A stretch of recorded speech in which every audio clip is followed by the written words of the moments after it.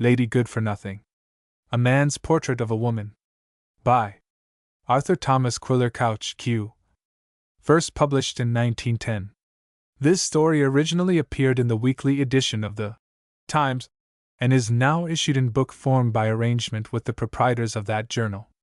To my Commodore and old friend Edward Atkinson, Esq. of Rosebank, Mixto by Fowey. Note: some years ago an unknown American friend proposed my writing a story on the loves and adventures of Sir Harry Frankland, collector of the port of Boston in the mid-18th century, and Agnes Surridge, daughter of a poor Marblehead fisherman. The theme attracted me as it has attracted other writers, and notably Oliver Wendell Holmes, who built a poem on it. But while their efforts seemed to leave room for another, I was no match for them in knowledge of the facts or of local details, and moreover, these facts and details cramped my story. I repented, therefore, and taking the theme, altered the locality and the characters, who, by the way, in the writing have become real enough to me, albeit in a different sense.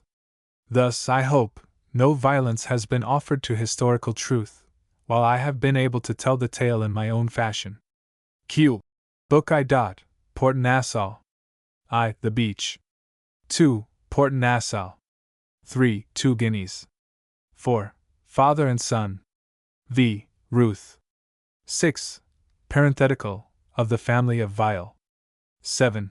A Sabbath breaker. 8. Another Sabbath breaker.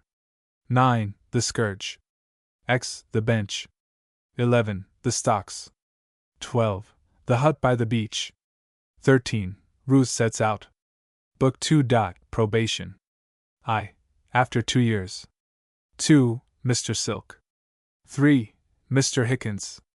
4. Vashti. V. Sir Oliver's Health. 6.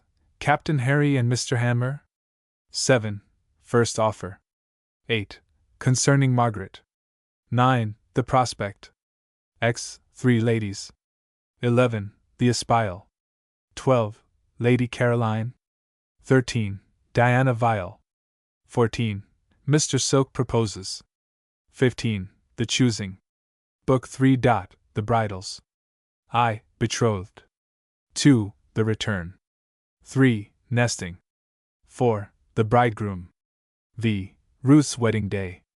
6. Yet He Will Come. 7. Housekeeping. 8. Homecoming. Book 4. Lady Good for Nothing. I. Batty Langton Chronicler. 2. Sir Oliver Sales. 3. Miscalculating Wrath. 4. The Terrace. V. A Prologue to Nothing. 6. Childless Mother. Book V. Lisbon and After. I.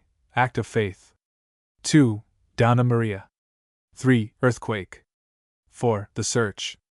V. The Finding. 6. Documents. 7. The Last Offer. Epilogue. An innocent life, yet far astray. Wordsworth's Ruth. Book I. Port Nassau. Chapter 1. The Beach. A coach and six, as a rule, may be called an impressive object. But something depends on where you see it. Viewed from the tall cliffs, along the base of which, on a strip of beach 200 feet below, it crawled between the American continent and the Atlantic Ocean, Captain Oliver Vial's coach and six resembled nothing so nearly as a black beetle. For that matter, the cliffs themselves, swept by the spray and humming with the roar of the beach, even the bald headland towards which they curved as to the visible bourne of all things terrestrial, shrank in comparison with the waste void beyond, where sky and ocean weltered together after the wrestle of a 2 days' storm, and in comparison with the thought that this rolling sky and heaving water stretched all the way to Europe. Not a sail showed, not a wing anywhere under the leaden clouds that still dropped their rain in patches, smoothing out the horizon. The wind had died down, but the ships kept their harbors and the sea-birds their inland shelters. Alone of animate things, Captain Vial's coach and six crept forth and along the beach, as though tempted by the promise of a wintry gleam to landward. A god, if we may suppose one of the old careless Olympians seated there on the cliff-top, nursing his knees, must have enjoyed the comedy of it, and laughed to think that this pert beetle, edging its way along the sand amid the eternal forces of nature, was here to take seizin of them, yes, actually to take season and exact tribute. So indomitable a fellow is man, improbus homo, and among men in his generation Captain Oliver Vial was collector of customs for the port of Boston, Massachusetts. In fairness to Captain Vial be it added that he, a young English blood, bearing kinship with 2 or 3 of the great Whig families at home, and skeptical as became a person of quality, was capable as any one of relishing the comedy, had it been pointed out to him. With equal readiness he would have scoffed at man's pretensions in this world and denied him any place at all in the next. Nevertheless, on a planet the folly of which might be taken for granted, he claimed at least his share of the reverence paid by fools to rank and wealth. He was traveling this lonely coast on a tour of inspection, to visit and report upon a site where His Majesty's advisers had some design to plant a fort, and a fine ostentation colored his progress here as through life. He had brought his coach because it conveyed his claret and his batterie de cuisine. The seaside inns were detestable, but being young and extravagantly healthy and, with all his faults, very much of a man, he preferred to ride ahead on his saddle horse and let his pomp follow him. 6 horses drew the coach, and to each pair of leaders rode a postilion, while a black coachman guided the wheelers from the box seat, all 3 men in the collector's livery of white and scarlet. On a perch behind the vehicle, which, despite its weight, left but the shallowest of wheel-ruts on the hard sand, sat Manasseh, the collector's cook and body servant, a huge negro, in livery of the same white and scarlet but with heavy adornments of bullion, a cockade in his hat, and a loaded blunderbuss laid across his thighs. Last and alone within the coach, with a wine case for footstool, sat a 5-year-old boy. Master Dicky Vial, the collector's only child, and motherless, sat and gazed out of the windows in a delicious terror. 4 hours that morning the travelers had plowed their way over a plain of blown sand, dotted with shrub oaks, bayberries, and clumps of Indian grass. Then, at a point where the tall cliffs began, had wound down to the sea between low foothills and a sedge-covered marsh criss-crossed by watercourses that spread out here and there into lagoons. At the head of this descent the Atlantic had come into sight, and all the way down its echoes had grown in the boy's ears, confusing themselves with a delicious odor which came in fact from the fields of sedge, though he attributed it to the ocean. But the sound had amounted to a loud humming at most, and it was with a leap and a shout, as they rounded the last foothill and saw the vast empty beach running northward before them, league upon league, that the thunder of the surf broke on them. For a while the boom and crash of it fairly stunned the child. He caught at an arm strap hanging by the window and held on with all his small might, while the world he knew with its familiar protective boundaries fell away, melted, left him, a speck of life ringed about with intolerable roaring emptiness. To a companion, had there been one in the coach, he must have clung in sheer terror, yes, even to his father, to whom he had never clung and could scarcely imagine himself clinging. But his father rode ahead, carelessly erect on his blood horse and rider seen in a blur through the salt-encrusted glass. Therefore Master Dicky held on as best he might to the arm strap. By degrees his terror drained away, though its ebb left him shivering. Child though he was, he could not remember when he had not been curious about the sea. In a dazed fashion he stared out upon the breakers. The wind had died down after the tempest, but the Atlantic kept its agitation.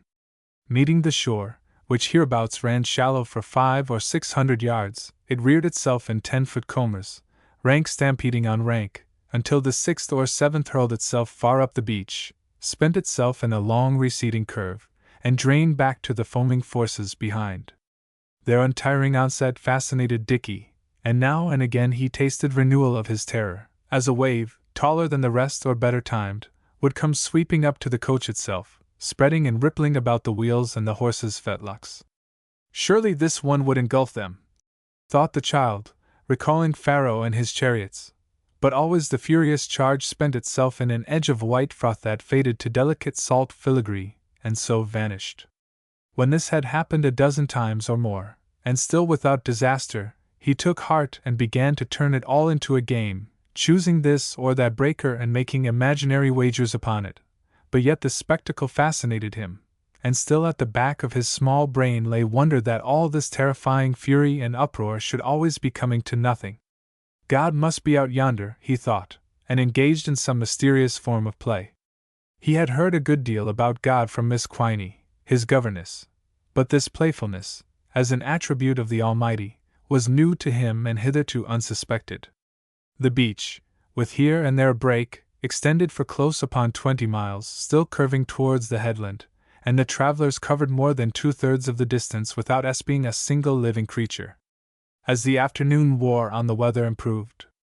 The sun, soon to drop behind the cliff summits on the left, asserted itself with a last effort and shot a red gleam through a chink low in the cloud rack. The shaft widened. The breakers, indigo back till now and turbid with sand in solution, began to arch themselves in glass-green hollows, with rainbows playing on the spray of their crests. And then, as though the savage coast had become, at a touch of sunshine, habitable, our travelers spied a man. He came forth from a break in the cliffs half a mile ahead and slowly crossed the sands to the edge of the surf, the line of which he began, after a pause, to follow as slowly northwards. His back was turned thus upon the collector's equipage, to which in crossing the beach he had given no attention, being old and purblind. The coach rolled so smoothly, and the jingle of harness was so entirely swallowed in the roar of the sea, that Captain Vial, pushing ahead and overtaking the old fellow, had to ride close up to his shoulder and shout. It appeared then, for further explanation, that his hearing as well as his eyesight was none of the best. He faced about in a puzzled fashion, stared, and touched his hat, or rather lifted his hand a little way and dropped it again. "Your honor will be the collector," he said, and nodded many times, at first as if proud of his sagacity, but afterwards dully, as though his interest had died out and he would have ceased nodding but had forgotten the way. "Yes, my granddaughter told me. She's in service at the Bowling Green, Port Nassau, but walks over on Lord's days to cheer up her mother and tell the news. They've been expecting you at Port Nassau any time this week." The collector asked where he lived, and the old man pointed to a gully in the cliff and to something which, wedged in the gully, might at a first glance be taken for a large and loosely constructed bird's nest. The collector's keen eyes made it out to be a shanty of timber roofed with shingles and barely overtopping a wood pile. "Wreckwood, eh? A good amount of it ought to be comin' in, after the gale. Then where's your hook?" For the wreckwood gatherers along this part of the coast carry long gaffs to hook the flotsam and drag it above reach of the waves. "Left it up the bank," said the old man shortly. After a moment he pulled himself together for an explanation, hollowed his palms around his mouth, and bawled above the boom of the surf. "I'm old. I don't carry weight more'n I need to. When a log comes in, my darter spies it and tells me. She's mons rouse quick-sighted for wood and such like, though good for nothin' else." A pause. "No, I'm hard on her, she can cook clams." "You were looking for clams?" Captain Vial scrutinized the man's face. It was a patriarchal face, strikingly handsome and not much wrinkled, the skin delicately tanned and extraordinarily transparent. Somehow this transparency puzzled him. "Hungry?" he asked quickly, and as quickly added. "Starving for food, that's what you are." "It's the Lord's will," answered the old man. The coach had come to a halt a dozen paces away. The child within it could hear nothing of this conversation, but to the end of his life his memory kept vivid the scene and the two figures in it, his father, in close-fitting riding coat of blue, with body braced, leaning sideways a little against the wind, and a characteristic hint of the cavalryman about the slope of the thigh, the old wreck-picker standing just forward of the bay's shoulder and looking up, with blown hair and patient eyes. Memory recalled even the long slant of the bay's shoulder, a perfectly true detail, for the horse was of pure English race and bred by the collector himself. After this, as he remembered, some command must have been given, for Manasseh climbed down, opened the coach door and drew from under the seat a box, of which he raised the lid, disclosing things good to eat, among them a pasty with a crisp brown crust. The wreck-picker broke off a piece of the pasty and wrapped it in a handkerchief, and memory recalled, as with a small shock of surprise, that the handkerchief was clean. The old man, though ragged enough to scare the crows, was clean from his bare head to his bare sea-bleached feet. He munched the rest of the pasty, talking between mouthfuls. To his discourse Dickie paid no heed, but slipped away for a scamper on the sands. As he came running back, he saw the old man, in the act of wiping his mouth with the back of his hand, suddenly shoot out an arm and point. Just beyond the breakers, a solitary bird, an osprey, rose with a fish shining in the grip of its claws. It flew northward, away for the headland, for 100 yards or so, and then by some mischance let slip his prey, which fell back into the sea.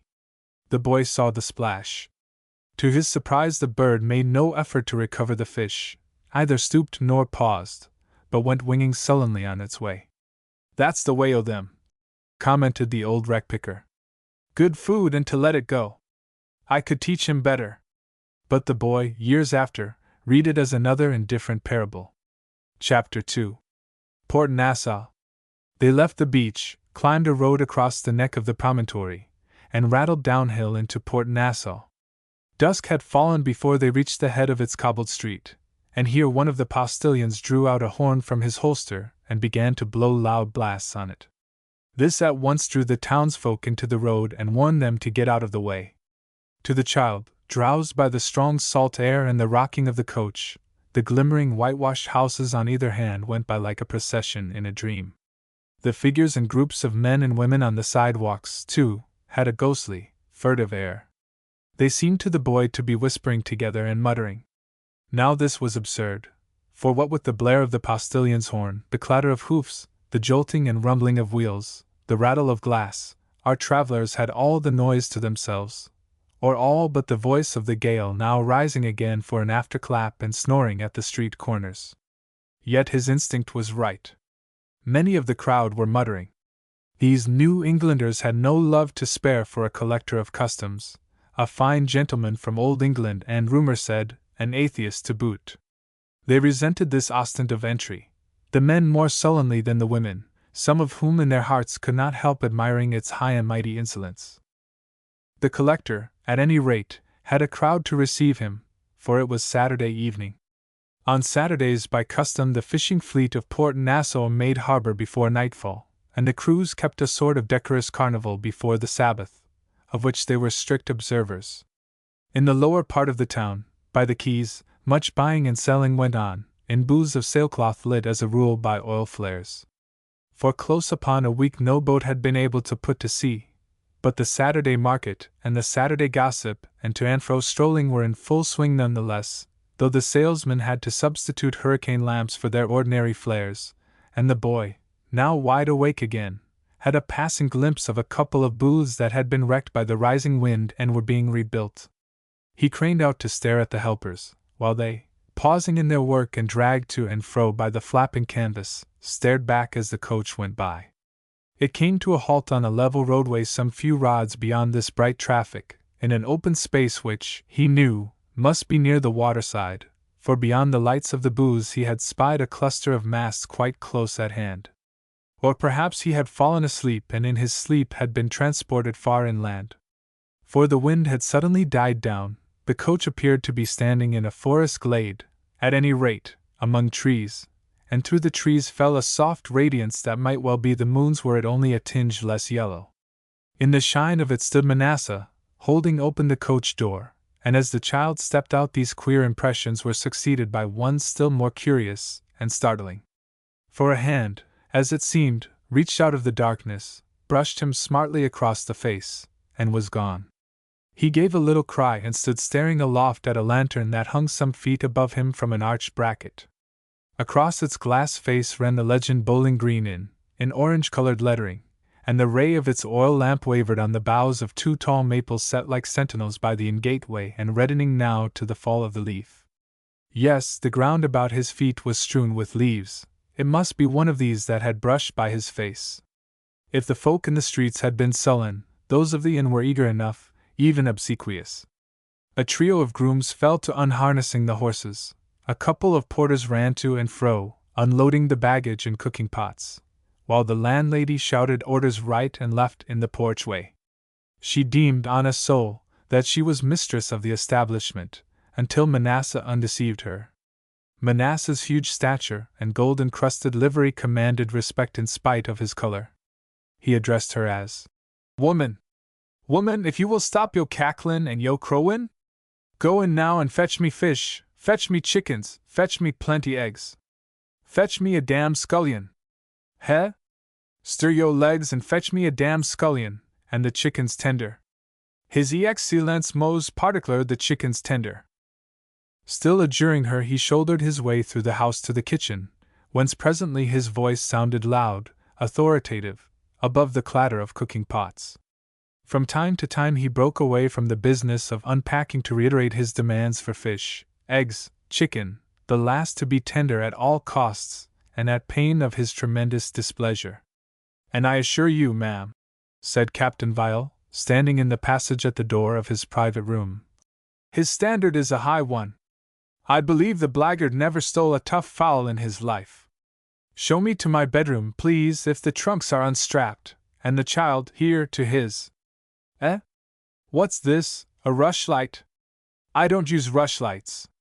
Go to Manasseh and ask him to unpack you a pair of candles. The landlady returned with a silver candlestick in either hand, and candles of real wax. She had never seen the like, and led the way upstairs speculating on their cost. The bedrooms proved to be clean, though bare and more than a little stuffy, their windows having been kept shut for some days against the gale. The collector commanded them to be opened. The landlady faintly protested.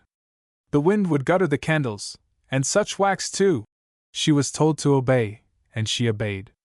In the boy's room knelt a girl, a chambermaid, unstrapping his small valise. She had a rushlight on the floor beside her, and did not look up as the landlady thrust open the lattice and left the room with the collector, the boy remaining behind. His candle stood upon a chest of drawers by the window, and, as the others went out, a draught of wind caught the dimity curtain, blew it against the flame, and in an instant ignited it. The girl looked up swiftly at the sudden light above her, and as swiftly, before the child could cry out, was on her feet.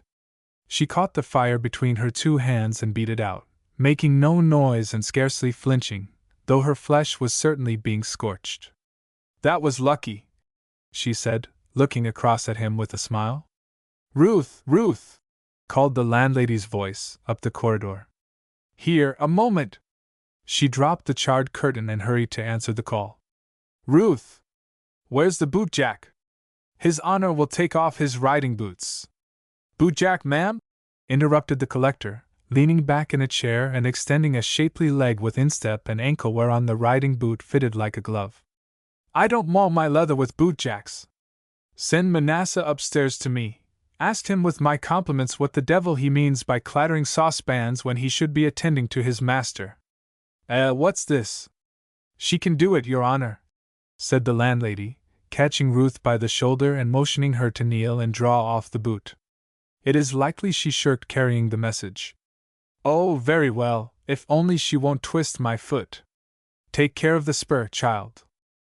The girl knelt, and with her blistered hand took hold of the boot heel below the spur. It cost her exquisite pain, but she did not wince, and her head being bent, no one perceived the tears in her eyes.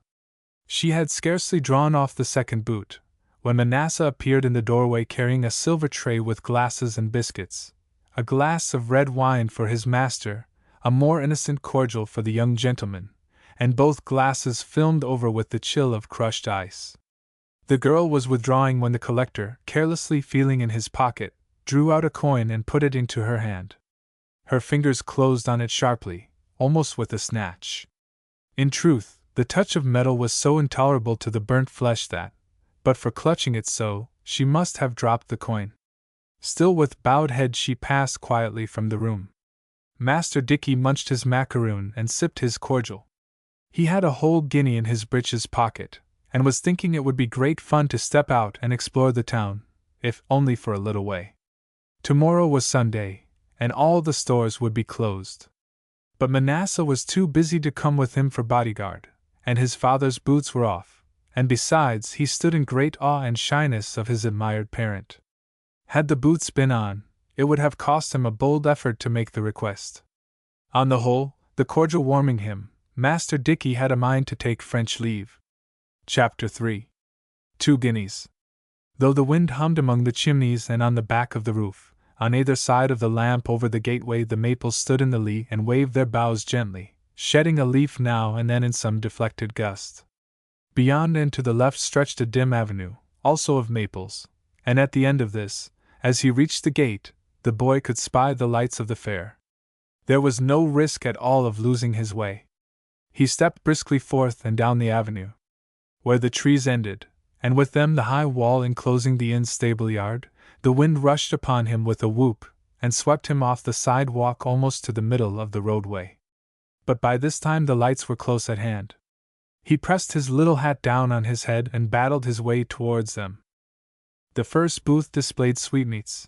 The next hung out lines of sailors' smocks, petticoats, sea boots, oilskin coats, and caps that swayed according to their weight.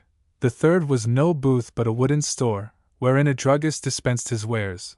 The fourth, also of wood, belonged to a barber, and was capable of seating one customer at a time while the others waited their turn on the sidewalk. Here, his shanty having no front, the barber kept them in good humor by chatting to all and sundry, while he shaved. But a part of the crowd had good-naturedly drifted on to help his neighbor, a tobacco seller, whose stall had suffered disaster. A painted wooden statue of a Cherokee Indian lay face downward across the walk, as the wind had blown it. Bellying folds of canvas and tarpaulin hid the wreck of the poor man's stock in trade. Beyond this wreckage stood, in order, a vegetable stall, another sweetmeat stall, and a booth in which the boy, who cared little for sweetmeats, and, moreover, had just eaten his macaroon, took much more interest. For it was hung about with cages, and in the cages were birds of all kinds, but the most of them canaries, perched in the dull light of 2 horn lanterns, and asleep with open, shining eyes, and in the midst stood the proprietor, blowing delightful liquid notes upon a bird call.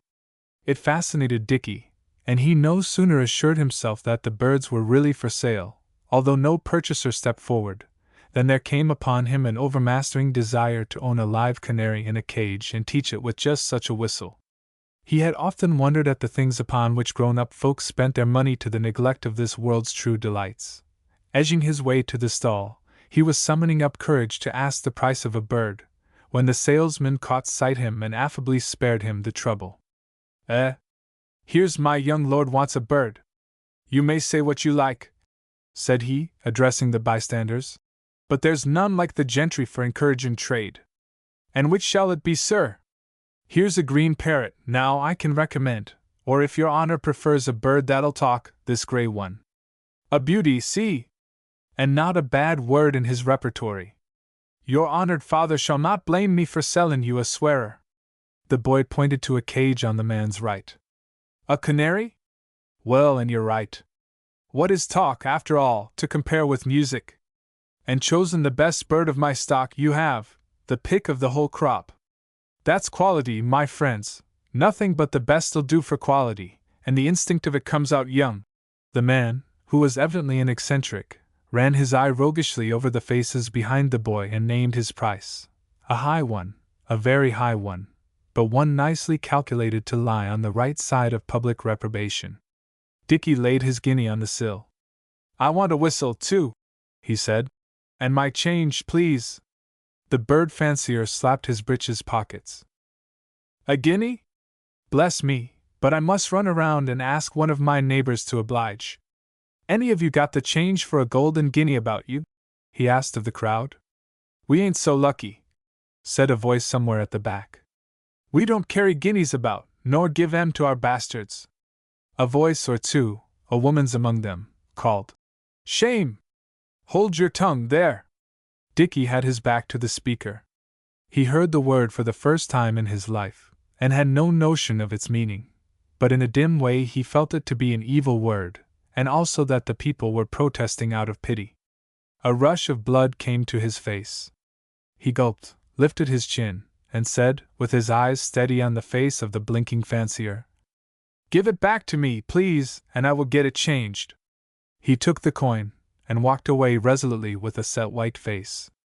He saw none of the people who made way for him. The bird fancier stared after the small figure as it walked away into darkness. Bastard? He said.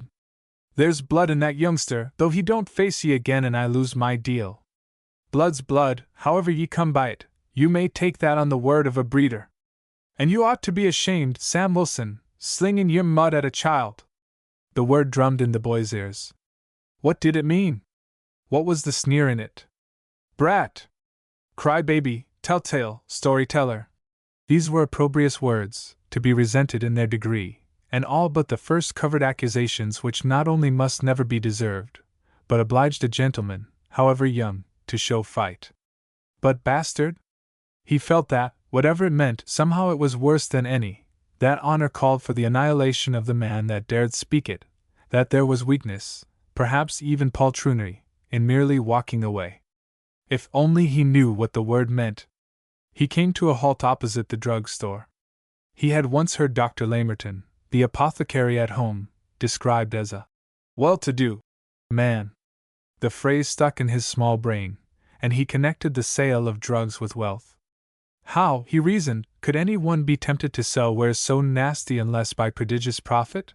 He felt sure the drug seller would be able to change the guinea for him, and walked in boldly. His ears were tingling, and he felt a call to assert himself. There was a single customer in the store, a girl. With some surprise he recognized her for the girl who had beaten the flame out of the curtain. She stood with her back to the doorway and a little sidewise by the counter, from behind which the drug seller, a burly fellow in a suit of black, looked down on her doubtfully, rubbing his shaven chin while he glanced from her to something he held in his open palm. "I must skin you," he said. "How you came by it?" "It was given to me," the girl answered. "That's a likely tale. Folks don't give money like this to a girl in your position, unless—" Here the man paused. "Is it a great deal of money?" she asked. There was astonishment in her voice, and a kind of suppressed eagerness. "Oh, come now, that's too innocent by half. A guinea piece is a guinea piece, and a guinea is 21 shillings, and 21 shillings, likely enough, is more'n you'll earn in a year outside o' your keep. Who gave it ye?" "A gentleman, the collector, at the inn just now." "Ho!" said the drug seller, with a world of meaning. "But if," she went on, "it is worth so much as you say, there must be some mistake. Give it back to me, please. I am sorry for troubling you." She took a small, round parcel from her pocket, laid it on the counter, and held out her hand for the coin. The drug seller eyed her. "There must be some mistake, I guess," said he, as he gave back the gold piece. "No, and you can take up your packet too. I don't grudge 2 pennyworth of salve. But wait a moment, while I serve this small customer, for I want a word with you later." "Well, and what can I do for you, young gentleman?" he asked, turning to Dickie. Dickie advanced to the shopboard, and as he did so the girl turned and recognized him with a faint, very shy smile. "If you please," he said politely, "I want change for this, if you can spare it." "Bless my soul!" exclaimed the man, staring. "What, another?" The bird seller up the road had no change about him. And if you please," went on Dick heartily, with a glance at the girl. "She hurt her hands putting out a fire just now. I expect my father gave her the money for that. But she must have burnt her hands dreadfully." Dickie had not quite outgrown his infantile lisp. "And if she's come for stuff to put on them, please I want to pay for it." "But I don't want you to," put in the girl, still hesitating by the counter. "But I'd rather," insisted Dickie. "Tut!" said the drug seller. "A matter of 2pence won't break either of us. Captain Vile's boy, are you? Well, then, I'll take your coppers on principle." He counted out the change, and Dickie, who was not old enough yet to do sums, pretended to find it correct. But he was old enough to have acquired charming manners, and after thanking the drug seller, gave the girl quite a grown-up little bow as he passed out. She would have followed, but the man said, "Stay a moment. What's your name?" "Ruth Jocelyn." "Age?" "I was 16 last month." "Then listen to a word of advice, Ruth Jocelyn, and don't you take money like that from fine gentlemen like the collector. They don't give it to the ugly ones. Understand?" "Thank you," she said. "I am going to give it back." And slipping the guinea into her pocket, she said, "Good evening," and walked swiftly out in the wake of the child. The drug seller looked after her shrewdly. He was a moral man. Ruth, hurrying out upon the sidewalk, descried the child a few paces up the road. He had come to a halt, was, in fact, plucking up his courage to go and demand the birdcage. She overtook him. "I was sent out to look for you," she said. "I oughtn't to have wasted time buying that ointment, but my hands were hurting me. Please, you are to come home and change your clothes for dinner." "I'll come in a minute," said Dickie, "if you'll stand here and wait." He might be called by that word again, and without knowing why, he dreaded her hearing it. She waited while he trotted forward, nerving himself to face the crowd again. Lo! When he reached the booth, all the bystanders had melted away. The bird seller was covering up his cages with loose wrappers, making ready to pack up for the night. "Hello," he said cheerfully. "Thought I'd lost you for good." He took the child's money and handed the canary cage across the sill, also the bird whistle, wrapped in a scrap of paper.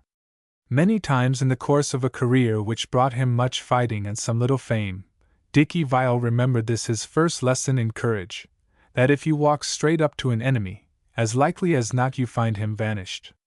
But he had not quite reached the end of his alarms. As he took the cage, a parrot at the back of the booth uplifted his voice and squawked, "No prerogative! No prerogative! No prerogative! You mustn't mind him," said the bird seller genially.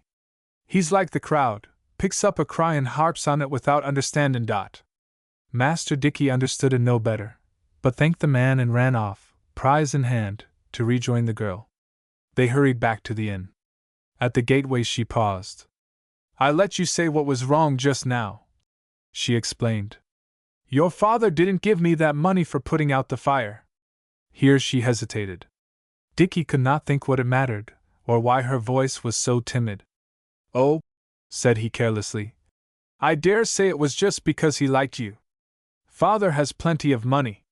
Chapter 4. Father and Son. The dinner set before Captain Vile comprised a dish of oysters, a fish chowder, a curried crab, a fried fowl with white sauce, a saddle of tenderest mutton, and various sweets over which Manasseh had thrown the elegant flourishes of his art.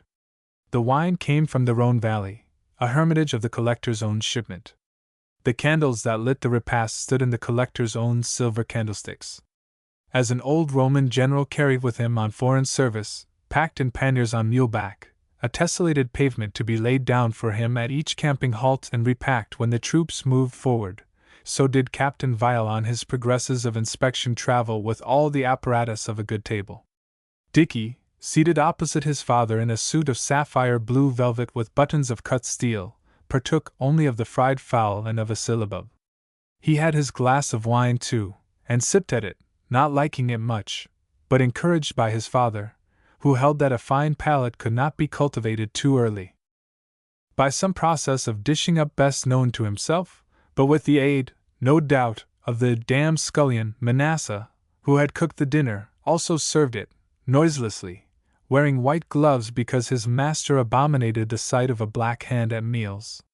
These gloves had a fascination for Dickie. They attracted his eyes as might the intervolved play of two large white moths in the penumbra beyond the candlelight, between his father's back and the dark sideboard.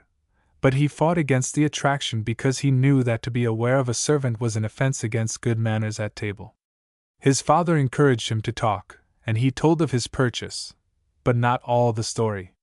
Not for worlds, instinct told him, must he mention the word he had heard spoken. Yet he got so far as to say, "The people here don't like us, do they, father?" Captain Vile laughed. "No, that's very certain. And to tell you the truth, if I had known you were wandering the street by yourself, I might have felt uneasy. Manasseh shall take you for a walk tomorrow. One can never be sure of the canaille." "What does that mean?" Captain Vile explained. The canaille, he said, were the common folk, whose part in this world was to be ruled. He explained further that to belong to the upper or ruling class it did not suffice to be well born, though this was almost essential. One must also cultivate the manners proper to that station, and appear, as well as be, a superior. Nor was this all. There were complications, which Dickie would learn in time, what was called popular rights. For instance, rights which even a king must not be allowed to override, and these were so precious that, added the collector, the upper classes must sometimes fight and lay down their lives for them. Dick perpended.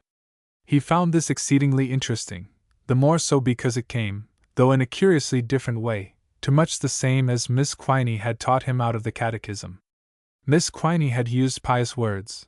In Miss Quiney's talk everything, even to sitting upright at table, was mixed up with God and an all-seeing eye, and his father, with a child's deadly penetration Dickie felt sure of it, was careless about God. This, by the way, had often puzzled and even frightened him.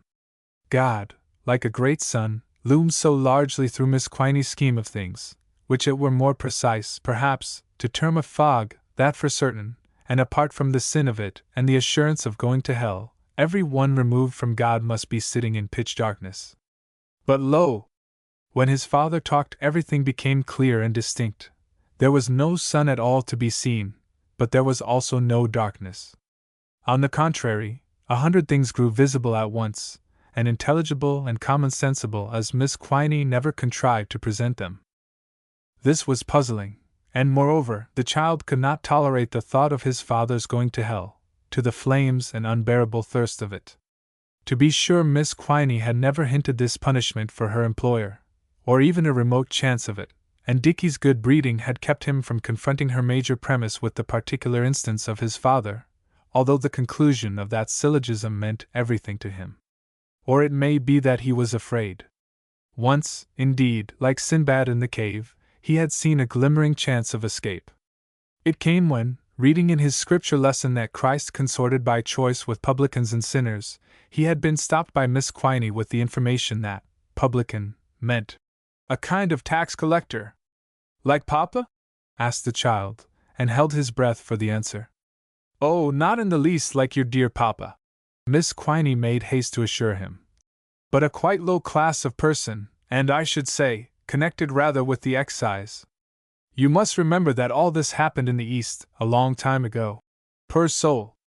The conscientiousness of her conscience, so to speak, had come to rest upon turning such corners genteelly, and had grown so expert at it that she scarcely breathed a sigh of relief. The child bent his head over the book. His eyes were hidden from her, and she never guessed what hopes she had dashed. It was a relief then, after being forced at one time or another to put aside or pigeonhole 100 questions on which Miss Quiney's teaching and his father's practice appeared at variance, to find a point upon which the certainty of both converged. Heaven and hell might be this or that, but in this world the poor deserve their place, and must be kept to it. That seems fine, said Dickie, after a long pause. What seems fine? His father, tasting the mutton with approval, had let slip his clue to the child's thought. Why, that poor people have rights too, and we ought to stand up for them, like you said, answered Dickie, not too grammatically. They are our rights too, you see, said his father. Dickie did not see, but his eagerness jumped this gap in the argument. Papa, he asked with a sudden flush, did you ever stand up to a king on the poor people's side, and fight, and all that? Well, you see, the collector smiled. I was never called upon. But it's in the blood. Has Miss Quiney ever told you about Oliver Cromwell? Yes. He cut off King Charles's head.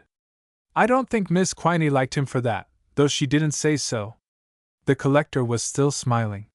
He certainly helped to cut off King Charles's head, and, right or wrong, it's remembered against him. But he did any amount of great things too. He was a masterful man, and perhaps the reason why Miss Quiney held her tongue is that he happens to be an ancestor of ours, and she knew it. Oliver Cromwell? Dickie repeated the name slowly, with awe. He was my great-great-grandfather, and you can add on another great for yourself. I am called Oliver after him. They even say, added Captain Vial, sipping his wine, that I have some of his features, and so, perhaps, will you when you grow up. But of your chance of that you shall judge before long. I am having a copy of his portrait sent over from England. For a moment or two these last remarks scarcely penetrated to the boy's hearing. Like all boys, he naturally desired greatness. Unlike most, he was conscious of standing above the crowd, but without a guess that he derived the advantage from anything better than accident. His father had the good fortune to be rich. For himself, well, Dickie was born with one of those simple natures that incline rather to distrust than to overrate their own merits. None the less he desired and loved greatness, thus early, and throughout his life, and it came as a magnificent shock to him that he enjoyed it as a birthright. The repetition of great. He was my great-great-grandfather, you can add another great for yourself, hummed in his ears. A full half a minute ticked by before he grasped at the remainder of his father's speech, and like a breaking twig, it dropped him to bathos. But, Dickie passed a hand over his face. Miss Quiney said that Oliver Cromwell was covered with warts. Captain Vial laughed outright. Women have wonderful ways of conveying a prejudice. Warts? Well, there, at any rate, we have the advantage of old Noel. The collector, whose sense of hearing was acute and fastidious, broke off with a sharp arching of the eyebrows and a glance up at the ceiling, or rather, since ceiling there was none, at the oaken beams which supported the floor overhead. Manasseh, he said quickly, be good enough to step upstairs and inform our landlady that the pitch of her voice annoys me. She would seem to be rating a servant girl above. Yes, sir. Pray desire her to take the girl away and scold her elsewhere. Manasseh disappeared, and returned 2 minutes later to report that the woman would give no further trouble. He removed the white cloth, set out the decanters with an apology for the mahogany's indifferent polish, and withdrew again to prepare his master's coffee. At once a silence fell between father and son. Dickie had expected to hear more of Oliver Cromwell.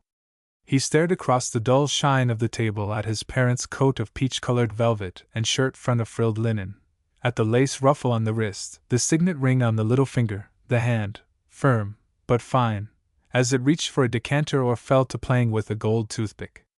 He loved this father of his with the helpless, concentred love of a motherless child, admired him, as all must admire, only more loyally.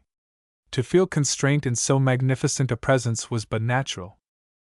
It would have astonished him to learn that his father, lolling there so easily and toying with a toothpick, shared that constraint. Yet it was so. Captain Vial did not understand children. Least of all did he understand this son of his begetting. He could be kind to him, even extravagantly, by fits and starts, desired to be kind constantly, could rally and chat with him in hearing of a third person, though that third person were but a servant waiting at table. But to sit alone facing the boy and converse with him was a harder business, and gave him an absurd feeling of gene, and this, though possibly he did not know it, was the real reason why, having brought Dickie in the coach for a treat, he himself had ridden all day in saddle. Dickie was the first to resume conversation. Papa, he asked, still pondering the problem of rich and poor, don't some of the old families die out? They do. Then others must come up to take their place, or the people who do the ruling would come to an end. That's the way of it, my boy. The collector nodded and cracked a walnut. New families spring up, and a devilish ugly show they usually make of it at first. It takes 3 generations, they say, to breed a gentleman, and, in my opinion, that's under the mark. And a lady? Women are handier at picking up appearances, adaptable as the word. But the trouble with them is to find out whether they have the real thing or not. For my part, if you want the real thing, I believe there are more gentlemen than gentlewomen in the world, and Batty Langton says you may breed out the old Adam, but you'll never get rid of Eve. But bless my soul, Dickie, it's early days for you to be discussing the sex. Dickie, however, was perfectly serious. But I do mean what you call the real thing, Papa. Couldn't a poor girl be born so that she had it from the start? Oh, I can't tell what I mean exactly. On the contrary, child, you are putting it uncommonly well. At any rate, you are making me understand what you mean, and that's the A and Z of it, whether in talk or in writing. Can there be, such a thing as a natural-born lady? That's your question, hey? The collector peeled his walnut, and smiled to himself. In other company, Batty Langton's, for example, he would have answered cynically that to him the phenomenon of a natural-born lady would first of all suggest a doubt of her mother's virtue. Well, no, he answered after a while. If you met such a person, and could trace back her family history, 10 to 1 you'd discover good blood somewhere in it. Old stocks fail, die away underground, and, as time goes on, are forgotten. Then one fine day up springs a shoot nobody can account for. It's the old sap taking a fresh start. See? Dickie nodded. It would take him some time work out the theory, but he liked the look of it. His drowsed young brain, for the hour was past bedtime, applied it idly to a picture that stood out, sharp and vivid, from the endless train of the day's impressions, the picture of a girl with quiet, troubled eyes, composed lips, and hands that beat upon a blazing curtain, not flinching at the pain. And just then, as it were in a dream, the beat of her hands echoed in a soft tapping, the door behind his father opened gently, and Dickie sat up with a start, wide awake again and staring, for the girl herself stood in the doorway. Chapter 5. Ruth. Hey, what is it? The collector demanded, slewing himself to the half-about in his chair. The girl stepped forward into the candlelight. Over her shoulders she wore a faded plaid, the ends of which her left hand clutched and held together at her bosom. Your Honor's pardon for troubling, she said, and laying a gold coin on the table, drew back with a slight curtsy. But I think you gave me this by mistake, and now is my only chance to give it back. I am going home in a few minutes. The collector glanced at the coin, and from that to the girl's face, on which his eyes lingered. Gad, I recollect, he said. You were the wench that pulled off my boots? Yes, sir. Well, upon my honor, I forget at this moment if I gave it by mistake or because of your face. No, hang me, he went on, while she flushed, not angrily, but as though the words hurt her. It must have been by mistake. I couldn't have forgot so much better reason. To this she answered nothing, but put forward her hand as if to push the coin nearer. Certainly not, said he, still with eyes on her face. I wish you to take it. By the way, I heard the landlady's voice just now, letting loose upon somebody. Was it on you? Yes. And you are going home tonight, you say? Has she turned you out? Yes. The girl's hand moved as if gathering the plaid closer over her bosom. Her voice held no resentment. Her eyes were fixed upon the coin, which, however, she made no further motion to touch, and this downward glance showed at its best the lovely droop of her long eyelashes. The collector continued to take stock of her, and with a growing wonder. The lower half of the face's oval was perhaps unduly gaunt, and a trifle overweight by the broad brow. The whole body stood a thought too high for its breadth, with a hint of coltishness in the thin arms and thick elbow joints. So judged the collector, as he would have appraised a slave or any young female animal, while as a connoisseur he knew that these were faults pointing towards ultimate perfection, and at this stage even necessary to it. For assurance he asked her, How old are you? 16. That's as I guess, said he, and added to himself, My God, this is going to be one of the loveliest things in creation. Still, as she bent her eyes to the coin on the table, he ran his appraising glance over her neck and shoulders, judging, so far as the ugly shawl permitted, the head's poise, the set of the coral ear, the delicate wave of hair on the neck's nape. Why is she turning you out? A window curtain took fire. She said it was my fault? But it was not your fault at all, cried Dickie. Papa, the curtain took fire in my room, and she beat it out. The whole house might have been burned down but for her. She beat it out, and made nothing of it, though it hurt her horribly. Look at her hands, Papa! Hold out your hands, his father commanded. She stretched them out. The ointment, as she turned them palms upward, shone under the candle rays. Turn them the other way, he commanded, after a long look at them. The words might mean that the sight afflicted him, but his tone scarcely suggested this. She turned her hands, and he scrutinized the backs of them very deliberately. It's a shame, said he at length. Of course it's a shame, the boy agreed hotly. Papa, won't you ring for the landlady and tell her so, and then she won't be sent away? My dear Dickie, his father answered, you mistake. I was thinking that it was a shame to coarsen such hands with housework. He eyed the girl again, and she met him with a straight face, flushed a little and plainly perturbed, but not shrinking, although her bosom heaved, for his admiration was entirely cool and critical. "What is your name?" he asked. "Ruth Jocelyn." He appeared to consider this for a moment, and then, reaching out a hand for the decanter, to dismiss the subject. "Well, pick up your guinea," he said. "No doubt the woman outside has treated you badly, but I can't intercede for you, to keep you a drudge here among the saucepans. No, upon my conscience, I can't. The fact is, Ruth Jocelyn, you have the makings of a beauty, and I'll be no party to spoiling 'em. What is more, it seems you have spirit, and no woman with beauty and spirit need fail to win her game in this world. That's my creed." He sipped his wine. "If your honor pleases," said the girl quietly, picking up the coin. "The woman called me bad names, and I was not wanting you at all to speak for me." "Oh ho!" The collector set down his glass and laughed. "So that's the way of it. Nobody asked you, sir," she said. "Dickie, we sit rebuked." "But," she hesitated, and then went on rapidly in the lowest of low tones, "if your honor wouldn't mind giving me silver instead of gold? They won't change gold for me in the town, they'll think I have stolen it. Most Sundays I'm allowed to take home broken meats to mother and grandfather, and tonight I shan't be given any, now that I'm sent away. They'll be expecting me, and indeed, sir, I can't bear to face them, or I wouldn't ask you. I beg your honor's pardon for saying so much." "Hullo!" exclaimed the collector.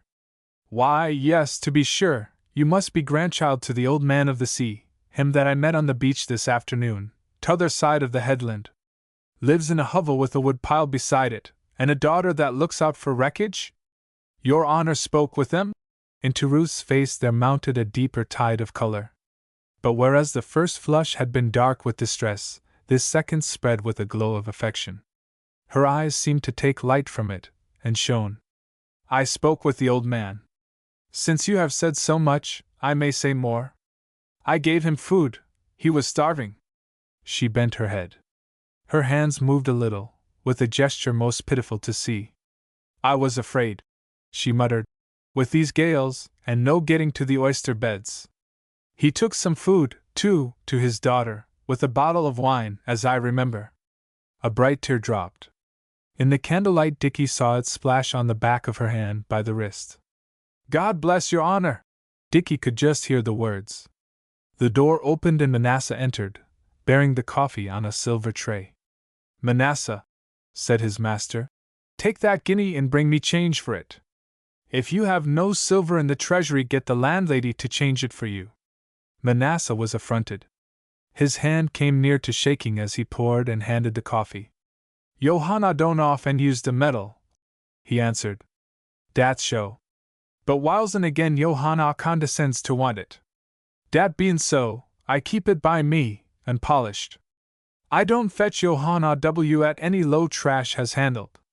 He withdrew, leaving this fine shaft to rankle, and by entered with a small velvet bag, from the neck of which he shook a small cascade of silver coins, all exquisitely polished. "Count me out change for a guinea," commanded his master. Manasseh obeyed. "Now empty the bag, put into it what you have counted, and sweep up the rest." Manasseh dropped in the coins one by one, and tied the neck of the bag with its silken ribbon. The collector took it from him and tossed it to the girl. "Here, catch," said he carelessly. But her burned hands shrank from closing on it, and it fell to the floor. She stooped, recovered it, and slipped it within her bodice. As she rose erect again, her eyes rested in wonder on the black servant who with a crumb-brush was sweeping the rest of the money off the table and catching it upon the coffee salver. The rain and clash of the coins appeared to confuse her for a moment. Then with another curtsy and a "Thank your honor," she moved to the door. "But wait," said the collector sharply, on a sudden thought. "You are not meaning to walk all the way home, surely?" "Yes." "At this hour?" "The wind has gone down. I do not mind the dark, and the distance is nothing." "Oh, I forgot, your honor thinks that, with all this money, someone will try to rob me." The collector smiled. "You would appear to be a very innocent young woman," he said. "I was not, as a fact, thinking of the money." "Nobody will guess that I am carrying so much," she said simply. "So it will be quite safe." Nevertheless, this may help to give you confidence, said he. Feeling in the breast pocket of his lace satin waistcoat, he drew forth a diminutive pistol, a delicate toy, with a pattern of silver foliated over the butt. It is loaded, he explained, and primed, though it cannot go off unless you pull back the trigger. At close quarters it can be pretty deadly. Do you understand firearms? Grandfather has a fowling piece, she answered. And now that his sight has failed, on Sundays I try to shoot seabirds for him. He says that I have a good eye. But last week the birds had all flown inland, because of the gale. Then take this. It is nothing to carry, and you may feel the safer for it. She put up a hand to decline. Why should I need it? We'll hope you will not. But do as I bid you, girl. I shall be passing back along the beach in 2 days' time, and will call for it. She resisted no longer. I will take it, she said. By that time I may have thought of words to thank your honor. She curtsied again. Manasseh! Captain Vile pointed to the door. The Negro opened it and stood aside majestically as she passed out and was gone. Let moralists perpend. Ruth Jocelyn had knocked at that door after a sharp struggle between conscience and crying want. The poverty known to Ruth was of the extreme kind that gnaws the entrails with hunger. It had furthermore starved her childhood of religion, and her sole code of honor came to her by instinct. Yet she had knocked at the door with no thought but that the collector's guinea had come to her hand by mistake, and no expectancy but that the collector would thank her and take it back. She was shy, moreover. It had cost courage. Honesty is the best policy. True enough, no doubt. Yet, when all is said, but for some radical instinct of honesty, untaught, brave to conquer a more than selfish need, Ruth had never brought back her guinea. And yet again, from that action all the rest of this story flows.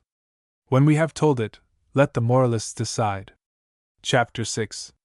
Parenthetical, of the family of Vile. Captain Oliver Vile, as we have seen, set store upon pedigree, and here, as well in compliment to him as to make our story clearer, we will interrupt it with a brief account of his family and descent. The tomb of Sir Thomas Vile, 2nd Baronet, at whose house of Carwithiel in Cornwall our collector spent some years of his boyhood, may yet be seen in the church of that parish, in the family transept. It bears the coat of the Viles, Gules, a fess reguli argent, with no less than 24 quarterings, for an Odo of the name had fought on the winning side at Hastings, and his descendants, settling in the west, had held estates there and been people of importance ever since. The Wars of the Roses, to be sure, had left them under a cloud, shorn of the most of their wealth and a great part of their lands. Yet they kept themselves afloat, if this riot of metaphor may be pardoned, and their heads moderately high, until Sir William, the 1st Baronet, by developing certain tin mines on his estate and working them by new processes, set up the family fortunes once more. His son, Sir Thomas, steadily bettered them.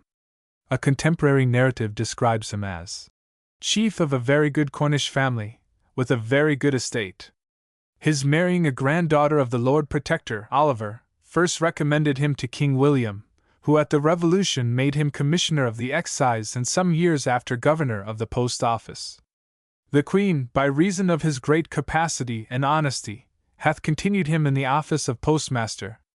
He is a gentleman of a sweet, easy, affable disposition, a handsome man, of middle stature, towards 40 years old.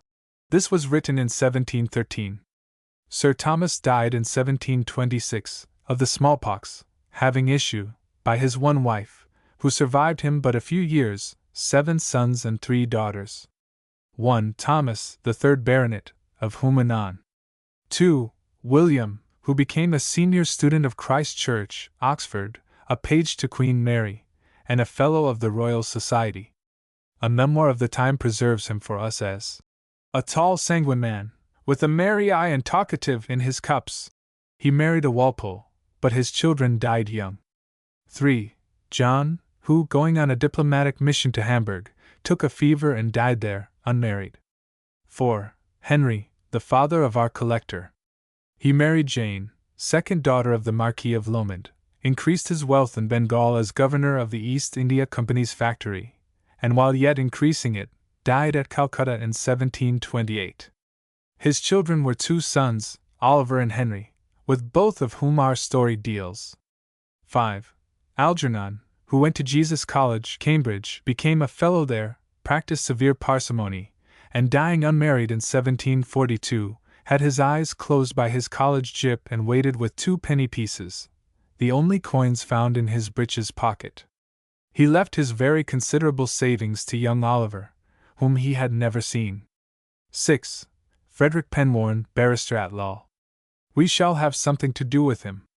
7. Roger, who traded at Calcutta and making an expedition to the Persian Gulf, was killed there in a chance affray with some Arabs. 8. Anne, who married Sackville. 9. Frances Elizabeth, who married Pelham. 10. Arabella, whose affections went astray upon a young Cornish yeoman. Her family interfering, the match was broken off and she died unmarried. Oliver and Henry, born at Calcutta, were for their health's sake sent home together, he one aged 4, the other 3, to be nurtured at Carwithiel.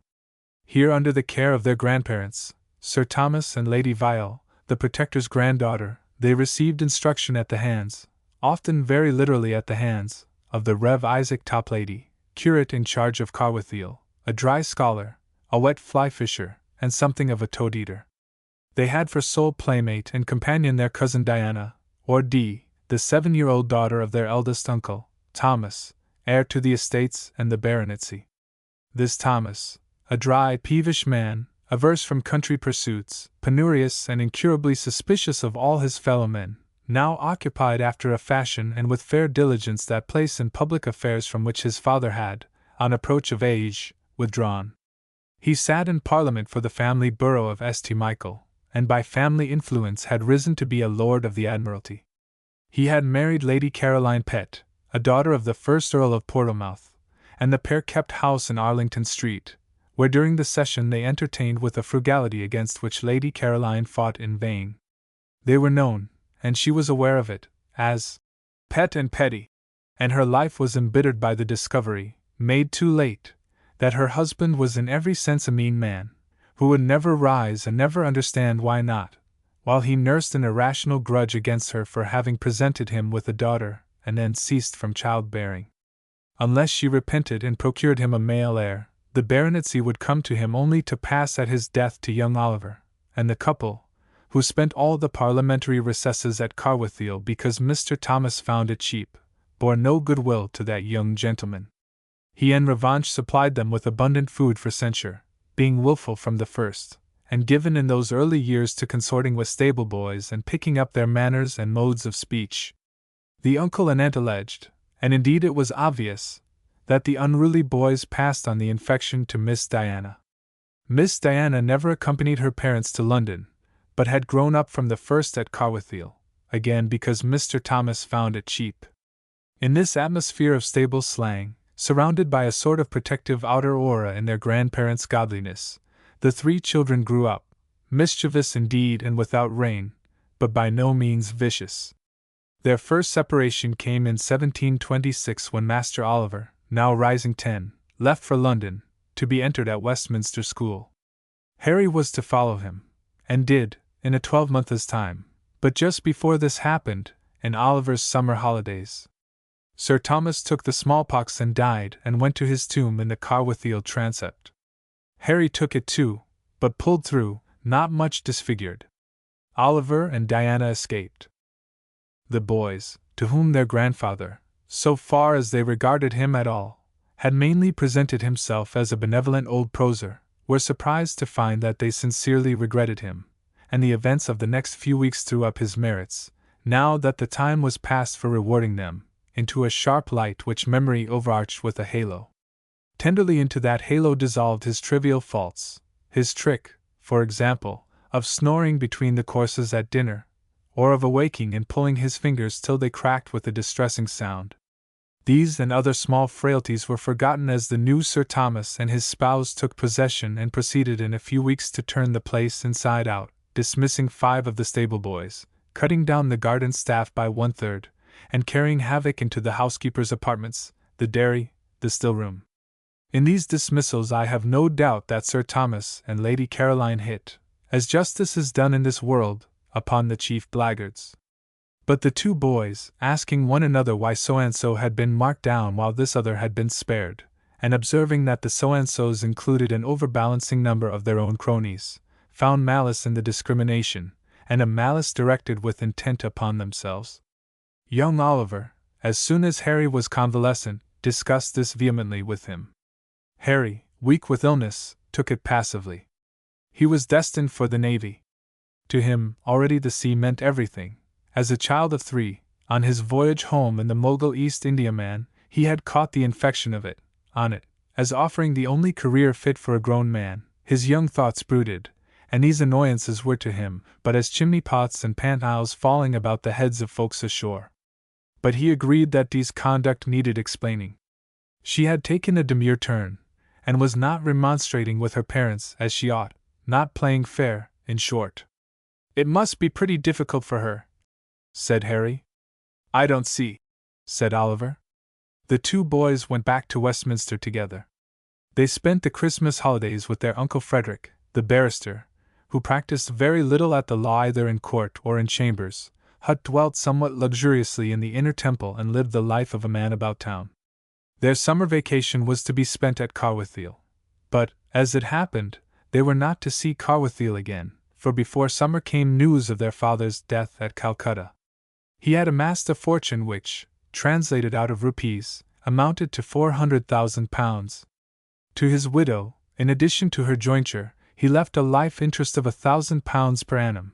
A sum of £20,000 was set aside for Harry, to accumulate until his 21st birthday, while the magnificent residue in like manner accumulated for young Oliver, the heir. Lady Jane returned to England, to live in decent affluence at Bath, and at Bath, of course, Oliver and Harry spent their subsequent holidays, while their Uncle Frederick continued by occasional dinners and gifts of pocket money, by outings down the river to Greenwich, by seats at the theatre or at stage shows and pageants, to mitigate the rigors of school. Had it occurred to Oliver Vile in later life to set down his reflections, in the style of the Emperor Marcus Aurelius, he might have begun them in some such words as these. "From my mother, Lady Jane Vile, I learned to be proud of good birth, to esteem myself a gentleman, and to regulate my actions by a code proper to my station in life." This code she reconciled with the Gospels, and indeed, she rested it on the rock of Holy Scripture.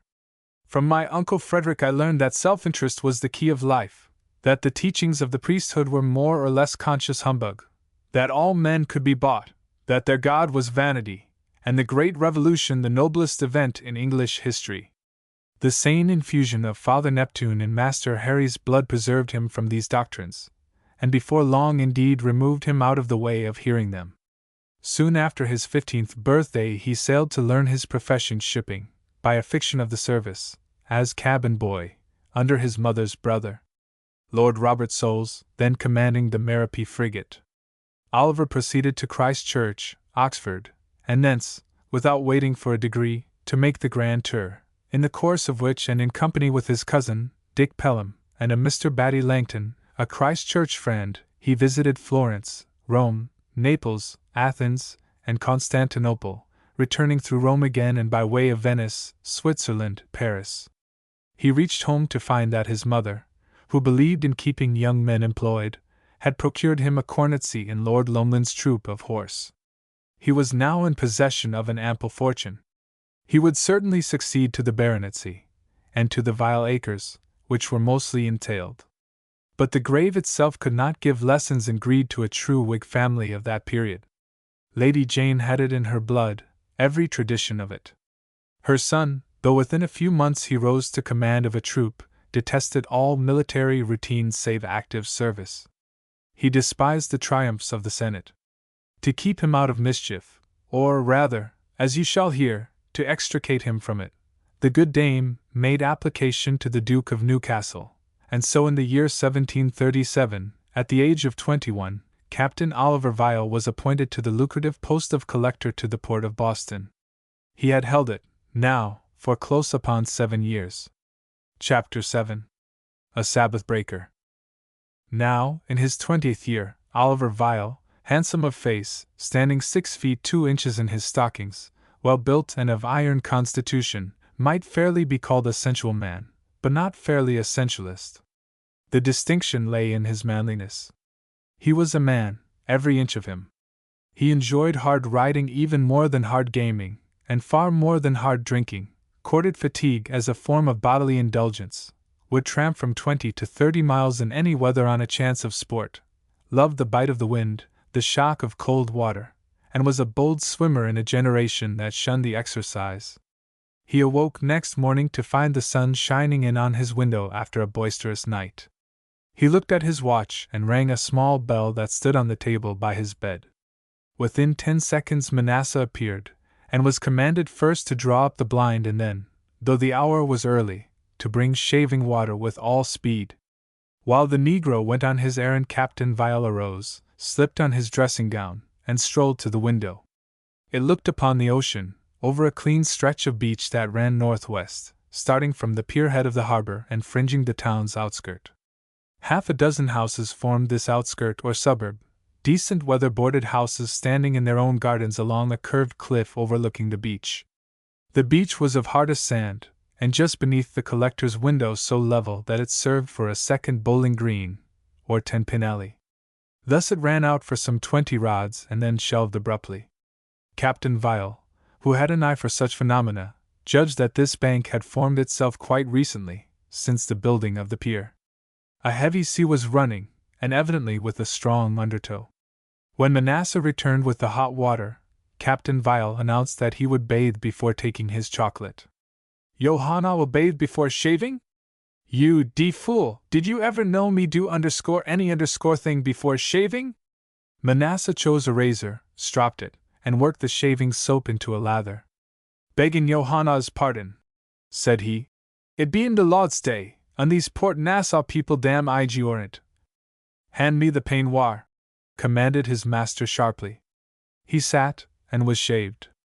Then, having sponged his chin, he ordered Manasseh to lay out his bathing dress, retire, find a back way to the beach, and, having opened all doors, attend him below. He endued himself in his bathing dress very deliberately, standing up for a minute stark naked in the sunshine flooding through the open window, a splendid figure, foretasting battle with the surf. Then, having drawn on his bathing dress and thrust his feet into sandshoes, he cast his dressing gown again over him, and went down the stairs at a run. The doors stood open, and on the beach the Negro awaited him in the right attitude of attention. To him he tossed his wrap and shoes, and ran down to the beach as might swift-footed Achilles have run to be clasped by the sea goddess his mother. Through the shallow wavelets he ran, stepping high and delicately splashing merry drops against the morning sunlight, leaped over one or two that would have tilled him to the knee, to use an old boyish phrase learned at Carwithiel where he had learned to swim, and came to the shelf beyond which the first tall comber boomed towards him, more than head high, hissing along its ridge. There, as it overarched him, he launched his body forward and shot through the transparent green, emerging beyond the white smother with a thrill and a laugh of sheer physical delight. Thrice he repeated this. Like a dive dapper peering through a wave, who, being looked on, ducks as quickly in. Passed the fourth wave, gained deep water, and thrust out to sea with a steady breaststroke, his eyes all the while on the great embracing flood which, stretch as it might from here to Europe, for the moment he commanded. Manasseh watched him from the beach. From the cliff above, two scandalized householders calling to one another across their garden's boundary pointed seaward and summoned their families to the windows to note the reprobate swimmer, and a Sabbath profaned. The eyes of a longshore population are ever on the sea from which comes their livelihood, and nothing on the sea escapes them long. The collector's head by this time was but a speck bobbing on the waves, but ere he turned back for shore maybe 200 of Port Nassau's population were watching, from various points. The Port Nassauers, whatever their individual frailties, were sternly religious, 9/10 of them from conviction or habit, the rest in self-defense, and Sabbatarians to a man. The sight of that heathen slave, Manasseh, waiting on the beach with a bath gown over his arm, incensed them to fury. Growls were uttered, here and there, that if the authorities knew their business, this lawbreaker, for Sabbath breaking was an indictable offense, should be seized on landing, haled naked to justice, and clapped in the town stocks. But fortunately this indignation had no concert and found, for the moment, no leader. The collector, having swum out more than half a mile, turned and sped back, using a sharp side stroke now with a curving arm that cleft the ridges like the fin of a fish. His feet touched earth, and he ran up through the pursuing breakers, a fleet-footed Achilles again, glittering from the bath. Manasseh hurried down to throw his mantle over the godlike man. "Towel me here," was the panting command. And lo! Slipping off his bathing dress and standing naked to the sea, Captain Vial was toweled under the eyes of Port Nassau, and flesh brushed until he glowed, it may be, as healthily as did the cheeks of those who spied on him. On this question the Muse declines to take sides. For certain his naked body, after these ministrations, glowed delicious within the bath-gown as he mounted again to his Olympian chamber. There he allowed Manasseh to wash out his locks in fresh water. The collector had a fine head of hair, of a waved brown, and detested a wig, to anoint them, and tie them behind with a fresh black ribbon. This done, he took his clothes one by one as Manasseh handed them, and arrayed himself, humming the while an air from opera, and thus unconsciously committing a second offense against the Sabbath. He descended to find Dickie already seated at table, awaiting him. Dickie had slept like a top in spite of the strange bed, and awaking soon after daybreak, had lain cozily listening to the boom of the sea. To him this holiday was a glorious interlude in the regime of Miss Quiney. His handsome father did not kiss him, but merely patted him on the shoulder as he passed to his chair, and to Dick, though he would have liked a kiss, it seemed just the right manly thing to do. They talked merrily while Manasseh brought in the breakfast dishes, for Master Dickie bread and milk followed by a simple steak of cod, a bewildering succession of chowder, omelette, devilled kidneys, cold ham, game pie, and fruit for the collector, who professed himself keen-set as a hunter, and washed down the viands with a tankard of cider. He described his bathe, and promised Dickie that he should have his first swimming lessons next summer. "I must talk about you to your Uncle Harry. Craze for the sea? At your age if he saw a puddle of water he must stick his toes in it. He's cruising just now, off South Carolina, keeping a lookout for guardacostas. He'll render an account of them, you may be sure. He writes that he may be coming up Boston way any time now. Oh, I can swim, but for diving you should see your Uncle Harry, off the yardarm, body taut as a whip, nothing like it in any of the old Greek statues. Plenty of talk about bathing, but diving? No, in the east must go south to the Persian Gulf to see diving. The god Hermes descending on Ogygia, if you could imagine that, you had Uncle Harry, the chute outwards, the delicate curve to a straight slant, heels rising above rigid body while you counted, begad, holding your breath. Then the plumb drop like a gannet's. Dickie listened, glorious vistas opening before him. With the fruit Manasseh brought coffee, and still the boy sat entranced while his father chatted, glowing with exercise and enjoying a breakfast at every point excellent. It was a merest thoughtlessness, no doubt, that having arranged for Dickie's morning walk, and after smoking a tobacco leaf rolled with an art of which Manasseh possessed the secret, the collector so timed his message to the stables that his groom brought the horse Bayard around to the inn door just as the Sabbath bells began tolling for divine worship. For as a skeptic he was careless rather than militant, ridiculing religion only in his own set, and when occasion arose, and then without fanaticism. For such piety as his mother's he had even a tolerant respect, and in any event had too much breeding to affront of set purpose the godly townsfolk of Port Nassau. At the first note of the bells he frowned and blamed himself for not having started earlier. But he had already made appointment by letter to meet the surveyor, and the assistant surveyor at noon on the headland, to measure out and discuss the site of the proposed fortification, and he was a punctilious man in observing engagements. It may be asked how, if civil to other men's scruples, he had come to make such an appointment for the Sabbath. He had answered this and, as he hoped, with suitable apologies in his letter to the surveyor, Mr. Wapshot, explaining that as His Majesty's business was bringing him to Port Nassau, so it obliged him to be back at Boston by such and such a date. He was personally unacquainted with this Mr. Wapshot, who had omitted the courtesy of calling upon him at the Bowling Green, and whom by consequence he was inclined to set down as a person of defective manners. But Mr. Wapshot was, after all, in the king's service and would understand its exigencies. He mounted therefore and rode up the street. The roadway was deserted, but along the sidewalk sober families, marching by twos and threes, turned their heads at the sound of Bayard's hoofs on the cobbles.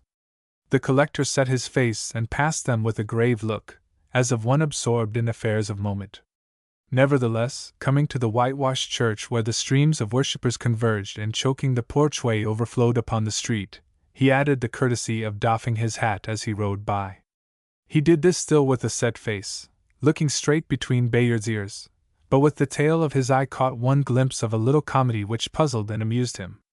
A small, rotund, red-gilled man, in bearing and aspect not unlike a turkey cock, was mounting the steps of the portico.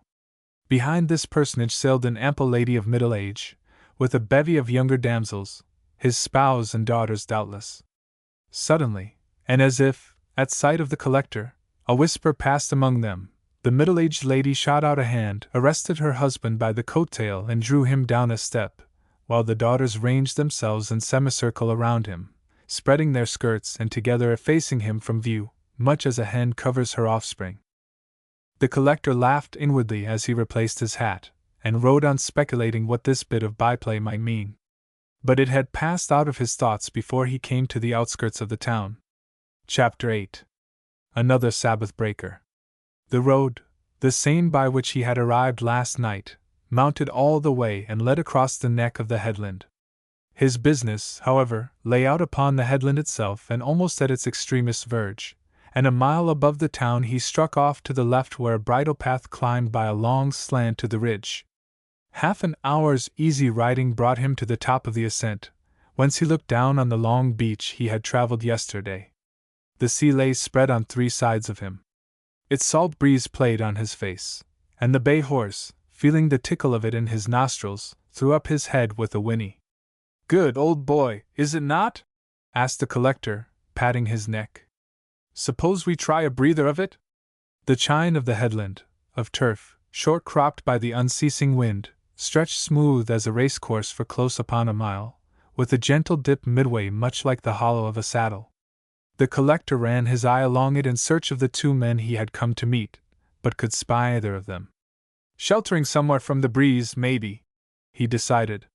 "We don't mind it, hey? Come along, lad, here's wine for heroes." He touched Bayard with the spur, and the good horse started at a gallop, a rollicking gallop and in the very tune of his master's mood, and if all Port Nassau had not been at its devotions, the chins of its burghers might have tilted themselves in wonder at the apparition, a centaur, enlarged upon the skyline. Man and horse at full stretch of the gallop were launching down the dip of the hollow, the wind singing past on the top note of exhilaration, when the bay, too well trained to shy, faltered a moment and broke his stride, as a figure started up from the lee side of the ridge. The collector, sailing past and throwing a glance over his shoulder, saw the figure and lifted a hand. In another 10 strides he reined up Bayard, turned, and came back at a walk. He confronted a lean, narrow-chested young man, black-suited, pale of face, with watery eyes, straw-colored eyelashes and an underbred smile that twitched between timidity and assurance. "Ah?" queried the collector, eyeing him and disliking him at sight. "Are you, doubtfully, by any chance Mr. Wapshot, the surveyor?" "No such luck," answered the watery-eyed young man with an offhand attempt at familiarity. "I'm his assistant, name of Banner, Wapshot's unwell." "I beg your pardon?" Mr. Wapshot sends word that he's unwell." Under the collector's eye the youth suddenly shifted his manner and became respectful. "I beg your pardon?" the collector repeated slowly. "He sends word, do you say? I had not the honor at my inn, from which I have ridden straight, to be notified of Mr. Wapshot's indisposition." Mr. Banner attempted a weak grin and harked back again to familiarity. "No, I guess not. The fact is— Excuse me, but would you mind taking your hands out of your pockets?" "Oh, come!" "Why?" But none the less Mr. Banner removed them. "Thank you. You were saying? Well, I guess between you and me—" Mr. Banner's hands were slipping to his pockets again, but he checked the motion and rested a palm nonchalantly on either hip. The old man was a bit too God-fearing to sign to it. You mean, the collector asked slowly, that he is not, in fact, unwell, but has asked you to convey an untruth? You've a downright way of putting it, sir, Mr. Banner confessed. But you get near enough, I shouldn't wonder. You see, the surveyor is strict upon Lord's Day observance. The collector bent his brows slightly while he smoothed Bayard's mane. Of a sudden the small scene by the church porch recurred to him. Stay, he said.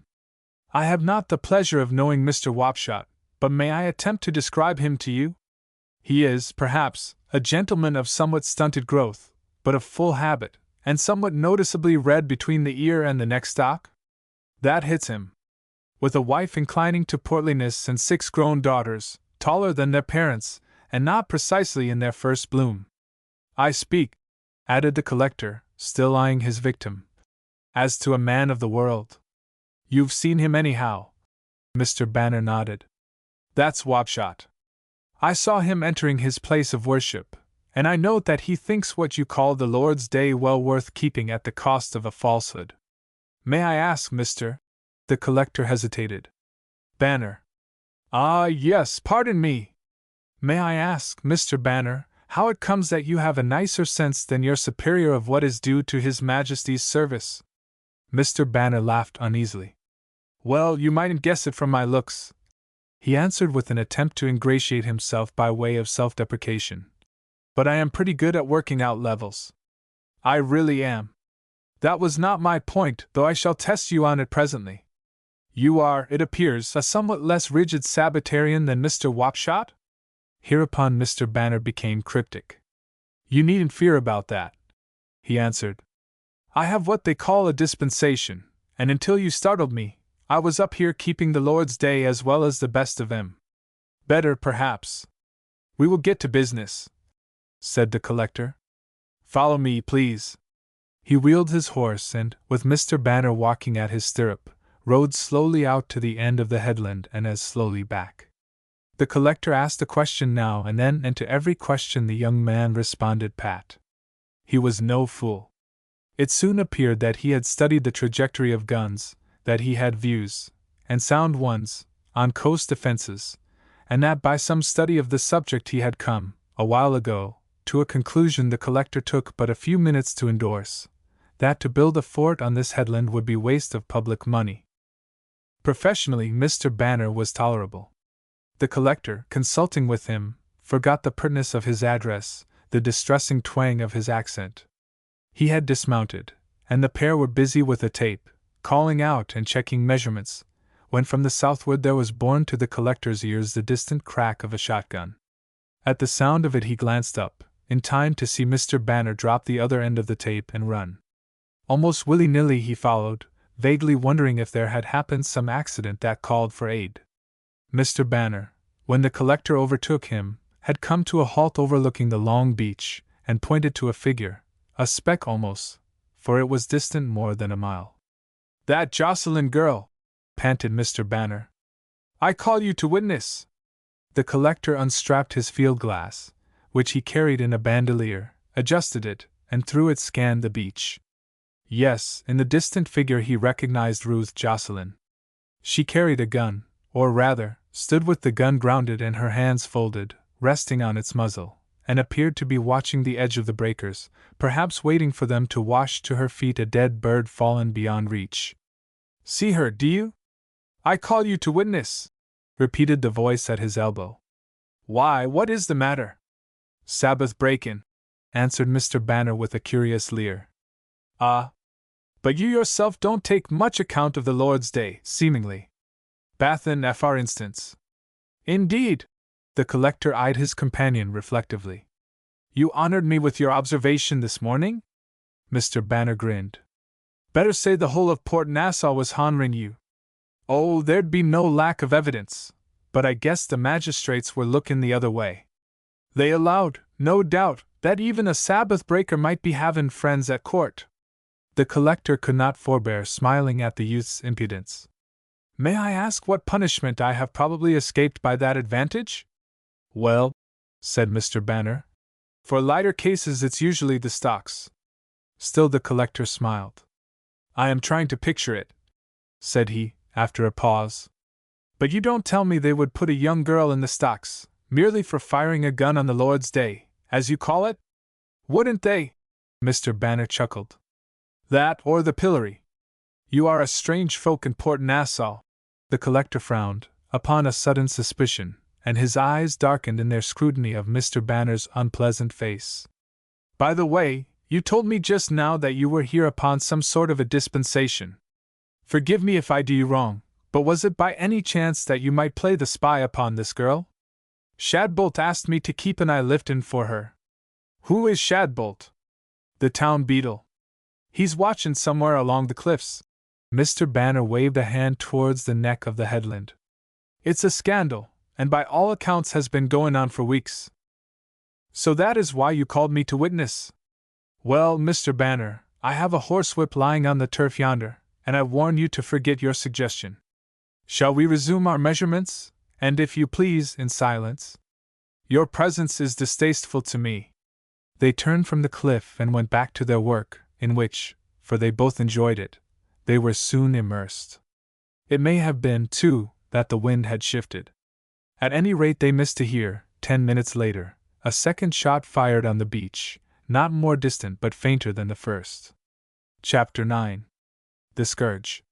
Next morning, at 10 o'clock, the collector's coach and six stood at the inn gate, harnessed up and ready for the return journey. In the roadway beyond, one of the grooms waited with a hand on Bayard's bridle. The collector, booted and spurred, with riding whip tucked under his arm, came up the pebbled pathway, drawing on his gauntlet gloves. Dickie trotted beside him. Manasseh followed in attendance. Behind them in the porchway the landlady bobbed unregarded, like a piece of clockwork gradually running down. Hey! The collector, as he reached the gate, lifted his chin sharply, threw up his head as a finely bred animal scents battle or danger. What's this? A riot up the street? The grooms could not tell him, for the sound had reached their ears but a second or two before the question, a dull confused murmur out of which, as it increased to a clamor and drew nearer, sharper outcries detached themselves, and the shrill voices of women. A procession had turned the corner of the head of the avenue, a booing, howling rabble. The collector stepped to his horse's rein, flung himself into saddle, and rode forward at a foot's pace to meet the tumult. Suddenly his hand tightened on the rein, and Bayard came to a halt, but his master did not perceive this. The hand's movement had been nervous, involuntary.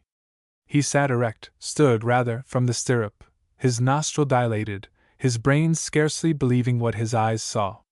The swine! He said slowly to himself. His teeth were shut and the words inaudible. The swine! He repeated.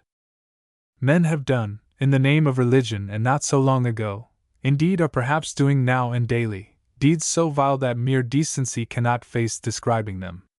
It is a question if mere decency, by which I mean the good instinct of civilized man, will not in the end purge faith clean of religion, if, while men dispute and hate and inflict cruelty for religion, they are not all the while outgrowing it.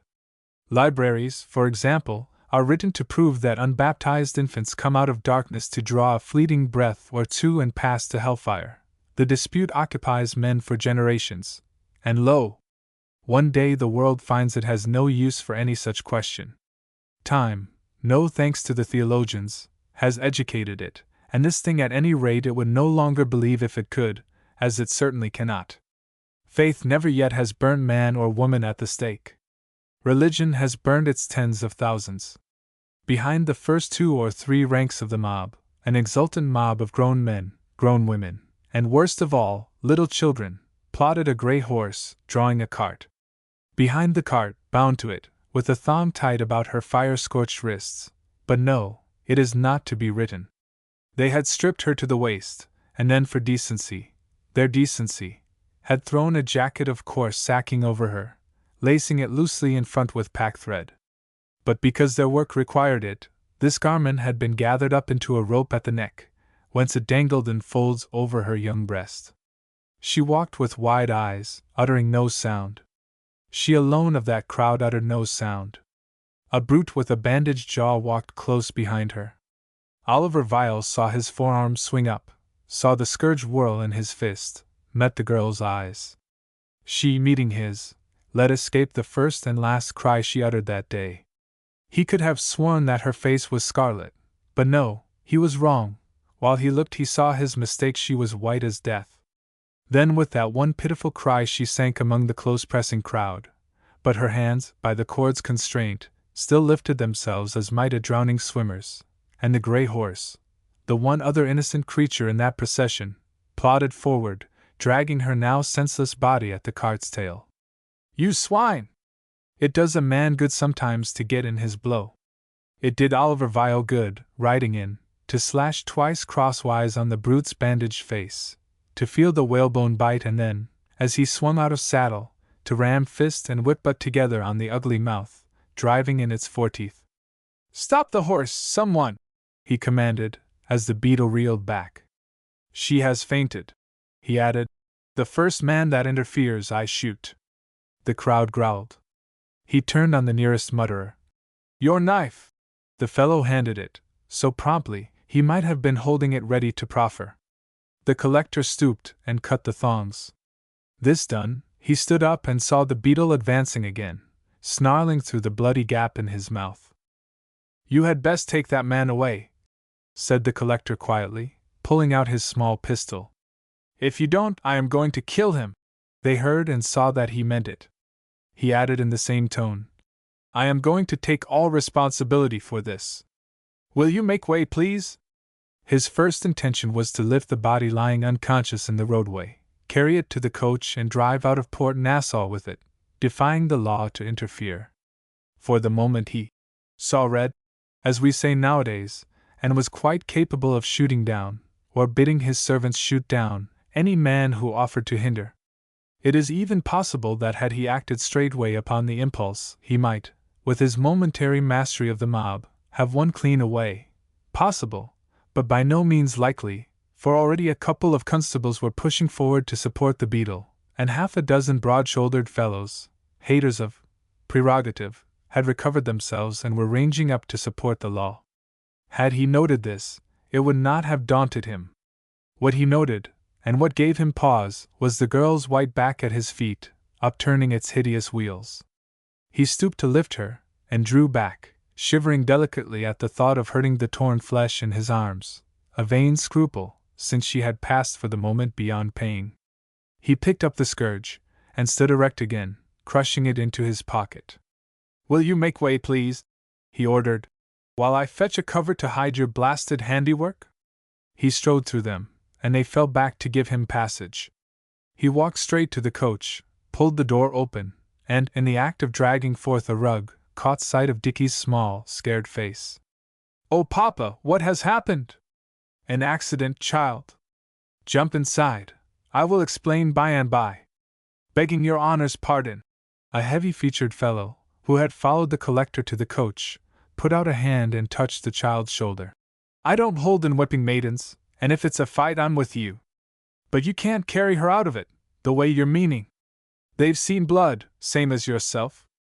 This child of yours, he stands as much chance to be hurt as any, if you push it. Your honor'll have to find some other way." The collector glanced over his shoulder, and saw that the man spoke truth. "Dickie," he said easily, but in a voice the child durst not disobey, "there has been an accident. Go you down and amuse yourself on the sands till Manasseh calls you." He walked back coolly, carrying the rug on his arm. "Where was she to be taken?" he asked. "To the stocks," answered a voice or two. "To the courthouse," said others.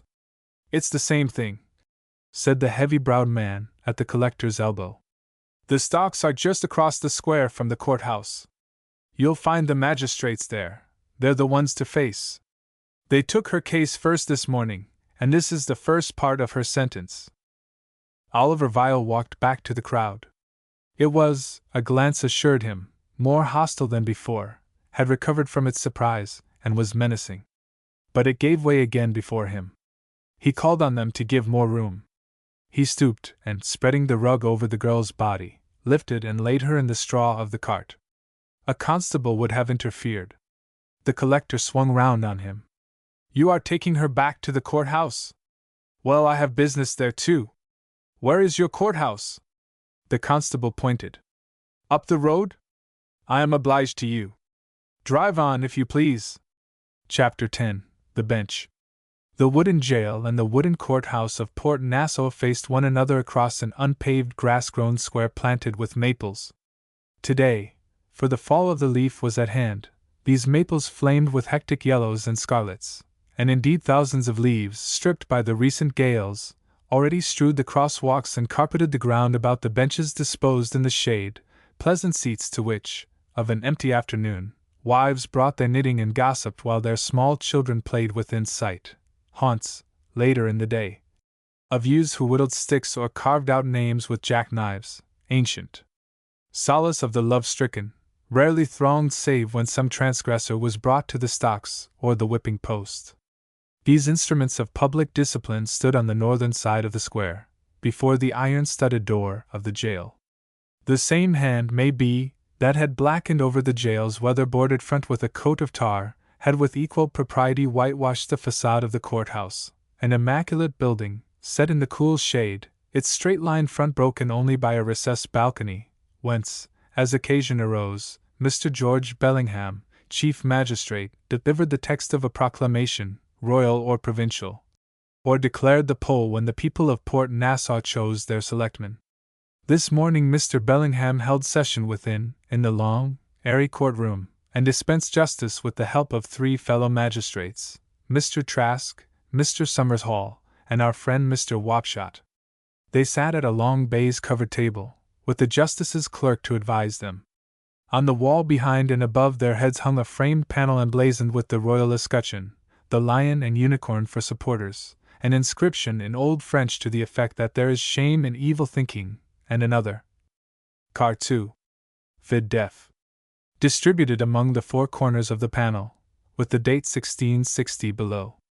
This had been erected, actually in 1664, but the artist had received instructions to antedate it, when the good people of Massachusetts after some demur rejoiced in the Restoration and accepted King Charles II as defender of their faith.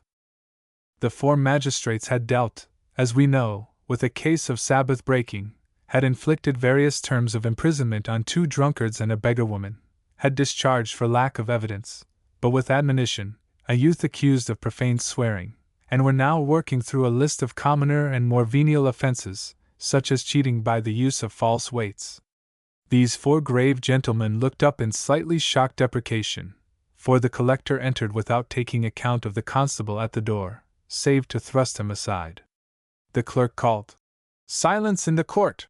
mechanically, and a deputy beadle at his elbow as mechanically repeated it.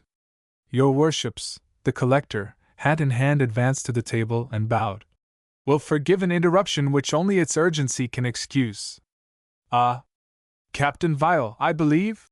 Mr. Bellingham arose from his high-backed throne of carved oak, bowed, and extended a hand across the table.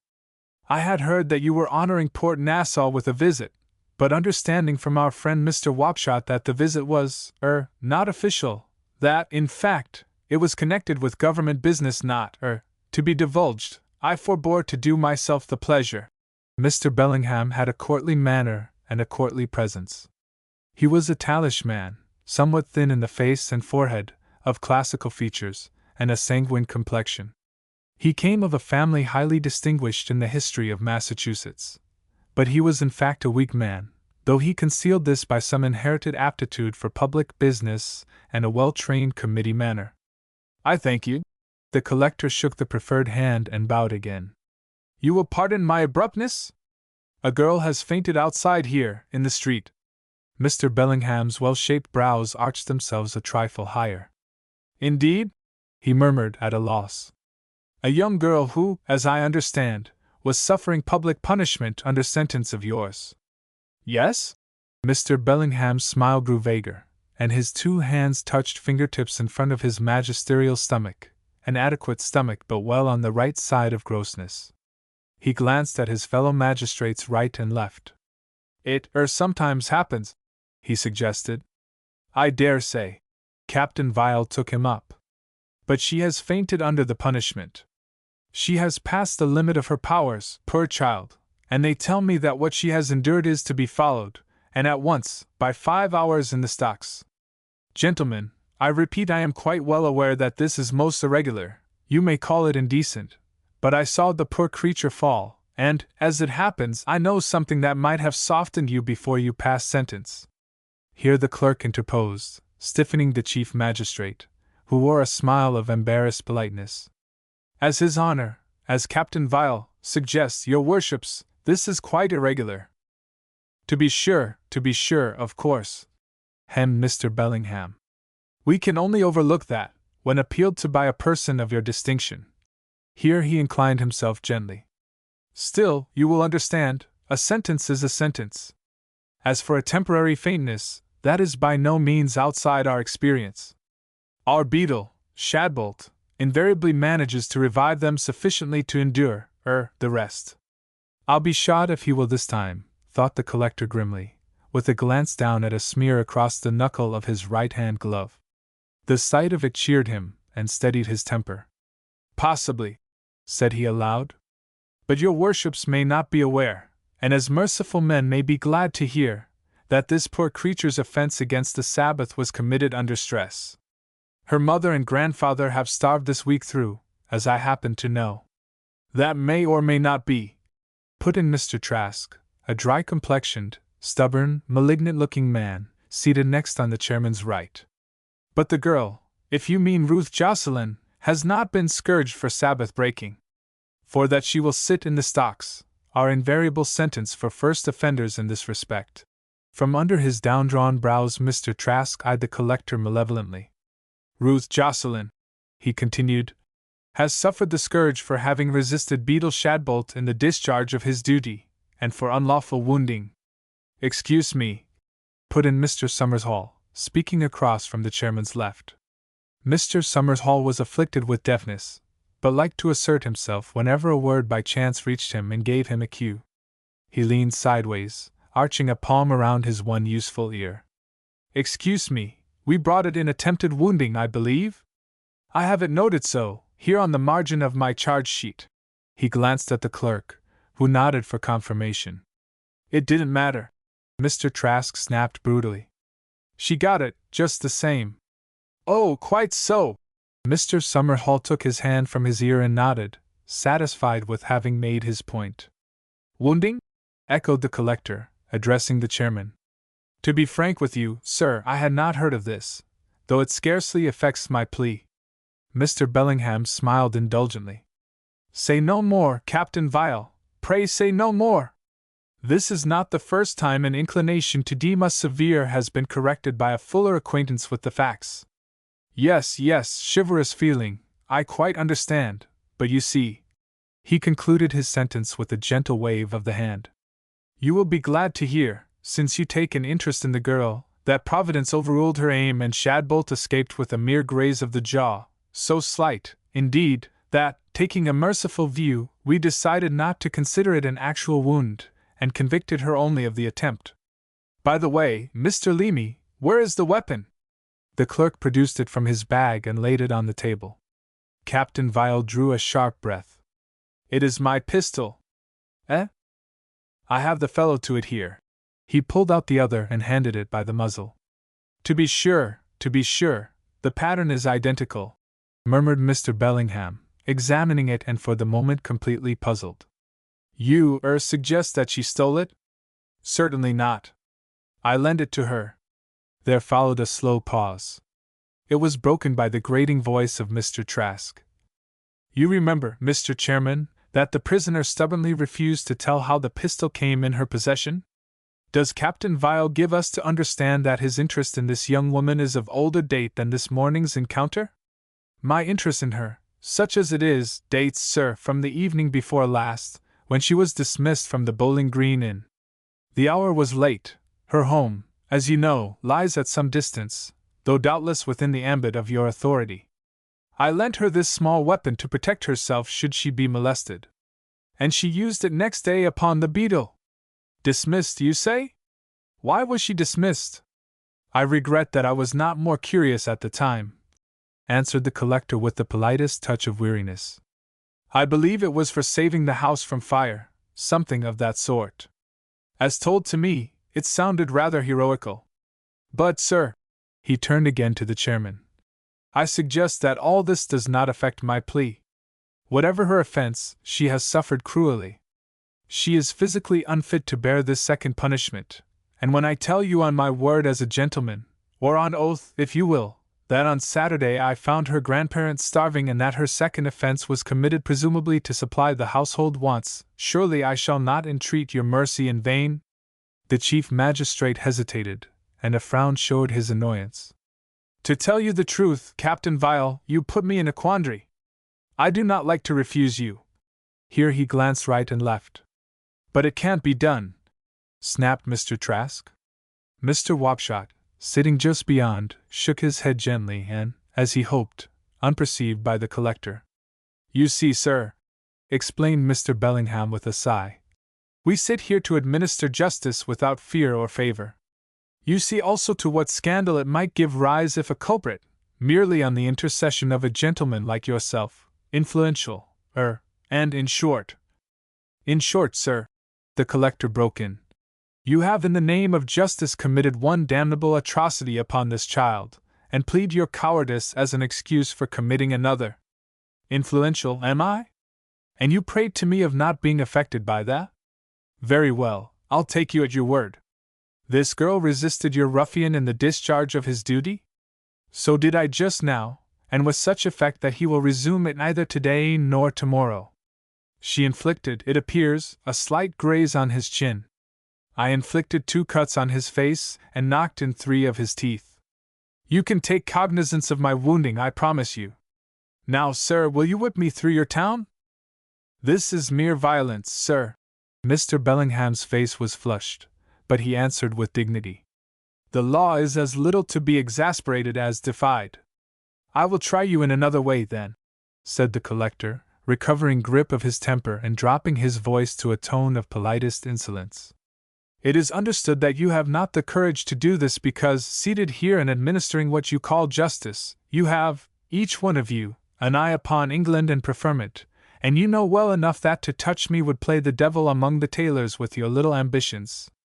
I accept," with a bow towards Mr. Trask, "this gentleman, who seems to have earned his influence on your counsels by rugged force of character, and," for here Mr. Trask, who enjoyed a dig at his colleagues, cast his eyes down and compressed a grin, "is, I should judge, capable of striking a woman for the mere fun of it." Here Mr. Bellingham and Mr. Wapshot looked demure in turn, for that Mr. Trask led his wife a dog's life was notorious. "In truth, gentlemen," the collector continued easily, "I am at some loss in addressing you, seeing that through some defect of courtesy you have omitted to wait on me, albeit informed, I believe, that I came as His Majesty's Commissioner, and that therefore I have not even the pleasure of knowing your names. I may except that of Mr. Wapshot, whom I am glad to see convalescent this morning." Here he inclined to Mr. Wapshot, whose gills under the surprised gaze of his colleagues took a perceptibly redder tinge. "Mr. Wapshot, gentlemen," explained the collector, smiling, "had a slight attack of vertigo yesterday, on the steps of his place of worship. Well, sirs, as I was saying, I will try you in another way. You have not the courage to bring me to trial for assaulting your beadle. You have not even the courage, here and now, to throw me out. I believe, however, that upon a confessed breach of the law, supported by evidence if necessary, I can force you to try me. The clerk will correct me if I am wrong." Apparently he assents. "Then I desire to confess to you that yesterday, at such and such an hour, I broke your laws or bylaws of Lord's Day observance, by bathing in the sea for my pleasure. I demand trial on this charge, and if you convict me, here you can hardly help yourselves, since to my knowledge some of you witnessed the offense, I demand my due punishment of the stocks." Really, Captain Vial," hemmed the chief magistrate, "passing over your derogatory language, I am at a loss to understand." "Are you? Yet it is very simple. Since you reject my plea for this poor creature, I desire to share her punishment." "Let him," snapped the mouth of Mr. Trask again, opening and shutting like a trap. "You at any rate, sir, have sense. The collector felicitated him and turned to the chief magistrate. And you, sir, if you will oblige me, may rest assured that I shall bear the magistracy of Port Nassau no grudge whatever. Chapter 11. The Stocks. In the end they came to a compromise. That Dame Justice should be hustled in this fashion, taken by the shoulders, so to speak, forced to catch up her robe and skip, offended the chief magistrate's sense of propriety. It was unseemly in the last degree, he protested. Nevertheless, it appeared certain that Captain Vile had a right to be tried and punished, and the clerk's threat to set down the hearing for an adjourned sessions was promptly countered by the culprit's producing His Majesty's commission, which enjoined upon all and sundry to observe the welfare of my faithful subject, Oliver John Denham de Courcy Vile, now travelling on the business of this my realm, and to further that business with all zeal and expedition as required by him. A command which might be all the more strictly construed for being loosely worded. To be sure, the court might by dilatory process linger out the hearing of the weights and measures cases, one of which was being scandalously interrupted at this moment, or it might adjourn for dinner and reassemble in the afternoon, by which time the sands of Ruth Jocelyn's 5 hours' ignominy would be running out. But here Mr. Somers Hall had to be reckoned with. Mr. Somers Hall not only made it a practice to sit long at dinner and sleep after it, he invariably lost his temper if the dinner hour were delayed, and being deaf as well as honest, he was capable of blurting out his mind in a fashion to confound either of these disingenuous courses. As for Mr. Wapshot, the wording of the commission had frightened him, and he wished himself at home. It was Mr. Trask who found the way out. Mr. Trask, his malevolent eye fixed on the collector, opined that after all an hour or two in the stocks would be a salutary lesson for hot blood and pampered flesh. He suggested that, without insisting on a trial, the captain might be obliged, and his legs given that lesson. He cited precedents. More than once a friend or relative had, by mercy of the court, been allowed to sit beside a culprit under punishment. If, a like leave being granted him, Captain Vile preferred to have his ankles confined, why, truly, Mr. Trask saw no reason for denying him the experience. But the captain, it was understood, must give his word of honor, first, to accept this as a free concession from the bench, and secondly, not to repent or demand release before the expiry of the 5 hours. With all my heart, promised Captain Vile, and the chief magistrate reluctantly gave way. Ruth Jocelyn sat in the stocks. She had come so far out of her swoon that her pulse beat, her breath came and went, she felt the sun warm on her face, and was aware of some pain where the edge of the wood pressed into her flesh, a little above the ankle bones, of discomfort, rather, in comparison with the anguish throbbing and biting across her shoulder blades. Someone, it may have been in unthinking mercy, had drawn down the sackcloth over her stripes, and the coarse stuff, irritating the raw, was as a shirt of fire. She had come back to a sense of this torture, but not yet to complete consciousness. She sat with eyes half closed, filmed with suffering. As they had closed in the moment of swooning, so and with the same look of horror they awoke as the lids parted. But they saw nothing, either the sunlight dappling the maple shadows nor the curious faces of the crowd.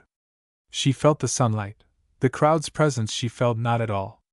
But misery she felt, a blank of misery through which her reviving soul, like the shoot of a plant trodden into mire, pushed feebly towards the sunlight that coaxed her eyes to open. Something it sought there, a face, yes, a face. Yes, of course, a face, lifted high above other faces that were hateful, hostile, mocking her misery, God knew why.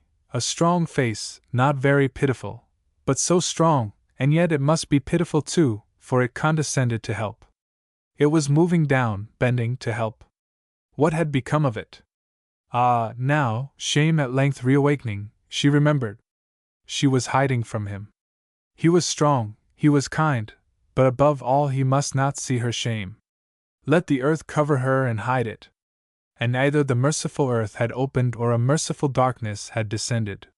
She remembered sinking into it, sinking, her hands held aloft, as by ropes. Then the ropes had parted. She had fallen plumb. She was re-emerging now, and either shame lay far below, a cast-off weed in the depths, or shame had driven out shame as fire drives out fire. Her back was burning, her tongue was parched, her eyes were seared as they half opened upon the crowd. The grinning faces, the mouths pulled awry, mocking a sorrow they did not understand, these were meaningless to her. She did not, in any real sense, behold them. Her misery was a sea about her, and in the trough of it she looked up, seeking one face. And why not? It had shone far above her as a god's, but she had been sucked down as deep again, and there is an extreme of degradation may meet even a god's altitude on equal terms. Stark mortal, stark god, its limit of suffering past, humanity joins the celestial, clasping its knees. Of a sudden, turning her eyes a little to the left, she saw him. He had come at a strolling pace across the square, with Manasseh and the deputy beadle walking wide beside him, and the courthouse rabble at his heels, but keeping, in spite of themselves, a respectful distance. At the stocks he faced about, and they halted on the instant, as though he had spoken a word of command.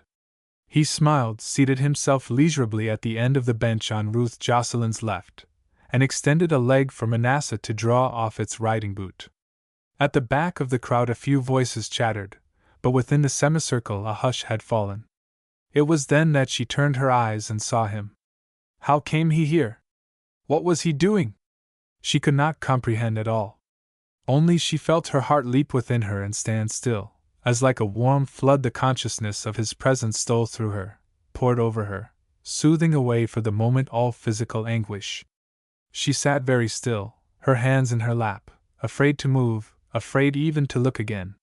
This consciousness, it should have been shame, but it held no shame at all. It was hope.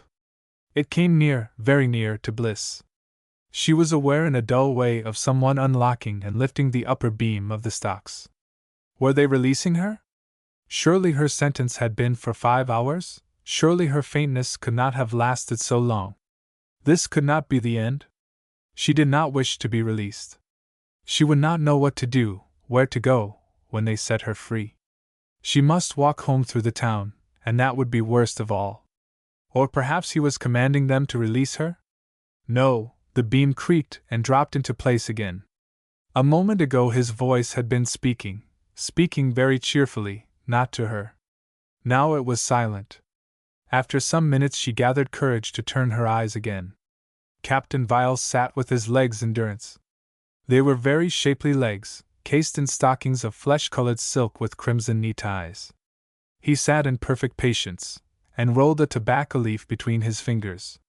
At his shoulder stood Manasseh like a statue, with face immobile as marble, black marble, and a tinder-box ready in his hand.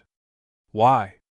He could not be sure if it were a word, or merely a sigh, deep in her breast, so faintly it reached him. She had murmured it as if to herself, yet it seemed to hang on a question. His ear was alert. "Hush!" he said, speaking low and without glancing towards her, for the eyes of the crowd were on them. "The faintness is over?" "Yes." "Do not talk at all. By and by we will talk. Now I am going to ask you a selfish question, and you are just to bend your head for yes or no. Will the smell of tobacco distress you, or bring the faintness back? These autumn flies sting abominably here, under the trees." She moved her head slowly. "I do not feel them," she said after a while. He glanced at her compassionately before nodding to Manasseh for a light. "No, poor wretch, I'll be sworn you do not," he muttered between the puffs.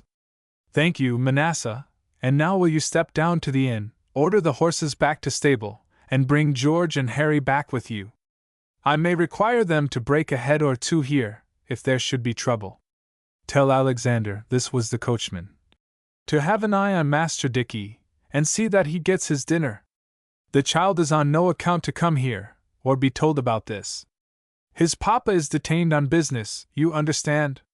Yes, and by the way, you may extract a book from the valise, the Calderon, for choice, or if it come handier, that second volume of Corneille. Don't waste time, though, in searching for this or that.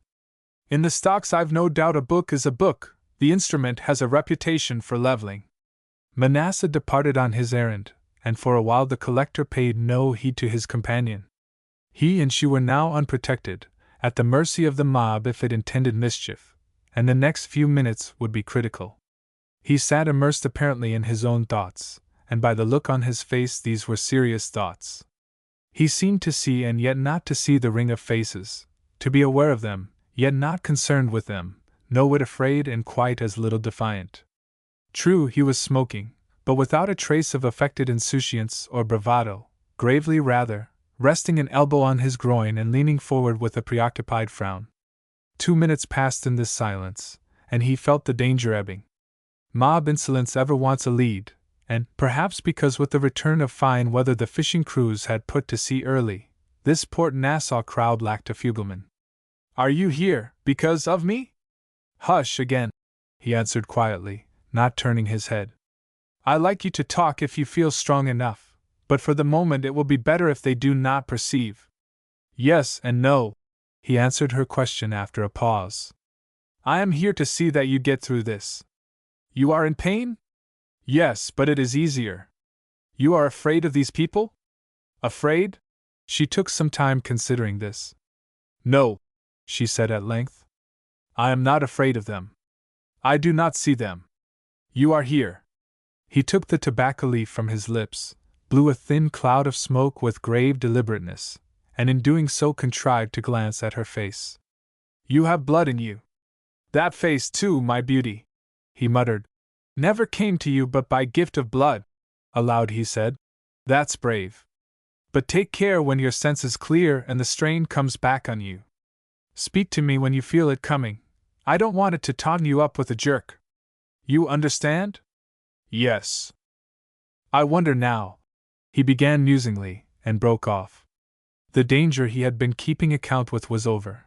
Manasseh had returned with the 2 grooms, and they, perfectly trained servants on the English model, took their posts without exhibiting surprise by so much as a twitch of the face. George in particular was a tight fellow with his fists, as the crowd, should it offer annoyance, would assuredly learn.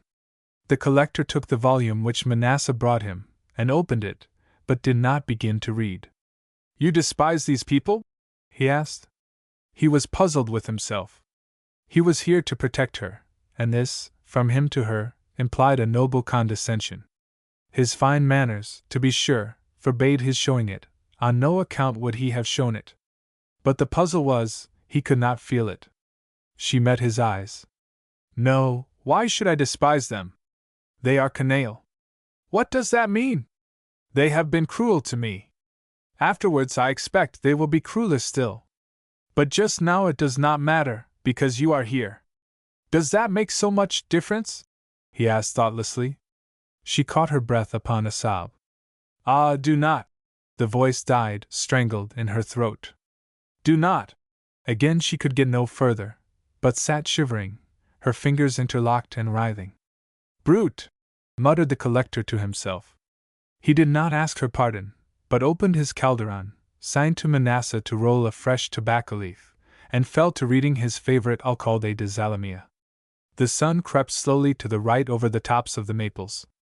It no longer scorched their faces, but slanted and raised through the upper boughs, dappling the open walks with splashes of light which, as they receded in distance, took by a trick of the eyesight a pattern regular as diaper.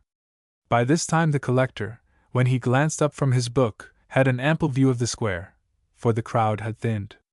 The punishment of the stocks was no such rare spectacle in Port Nassau, and 5 hours is a tedious while even for the onlooker, a very long while indeed to stand weighing the fun of throwing a handful of filth against the cost of a thrashing. The menfolk, reasoning thus, had melted away to their longshore avocations. The women, always more patient, as to their nature the show was more piquant than to the men's, had withdrawn with their knitting to benches well within eyeshot. The children, playing around, grew more and more immersed in their games, which, nevertheless, one or another would interrupt from time to point and ask a question. Above the courthouse the town clock chimed its quarters across the afternoon heat. The collector, glancing up in the act of turning a page, spied Mr. Trask hobbling down an alley towards the jail. Mr. Trask, a martyr to gout, helped his progress with an oaken staff. He leaned on this as he halted before the stocks. "Tired?" he asked. "Damnably," answered the collector with great cheerfulness. "It takes one in the back, you see." If ever the town fathers think of moving this machine, you might put in a word for shifting it a foot or two back, against the prison wall. Mr. Trask grinned. I suppose now, he said after a pause, you think you are doing a fine thing, and doing it handsomely? I had some notion of the sort, but this confinement of the feet is wonderfully cooling to the brain. No, if you dispute it. Most human actions are mixed. Mr. Trask eyed him, chin between 2 fingers and thumb. When he spoke again it was with lowered voice. Is it altogether kind to the girl? He asked. Eh? The collector in turn eyed Mr. Trask. Or even quite fair to her? Oh, come, said the collector. Tongues? I hadn't thought of that. I dare say not. Mr. Trask glanced up at the windows of a 2-storied house on the left, scarcely a stone's throw away, a respectable mansion with a veranda and neat gateway of wrought iron. But at the end of this, what becomes of her? The collector shrugged his shoulders. I have thought of that, at all events. My coach will be here to take her home. It lies on my road. As for me, I shall have to mount at once and ride through the night, a second test for the backbone. Ride and be hanged to you, broke out Mr. Trask with a snarl of scorn. But for the rest, if your foppery leave you any room to consider the girl, you couldn't put a worse finish on your injury. Drive her off in your coach indeed, and what then becomes of her reputation? Of what you have left to her, you mean? Damn it, you to talk like this! Do not be profane, Captain Vile. We see things differently, and this punishment was meted to her, if cruelly, as you would say, still an honest concern for her soul's good. But if you, a loose-living man— Mr. Trask paused. Go on. I thank you. For the moment I forgot that you are not at liberty. But I use not that plainness of speech to insult you, rather because it is part of the argument. If you, then, drive away with this child in public through this town, you do her an injury for which mere carelessness is your best excuse, and the world will assign it a worse. The world! I mean the world this young woman will have to live in. But we talk at cross purposes. When I asked what becomes of her at the end of this, I was thinking of the harm you have already done. As a fact, I have ordered my cart to be ready to take her home. Captain Vile considered for a few seconds. Sir, he said, since plain speech is allowed between us, I consider you a narrow bigot, but I hasten to add, you are the best man I have met in Port Nassau. By the way, that house on our left, does it by chance belong to Mr. Wapshot? It does. I thought so. For a couple of hours past, in the intervals of my reading, I have discovered a family of tall young women peeking at us from behind the windows and a barrier of furniture, and once, it seemed to me, I detected the wattles of your worthy fellow magistrate. He ought not to strain that neck, you should warn him of the danger. It should have warned you, sir, of what mischief you are doing. I seem to remember, the collector mused, reading the words Honi soit Kamal y pence today written on the wall behind you. Why, damn me, sir, for aught you or any of them can tell, I intend to marry this girl. Why not? Go and tell them. Could there, you'll say, be a fairer betrothal?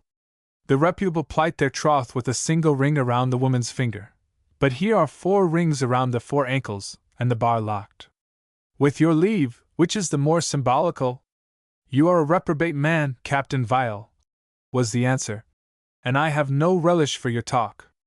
I will only say this, when her punishment is done, my cart shall be ready for her, and you, if you would vindicate an action which, for I'll give you that credit, sprang from a generous impulse, will go your ways and let this child live down her humiliation.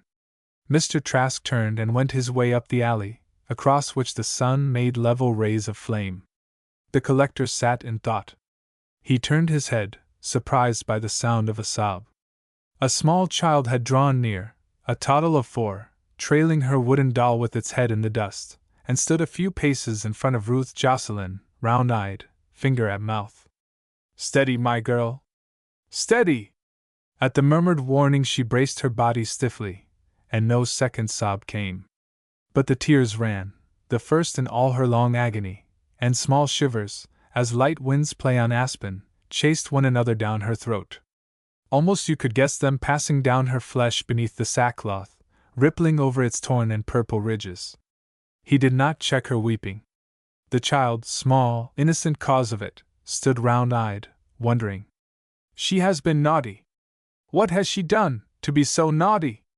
Over the maples the town clock slowly told the hour. They were free. The collector tossed away the half-smoked tobacco leaf, his 12th, drew a long breath, and emitted it with a gay laugh of relief. At the same moment he saw Mr. Trask's bullock cart approaching down the dappled avenue. Chapter 12. The Hut by the Beach. And you'll never hold up your head again. No more will any of us. The disgrace of it! The disgrace of it! Ruth stood in the middle of the wretched room, with her hands hanging slack and her eyes bent wearily upon her mother, who had collapsed upon a block of sawn timber, and sat there, with sack apron cast over her head, rocking her body. "Hush, ye fool!" said old Jocelyn, and spat out of window. Mechanically, by habit, his dim eyes swept along the beach by the breaker's edge. "What's the use, anyway?" he added. "We, that always carried ourselves so high, for all our being poor. It's God's mercy that took your father before he could see this day. 'Twould have broken his spirit. Your father a Jocelyn, and me a Pocock, with lands of my own, if right was law in this world, and now to be stripped naked and marched through the streets." Ruth's eyes met the collector's. He stood within the doorway, and was regarding her curiously. She did not plead or protest. Only, as their eyes met, a flush rose to her cheek, and he guessed rightly that the touch of shame was for her mother, not for herself. The flush deepened as old Jocelyn turned and said apologetically, "You mustn't mind Emria. She's weak-minded. Always was, but since her husband was drowned, he was my second son, she've lost whatever wits she had. The gal here was born about that time." Here the old man launched into some obstetrical guesswork, using the plainest words. It embarrassed the collector. The girl did not so much as wince. "Poor might be stood," moaned the woman. "But poor and shamed." Then of a sudden, as though recollecting herself, she arose with an air of mincing gentility. "Ruth," she said, "it's little we can offer the gentleman, but you might get out the bread and cheese, after his being so kind to you." "Sit down, you dormed fool," commanded her father-in-law. "Here, fetch your seat over to the lookout, and tell me if that's a log I see floatin'. She's wonderful good at that," he explained, without lowering his voice. "And it'll keep her quiet. It's true, though, what she said about the property. Thousands of acres if she had her rights, up this side of the Kennebec." He jerked a thumb northwards. "The Pococks bought it off one of the gorges, gettin' on for 100 years since, and by rights, as I say, a 7th share oughter be hers. But lawyers! The law's like a ship's pump, pour enough in for a start, and it'll reward ye with floods. But where's the money to start it?" The collector scarcely heard him. His eyes were on Ruth's face. He had walked briskly down from the town square to the Bowling Green Inn, refreshed himself, let saddle his horse, and set forth, leaving orders for his coach to follow. At the summit of the hill above Port Nassau he had overtaken the cart with the poor girl lying in it, had checked his pace to ride alongside, and so, disregarding Mr. Trask's counsel, had brought her home. Nay, dismissing the men with a guinea apiece, he had desired them to return to Mr. Trask and report his conduct. "Listen to me," he said suddenly, checking old Jocelyn in full flow.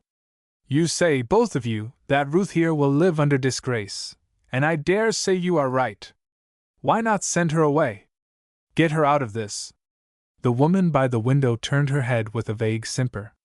The old man, building a small heap of chips on the hearthstone, distended his cheeks and let out his breath slowly, as though coaxing a fire already kindled. "All very well, but where? And where's the money to come from? Besides, we can't spare the child. She victuals us. Dorm it, Ruth," he exclaimed, on a sudden recollection. "You don't say you haven't brought back the gun?" "No, grandfather." "Why? The magistrates would have given it back. It's ruination for us without the gun, and that you might have remembered. Better step over and ask him for it tomorrow." "Must I?" asked the girl slowly. "Course you'll have to," said her grandparent. "I can't walk the distance, and that you know dot, my eyesight's poor," he explained to the collector. "And I can't walk because—" Here he stated an organic complaint very frankly. "As for Emria, she's an eye like a fish hawk, but you never saw such a born fool with firearms. Well, must heat some water, I reckon, to bathe the poor maid's back." "First give her food," said the collector. He stepped forward and himself cut her a large manchet from the loaf the old man produced. She took it from him and ate ravenously, like a young wild animal, tearing at the crust with her white teeth. "They haven't broken your body's health, then," he thought to himself. Aloud he said, "You don't quite take my meaning, Mr. Jocelyn, and I'll put it to you in a straight offer.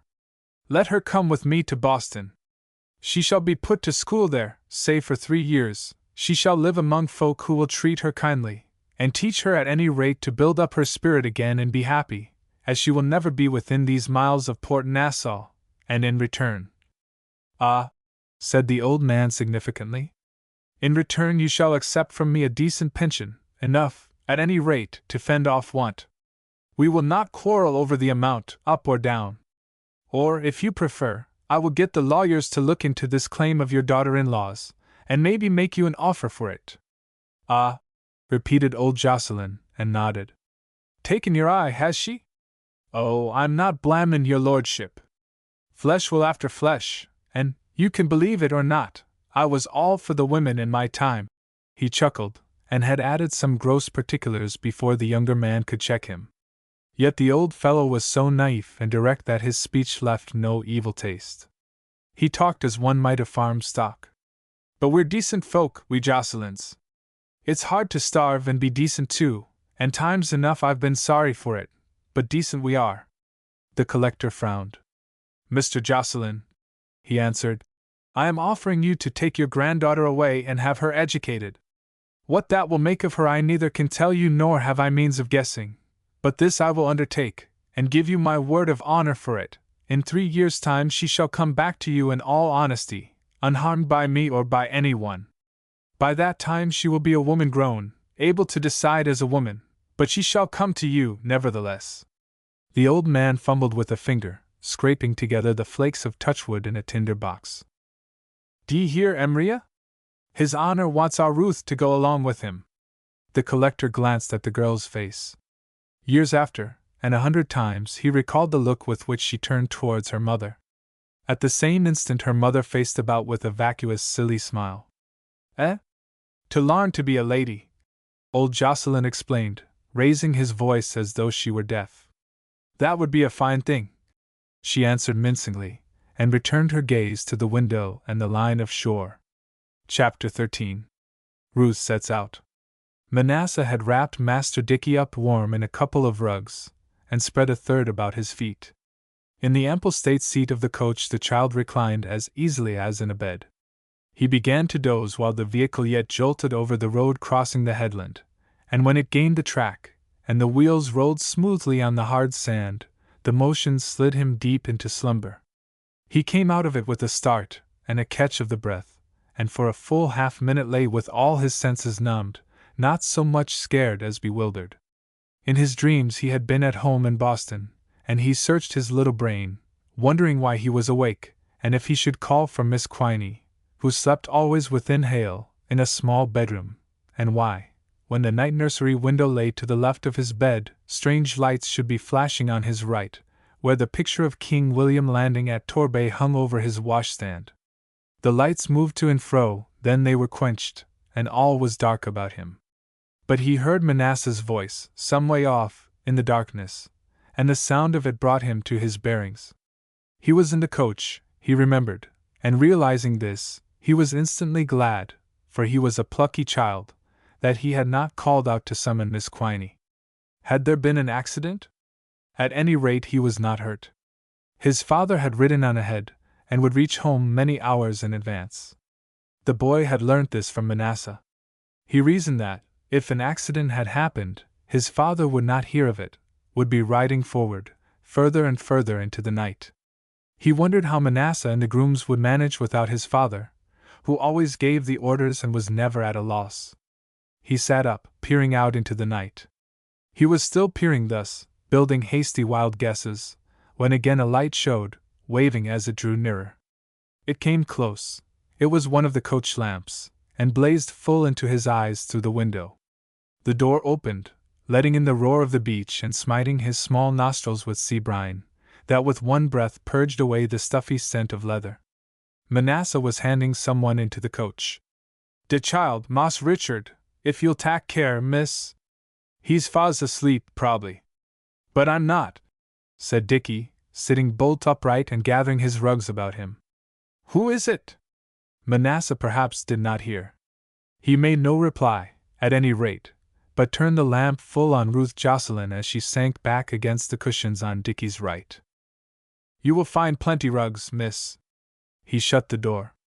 Dickie, holding his breath, heard him replace the lamp in its socket, and felt the soft tilt of his great weight as he climbed to the perch behind. Right away!" There was a tug, and the great coach rolled forward. In the darkness Dickie caught the sound of a smothered sob. "Who are you?" he asked. There was no response, and after a moment he added, "I know. You are the girl who put out the fire.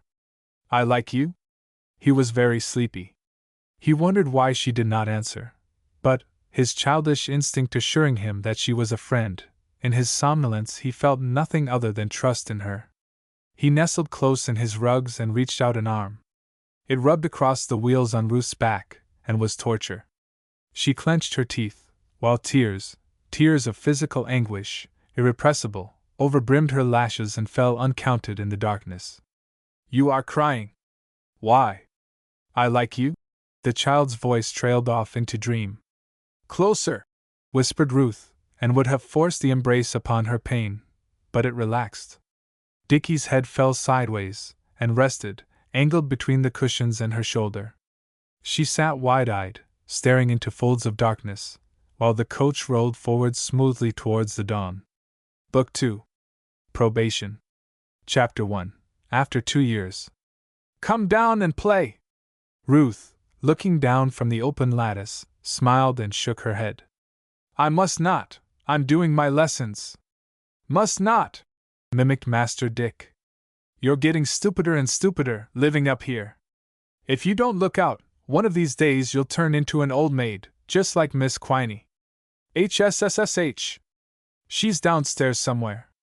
I don't care if she hears." Dickie ran his eyes defiantly along the line of ground-floor windows under the veranda, then upturned his face again. "After coming all this way on purpose to play with you," he protested. "You have made yourself dreadfully hot." "I am hot," the boy confessed. "I gave Piggy the slip at the foot of the hill, and I've run every step of the way." "Is he here?" Ruth glanced nervously toward a clump of elms around which the path from the entrance gate curved into view. "But you oughtn't to call Mr. Silk Piggy, you know.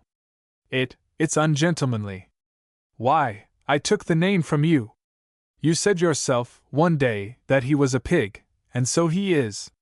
He has piggy eyes, and he eats too much, and there's something about the back of his neck you must have noticed. It's cruel of you, Dickie, to remember and cast up what I said when I knew no better. You know how hard I am learning. In the beginning you helped me to learn." "Did I?" mused Dickie. "Then I wish I hadn't, if you're going to grow up and treat me like this." "Oh, very well," he added stoutly after a pause. "Then I'm learning too, learning to be a sailor, and it'll be first-rate practice to climb aloft to you, over the veranda. You don't mind my spitting on my hands? It's a way they have in the Navy." "Dickie, don't be foolish. Think of Miss Quiney's roses." Finding him inexorable, Ruth began to parley. "I don't want to see Mr. Silk. But if I come down to you, it will not be to play. We'll creep off to the well, or somewhere out of hail, and there you must let me read, or perhaps I'll read aloud to you. Promise? What are you reading?" "The Bible." Dickie pulled a face. "Well, the Bible's English, anyway," he said resignedly. The sound of a foreign tongue always made him feel pugnacious, and it was ever a question with him how, as a gentleman, to treat a dead language.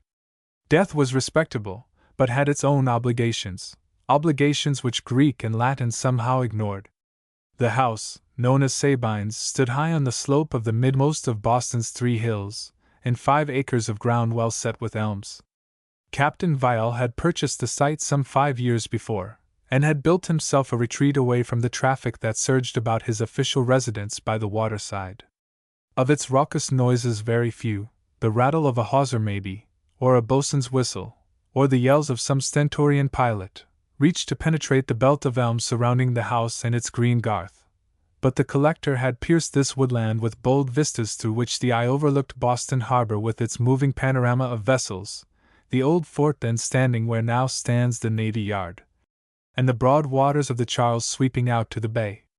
For 18 months he, the master of this domain, had not set foot within its front gate, not once since the day when on a sudden resolution he had installed Ruth Jocelyn here, under ward of Miss Quiney, to be visited and instructed in theology, the arts, and the sciences, by such teachers as that unparagoned spinster might, with his approval, select. In practice he left it entirely to her, and Miss Quiney's taste in teachers was of the austerest.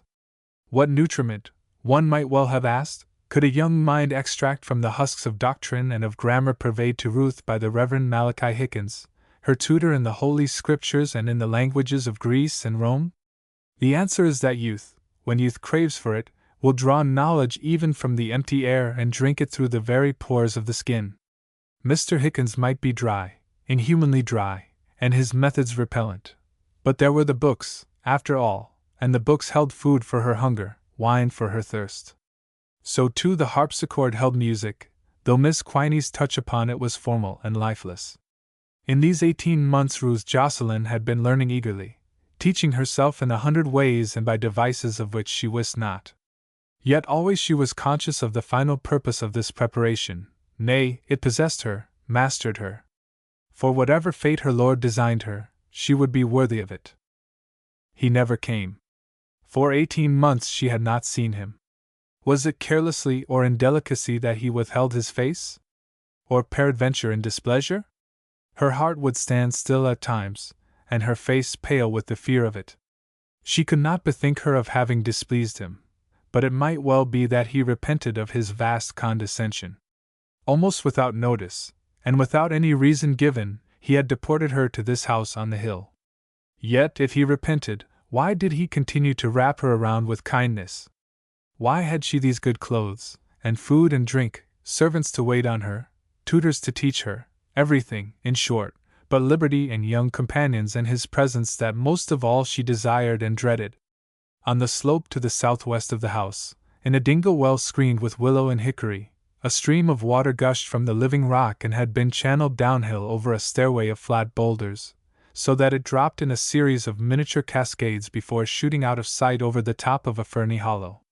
The spot was a favorite one with Dickie, for between the pendant willow boughs, as through a frame, it overlooked the shipping and the broad bosom of the Charles.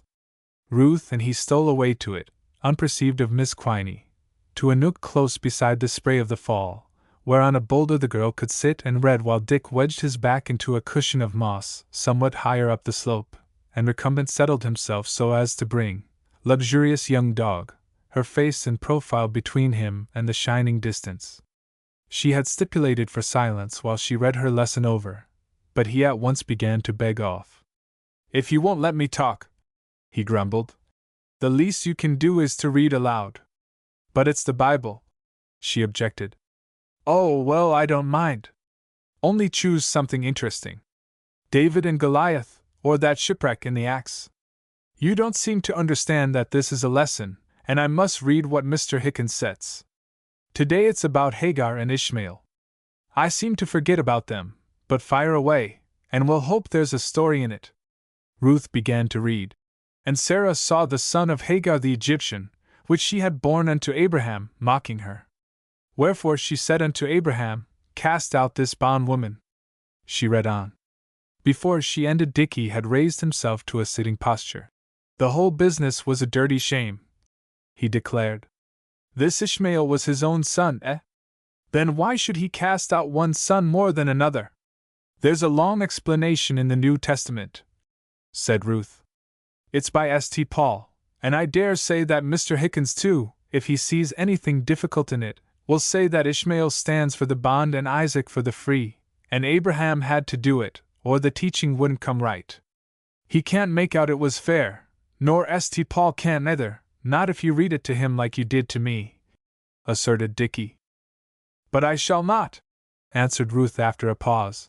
"And it was rather clever of you to guess." "Why not?" "Because it would shock him. I used to find the Bible just as dull as he makes it out, but one day I heard Mr. Langton standing up for it. Mr. Langton said it was the finest book in the world and the most fascinating, if only you read it in the proper way. And the proper way, he said, is to forget all about its being divided into verses and just take it like any other book. I tried that, and it makes all the difference." "You mean to say you like it?" asked Dickie, incredulous. "I love it. I can't get away from the people in it. They are so splendid, one moment, and the next they are just too mean and petty for words, and the queer part of it is, they never see. They tell falsehoods, and they cheat, and the things they do to get into Palestine are simply disgusting, even if they had the shadow of a right there, which they haven't. But the land was promised to them." She had a mind to criticize that promise, but checked her lips. He was a child, and she would do no violence to the child's mind. Getting no answer, he considered for a while, and harked back. "But I don't see," he began, and halted, casting about to express himself. "I don't see why, if you read it like that to yourself, you should read it differently to old Hickens. That's a sort of pretending, you know." She turned her eyes on him, and they were straight and honest, as always. "Oh," said she, "you are a man, of course." Master Dickie blushed with pleasure. "Men," she went on, "can go the straight way to get what they wish. The way is usually hard. It ought to be hard if the man is worth anything, but it is always quite straight and simple, else it is wrong. Now women have to win through men, which means that they must go roundabout. But old Hickens?" To herself she might have answered, "He only is allowed to me here. On whom else can I practice to please? But, alas! I practice for a master who never comes." Aloud she said, "You are excited today, Dickie. You have something to tell me." "I should think I had." "What is it?" "It's about Uncle Harry. Dad showed me a letter from him today, and he's fought a splendid action down off Grand Bahama. Oh, you must hear! It seems he'd been beating about in his frigate for close on 3 months, on and off the islands on the lookout for those Spanish fellows that snap up our fruit ships. Well, the water on board was beginning to smell, so he ran in through the northwest entrance of Providence Channel, anchored just inside, and sent his casks ashore to be refilled. They'd taken in the fresh stock, and the Venus was weighing for sea again almost before the last boatload came alongside. Can't you see her, the beauty? One anchor lifted, t'other chain shortened in, topsails and t'gallants ls cast off, ready to cant her at the right moment. Is that how they do it? Of course it is. Well, just then Uncle Harry spied a boat beating in through the entrance. He had passed her outside 2 days before, one of those small open craft that dodge about groping for sponges, splendid naked fellows, the crews are. She had put about and run back in search of him, and her news was of a Spanish guardacosta making down towards Havana with 3 prizes. Think of it! Uncle Harry was off and after them like a greyhound, and at sunrise next morning he sighted them in a bunch. He had the wind of them and the legs of them. There isn't a speedier frigate afloat than the Venus, although, he says, she was getting foul with weed, and after being chased for a couple of hours the Spaniard and 2 of the prizes hauled up and showed fight.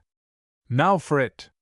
He ran past the guardacosta, drawing her fire, but no great harm done, shot up under the sterns of the 2 prizes, that were lying not 200 yards apart, and raked them with half a broadside apiece. No time, you see, to reload between. It pretty well cleaned every Spaniard off their decks. Why are you putting your hands to your ears? Go on, said Ruth, withdrawing them. By this, of course, he had lost way and given the guardacosta the wind of him. But she couldn't reach the Venus for 20 minutes and more, because of the prizes lying helpless right in her way, and in half that time Uncle Harry had filled sail again and was maneuvering out of danger. Bit by bit he worked around her for the windward berth, got it, bore down again and hammered her for close upon 3 hours. She fought, he says, like a rat in a sink, and when at last she pulled down her colors, the 2 prizes had patched up somehow and were well off for Havana after the third, that had showed no fight from the beginning.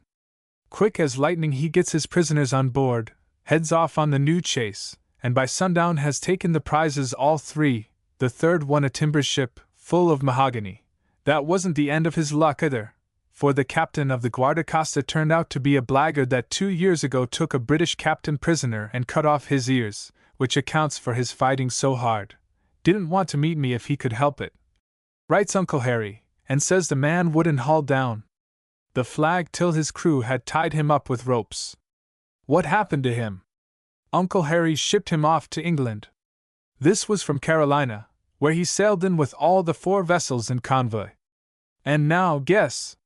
He has refitted there, and is sailing around for Boston, and Papa has promised to ask him to take me for a cruise, to see if he can make a sailor of me. But that won't be for years. Oh yes, it will. You can join the Navy at any age. They ship you on as a cabin boy, or sometimes as the captain's servant, and Papa says that for the first cruise Uncle Harry's wife will look after me. But Ruth opened beautiful eyes of astonishment. Your Uncle Harry is not married? Why, more than once you have told me that you would never take a wife when you grew up, but be like your uncle and live only for sailing a ship and fighting. He is, though. It happened at Carolina, whilst the Venus was refitting, and I believe her father is governor there, or something of the sort, but I didn't read that part of the letter very carefully. There was a lot of silly talk in it, quite different from the fighting. I remember, though, he said he was coming around here for his honeymoon, and I'm glad, on the whole. On the whole? When you've dreamed, all this while, of seeing your uncle and growing up to be like him. I mean that on the whole I'm glad he is married. It shows the 2 things can go together after all, and Ruth. She turned in some wonderment as his voice faltered, and wondered more at sight of his young face. It was crimson. No, please! I want you not to look, he entreated. I want you to turn your face away and listen, Ruth, he blurted. I love you better than anybody in the whole world. Dear Dickie! And I think you're the loveliest person that ever was, besides being the best. It's lovely of you, at any rate, to think so. Ruth, forgetting his command, turned her eyes again on Dickie, and they were dewy. For indeed she loved him and his boyish, chivalrous ways. Had he not been her friend from the first, taking her in perfect trust, and in the hour that had branded her and in her dreams seared her yet? Often, yet, in the mid-watches of the night she started out of sleep and lay quivering along her exquisite body from head to heel, while the awful writing awoke and crawled and ate again, etching itself upon her flesh. But it made me miserable, choked Dickie. Miserable? Why? Because I wanted to grow up and marry you, he managed to say defiantly. And the 2 things didn't seem to fit at all. I couldn't make them fit. But of course, he went on in a cheerful voice, the worst of his confession over, if Uncle Harry can be married, why shouldn't we? She bent her head low over the book. Calf love is absurd, but so honest, so serious, and like all other sweet natural foolishness should be sacred to the pure of heart. I ought to tell you something, though. He went on gravely and hesitated. Yes, Dickie. What is it? Well, I don't quite know what it means, and I don't like to ask anyone else. Perhaps you can tell me. I wouldn't ask it if it weren't that I'd hate to take you in, or if I could find out any other way. But what is it, dear? Something against me. I can't tell what, though I've looked at myself again and again in the glass, trying. He met her eyes bravely, with an effort. Ruth, dear, what is a bastard? Ruth sat still. Her palms were folded, one upon another, over the book on her knees. But what is it? He pleaded. It means, she said quietly, a child whose father and mother are not married, not properly married.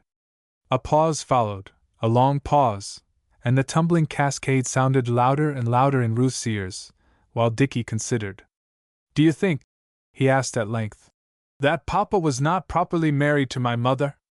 No, dear, no, and even if that were so, what difference could it make to my loving you? It wouldn't make any. Sure? Sure. But it might make a difference to Papa. he persisted. "If ever Papa had another child, like Abraham, you know." Here he jumped to his feet, for she had risen of a sudden. "Why, what is the matter?" She held out a hand. There were many dragonflies by the fall, and for the moment he guessed that one of them had stung her. "Dickie," she said, "whatever happens, you and I will be friends always." "Always," he echoed, taking her hand and ready to search for the mark of the sting. But her eyes were fastened on the water bubbling from the wellhead. A branch creaked aloft, and to the right of the wellhead the hickory bushes rustled and parted. "So here are the truants!" exclaimed a voice. "Good morning, Miss Jocelyn." Chapter 2. Mr. Silk. The Reverend Nahum Silk, B.A., sometime of St. Albans Hall, Oxford, had first arrived in America as a missioner seeking a sphere of labor in General Oglethorpe's new colony of Georgia. He was then 1733-4, a young man, newly admitted to priest's orders, and undergoing what he took to be a crisis of the soul. Sensual natures, such as his, not uncommonly suffer in youth a combustion of religious sentiment. The fervor is short-lived, the flame is expelled by its own blast, and leaves a house swept and garnished, inviting devils. For the hard fare of Georgia he soon began to seek consolations, and early in the second year of his ministry a sufficiently gross scandal tumbled him out of the little colony.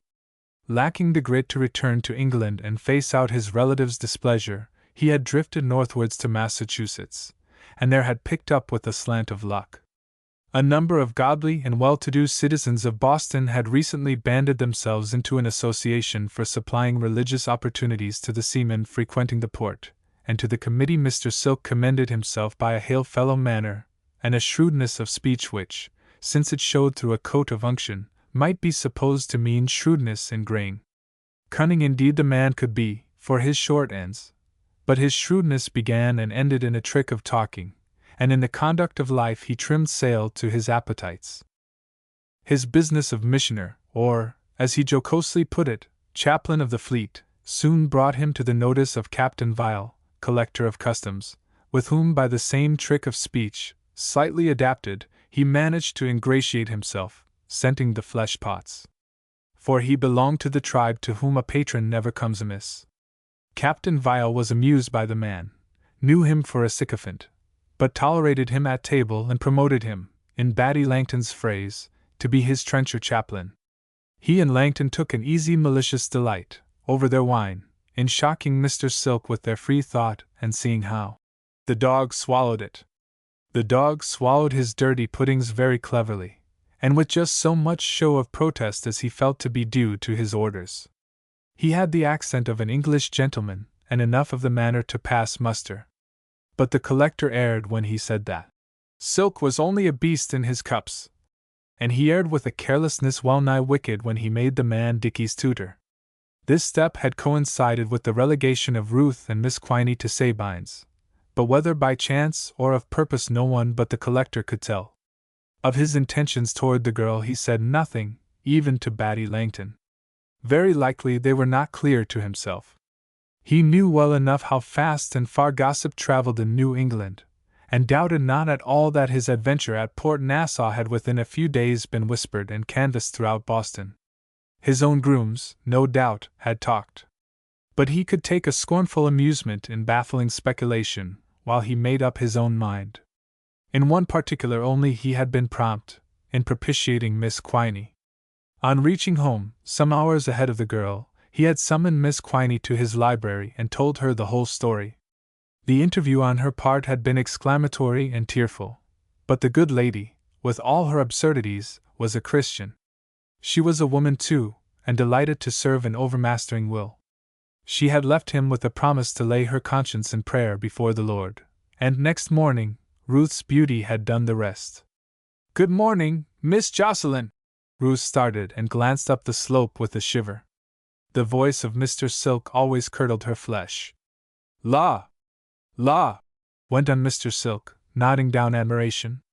"What a group to startle! Cupid extracting a thorn from the hand of Venus, or, shall we say, the love god, having wounded his mother in sport, kisses the scratch to make it well. Ha ha! Shall I continue, sir?" said Ruth, recovering herself. The pair are surprised by a satyr who crept down to the spring to bathe his aching head. Hard on me, as usual, Mr. Silk protested, climbing down the slope. But 'tis the privilege of beauty to be cruel. As it happens, I drank moderately last night, and I come with a message from the Diana of these groves. Miss Quiney wishes to communicate to you some news I have had the honor to bring in a letter from Captain Vial, or, as we must now call him, Sir Oliver. Sir Oliver? Echoed Ruth, not understanding at all. The fish hawk arrived in harbor this morning with the English mail bags, and the collector has letters informing him that his uncle, Sir Thomas Vial, is dead after a short illness, the cause, jail fever, contracted while serving at Launceston, in Cornwall, on the grand jury. Captain Vial succeeds? To the title and, I believe, to very considerable estates. His uncle leaves no male child. Dickie had not told me of this. Because, explained the boy, I didn't know what it meant, and I don't know now. Papa told me this morning that his uncle was dead, home in England, but I'd never heard of him, and it slipped out of my mind. Can titles, as you call them, be passed on like that? And if Papa died, should I get one? Or would it go to Uncle Harry? It would go to your uncle, said Mr. Silk. Now run along to the house and tell Miss Quiney that I have found the pair of you. She was getting anxious. Dickie hesitated. He knew that Ruth had a horror of his tutor. Yes, run, she commanded, reading his glance. We follow at once. The boy scrambled up the slope. Mr. Silk looked after him and chuckled. Dickie don't know yet that there are two sides to a blanket. Getting no answer, for she had turned and was stooping to pick up her book, he went on. Vial had a letter, among others, from the widow, Lady Caroline, and that, between ourselves, is the cause of my errand. She writes that she is taking a trip across here, to restore her nerves, and is bringing her daughter for company. The daughter, so near as I gather, is of an age near about Vial's. See? I am afraid I do not. Ruth had recovered her book and her composure. A rose flush showed yet on either cheek, but it lay not within Mr. Silk's competence to read so delicate a signal. Will you explain? Well, he leered. It did occur to me there might be some cleverness in the lady's search after consolation. Her daughter and our collector being cousins, eh? At any rate, that's her first thought, to bring the girl, woman, if you prefer it, over and renew acquaintance with the heir. Must be excused if I misjudge her. Set it down to zeal for you, Miss Jocelyn.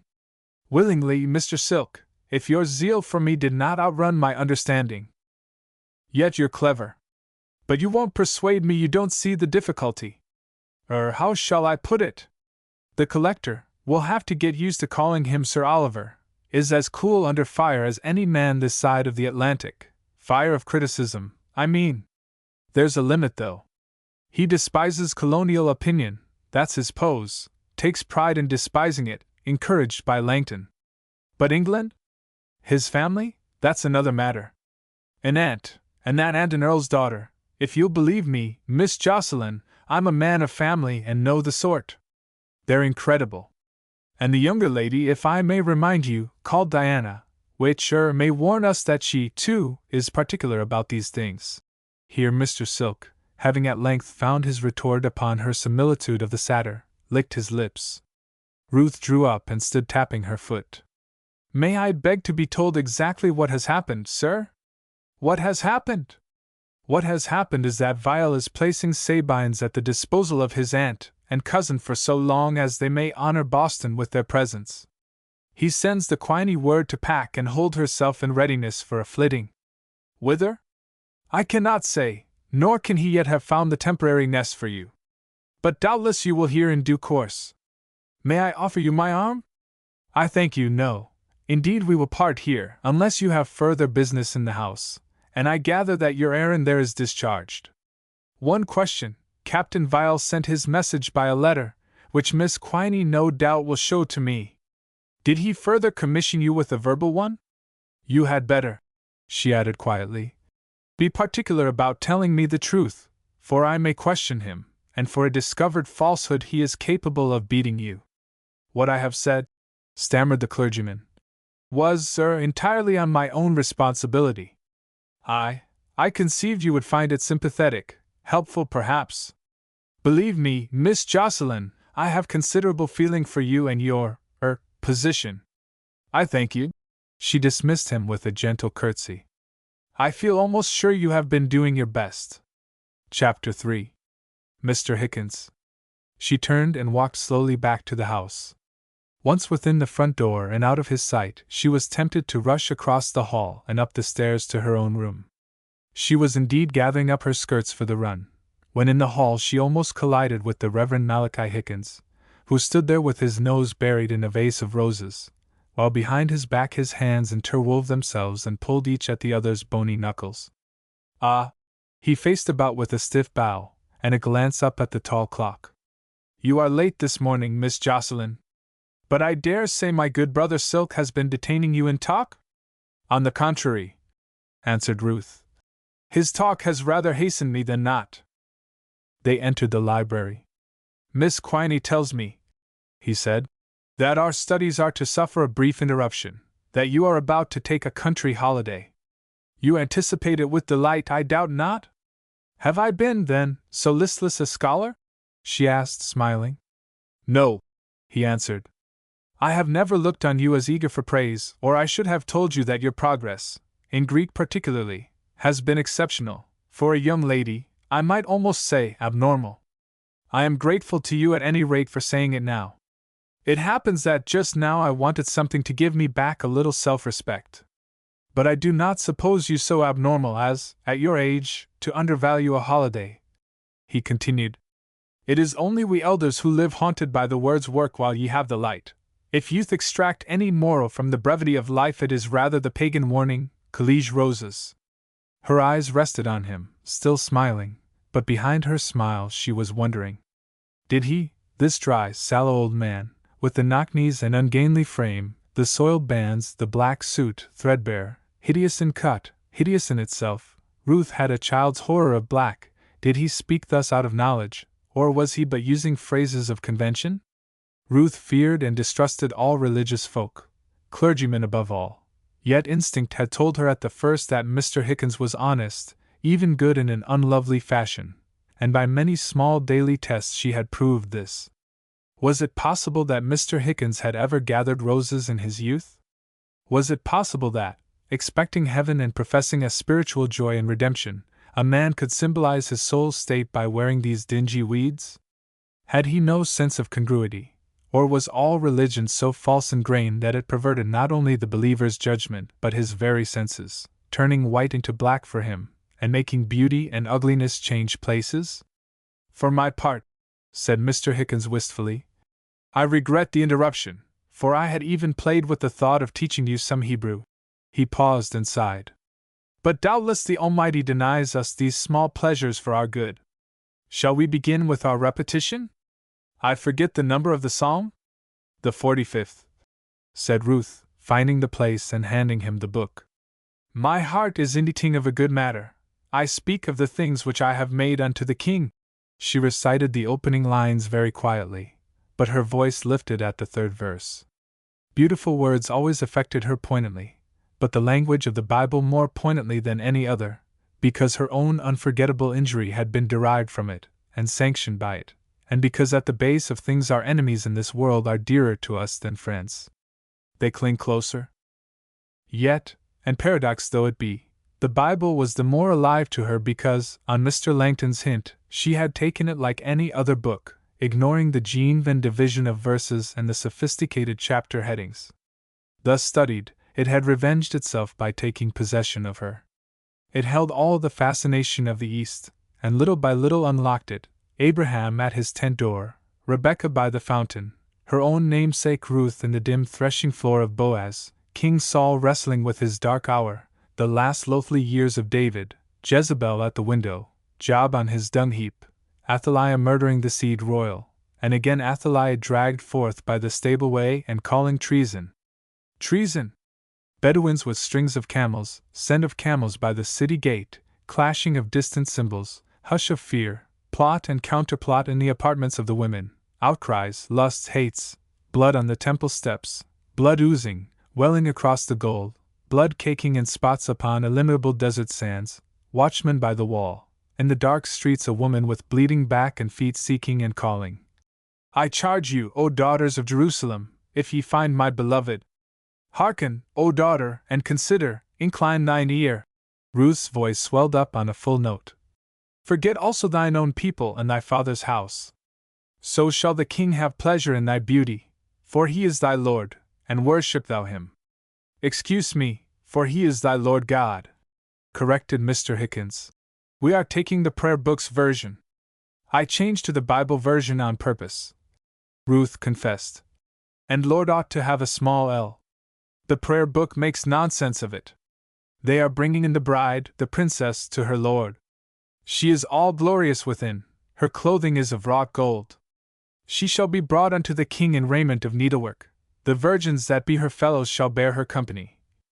The Hebrew, said Mr. Hickens, blinking over his own text which he had hastily consulted, would seem to bear you out, or at least to leave the question open. But, after all, it matters little, since, as the chapter heading explains in the authorized version, the supposed bride is the church, and the bridegroom, therefore, necessarily our Lord. Do you think that, or anything like that, was in the mind of the man who wrote it? Asked Ruth, rebellious. The title says, To the Chief Musician upon Shoshanim, whatever that may mean. It means that it was to be sung to a tune called Shoshanim or Lilies, doubtless a well-known one. It has a beautiful name, then, and he calls it Tu Maskil, a song of loves. Historically, no doubt you are right, agreed Mr. Hickens. The song is undoubtedly later than David, and was written as a prothalamion for a royal bride. It is, as you say, exceedingly beautiful, but perhaps we had best confine our attention to its allegorical side. You probably do not guess who the bride was. No, Ruth admitted. Who was she? It is generally admitted, I believe, to have been written as a bridal hymn for Queen Jezebel. Oh! Ruth bit her lip, but had to laugh in spite of herself. Chapter 4. Vashti. The first bad suggestion almost certainly came from Mr. Silk. 2 or 3 of the company afterwards put their heads together, and, comparing recollections, agreed that either Silk or Manley had started it. Beyond the alternative they could not trace it. But the whole table, they admitted, had been to blame, and pretty damnably. To be sure they were drunk, every man jack of them, the collector included. The collector, indolent by nature but capable of long stretches of work at a pinch, had been at his desk since 6 o'clock in the morning. The news brought by the fish hawk had reached him at 5, and after bathing, dressing, and drinking his chocolate, he had started to write, and had been writing letters all day. The most of these were lengthy, addressed to England, to his relatives, his London lawyers, the steward at Carwithiel. The surveyor and deputy collector could deal, as they usually did, with the official correspondence of the custom house. His own secretary had the light task of penning a score of invitations to dinner, but these letters of condolence and private business must be written by his own hand, as also a note to Governor Shirley formally announcing his accession and new title. The collector dined at 5. He laid down his pen at 4, having written for 10 hours almost at a stretch, declining all food, for he hated to mix up work with eating and drinking. Before dressing for dinner he refreshed himself with another bath, but he came to table with a jaded brain and a stomach fasting beyond appetite for food, and the wine was champagne. Miss Quiney and Ruth Jocelyn, seated that evening in the drawing-room at Sabine's, were startled at 8 o'clock or thereabouts by a knocking on the front door. Miss Quiney looked up from her tambour work, with hand and needle suspended in mid-air, and gazed across at Ruth, who, seated at the harpsichord, had been singing softly, murmuring rather, the notes of Ben Jonson's Caress her triumph. Have you seen but a bright lily grow before rude hands have touched it? But desisted at the noise and slewed her body half around, letting her fingers rest on the keys. Who in the world, at this hour? Demanded Miss Quiney. A serving-maid ushered in Manasseh. The tall black halted a little within the doorway, saluted and stood grinning respectfully, his white teeth gleaming in the candlelight. Yo pardon, ladies. His Hona sends to say he entertainin' tonight. Plenty people drink his Hona's health and long life to Sir Oliver Vial, He wished particular why Miss Jocelyn drink it. He told me run, get out sedan chair and fetch Miss Jocelyn along, fetch her back soon as she likes. Chairman at the door dis moment, waitin'. I mak em run. Ruth stood up. Her hand went to the edge of her bodice open below the throat. Must I? She asked, turning from Manasseh to Miss Quiney. Her voice was tense. I think so, dear, Miss Quiney answered after a pause. It is a command, almost, and tonight naturally Captain Vial, Sir Oliver, has a claim on our congratulations. You tell me to go. Oh. But let me be sure you know what you are advising. She faced the Negro again. What guests is Sir Oliver entertaining? Manasseh enumerated a dozen. All gentlemen. So you see. Captain, Sir Oliver, bless me, how I forget. Has an aversion from ladies' society, Boston ladies. It is not for me to criticize, but the distaste is well known. And the gentlemen, Manasseh, they will have taken a great deal of wine by now? Manasseh spread out his hands, and again his teeth gleamed. To be sure, Miss Jocelyn, it is not every day in the year that Captain Vial becomes Sir Oliver. I did not ask you, interrupted Ruth coldly, to excuse your errand. And now, Tatty dear, do you still bid me to go? On the contrary, I forbid it. Ruth stepped close to the little lady. Said she, standing straight before her and looking down. It costs you some courage to say that. It may cost me more tomorrow, but I am not afraid. My brave Tatty! But the courage is thrown away, for I am going. You do not mean this? I do mean it. My master sends for me. You know what duty I owe him. He is just. He will thank you tomorrow that you disobeyed. I shall not disobey. Little Miss Quiney, looking up into her ward's eyes, argued this point no further. Very well, said she. Then I go too. She closed her mouth firmly, squaring her jaw. But in the sedan there is room for one only. Then I go first, said Miss Quiney, and the chair shall return for you. That, she went on, falling back upon her usual pedantic speech, presents no difficulty whatever to me. What I wear does not matter, the gentleman will not regard it. But you must dress in what you have of the best. It will assist you. Being without experience, you probably have no notion how dress assists one's self-respect. I think I have some little notion, Ruth assured her demurely. And while the chair is taking me and returning, you will have good time to dress. On no account are you to hurry. It is essential that at no point, dear, you allow yourself to be hurried, or to show any trace of hurry. Ruth nodded slowly. Yes, Tatty. I understand. But little lioness that you are, do you? You will be alone, and for some time with ease. I have never mentioned it to a living soul before, said Miss Quiney, dismissing Manasseh with a wave of the hand and closing the door upon him.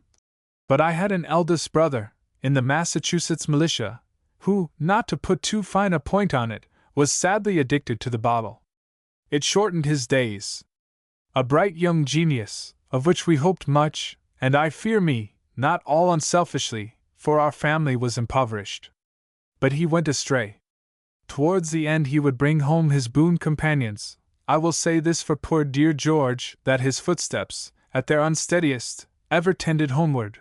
He never affected low haunts, and it fell to me as the eldest daughter of the house to keep his hospitality within bounds. Dear Tatty! Ruth stooped and kissed the plain little face, cutting short the narrative. It was strange to note how these two of diverse ages, between whom for the length of their acquaintance no dispute of mastery had arisen, now suddenly and in quick alternation, out of pure love, asserted will against will. You shall tell me tomorrow. I always knew that your meekness and weakness were only pretense. But just now we must hurry. Hurry, as I must repeat, answered Miss Quiney primly, smoothing down the front of her creased gray satin skirt. Will be, our capital mistake. For me, I need in this weather but an additional shawl. I am ready. Go to your room, and let me enjoin a certain deliberation even in crossing the hall. Manasseh is there, and before servants, even a Negro, the white brocade if I may advise, It is fresher than the rose-colored silk, and the hair combed a trifle higher off the brows. That, with the brocade, will correct your girlishness somewhat. Brocades are for dignity, and it is dignity we chiefly need tonight. Shall I send Selina to you? No? Well, she would be persuading you to some new twist or experiment with your hair, and you are better without her. Also, I shall want the last word with you when I have fetched my cloak, and Selina is better out of the way. Miss Quiny's last word was a curious one.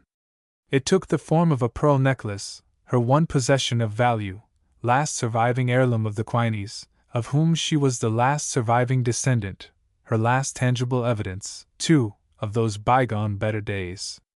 She never wore it, and it never saw the light save when she unlocked the worn jewel case to make sure that her treasure had not been stolen. She entered Ruth's room with it furtively. Despite her injunction against hurry, the girl had already endued the white brocade and stood before the mirror conning herself. She wore no jewels, she owned none. "Shut your eyes, dear," commanded Miss Quiny, and stealing up behind her, slipped and clasped the necklace about her throat, then fell back, admiring the reflection in the glass. "Oh, Tatty!" But Ruth, too, had to pause for a moment to admire. When she turned, Miss Quiny, forgetting her own injunction, had stolen in haste from the room. The girl's eyes moistened. For a moment she saw herself reflected from the glass in a blur. Then through the blur the necklace took shape, point by point of light, pearl by pearl, until the whole chain grew definite in the parting of the bodice, resting on the rise of her young bosom. Yes, and the girl saw that it was good. A string of words danced upon her brain, as though the mirrored pearls reflected them. "She shall be brought unto the king. The virgins that be her fellows shall bear her company." Chapter 5. Sir Oliver's Health. "The lady is here, Yohona!" Manasseh announced it from the doorway and stood aside. Of the company 4 had already succumbed and slid from their chairs. The others staggered to their feet, Sir Oliver as promptly as any. With a face unnaturally white he leaned forward, clutching the edge of the long oval table, and stared between the silver candelabra down the broken ranks of his guests. Mr. Silk, purple of face as his patron was pale. Ned Manley, maundering the tag of a chorus. Captain St. Moore, Captain Goodacre, and Ensign Lumley. British officers captured by the French at Fort Chanceau and released to live at Boston on parole until the war should end. Mr. Fines, the collector's secretary. Mr. Bythesey, deputy collector. Young Shem Hacksteed and young Denzil Baines, sons of wealthy New Englanders, astray for the while, and sowing their wild oats in a society openly scornful of New England traditions. Batty Langton's was the chair nearest the door, and Batty Langton was the one moderately sober man of the company. He had not heard, in time to interfere, the proposal to send for Ruth. It had started somewhere at the collector's end of the table. But trifler though he was, he thought it cruel to the girl, a damnable shame, and pulled himself together to prevent what mischief he might. At the same time he felt curious to see her, curious to learn if these many months of seclusion had fulfilled the collector's wager that Ruth Jocelyn would grow to be the loveliest woman in America. At Manasseh's announcement he faced about, and with a gasp, clutched at the back of his chair. In the doorway stood little Miss Quiny. It was so ludicrous a disappointment that for the moment no one found speech. Langton heard Goodacre, behind him, catch his breath upon a wondering "Oh!" and felt the shock run down the table along the unsteady ranks. At the far end a voice, Mr. Silk's, cackled and burst into unseemly laughter. Langton swung round. "Mr. Fines," he called sharply, "oblige me, please, by silencing that clergyman, with a napkin in his mouth, if necessary." He turned again to Miss Quiny. "Madam," he said, offering his arm, "let me lead you to a seat by Sir Oliver." The little lady accepted with a curtsy. A faint flush showed upon either cheekbone, and in her eyes could be read the light of battle. It commanded his admiration the more that her small arm trembled against his sleeve. "The courage of it," he murmured. "And Miss Quiny of all women!" She needed courage. The collector's handsome face greeted her with a scowl and a hard stare. He could be intractable in his cups. "Excuse me, madam, but I sent for Miss Jocelyn," she answered him, but first made low obeisance. Ruth Jocelyn will attend, sir, with all dispatch. The sedan is capable of accommodating but one at a time. There stood an empty chair on the collector's right. To set it for her, Mr. Langton had, as a preliminary, to stoop and drag aside the legs of a Ravella procumbent on the floor. The effort flushed him, but Miss Quiney, with an inclination of the head, slipped into the seat as though she had seen nothing unusual. And it gives me the occasion, she continued respectfully, as her eyes passed over the form of young Manley opposite, who stood with his glass at an angle, spilling its wine on the mahogany, of expressing, I thank you. What? Is it Mr. Silk? A pleasure, indeed. Yes, I rarely take wine, but on such an occasion as this, an occasion, as I was saying, to felicitate Sir Oliver Vile on his accession to a title which we, who have served him, best know his capacity to adorn. Oh, damn! Growled the collector under his breath. Half a glassful only, Miss Quiney entreated, as Mr. Silk poured for her.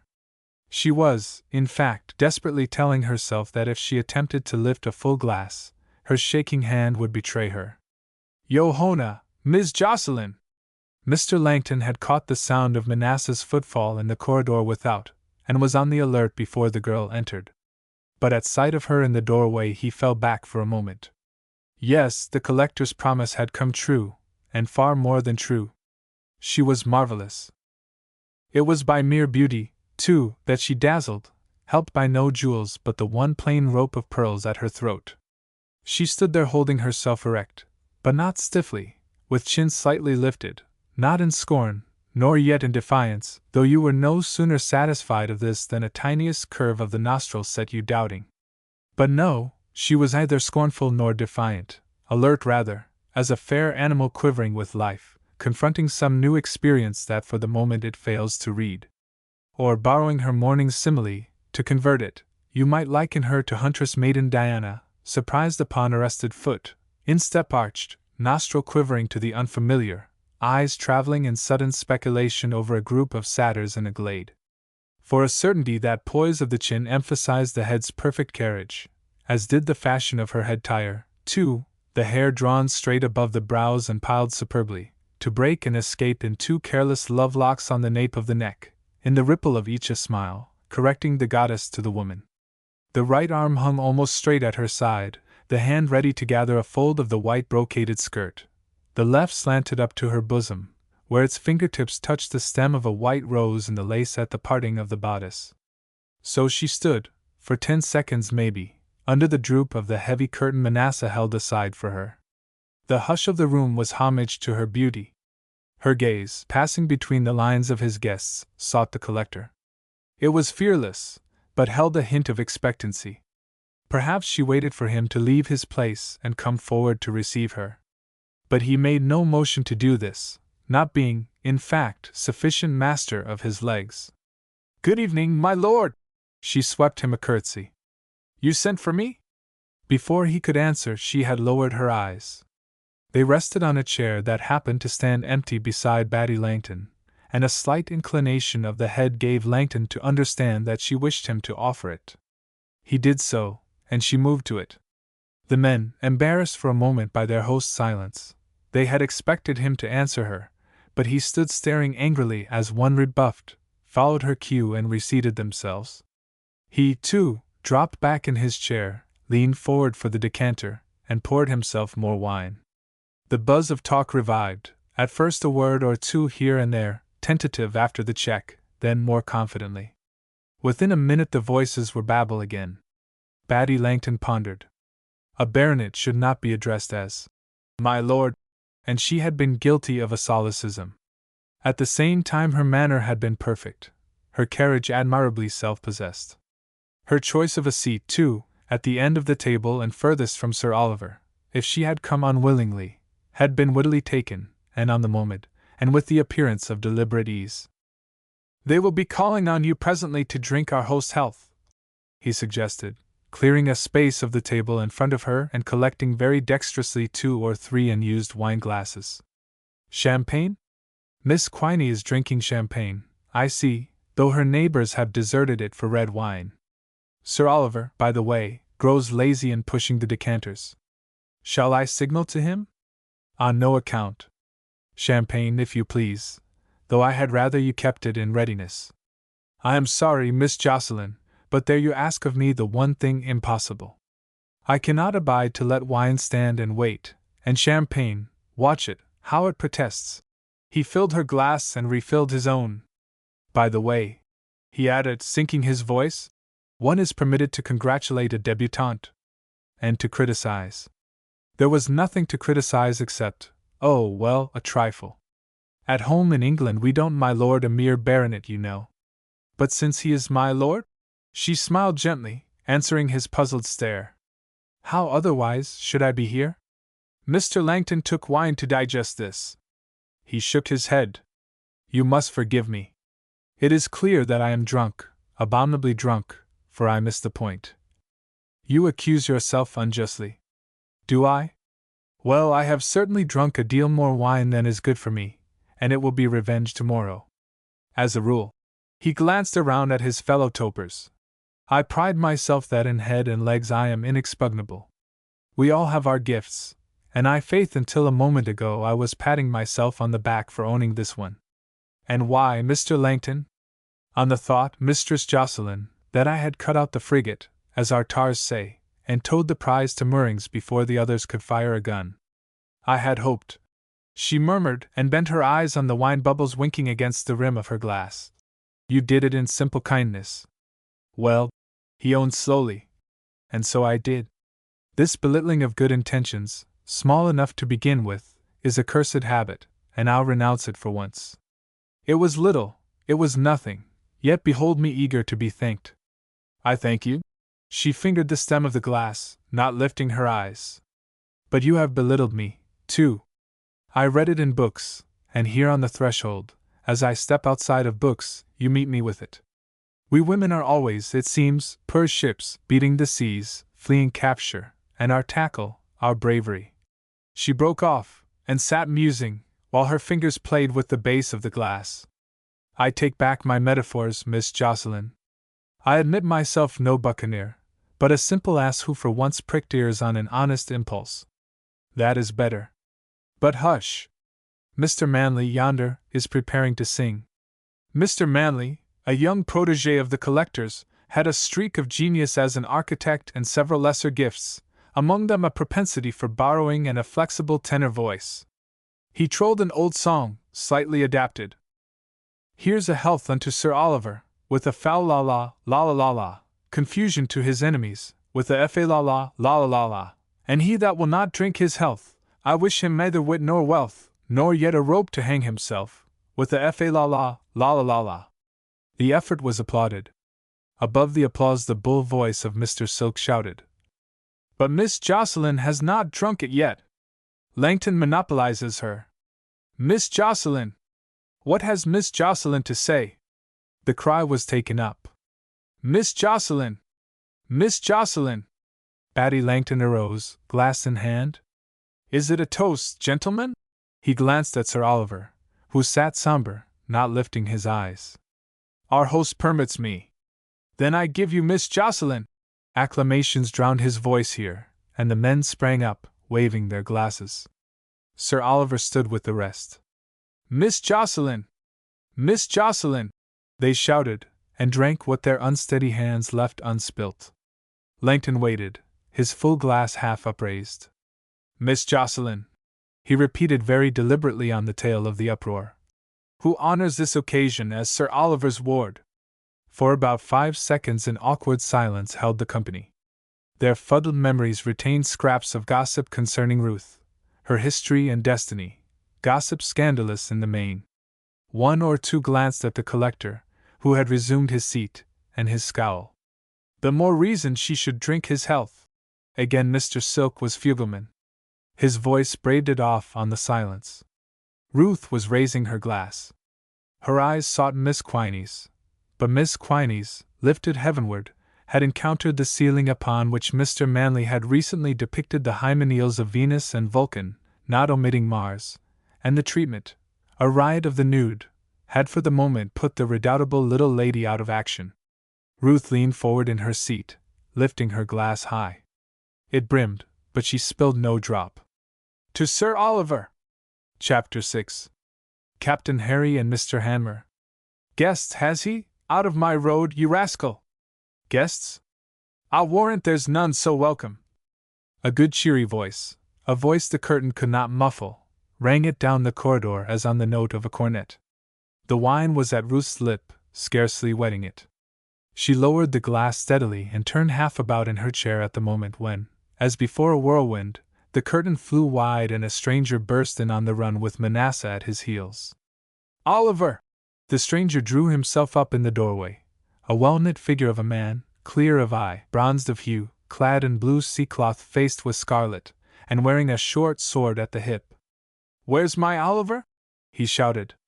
You'll forgive my voice, gentlemen. I'm Harry Vile, at your service, fresh from shipboard, and not hoarse with anthems like old what do ye call him. Running his gaze along the table, he sighted the collector and broke into a view-halloo. Oliver! Brother, no! Captain Harry made a second run of it, caught his foot on the prostrate toper whom Langton had dragged out of Miss Quiny's way, and fell on his brother's neck.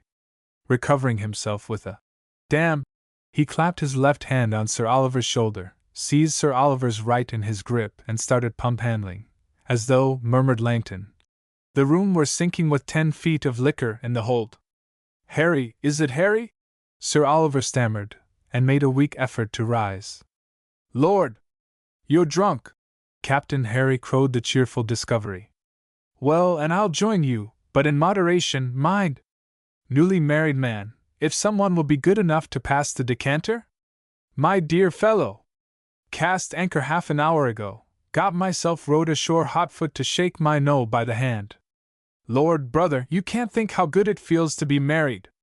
Sally won't be coming ashore tonight. The hour's too late, she says, so I'm allowed an hour's liberty. Here the uxorious fellow paused on a laugh, indicating that he found irony in the word. But Sally, capital name Sally, for a sailor's wife, she's Sarah to all her family, Sal to me, Sally is cunning. Sally gives me leave ashore, but on condition I take Hanmer to look after me. He's my first lieutenant, first-rate officer, too, but no ladies' man. Gad! Chuckled Captain Harry. I believe he'd run a mile from a petticoat. But where is he? Hi, Hanmer! Step aft along here and be introduced. A tall grave man, who had entered unnoticed, walked past the line of guests and up to his captain. He too wore a suit of blue with scarlet facings, and carried a short sword or hanger at his belt. He stood stiffly, awaiting command. The candlelight showed, beneath his right cheekbone, the cicatrix of a recent wound. But Captain Harry, slewing round to him, was for the moment bereft of speech. His gaze had happened, for the first time, on little Miss Quiny. Eh? He stammered, recovering himself. Your pardon, ma'am. I wasn't aware that a lady. Here his eyes, traveling to the end of the table, were arrested by the vision of Ruth Jocelyn. Wheu! He whistled, under his breath. Sir Oliver! Batty Langton stood up. Hey! The name gave Captain Harry yet another shock. He spun about again upon his brother. Sir Oliver? What's he saying? You've not heard? Said the collector, gripping his words slowly, one by one. No, of course you've not. Harry, our uncle is dead. There was a pause. Poor old boy, he muttered. Used to be kind to us, Noel, after his lights. If it hadn't been for his womenkind. They're coming across to visit me, damn 'em. What? Aunt Carrie and Dee? Good Lord! They're on the seas at this moment, may be here within the week. Good Lord! Captain Harry repeated, and his eyes wandered again to Ruth Jocelyn. Awkward, hey? But I say, Noel, you really are Sir Oliver. Dear lad, I give you joy, and with all my heart. Gad, here's a piece of news for Sally. Again he came to a doubtful halt, and again with his eyes on Ruth Jocelyn. He was not a quick-witted man, outside of his calling, nor a man apt to think evil, but he had been married a month, and this had been long enough to teach him that women and men judge by different standards. Sir Oliver, repeated Langton. Miss Jocelyn craves your leave to retire. Yes, dear. Miss Quiney launched an approving nod towards her. I was about to suggest it, with Sir Oliver's leave. The hour is late, and by the time the sedan chair returns for me, there is no reason, Tatty, why we should not return together, said Ruth quietly. The night is fine, and with Manasseh for escort, I can walk beside your chair. Pardon me, ladies, put in Mr. Silk. Once in the upper town, you may be safe enough, but down here by the quay the sh sailors, I know 'em, it's my booishness. Lo me, join the escort. But here, perceived by few in the room, a somewhat remarkable thing happened.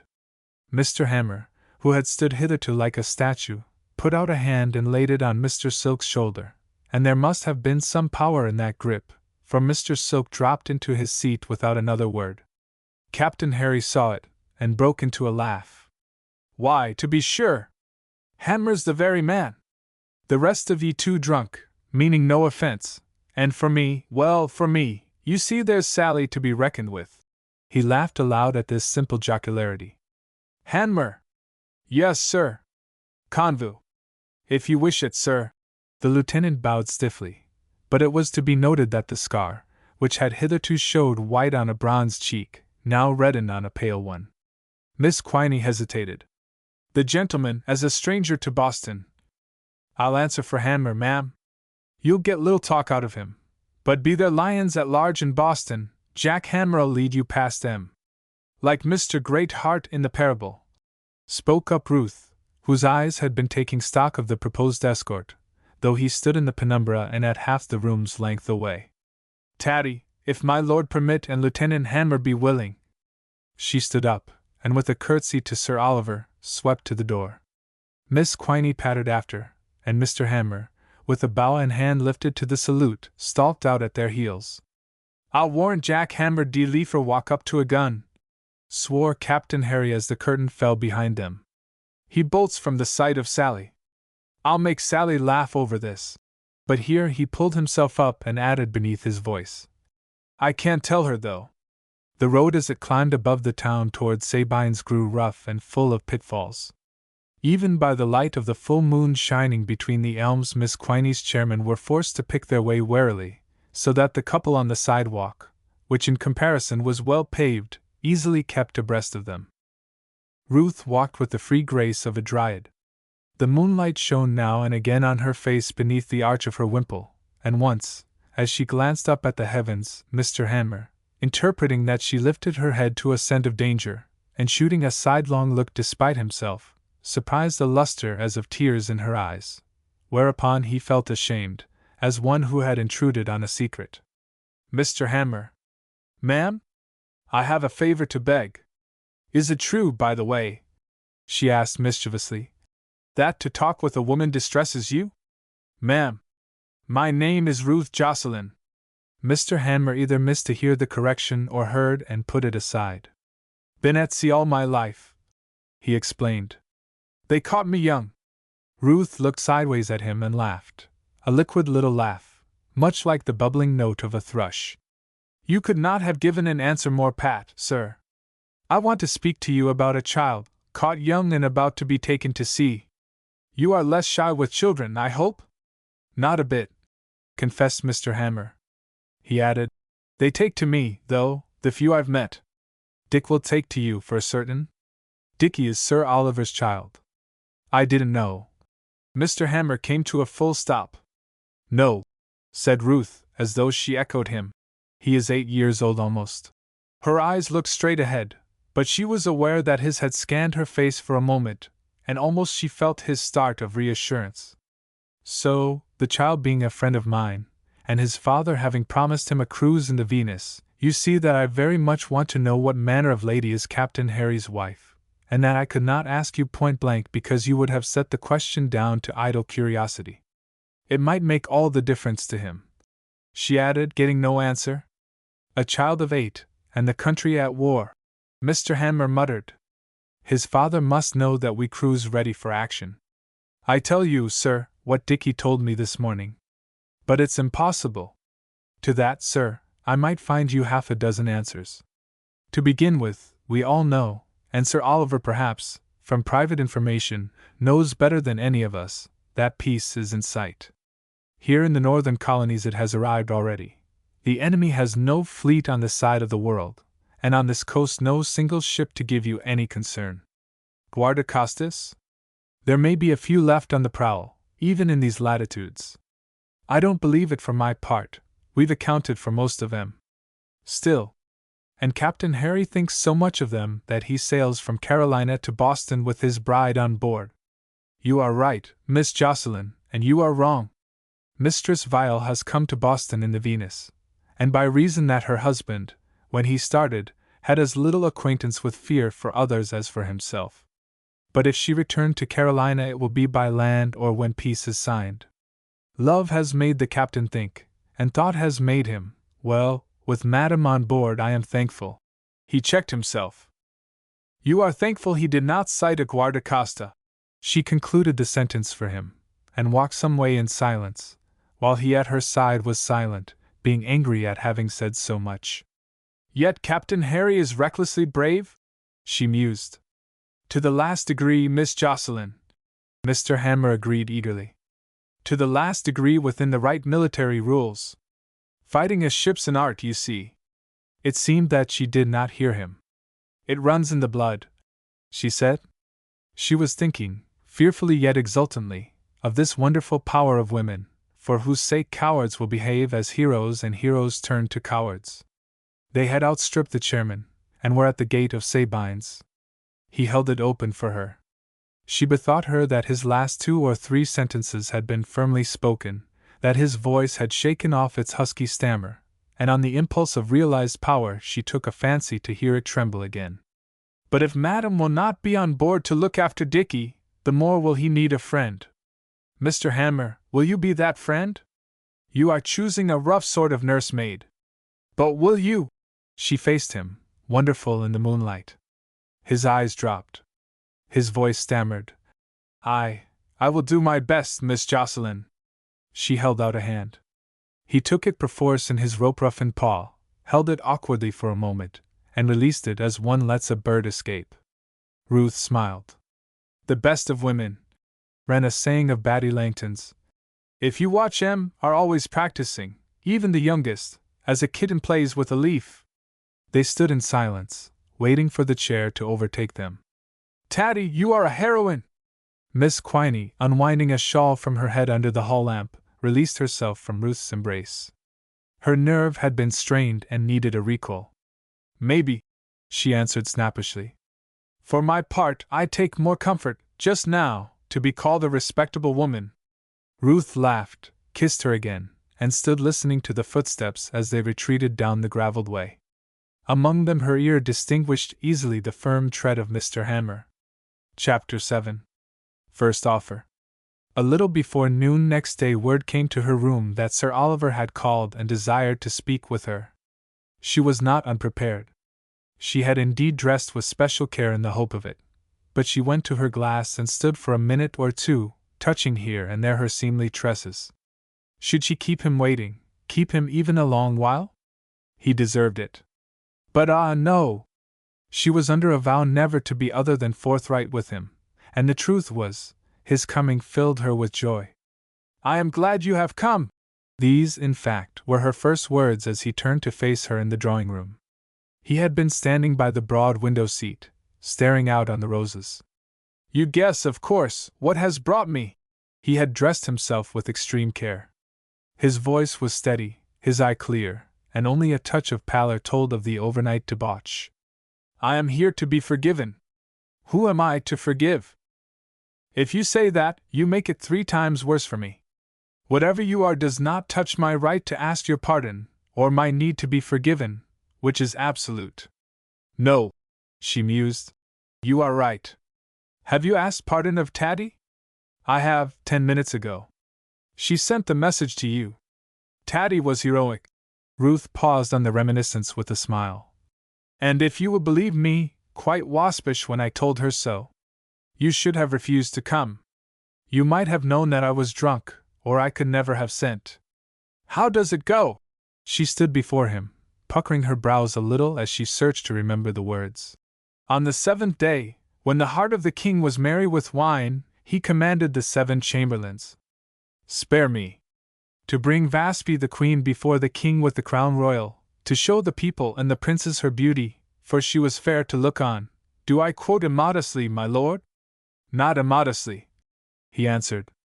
For I think, I'll be sworn, no woman ever had half your beauty without knowing it.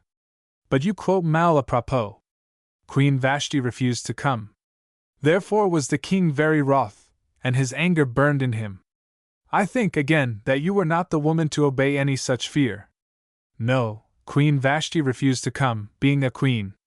Whereas I, my lord, being your slave, what should I do but tend upon the hours and times of your desire? My slave? He asked.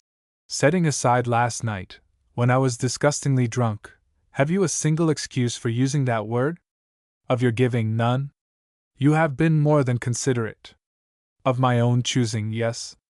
He stared. At any rate, Tatty is not your slave. She went on, and he smiled with her. I am glad you asked Tatty's pardon. Did she forgive you easily? Too easily. She was aware, she said, that gentlemen would be gentlemen. She must have meant precisely the reverse. Was I pretty bad? She put a hand across her eyes as if to brush the image from them. What matters the degree? It was another man seated and wearing my lord's body. That hurt. By God, Ruth, it shall never happen again. She winced as he spoke her name, and her color rose. Please make no promise in haste, she said.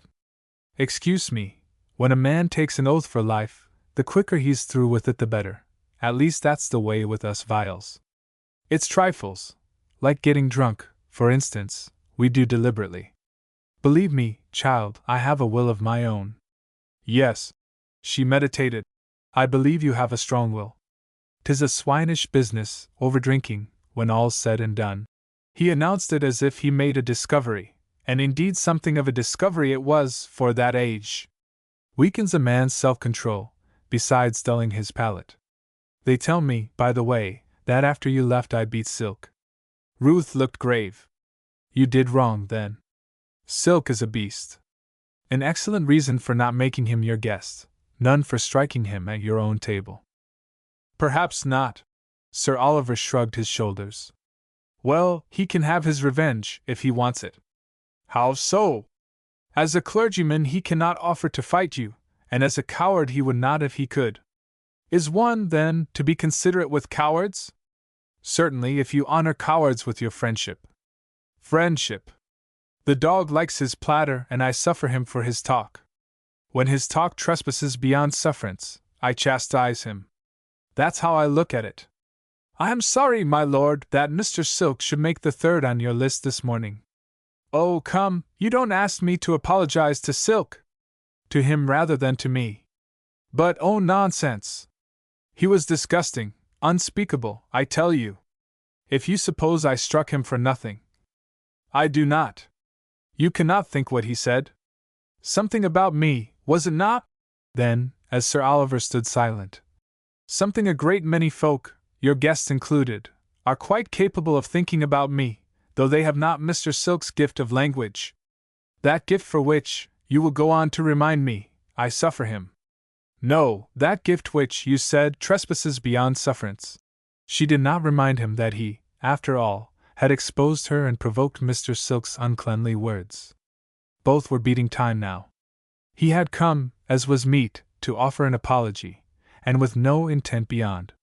He found not only that Ruth Jocelyn was grown a woman surpassing fair, but that her mere presence, it seemed, by no will of hers, but in spite of her will, laid hold of him, commanding him to face a further intent. It was wonderful, and yet just at this moment it mattered little, that the daylight soberly confirmed what had dazzled his drunkenness overnight, that her speech added good sense to beauty. What mattered at the moment was a sense of urgency, oppressing and oppressed by an equal sense of helplessness. He had set the forces working and, with that, had chosen to stand aside, in indolence partly in a careful cultivated indifference, but in part also obeying motives more creditable. He had stood aside, promising the result, but himself dallying with time. And lo! Of a sudden the result had overtaken him. Had he created a monster, in place of a beautiful woman, he had not been more at its mercy. But why this sense of urgency? And why should he allow it to oppress him? Here was a creature exquisite, desirable, educated for no purpose but to be his. Then why not declare himself, leap the last easy fence, and in a short while make her his? To be sure, her education, which, as we have seen, owned one source and spring, the passion to make herself perfect for his sake, had fashioned a woman very different to the woman of his planning. She had built not upon his careless defective design but upon her own incessant instinct for the best. So much his last night's blunder had taught him. He had sent for her as for a handmaid, and as a handmaid she had obeyed, but in spirit as a queen. To put it brutally, she could raise her terms, and he as a gentleman could not beat her down. With 99 women out of 100 those higher terms could be summed up in one word: marriage. Well, and again, why not? He was rich, and his own master. In all but her poor origin and the scandal of an undeserved punishment she was worthy, more than worthy, and for the colonials, among whom alone that scandal would count against her, he had a habit of contempt. He could, and would in his humor, force Boston to court her salons and hold its tongue from all but secret tattle. The thought, too, of Lady Caroline at this moment crossing the high seas to be met with the news agreeably moved him to mirth. But somehow, face to face here, he divined that Ruth was not as 99 women in the 100, that her terms were different. They might be less, but also they were more. They might be less. Had she not crossed her arms and told him she was his slave? But in that very humility he read that they were more. There was no last easy fence. There was no fence at all. But a veil there was, a veil he lacked the insight to penetrate, the brutality to tear aside. Partly to assure himself, partly to tempt her from this mysterious ring of defense, he went on. I ought to apologize, too, for having sent Silk yesterday with my message. You received it? She bent her head. My aunt and cousin invite themselves to Boston, and give me no chance to say anything but welcome. 2 pistols held to my head. He laughed. There's a certain downrightness in Lady Caroline. And what do you suppose she wants? Mr. Silk says she wants you to marry your cousin? Told you that, did he? His eyes were on her face, but it had not changed color. Her clear gaze yet baffled him. Well, and what do you say? Must I say anything? Well, he gave a short, impatient laugh. We can hardly pretend, can we, that it doesn't concern you? I do not pretend it, she answered. I am yours, to deal with as you will, to dismiss when you choose. I can never owe you anything but gratitude.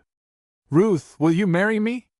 He said it with the accent of passion, stepping half a pace forward, holding out his hands. She winced and drew back a little, she, too, holding out her hands, but with the palms turned downward. Upon that movement his passion hung fire. Was it actual passion, or rather a surrender to the inevitable, to a feeling that it had all happened fatally, beyond escape, that now, beautiful, wonderful as she had grown, he could never do without her? At any rate their hands outstretched thus did not meet. You talked lightly just now, she said, and with the smallest catch in her voice. Of vows made in haste. You forget your vow that after 3 years I should go back whence you took me, and choose. No, he corrected. My promise was that you should go back and announce your choice.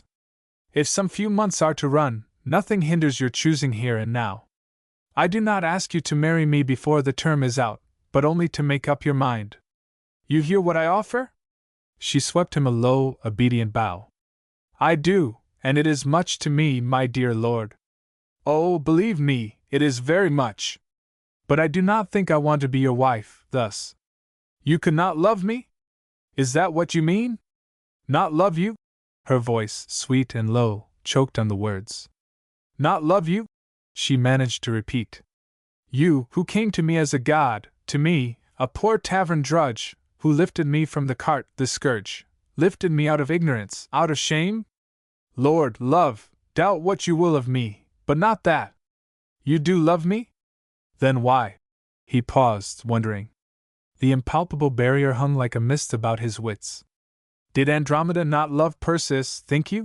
She asked lightly, recovering her smile, albeit her eyes were dewy. I am dull then, he confessed. I certainly do not understand. You came to me as a god when you saved me. Shall you come to me as less by an inch when you stoop to love me? Ah, he said, as if at length he comprehended. I was drunk last night, and you must have time to get that image out of your mind. She shook her head slowly. You did not ask me last night to marry you. I shall always, I think, be able to separate an unworthy image of you, and forget it. Then you must mean that I am yet unworthy. My dear lord, she said after a moment or two, in which she seemed to consider how best to make it plain to him. You asked me just now to marry you, but not because you knew me to be worthy, and though you may command what you choose, and I can deny you nothing, I would not willingly be your wife for a smaller reason. Nor did you ask me in the strength of your will, your passion even, but in their weakness. Am I not right? He was dumb. And is it thus, she went on, that the great ones love and beget noble children? I see, he said at length, and very slowly. It means that I must very humbly become your wooer. It means that, if it be my honor ever to reward you, I would fain it were with the best of me. Send me away from Sabines, my lord, and be in no hurry to choose. Your cousin, what is her name? Oh, I shall not be jealous. With a change of tone she led him to talk of the new home he had prepared for her, at a farmstead under Wachusett. He was sending thither 2 of his gentlest thoroughbreds, that she might learn to ride. Books, too, you shall have in plenty, he promised. But there will be a dearth of tutors, I fear. I could not, for example, very well ask Mr. Hickens to leave his cure of souls and dwell with 2 maiden ladies in the wilderness. She laughed. Her eyes sparkled already at the thought of learning to be a horsewoman. I will do without tutors. She spread her arms wide, as with a swimmer's motion, and he could not but note the grace of it. The palms, turned outward and slightly downward, had an eloquence, too, which he interpreted. I have mewed you here too long. You sigh for liberty. She nodded, drawing a long breath. I come from the sea beach, remember. Say but the word, and instead of the mountain, the beach shall be yours. No, I have never seen a mountain. It will have the sound of waters, too, of its own cataracts. And on the plain I shall learn to gallop, and feel the wind rushing past me. These things, and a few books, and Tatty. Here she broke off, on a sudden thought. My lord, there is a question I have put to myself many times, and have promised myself to put to you. Why does Tatty never talk to me about God and religion and such things? He did not answer at once. She went on. It cannot only be because you do not believe in them. For Tatty is very religious, and brave as a lion. She would never be silent against her conscience. How do you know that I don't believe in them? She laughed. Does my lord truly suppose me so dull of wit? Or will he fence with my question instead of answering it? The truth is, then, he confessed, that before she saw you I thought fit to tell Miss Quiney what you had suffered. She has known it from the first? I wondered sometimes. But oh, the dear deceit of her! And seeing that this same religion had caused your sufferings, I asked her to deal gently with you. She would not promise more than to wait and choose her own time. But Tatty, as you call her, is an honorable woman. Ruth stretched out her hands. Ah, you were good, you were good! If only my heart were a glass, and you might see how goodness becomes you. He took her hands this time, and laying one over another, kissed the back of the uppermost, but yet so respectfully that Miss Quiney, entering the room just then, supposed him to be merely taking a ceremonious leave. For a few minutes he lingered out his call, hat and walking cane in hand, talking pleasantly of his last night's guests, and with a smile that assumed his pardon to be granted. Incidentally Ruth learned how it had happened that a chair stood empty for her by Mr. Langton's side. It appeared that Governor Shirley himself had called, earlier in the evening, to offer his felicitations, and finding the seat on Sir Oliver's right occupied by a toper who either would not or could not make room, he had with some tact taken a chair at the far end of the table and vis-a-vis with his host, protesting that he chose it as the better vantage ground for delivering a small speech. His speech, too, had been neat, happy in phrase, and not devoid of good feeling. Having delivered it, he had slipped away early, on an excuse of official business. Sir Oliver related this appreciatively, and it had, in fact, been one of those small courtesies which, among men of English stock, give a grace to public life and help to keep the fighting clean. But in fact also, Ruth gathered, the two men did not love one another.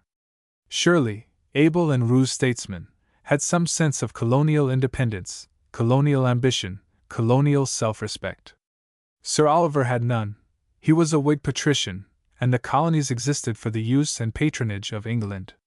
More than a year before, when Massachusetts raised a militia and went forth to capture Louisbourg, which it did, to the astonishment of the world, the governor, whose heart was set on the expedition, had approached Captain Vial and privately begged him to command it. He was answered that, having once borne the King's commission, Captain Vial did not find a colonial uniform to his taste. Chapter 8. Concerning Margaret. He called again, next morning. He came on horseback, followed by a groom. The groom led a light chestnut mare, delicate of step as a dancer, and carrying a side saddle. Ruth's ear had caught the sound of hoofs.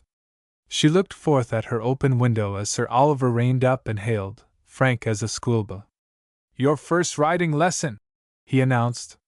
"But I have no riding skirt," she objected, her eyes opening wide with delight as they looked down and scanned the mare. "You shall have one tomorrow." He swung himself out of saddle and gave over his own horse to the groom. "Today you have only to learn how to sit and hold the reins and ride at a walk." She caught up a hat and ran downstairs, blithe as a girl should be blithe. He taught her to set her foot in his hand and lifted her into place. "But are you not riding also?" she asked as he took the leading rein. "No, I shall walk beside you today. Now take up the reins, so, in both hands, please. That will help you to sit square and keep the right shoulder back, which with a woman is half the secret of a good seat. Where a man uses grip, she uses balance. For the same reason you must not draw the feet back. It throws your body forward and off its true poise on the hips." She began to learn at once and intelligently, for, unlike her other tutors, he started with simple principles and taught her nothing without giving its reason. He led her twice around the open gravelled space before the house, and so aside and along a grassy pathway that curved between the elms to the right. The pathway was broad and allowed him to walk somewhat wide of the mare, yet not so wide as to tauten the leading rein, which he held, as she learned afterwards, merely to give her confidence, for the mare was docile and would follow him at a word. "I am telling you the why and how of it all," he said, "because after this week you will be teaching yourself. This week I shall come every morning for an hour, but on Wednesday you start for Sweetwater Farm. And will there be nobody at the farm to help me?" she asked, a trifle dismayed. "The farmer, his name is Cordery, rides after a fashion. But he knows nothing of a side saddle, if indeed he has ever seen one. Then to trot, canter, and gallop I must teach myself," she thought, for among the close plantations of Sabines there was room for neither.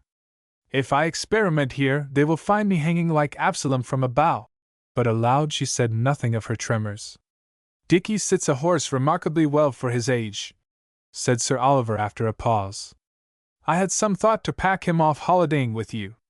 But the puppy has taken to the water like a spaniel. He went off to the Venus yesterday, and it seems that on board of her he struck up, there and then, a close friendship with Harry's lieutenant, a Mr. Hammer, and now he can talk of nothing but rigging and running gear. He's crazed for a cruise and a hammock. Also it would seem that he used his time to win the affections of Madame Harry, which argues that his true calling is not the navy, after all, but diplomacy." Ruth sighed inaudibly. Dicky's companionship would have been delightful. But she knew the child's craze, and would not claim him, to mar his bliss, though she well knew that at a word from her he would renounce it. "Diplomacy?" she echoed. "Well," said Sir Oliver, looking straight before him. "Sally, my brother insists on calling her Sally, appears to have her head fixed well on her shoulders. She looks, as you must not forget to look, straight between the horse's ears." but your young bride is apt to be the greatest prude in the world. And Dickie, you see. Her hand weighed on the rein and brought the mare to a halt. Tell me about Dickie? About Dickie? He repeated. About his mother, then. She is dead, he answered, staring at the mare's glossy shoulder and smoothing it. His brows were bent in a frown. Yes, he told me that in the coach, on our way from Port Nassau. It was the first thing he told me when he awoke. We had been rolling along the beach for hours in the dark, and I remember how, almost at the end of the beach, it grew light inside the coach and he opened his eyes. She did not relate that the child had awaked in her arms. It was the first thing Dickie told me, she repeated. And the only thing about her. I think it must be the only thing he knows about her. Probably, for she died when he was born and, well, as the child grew up, it was not easy to explain to him. Other folks, no doubt, the servants and such like, were either afraid to tell or left it to me as my business. And I am an indolent parent. He paused and added, to be quite honest, I dare say I distasted the job and shirked it. You did wrongly then, murmured Ruth, and her eyes were moist. Dickie started with a great hole in his life, and you left it unfilled. Often, being lonely, he must have needed to know something of his mother. You should have told him all that was good, and that was not little, I think, if you had loved her? I loved her to folly, he answered at length, his eyes still fixed on the mare's shoulder.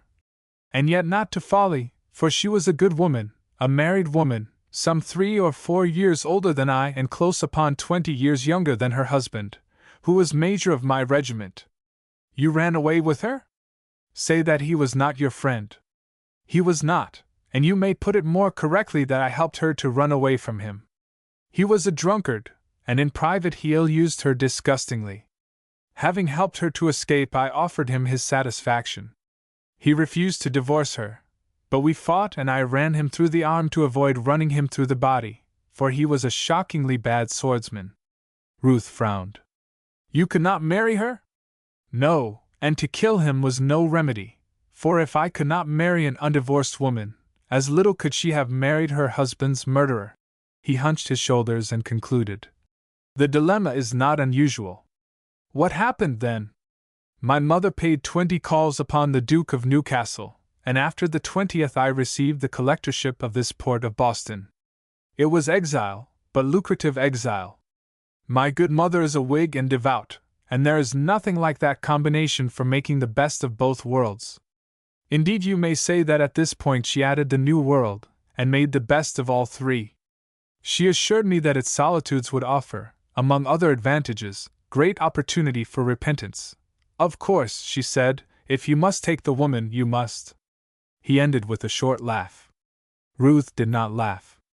Her mind was masculine at many points, but like a true woman she detested ironical speech.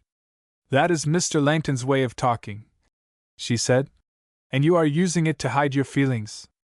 Will you tell me her name? Her Christian name only? She was called Margaret Dance. There is no reason why you should not have it in full. Is there a portrait of her? Yes, as a girl she sat to Kneller, a dryad leaning against an oak. The picture hangs in my dressing room. It should have hung, rather, in Dickie's nursery, which, she added, picking up and using the weapon she most disliked, need not have debarred your seeing it from time to time. He glanced up, for he had never before heard her speak thus sharply. Perhaps you are right, he agreed. Though, for me, I let the dead bury the dead. I have no belief, remember, in any life beyond this one. Margaret is gone, and I see not how, being dead, she can advantage me or Dickie. His words angered Ruth and at the same time subtly pleased her, and on second thoughts angered her the more for having pleased. She thought scorn of herself for her momentary jealousy of the dead, scorn for having felt relief at his careless tone, and some scorn to be soothed by a doctrine that, in her heart, she knew to be false. For the moment her passions were like clouds in thunder weather, mounting against the wind, and in the small tumult of them she let jealousy dart its last lightning tongue. I am not learned in these matters, my lord, but I have heard that man must make a deity of something. The worst sort of unbeliever, they say, lives in the present and burns incense to himself. The better sort, having no future to believe in, idolizes his past. Margaret is dead, he repeated. I am no sentimentalist. She bent her head. To herself she whispered.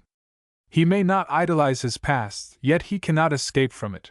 And her thoughts might have traveled farther, but she had put the mare to a walk again, and just then her ears caught an unaccustomed sound, or confusion of sounds. At the end of the alley she reined up, wide-eyed. A narrow gateway here gave access to what had yesterday been a sloping paddock where Miss Quiney grazed a couple of cows. Today the cows had vanished and given way to a small army of laborers. Broad strips of turf had vanished also, and the brown loam was moving downhill in scores of wheelbarrows, to build up the slope to a level. Sir Oliver marked her amazement, and answered it with an easy laugh. The time is short, you see, and already we have wasted half an hour of it improfitably. These fellows appear to be working well. She gazed at the moving gangs as one who, having come by surprise upon a hive of bees, stands still and cons the small creatures at work. But what is the meaning of it? The meaning? Why, that for this week I am your riding master, and that by tomorrow you will have a passable riding school. Chapter 9. The Prospect. This happened on a Thursday. On the following Wednesday, a while before daybreak, he met her on horseback by the gate of Sabines, and they rode forth side by side, ahead of the coach wherein Miss Quiney sat piled about with baggage, clutching in one hand a copy of Baxter's Saints' Everlasting Rest, and with the other the ring of a canary cage. It was Dickie's canary, and his first love-offering.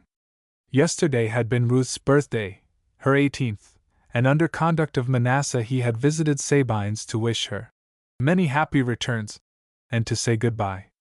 Sir Oliver would escort the travelers for 12 miles on their way, to a point where the inland road broke into cart tracks, and the tracks diverged across a country newly disafforested and strewn with jagged stumps among which the heavy vehicle could by no means be hauled.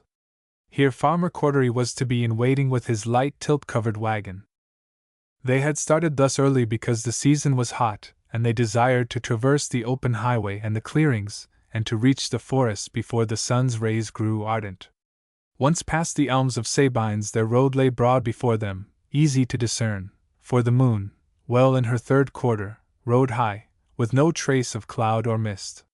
So clear she shone that in imagination one could reach up and run a finger along her hard bright edge, and under moon and stars a land breeze, virginally cool, played on our two riders' cheeks. Unloving and stretching forth a hand, Ruth felt the dew falling, as it had been falling ever since sundown, and under that quiet lustration the world at her feet and around her, unseen as yet, had been renewed, the beravished flowers replaced with blossoms ready to unfold, the turf revived, reclothed in young green, the atmosphere bathed, cleansed of exhausted scents, made ready for mornings. Bridal of the earth and sky. As a vesture shall he fold them up. In them hath he set a tabernacle for the sun, which cometh forth as a bridegroom out of his chamber, and rejoiceth as a giant to run his course. Darkling they rode, and in silence, as though by consent. Ruth had never traveled this highway before. It glimmered across a country of which she knew nothing and could see nothing. But no shadow of fear crossed her spirit. Her heart was hushed, yet it exulted, because her lord rode beside her. They had ridden thus without speech for 3 or 4 miles, when her chestnut blundered, tripped, and was almost down. "All right?" he asked, as she reined up and steadied the mare. "Yes. She gave me a small fright, though." "What happened?" "It looked to me as if she came precious near crossing her feet. If she repeats that trick by daylight I'll cast her, as I would tomorrow if I were sure." "Is it so bad a trick?" "It might break your neck. It would certainly bring her down and break her knees." "Oh!" Ruth shivered. "Do you mean that it would actually break them?" she asked in her ignorance. He laughed. "Well, that's possible, but I meant the skin of the knee. That would heal, surely?" He laughed again. "A horse is like a woman," he began, but checked himself of a sudden. She waited for him to continue, and he went on. "It knocks everything off the price, you see. Some won't own a horse that has once been down, and any knowledgeable man can tell, at a glance. It is the first thing he looks for. She considered for a moment. But if the mark had been a scratch only, and the scratch had healed, might she not be as good a horse as ever? It would damage her price, none the less. But you are not a horse dealer. Would you value a horse by its selling price? He laughed. I am afraid, he owned, that I should be ruled by other men's opinions. Your connoisseur does not collect chipped chinaware. There's the chance, too, that the mare, having once fallen, will throw herself again by the same trick. And women are like horses, thought Ruth as they rode on. The night was paling about them, and she watched the rolling champagne as little by little it took shape, emerging from the morning mist and passing from monochrome into faint colors, for albeit the upper sky was clear as ever, mist filled the hollows of the hills and rolled up their sides like a smoke. Look! Commanded Sir Oliver, reining up and turning in his saddle. He pointed with his horsewhip. Behind them, over a tree-clad hill, lay a long purple cloud, and above it, while he pointed, the sun thrust its edge as it were the rim of a golden paten. Ruth wheeled her mare about, to face the spectacle, and at that moment the cloud parted horizontally as though a hand had ripped the veil across. A flood of gold poured through the rent, dazzling her eyes. The sun mounted and swam free, the upper portion of the veil floated off like a wisp and drifted down the wind. Where the glory had shone, it lingered through tint after tint, rose, pale lemon, palest sea green, and so passed into azure and became one with the rest of the heavens. Sir Oliver withdrew his eyes and sought hers. When I find the need of faith, he said, I shall turn sun-worshipper. You have never found that need? She asked slowly. Never, he confessed. And you? Never as a need.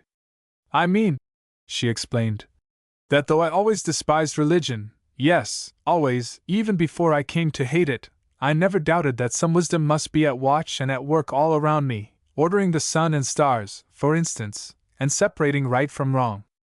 I just cannot understand how any one can do without a faith of that sort. It's as necessary as breath. He shrugged his shoulders. To me, one Jehovah's as good as another, as unnecessary, and as incredible. I find it easier to believe that chaos hurtled around until it struck out some working balance, that the stars learned their places pretty much as men and women are learning theirs today. A painful process, I'll grant you, and damnably tedious, but they came to it in the end, and so in the end, maybe, will poor imitative man. But, he broke off, this faith of yours must have failed you, once. She shivered. No, I made no claim on it, you see. Perhaps, with a little smile, I did not think myself important enough. I only know that, whatever was right, those men were horribly wrong, for it must be wrong to be cruel. Then I woke up, and you were beside me. She would have added, how could I doubt then? But her voice failed her, and she wheeled about that he might not see her tears. He too turned his horse. They rode on for a few paces in silence. I wish, she said, recovering her voice, I wish, for your sake, you could have felt what I have been feeling since we left Sabines, the goodness all about us, watching us out of the night and the stars. She looked up, but the stars were gone, faded out into daylight. He pushed his horse half a pace ahead, and glanced sideways at her face. Tears shone yet in her eyes, and his own, as he quickly averted them, fell on a tall mullein growing by the roadside. Big drops of dew adhered upon its woolly leaves and twinkled in the sunshine, and by contrast he knew the color of her eyes, that they were violet and of the night, their dew distilled out of such violet darkness as had been the quality of one or two Mediterranean nights that lingered among his memories of the Grand Tour. More and more this girl surprised him with graces foreign to this colonial soil, graces supposed by him to be classical and lost, the appanage of goddesses. Like a goddess now she lifted an arm and pointed west, as he had pointed east. Ahead of them, to the right of the road, rose a tall hill, wooded at the base, broken at the summit by craggy terraces. Two large birds wheeled and hovered above it, high in the blue, fronting the sunlight. Eagles, by Jove! Cried Sir Oliver. Ruth drew a breath and watched them. She had never before seen an eagle. Will they have their nest in the cliffs? She asked. Perhaps. No, more likely they come from Wachusett, More likely still, from the mountains beyond. They are here seeking food. They do not appear to be seeking food, she said after a pause during which she watched their ambits of flight circling and intersecting. See the nearest one mounting, and the other lifting on a wider curve to meet him above. One would say they followed some pattern, like folks dancing. Some act of homage to the sun, he suggested. They have come down to the sea to meet him. They look over the Atlantic from aloft there, and perform in his honor. Who knows? Across Ruth's inner vision there flashed a memory of Mr. Hickens, black-suited and bald, bending over his Hebrew Bible and expounding a passage of Job. Doth the eagle mount up at thy command, and make her nest on high? She dwelleth and abideth on the rock, upon the crag of the rock, and the strong place. To herself she said, If it be so, the eagle's faith is mine, my lord's also, perchance, if he but knew it. Aloud she asked, Why are the noblest birds and beasts so few and solitary? Sir Oliver laughed. You may include man. The answer is the same, and simple. The strong of the earth feed on the weak, and it takes all the weaklings to make blood for the few. She mused, but when she spoke again it was not to dispute with him. You say they look over the sea from aloft there. Might we have sight of it from the top of the hill? Perhaps. There is plenty of time to make sure before the coach overtakes us, though I warn you it will be risky. I am not afraid. They cantered off gaily, plunged into the woods and breasted the slope, Sir Oliver leading and threading his way through the undergrowth. By and by they came to the bed of a torrent and followed it up, the horses picking their steps upon the flat boulders between which the water trickled. Some of these boulders were slimed and slippery, and twice Sir Oliver reached out a hand and hauled the mare firmly on to her quarters. The belt of crags did not run completely around the hill. At the back of it, after a scramble out of the gully, they came on a slope of good turf, and so cantered easily to the summit. Ruth gave a little cry of delight, and followed it up with a yet smaller one of disappointment. The country lay spread at her feet like a vast amphitheater, ringed with wooded hills. Across the plain they encircled the river ran in loops, and from the crag at the edge of which she stood a streamlet emerged and took a brave leap down the hill to join it. But where is the sea? That small hill yonder must hide it. You see it, with its line of elms? If those trees were down, we should see the Atlantic for a certainty. If you like the spot otherwise, I will have them removed. He said it seriously, but of course she took it for granted that he spoke in jest, albeit the jest puzzled her a little. Indeed, when she glanced up at him he was smiling, with his eyes on the distant landscape.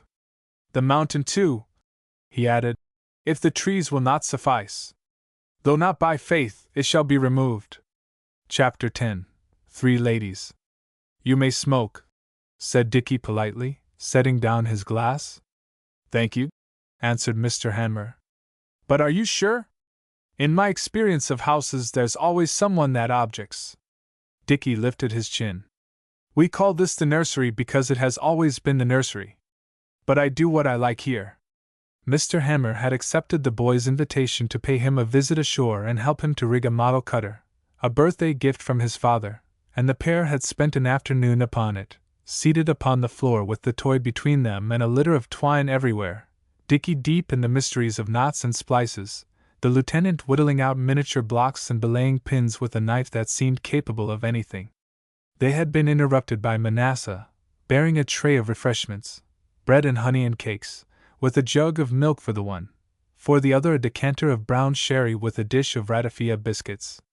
The repast was finished now, and Dicky, eager to fall to work again, feared that his friend might make an excuse for departing. Mr. Hanmer put a hand in his pocket and drew out his pipe. Your father would call it setting a bad example, I doubt? To this the boy, had he been less loyal, might have answered that his father took no great stock in examples, bad or good. He said, Papa smokes. He says it is cleaner than taking snuff, and so it is, if you have ever seen Mr. Silk's waistcoat. So Mr. Hanmer filled and lit his pipe, doing wonders with a pocket tinderbox. Dicky watched the process gravely through every detail, laying up hints for manhood. I ought to have asked you before, he said. Nobody comes here ever, except Mr. Silk and the servants. Hapless speech and bootless boast. They had scarcely seated themselves to work again, the lieutenant puffing vigorously, before they heard footsteps in the corridor, with a rustle of silks, and a hand tapped on the door.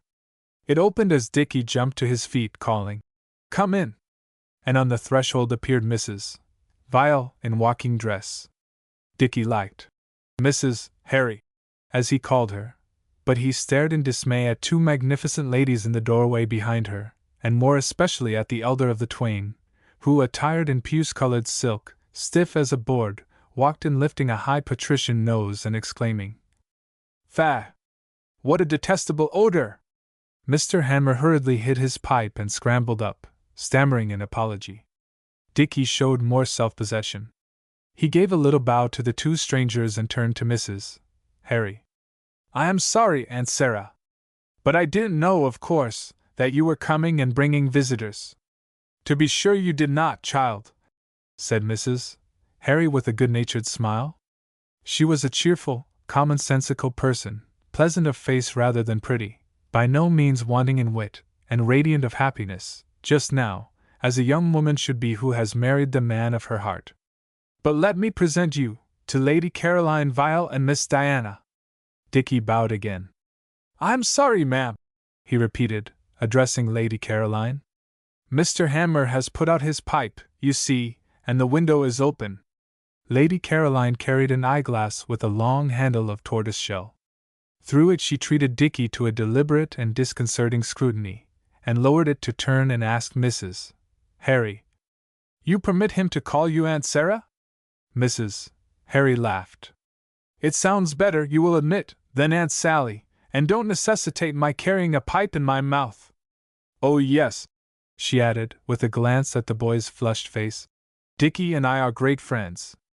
In anyone's presence but Mr. Hammer's I would say the best of friends." Lady Caroline turned her eyeglass upon Mr. Hammer. "Is this gentleman his tutor?" she asked. The question, and the sight of the lieutenant's mental distress, set Mrs. Harry laughing again. "In seamanship only. Mr. Hammer is my husband's second in command and one of the best officers in the Navy." "I consider smoking a filthy habit," said Lady Caroline. "Yes, ma'am," murmured Mr. Hammer. The odious eyeglass was turned upon Dickie again. He, to avoid it, glanced aside at Miss Diana. He found Miss Diana less unpleasant than her mother, but attractive only by contrast. She was a tall woman, handsome but somewhat haggard, with a face saved indeed from peevishness by its air of distinction, but scornful and discontented. She had been riding, and her long, close habit became her well, as did her wide-brimmed hat, severely trimmed with a bow of black ribbon and a single ostrich feather. "Diana," said Lady Caroline, but without removing her stony stare, "the child favors his mother." "Indeed," the girl answered indifferently. "I never met her. Oliver has her portrait somewhere, I believe. We must get him to show it to us. A toast in her day, and quite notably good-looking, though after a style I abominate." She turned to Mrs. Harry and explained, "One of your helpless clinging women. In my experience that sort does incomparably the worst mischief." "Oh, hush, please," murmured Mrs. Harry. But Lady Caroline came of a family addicted to speaking its thoughts aloud. "Going to sea, is he? Well, on the whole Oliver couldn't do better. The boy's position here must be undesirable in many ways, and at sea a lad stands on his own feet. Mr. I did not catch your name." "Hammer, ma'am." "Well, and isn't it so?" "Not altogether, ma'am," stammered Mr. Hammer. "If ever your ladyship had been in the Navy—" "God bless the man!" Lady Caroline interjected. "You'd have found that a good deal of kissing goes by favor, ma'am." "HMPH," said Lady Caroline when Mrs. Harry had done laughing. "The child will not lack protection, of course. Whether 'tis to their credit or not I won't say, but the Vials have always shown a conscience for obligations of this kind." On her way back to Sabines, where Sir Oliver had installed them, Lady Caroline again commended to her daughter his sound sense in packing the child off to sea.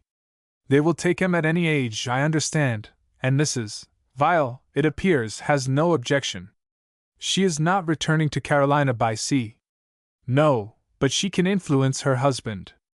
I must have another talk with her. A pleasant, unaffected creature, and for a sailor's wife, more than presentable. One had hardly indeed looked to find such natural good manners in this part of the world. Her mother was a Quakeress, she tells me, yet she laughs a good deal, which I had imagined to be against their principles. She doesn't say thee and thou either. I heard her tutor her husband. Indeed? Well, Lady Caroline went on somewhat inconsequently, Harry is a lucky man. When one thinks of the dreadful connections these sailors are only too apt to form, though one cannot wholly blame them, their opportunities being what they are. But, as I was saying, Oliver couldn't have done better, for himself or for the child. At home the poor little creature could never be but a question, and since he has this craze for salt water, curious he should resemble his uncle in this rather than his father, one may almost call it providential. At the same time, my dear, I wish you could have shown a little more interest. In the child? Why? Really, Diana, I wish you would cure yourself of putting these abrupt questions. Your cousin Oliver is now the head of the family, remember. He has received us with uncommon cordiality, and put himself out not a little. I can believe that, said Diana brusquely. And it says much. All men are selfish, and Oliver as a youth was very far from being an exception. I find the change in him significant of much. At the same time you have mixed enough in the world, dear, to know that young men will be young men, and this sort of thing happens, unfortunately. If, Mamma, you suppose I bear Cousin Oliver any grudge because of this child, I am heartily glad to hear you say it. There should be, with us women, a Christian nicety in dealing with these, situations, in retrospect, at all events. A certain disgust, shall we say, is natural, proper, even due to our sex. I should think the worse, very far the worse, of my Diana did she not feel it. But above all things, charity. And let me tell you, dear, what I could not have told at the time, but I think you are now old enough to know that such an experience is often the best cure for a man, who thereafter, should he be fortunate in finding the right woman, anchors his affections and proves the most assiduous of husbands. This may sound paradoxical to you. Dear Mamma, Diana hid a smile and a little yawn together. Believe me, it does not. Such a man, then, pursued Lady Caroline, faintly surprised, is likely to be the more appreciative of any kindness shown to, what I may call the living consequence of his error. Why not say Dickie at once, Mamma, and have done with it? To Dickie, then, if you will, but I was attempting to lay down the general rule which Dickie illustrates. A little gentle notice taken of the child not only appeals to the man as womanly in itself, but delicately conveys to him that the past is, to some extent, condoned. He has sown his wild oats, he is, so to speak, range, but he is none the less grateful for some assurance. Lady Caroline's discourse had wound the way back to Sabine's, to the drawing-room, and here Diana wheeled round on her with the question, sudden and straight. Do you suppose that Cousin Oliver is range, as you call it? My child, we have every reason to believe so. Then what do you make of this? The girl took up a small volume that lay on the top of the harpsichord, and thrust it into her mother's hands. Eh? What? Lady Caroline turned the book back uppermost, and spelled out the title through her eyeglass. Ovid, he's Latin, is he not? Dear, I had no notion that you kept up your studies in that, tongue. I do not. I have forgot what little I learned of it, and that was next to nothing. But open the book, please, at the title page. I see nothing. It has neither bookplate nor owner's signature. Indeed, Ruth never wrote her name in her books. She looked upon them as her lord's, and hers only in trust. The title page, I said? You are staring at the flyleaf. Ah, to be sure. Lady Caroline turned a leaf. Is this what you mean? She held up a loose sheet of paper covered with writing. Read it. The elder lady found the range of her eyeglass and conned, in silence, and without well grasping its purport, the following effusion. Other maids make love a foeman, lie in ambush to defeat him. I alone will step to meet him valiant, his accepted woman. Equal, consort in his car, ride I to his royal war. victims of his bow and targe, yet who toyed with lovers' quarrels, envy me my braver laurels. Lord, thy shield of shadow large lift above me, shout the charge. Well? I make nothing of it, owned Lady Caroline. It appears to be poetry of a sort, probably some translation from the Latin author. You note, at least, that the handwriting is a woman's? Yes, Lady Caroline agreed. Nothing else? Dear, you speak in riddles. It is a riddle, said Diana. Take the first letter of each line, and read them down, in order. Olivervyell, spelled Lady Caroline, and lowered her eyeglass. My dear, as you say, this cannot be a mere coincidence. Did I say that? Asked Diana. But who can it be, or have been? That dance woman, perhaps? She was infatuated enough. It was not she, said Diana positively. Somebody can tell us. That Mr. Silk, for instance. Ah, you too think of him? As a clergyman, and to some extent a boon companion of Oliver's, he would be likely to know. And to tell? You are quite right, Mamma, I have asked him. Chapter 11. The Espial. Ruth Jocelyn came down from the mountain to the stream side, where, by a hickory bush under a knoll, her mare Madcap stood at tether. Slipping behind the bush, though no living soul was near to spy on her, she slid off her short skirt and endued a longer one more suitable for riding, rolled the discarded garment into a bundle which she strapped behind the saddle, untethered the mare, and mounted. At her feet the plain stretched for miles, carpeted for the most part with short sweet turf and dotted in the distance with cattle, red in the sunlight that overlooked the mountain's shoulder.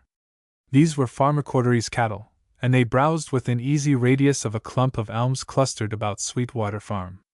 Some 4 miles beyond, on the far edge of the plain, a very similar clump of elms hid another farm, Natchet by name, in like manner outpost with cattle, and these were the only habitations of men within the ring of the horizon. The afternoon sun cast the shadow of the mountain far across this plain, almost to the confines of Sweetwater Homestead. A breeze descended from the heights and played with Ruth's curls as she rested in saddle for a moment, scanning the prospect. A gentle breeze, easily outgalloped. Time, place, and the horse, all promised a perfect gallop, her own spirits too. For she had spent the day's hot hours in clambering among the slopes, battling with certain craggy doubts in her own mind, and with the afternoon shadow had come peace at heart, and out of peace a certain careless exultation. She would test the mare's speed and enjoy this hour before returning to Tatty's chit-chat, the evening lamp, and the office of family prayer with which Farmer Cordery duly dismissed his household for the night. She pricked Madcap down the slope, and at the foot of it launched her on the gallop. Surely, unless it be that of sailing on a reach and in a boat that fairly heels to the breeze, there is no such motion to catch the soul on high. The breeze met the wind of her flight and was beaten by it, but still she carried the moment of encounter with her as a wave on the crest of which she rode. It swept, lifted, wrapped her out of herself, yet in no bodiless ecstasy, for her blood pulsed in the beat of the mare's hoofs. To surrender to it was luxury, yet her hand on the rein held her own while ready at call, and twice, where Sweetwater Brook meandered, she braced herself for the water jump, judging the pace and the stride, and twice, with many feet to spare, Madcap sailed over the silver-gray riband. All the while, ahead of her, the mountain lengthened its shadow. She overtook and passed it a couple of furlongs short of the homestead. Past it, so clearly defined it lay across the pasture, with a firmer hold on the rein, as though clearing an actual obstacle. She was in sunlight now. Before her a wooden fence protected the elms and their enclosure. At the gate of it by rule she should have drawn rein. She had never leapt a gate, had attempted a bank now and then, but nothing serious. Her success at the water jumps tempted her, and the mare, galloping with her second wind, seemed to feel the temptation every whit as strongly. In the instant of rising to it Ruth wondered what Farmer Cordery would say if she broke his top bar.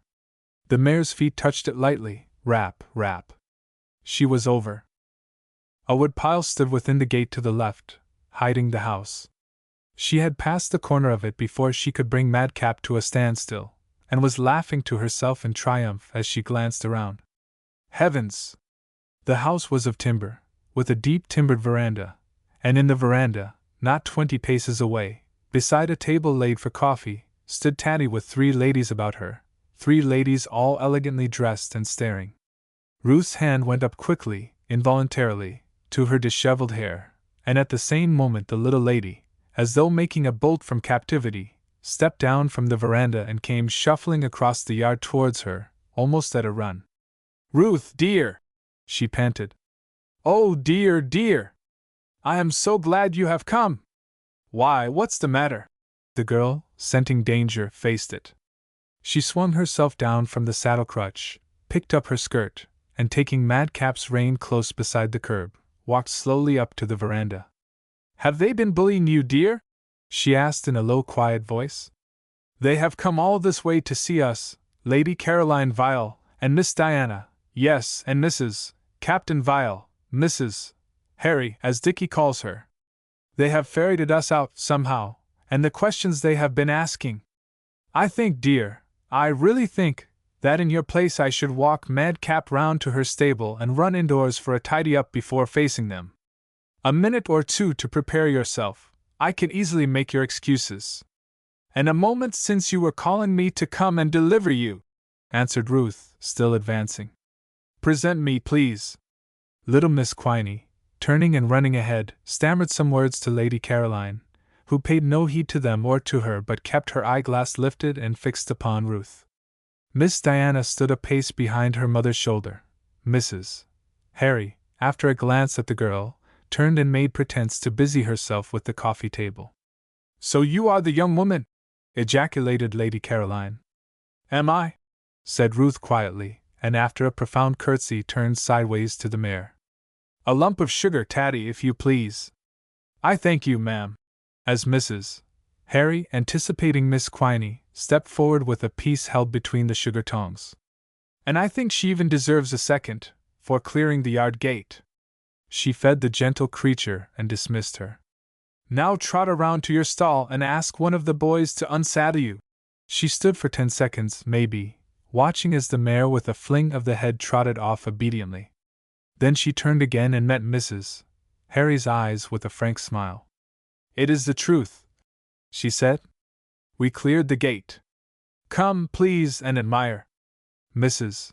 Harry, in spite of herself, stepped down from the veranda and followed. The others stood as they were, planted in stiff disapproval. The girl led Mrs.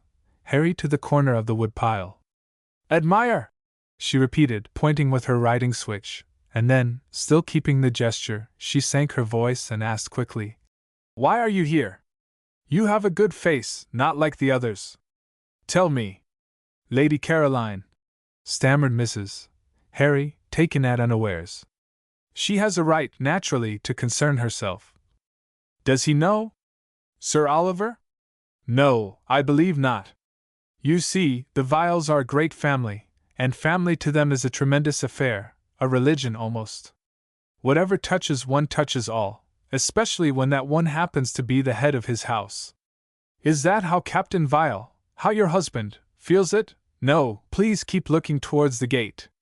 I mean no harm by these questions, and you will not mind answering them, I hope? It gives me just a little more chance of fair play." "To tell you the truth," said Mrs. Harry, pretending to study the jump, "I looked at you because I could not help it. You are an extraordinarily beautiful woman." "Thank you," answered Ruth. "But about Captain Harry, as we call him? I suppose he, as next of kin, is most concerned of all? He did not tell me about you, if that is what you mean, or rather he told me nothing until I questioned him. Then he owned that there was such a person, and that he had seen you. But he does not even know of this visit. He imagines that Lady Caroline is taking me for a pleasure trip, just to view the country." Ruth turned towards the house. "You will tell him, of course," she said gravely, "when you return to the ship." I suppose I shall," confessed Mrs. Harry, and added, "There's one thing. You may suppose that, as his wife, I am as much concerned as any, perhaps more than these others. But I don't want you to think that I suggested hunting you up. I do not think anything of the sort. In fact, I am sure you did not. Thank you? Ruth had a mind to ask. Who, then, had brought them? But refrained. She had guessed, and pretty surely. Well, she said with half a laugh, you have been good and given me time to recover. It's heavy odds, you see, and I have not been trained for it, exactly. But I feel better. Shall we go back and face them? One moment, again, Mrs. Harry's kindly face hung out signals of distress. It's heavy odds, as you say. Everything's against you. But the Lord knows I'm a well-meaning woman, and I'd hate to be unjust. If only I could be sure, if only you would tell me. Ruth stood still and faced her. Look in my eyes. Mrs. Harry looked and was convinced. But you love him, she murmured. And he… Ah, ma'am, said Ruth. I answer you one question, and you would ask me another. Chapter 12. Lady Caroline. She walked back to the veranda. I understand, she said, that Lady Caroline wishes a word with me. With a slight bow she led the way through a low window that opened upon the coteries' best parlor, through that apartment, and across a passage to the door of a smaller room lined with shelves, formerly a still room or store-chamber for homemade wines, cordials, preserves, but now converted into a boudoir for her use. Its one window looked out upon the farmyard, now in shadow, and a farther doorway led to the dairy. It stood open, and beyond it the eye traveled down a vista of cool slate flags and polished cream pans. On the threshold Ruth stood aside to let Lady Caroline enter, followed, and closed the door, stepped across and closed the door of the dairy. Lady Caroline meanwhile found a seat, and lifting her eyeglass, studied at long range the library disposed upon the store shelves. We had best be quite frank, said she, as Ruth came back and stood before her. If you please. Of course it is all very scandalous and, nauseating, though I dare say you are unable to see it in that light. I merely mention it in justice to myself, lest you should mistake me as underrating or even condoning Sir Oliver's conduct. You will guess, at any rate, how it must shock my daughter. Yes, said Ruth, and added, why did you bring her? The girl's attitude, erect before her, patient, but unflinching, had already gone some way to discompose Lady Caroline. This straight question fairly disconcerted her, the worse because she could not quarrel with the tone of it. I wish, she answered, my Diana to face the facts of life, ugly though they may be. As if aware that this hardly carried conviction, for, despite herself, something in Ruth began to impress her, she shifted ground and went on. But we will not discuss my daughter, please. The point is, this state of things cannot continue. It may be hard for you, I am trying to take your view of it, but what may pass in a young man of blood cannot be permitted when he succeeds to a title and the, headship of his family. It becomes then his duty to give that family clean heirs. I put it plainly? Ruth bent her head for assent. Oliver Vile, as no doubt you know, has already been mixed up in one entanglement, and has a child for reminder. Oh, but Dickie is the dearest child. The sweetest natured, the cleanest minded. Have you not seen him yet? Lady Caroline stared. As little as royalty did she understand being cross-questioned. It gave her a quite unexpected sense of helplessness. I fear you do not at all grasp the position, she said severely. After all, I had done better to disregard your feelings, whatever they may be, and come to terms at once. No, answered Ruth, musing. I do not understand the position, but I want to, more than I can say, and your ladyship must help me, please. She paused a moment. In New England we prize good birth, good breeding, and what we too call family, but I think the word must mean something different to you who live at home in England. I should hope so, breathed Lady Caroline. It must be mixed up somehow with the great estates you have held for generations and the old houses you have lived in.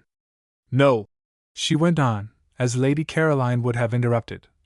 Please let me work it out in my own way, and then you shall correct me where I am wrong. I have often thought how beautiful it must be to live in such an old house, one that has all its corners full of memories, the nurseries most of all, of children and grandchildren, that have grown up in gentleness and courtesy and honor.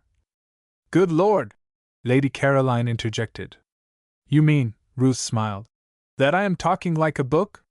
That is partly my fault and partly our New England way, because, you see, we have to get at these things from books. Does it, after all, matter how, if only we get it right? There's a tradition, what, I believe, you call an atmosphere, and you are proud of it and very jealous. If you see all this, said Lady Caroline, mollified, our business should be easier, with a little common sense on your part. And it knits you, pursued Ruth, into a sort of family conspiracy, the womenkind especially, like bees in a hive. The head of the family is the queen bee, and you respect him amazingly, but all the same you keep your own judgment, and know when to thwart and when to disobey him, for his own and the family's good. I think you disobeyed Sir Oliver in coming here, or, at least, deceived him and came here without his knowledge. I am not accustomed, said Lady Caroline, rising, to direct my conduct upon my nephew's advice. That, more or less, is what I was trying to say. Dear madam, let me warn you to do so, if you would manage his private affairs. They faced each other now, upon declared war. Lady Caroline's neck was suffused to a purplish red behind the ears. She gasped for speech. Before she found it there came a tapping on the door, and Diana Vile entered. Chapter 13. Diana Vile. Have you not finished yet? Miss Diana closed the door, glanced from one to the other, and laughed with a genial brutality. Well, it's time I came. Dear Mamma, you seem to be getting your feathers pulled. There was a byword among the Whig families at home, who, by intermarrying, had learned to gauge another's weaknesses, that the pet metal showed ill in reverse. Miss Diana had heard the saying. As a Vile, the Viles were, before all things, critical. She knew it to be just, as well as malicious, but as a dutiful daughter she ought to have remembered. As it was, her cool comment stung her mother to fury. The poor lady pointed a finger at Ruth, and spluttered, there is no more elegant word for the very inelegant exhibition. A strumpet! One that has been whipped through the public streets. There was a dreadful pause. Miss Diana, the first to recover herself, stepped back to the door and held it open. You must excuse dear Mamma, she said coolly. She has overtired herself. But Lady Caroline continued to point a finger trembling with passion. Her price, she shrilled. Ask her that. It is all these creatures ever understand. Miss Diana slipped an arm beneath her elbow and firmly conducted her forth. Ruth, hearing the door shut, supposed that both women had withdrawn.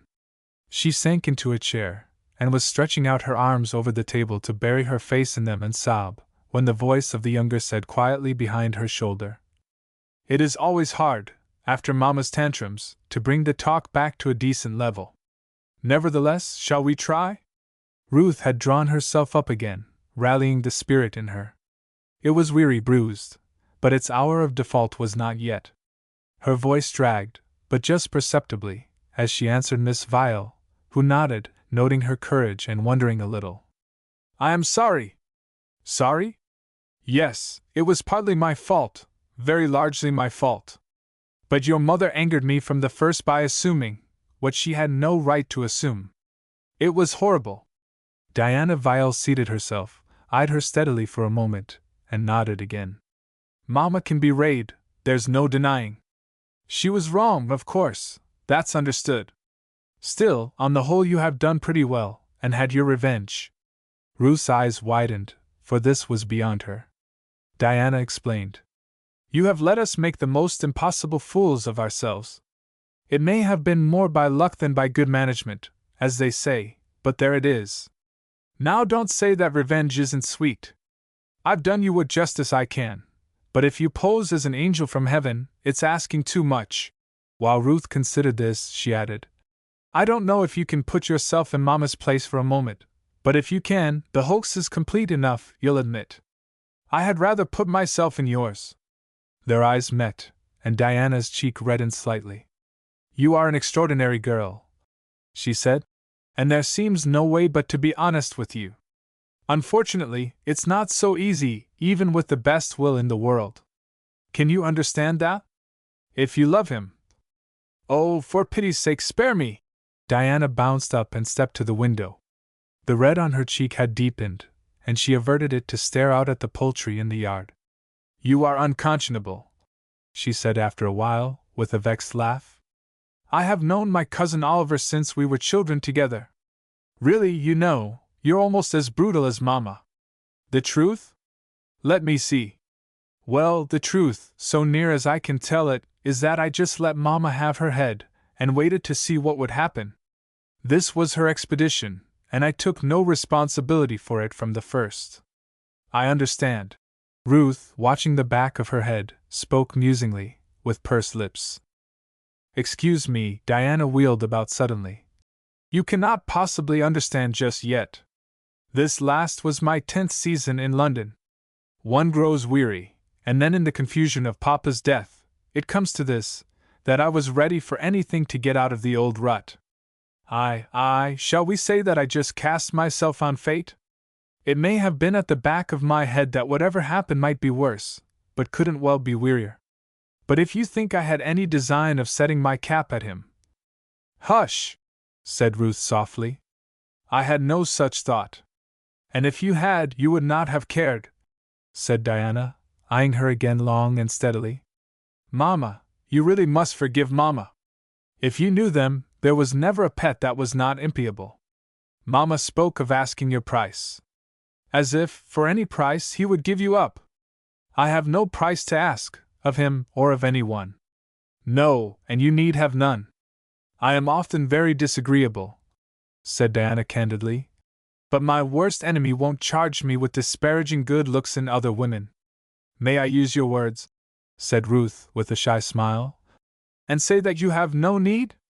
Rubbish! And don't talk like that to me, sitting here and staring you in the face, or I may change my mind again and hate you. I never said I didn't envy. But there, the fault was mine for speaking of good looks when I should have said, 'Oh, you wonder,'" broke off Diana. "May I ask it one question? 20, if you will. It is a brutal one, horrible, worse even than Mama's." "As I remember," said Ruth gravely, "Lady Caroline asked none. It was I who did the questioning, and I am afraid that led to the trouble." Diana laughed, and after a moment the two were laughing together. "But what is your question?" "No, I cannot ask it now." Diana shook her head, and was grave again. "Please!" "Well then, tell me." She drew back, slightly tilting her chin and narrowing her eyes, as one who contemplates a beautiful statue or other work of art. "Is it true they whipped that naked through the streets?" Ruth bent her head. "It is true." "I wonder it did not kill you," Diana murmured. "I am strong and very healthy. It broke something inside, I hardly know what. But there's a story, I read it the other day, about a man who wandered in a dark wood, and came to a place where he looked into hell. Just one glimpse. He fainted, and when he awoke it was daylight, with the birds singing all around him. But he was changed more than the place, for he listened and understood all the woodland talk, what the birds were saying, and the small creeping things. And when he went back among men he answered at random, and yet in a way that astonished them, for he saw and heard what their hearts were saying, at the back of their talk." "Of course," smiled Ruth. "I am not nearly so wonderful as that. But something has happened to me." Diana nodded slowly. "Something that, at any rate, makes you terribly disconcerting. But what about Oliver? They tell me that he browbeat the magistrates and insisted on sitting beside you." Ruth's eyes confirmed it. They were moist yet proud. They shone. "I had always," mused Diana, "looked on my cousin as a carefully selfish person, even in the matter of that dance woman. You must have turned his head completely." "It was not that." Diana stared, the low tone was so earnest, vehement even. "Well, at all events I know him well enough to assure you he will never give you up." "Ah!" Ruth drew a long sigh over the joy in her heart, and a second later, hated herself for it. "Until afterwards." "Afterwards?" the girl echoed. "Afterwards. My cousin Oliver is a tenacious man, and you would seem to have worked him up to temporary heroics. But I beg you to reflect that what for you must have been a real glimpse into hell. Diana shivered. Was likely enough for him no more than an occasion for posing. Fine posing, I'll allow. She paused. It didn't degrade him, actually. He's a vial, and as another of them I may tell you there never was a vial could face out actual degradation. You almost make me wish we were capable of it. To lose everything. She paused again. You make it more alluring, somehow, than the prospect of endless London seasons. Diana Vial, with a fading face and her market missed, that's how they'll put it, and poor me destroyer this side of the grave, the dower house, a coach, a pair of wind-broken horses, and the consolations of religion. If we were capable of it. But where's the use of talking? We're vials. And here's my point, Oliver is a vial. He may be strong-willed, but did Mama happen to talk at all about the family? I think, answered Ruth with another faint flash of mirth. It was I who asked her questions about it. Diana threw out her hands, laughing. You are invincible. Well, I cannot hate you, and I've given you my warning. Make him marry you, you can if you choose, and now is your time. If there should be children, legitimate children, oh my poor Mama, there will be the devil to pay in helpless family councils, all of which I shall charge myself to enjoy and to report to you. If there should be none, we're safe with Mrs. Harry. She'll breed a dozen. Am I coarse? Oh yes, the vials can be coarse. While as for the pets, but you have heard dear Mama. They talked together for a few minutes after this. But their talk shall not be reported, for with what do you suppose it dealt? With dress. As I am a living man, with dress. In the midst of it, and while Ruth listened eagerly to what Diana had to tell of London fashions, Lady Caroline's voice was heard summoning her daughter away. Diana rose. It is close upon dusk, she said, and Mrs. Harry has command of the wagon. She drives very well, not better than I perhaps, but she understands this country better. All the same, the road, call it an apology for one, bristles with tree stumps, and Mama's temper will be unendurable if the dark overtakes us before we reach the next farm. I forget its name. Natchet? Yes, Natchet. We spend the night there. But why did not Mr. Silk drive you over? Did Mama tell you he was escorting us? No, I guessed. Nasty little fellow. Sloppy underlip. I cannot bear him. Can you? I do not like him. It's a marvel to me that my cousin tolerates him. By the way, I shall not wonder if he, Oliver, I mean, loses his temper heavily when he learns of our expedition, and bundles us straight back to Europe. I warned Mama. So, I am afraid, did I? Yes? And again they laughed together. My poor parent! She assured me that her duty to the family was her armor of proof. Hark! She's calling again. They found Lady Caroline impatient in the veranda. Ruth, to avoid speech with her, walked away to the wagon. Farmer Cordery stood at the horse's head, and Mrs. Harry beside the step, ready to mount and take the reins. But for some reason Mrs. Harry delayed to mount. Is it you? She said vaguely and put out a hand, swaying slightly. Ruth caught it. Are you ill? They were alone together for a moment and hidden from the farmer, who stood on the far side of the horse. Nothing, a sudden giddiness. It's quite absurd, too, when I've been as strong as a donkey all my life. Ruth asked her a question. Some word of woman's lore, dropped years ago by her own silly mother, crossed her memory. They had been outspoken, in the cottage above the beach. It surprised Mrs. Harry, who answered it before she was well aware, and so stood staring, trembling with surmise. God bless you! Ruth put out an arm on an impulse to clasp her waist, but checked it, and beckoned instead to Diana. You take the reins and drive, she commanded. Diana questioned her with a glance, but obeyed and climbed on board. Ruth was helping Mrs. Harry to mount after her when Lady Caroline thrust herself forward by the step. Now, since Diana had hold of the reins, and Mrs. Harry was for the moment in no condition to lend a hand, and since Lady Caroline would as lief have touched leprosy as have accepted help from Ruth Jocelyn, her ascent into the van fell something short of dignity. The rearward of her person was ample, she hitched her skirt in the step, thus exposing an inordinate amount of not over-clean white stocking. And to make matters worse, Farmer Cordery cast off at the wrong moment and stood back from the horse's head. "Losh! But I'm sorry," said he, gazing after the catastrophic result. "Look at her there, kickin' like a cashew."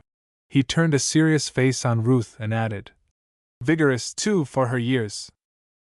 Ruth, returning to the veranda, bent over little Miss Quiney, who sat unsmiling, with rigid eyes. "Dear Tatty," she kissed her. "Were they so very dreadful?" Miss Quiney started as if awaking from a nightmare. "That woman, darling, whatever her rank, I cannot term her a lady." "Go on, dear." "I cannot. Sit beside me, here, for a while, and let me feel my arm about you." They sat thus for a long while silent, while twilight crept over the plain and wrapped itself about the homestead. Ruth was thinking, "If I forfeit this, it will be hardest of all." Chapter 14. Mr. Silk Proposes. Farmer Cordery had 6 grown sons: Jonathan, George, William, Increase, Homer, and Lemuel, the eldest 8 and 20, the youngest 16. All were strapping fellows, and each as a matter of course had fallen over head and ears in love with Ruth. They were good lads and knew it to be hopeless. She had stepped into their home as a goddess from a distant star, to abide with them for a while. They worshipped, none confessing his folly, but it made them her slaves, and emulous to shine before her, as though she had been a queen of Tournay. Because of her presence, it must be sadly owned, challengings, bickerings, even brotherly quarrels, disturbed more and more the patriarchal peace of Sweetwater Farm. "I dunno what's come over the boys," their father grumbled. "All eyes showing off and jimjeerin'. Regular cocks on a dunghill. A few years agone I'd ve cured it wi' the strap, but now there's no remedy." William had challenged his eldest brother Jonathan to put a large round shot that lay in the veranda. Their father had brought it home from the capture of Louisbourg as a souvenir. Jonathan and George had served at Louisbourg too, in the Massachusetts Volunteers, but William, though of age to fight, had been left at home to look after the farm and his mother. It had been a sore disappointment at the time. Now that Jonathan and George had taken on a sudden to boast, it rankled. Hence the challenge. The 3 younger lads joined in. If they could not defeat their seniors, they could at least dispute the mastery among themselves. Thereupon, in all seriousness, ingenuous youths, they voted that Miss Jocelyn should be asked to umpire. The contest took place next morning after breakfast, in a paddock beyond the elms, with Ruth for umpire and sole spectator. Nothing had been said to the farmer, who was fast losing his temper with these derned wagerings, and might have come down with a veto that none dared disobey. He had ridden off, however, at sun-up to the mountain, to look after the half-wild hogs he kept at pasture among the woods at its base. Ruth measured out the casts conscientiously. In no event would the young men have disputed her arbitrament, but, as it happened, this nicety was thrown away. Jonathan's put of 40 feet, the shot weighed close upon 16 pounds, easily excelled the others, who were sportsmen and could take a whipping without bad blood or dispute. The winner crowed a little, to be sure. It was the New England way. But Lemuel the youngest, who had outgrown his strength, had made a deplorable put, and the rest jeered at him, to relieve their feelings. The boy fired up. "Oh, have your laugh!" he blazed, with angry tears in his eyes. "But when it comes to running, there's not one of you but knows I can put circles round him." "Take you on this moment," answered up young Increase. "Say, boys, we'll all take him on." Jonathan had no mind for any such foolishness. He had won, and was content, and running didn't become the dignity of a grown man. "We didn't run at Louisbourg, I guess," George echoed him. George could out-tire even Jonathan at woodcutting, but had no length of leg. But Ruth, having compassion on the boys' hurt feelings, persuaded them. They could refuse no straight request of hers. She pointed to an outlying elm that marked the boundary of the second pasture field beyond the steading. This should be the turning post, and would give them a course well over half a mile, with a water jump to be crossed twice. She ranged them in line, and dropped her handkerchief for signal. They were off. She stood with the sun at her back and watched the race. George, of the short legs, broad shoulders, and bullet head, was a sprinter, as we call it nowadays, and shot at once to the front, with Homer not far behind, and Increase disputing the third place with Lemuel. Jonathan and William made scarcely a show of competing. The eldest lad, indeed, coming to the brook, did not attempt to jump, but floundered heavily through it, scrambled up the farther bank, and lumbered on in hopeless pursuit. It was here that Lemuel's long, easy stride asserted itself, and taking first place he reached the tree with several yards' lead. "He will win at his ease now," said Ruth to herself, and just at that moment her ears caught the sound of a horse's footfall. She turned, but the sun shone full in her eyes, and not for a second or two did she recognize her visitor, Mr. Silk. He was on horseback, and stooping from his saddle, was endeavoring just now, but very unhandily, to unhasp the gate with the crook of his riding whip. Ruth did not offer to go to his help. He managed it at last, thrust the horse through by vigorous use of his knees, and was riding straight up to the house. But just then he caught sight of her, changed his course, and came towards her at a walk. "Ah, good morning," he called. "Good morning." He dismounted. "Thought I'd ride over and pay you a call. The ladies will not be starting on their return journey for another couple of hours. So I borrowed a horse. Evidently. There's something wrong with him, I doubt." Mr. Silk was disagreeably red and moist. "I dare say he is not used to being ridden mainly, or was it wholly, on the curb?" He grinned. "Well, and I'm not used to riding, and that's a fact." But he leered the compliment. "There are few dangers I would not brave for a glance from Miss Jocelyn." "You flatter me, sir. But I believe you braved a worse, yesterday, without claiming that reward." "Ah? You mean that Sir Oliver will be angry when he gets wind of our little expedition?" "The ladies persuaded me, Adam's old excuse. I can deny nothing to the sex. But what have we yonder? A race? It would appear so. A very hollow one, if I may criticize. That youngster moves like a deer. And what is his reward to be? Another glance of these bright eyes. Ah, Miss Jocelyn, you make fools and heroes of us all." Ruth turned from him to applaud young Lemuel, who came darting into the enclosure. "See old Jonathan," panted the boy, looking back and laughing. "That's how they ran at Louisbourg. Miss Jocelyn, you should have made it a mile and I'd have shown you some broken-winded ones." He laughed again and turned in apology to Mr. Silk. "I'll take your horse to stable, sir, if you'll let me catch my breath." The others came straggling up, a little abashed at sight of the stranger, but not surprised out of their good manners. "A clergyman?" said Jonathan. "My father will be home before sundown, sir. He will be proud if you can stay and have dinner with us." Mr. Silk explained that he had ridden over from Natchez to call on Miss Jocelyn and had but an hour to spare. They insisted, however, that he must eat before leaving, and they led away his horse to bait, leaving him and Ruth together. "Will you come into the house?" she asked. "With your leave we can talk better here. So you guessed that I made one of the party?" "Miss Vile told me." "It was not difficult to guess." "And you admired my courage?" Ruth's eyebrows went up to a fine arch. "When you were careful to keep in hiding?" "From motives of delicacy, believe me. It occurred to me that Lady Caroline might, speak her mind, and I had no wish to be distressed by it, or to distress you with my presence."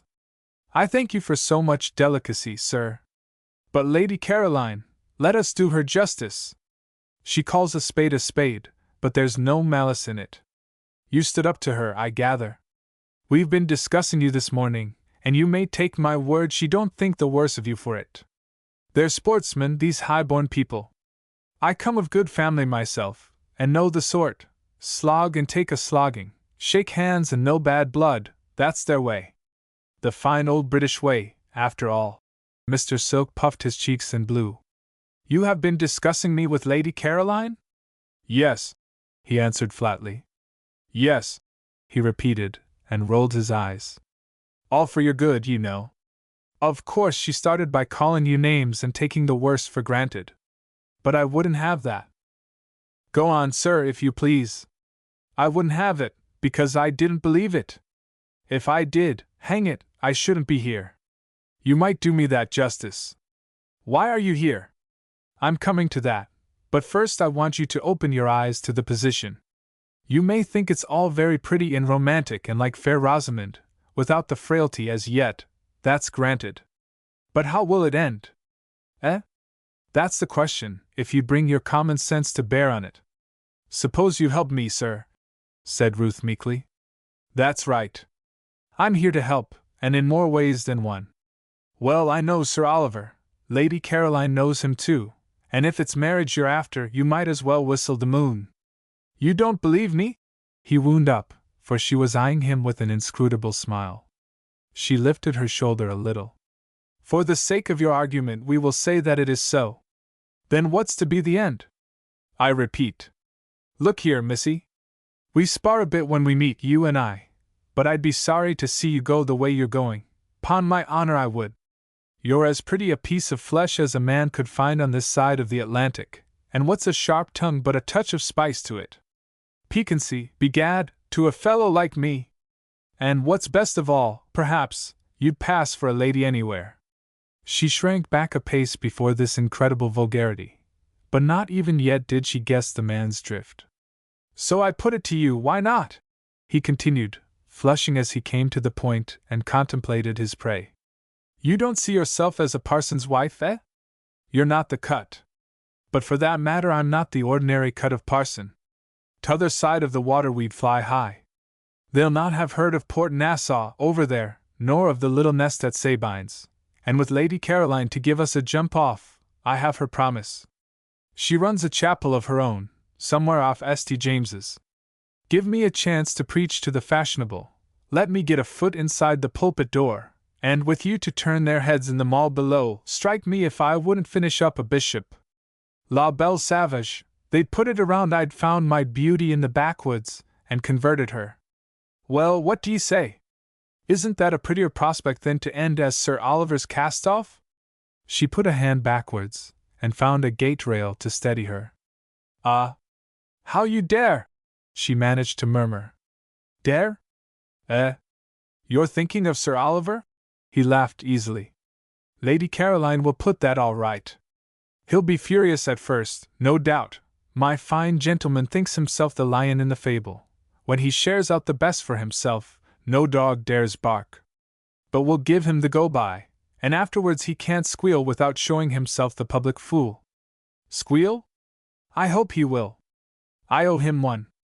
At this moment young George and Increase Cordery came past the far corner of the house with their team, their harness chains jingling as they rode afield. At sight of them a strong temptation assailed Ruth, but she thrust it from her. Sir, she steadied her voice.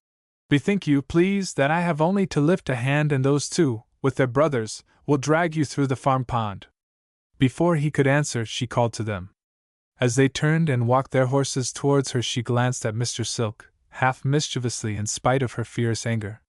He was visibly perturbed, but his face, mottled yellow with terror, suggested loathing rather than laughter. I am sorry to trouble you, but will you please fetch Mr. Silk's horse?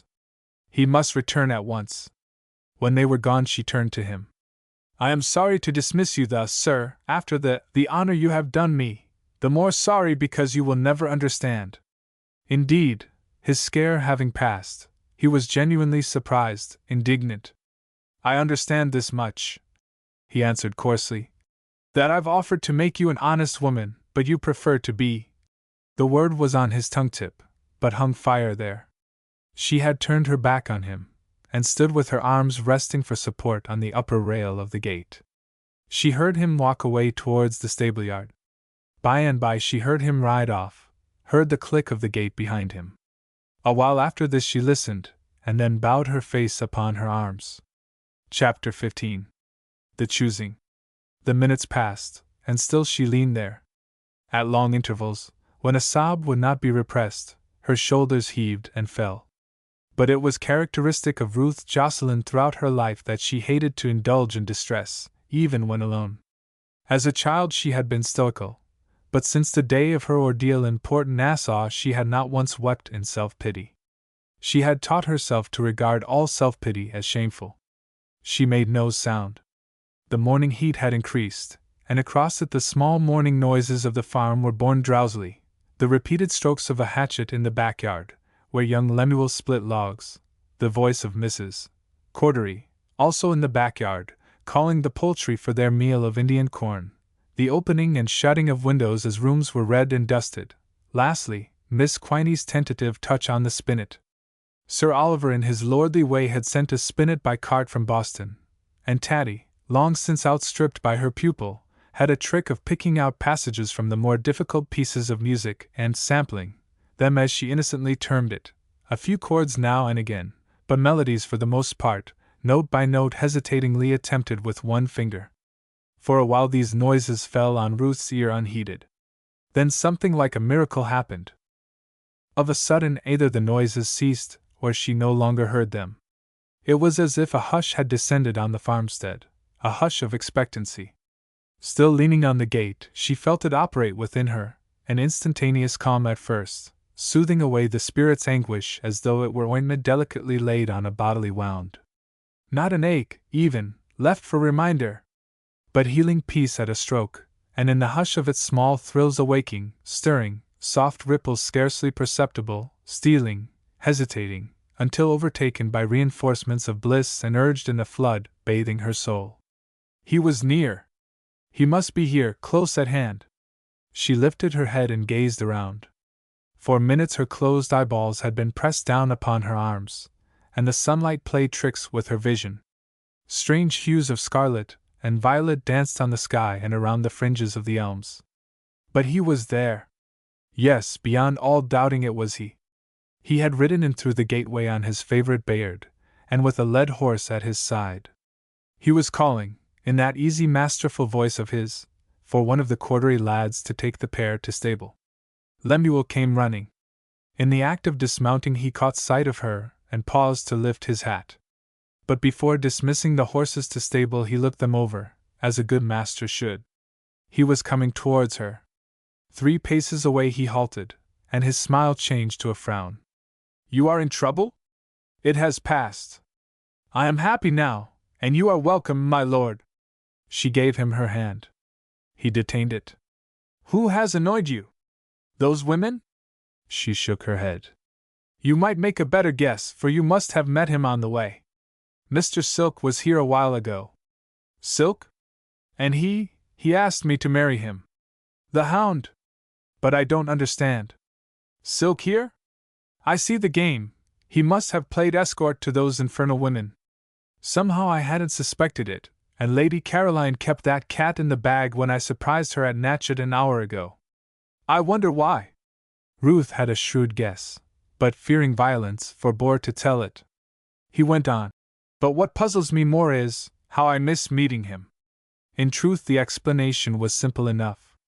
Mr. Silk, turning the corner of the lane, where it bent sharply around Farmer Cordery's woodstacks, had chanced to spy Sir Oliver on a rise of the road to the eastward, and had edged aside and taken cover behind the stacks.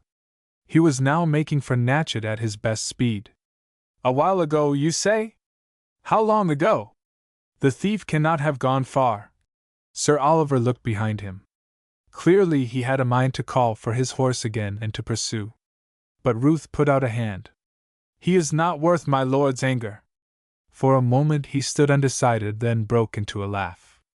"Was he riding?" "He was on horseback, to be more exact." "Then he'll find it a stony long way back to Boston." He laughed again.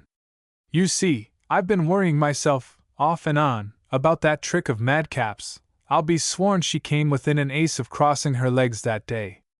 I'd a mind to ride over and bring you Forrester. He's a sober horse, and can be trusted at timber.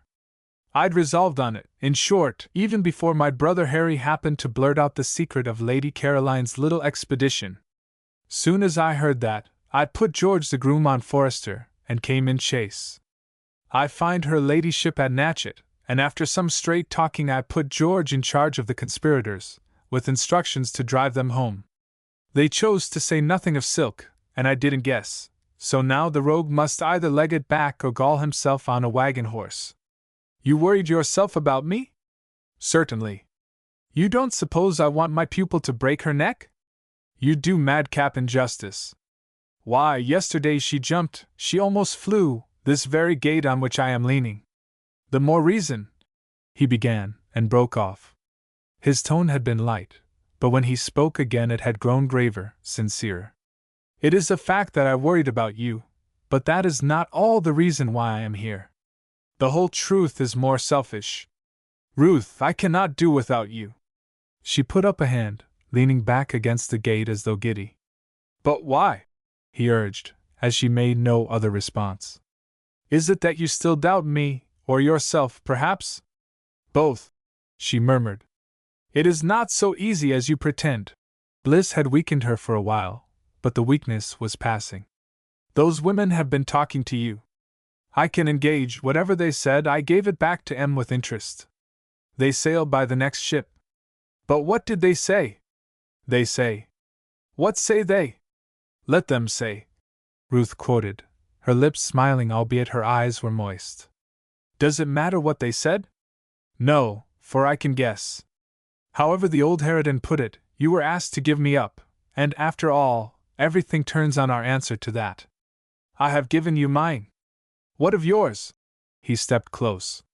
Ruth, will you give me up?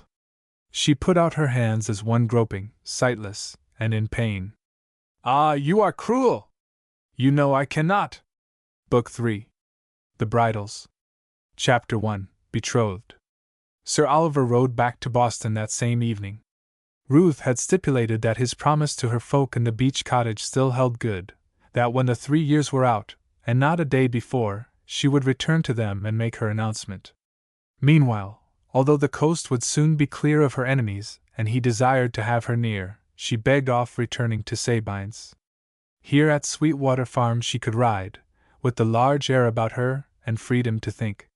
It was not that she shirked books and tutors. She would turn to them again by and by. But at Sweetwater she could think things out, and she had great need of thinking. He yielded. He was passionately in love and could deny her nothing. He would ride over and pay his respects once a week. So he took his leave, and Ruth abode with the Corderies and Miss Quiney. Disloyal though she felt it, she caught herself wishing, more than once, that her lord could have taken dear Tatty back with him to Boston. I desire to depict Ruth Jocelyn here as the woman she was, not as an angel. Now Tatty, when Sir Oliver had led Ruth indoors and presented her as his affianced wife, had been taken aback, not scandalized, but decidedly, and for so slight a creature, heavily, taken aback. It is undoubted that she loved Ruth dearly, nay, so dearly that in a general way no fortune was too high to befall her darling. What dreams she had entertained for her I cannot tell. Very likely they had been at once splendid and vague. Miss Quiney was not worldly wise, yet her wisdom did not transcend what little she knew of the world. She had great notions of family, for example. She had imagined, maybe, still in a vague way, that Sir Oliver would some day provide his protégé with a maid of good, or at least sufficient, colonial birth. She had been outraged by Lady Caroline's suggestions.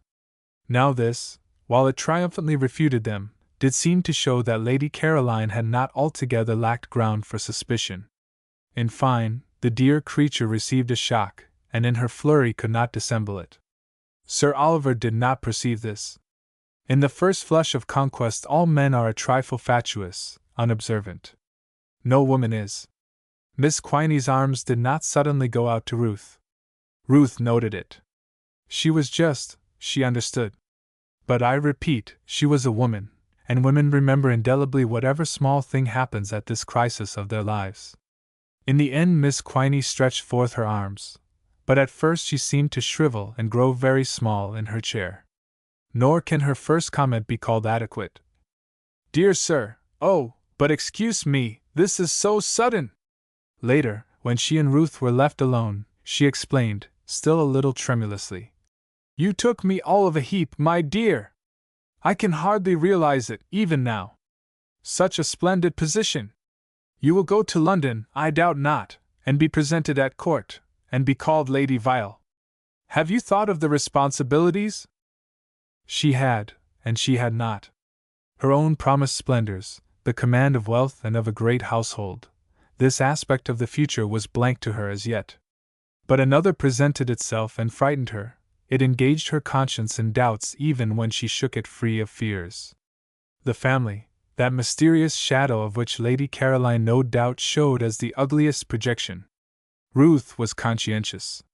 She divined that behind Lady Caroline's aggressiveness the shadow held something truly sacred and worth guarding, something impalpable and yet immensely solid, something not to be defied or laughed away because inexplicable, but venerable precisely because it could not be explained, something not fashioned hastily upon reason, but built by slow accretion, with the years for its builders, mortared by sentiments, memories, traditions, decencies, trivialities good and bad, even, may be, by the blood of foolish quarrels, but founded and welded more firmly, massed more formidably, than any structure of mere reason, and withal a temple wherein she, however chastely, might never serve without profaning it. I do most eagerly desire you, at this point in her story, to be just to Ruth Jocelyn. I wish you to remember what she had suffered in the streets, at the hands of self-righteous folk, to understand that it had killed all religion in her, with all belief in its rights, but not the essential goodness of her soul. She at any rate, and according to the light given her, was incurably just. Weighing on the one hand her love and Oliver Viles, on the other the half-guessed injury their marriage might do to him and to others of his race, weighing them not hastily but through long hours of thought, carrying her doubts off to the hills and there considering them in solitude, under the open sky, casting out from the problem all of self save only her exceeding love, this strange girl, made strange by man's cruelty, decided to give herself in due time, but to exact no marriage. Why should she? The blessing of a clergyman meant nothing to her, as she was sure it meant nothing to her lover. Why should she tie him a day beyond the endurance of his love? Beyond the death of the thing itself, what sanctity could live in its husk? And, moreover, in any event was she not his slave? So she reasoned, and let the reader call her reasoning by any name he will. By some standards it was wicked, by others wrong. It forgot one of the strongest arguments against itself, as she was in time to prove. But let none call her unchaste. After certain weeks she brought her arguments to him, standing before him, halting in her speech a little, but entreating him with eyes as straight as they were modest. Her very childishness appealed against her arguments. He listened, marveled, and broke into joyous laughter. He would have none of it.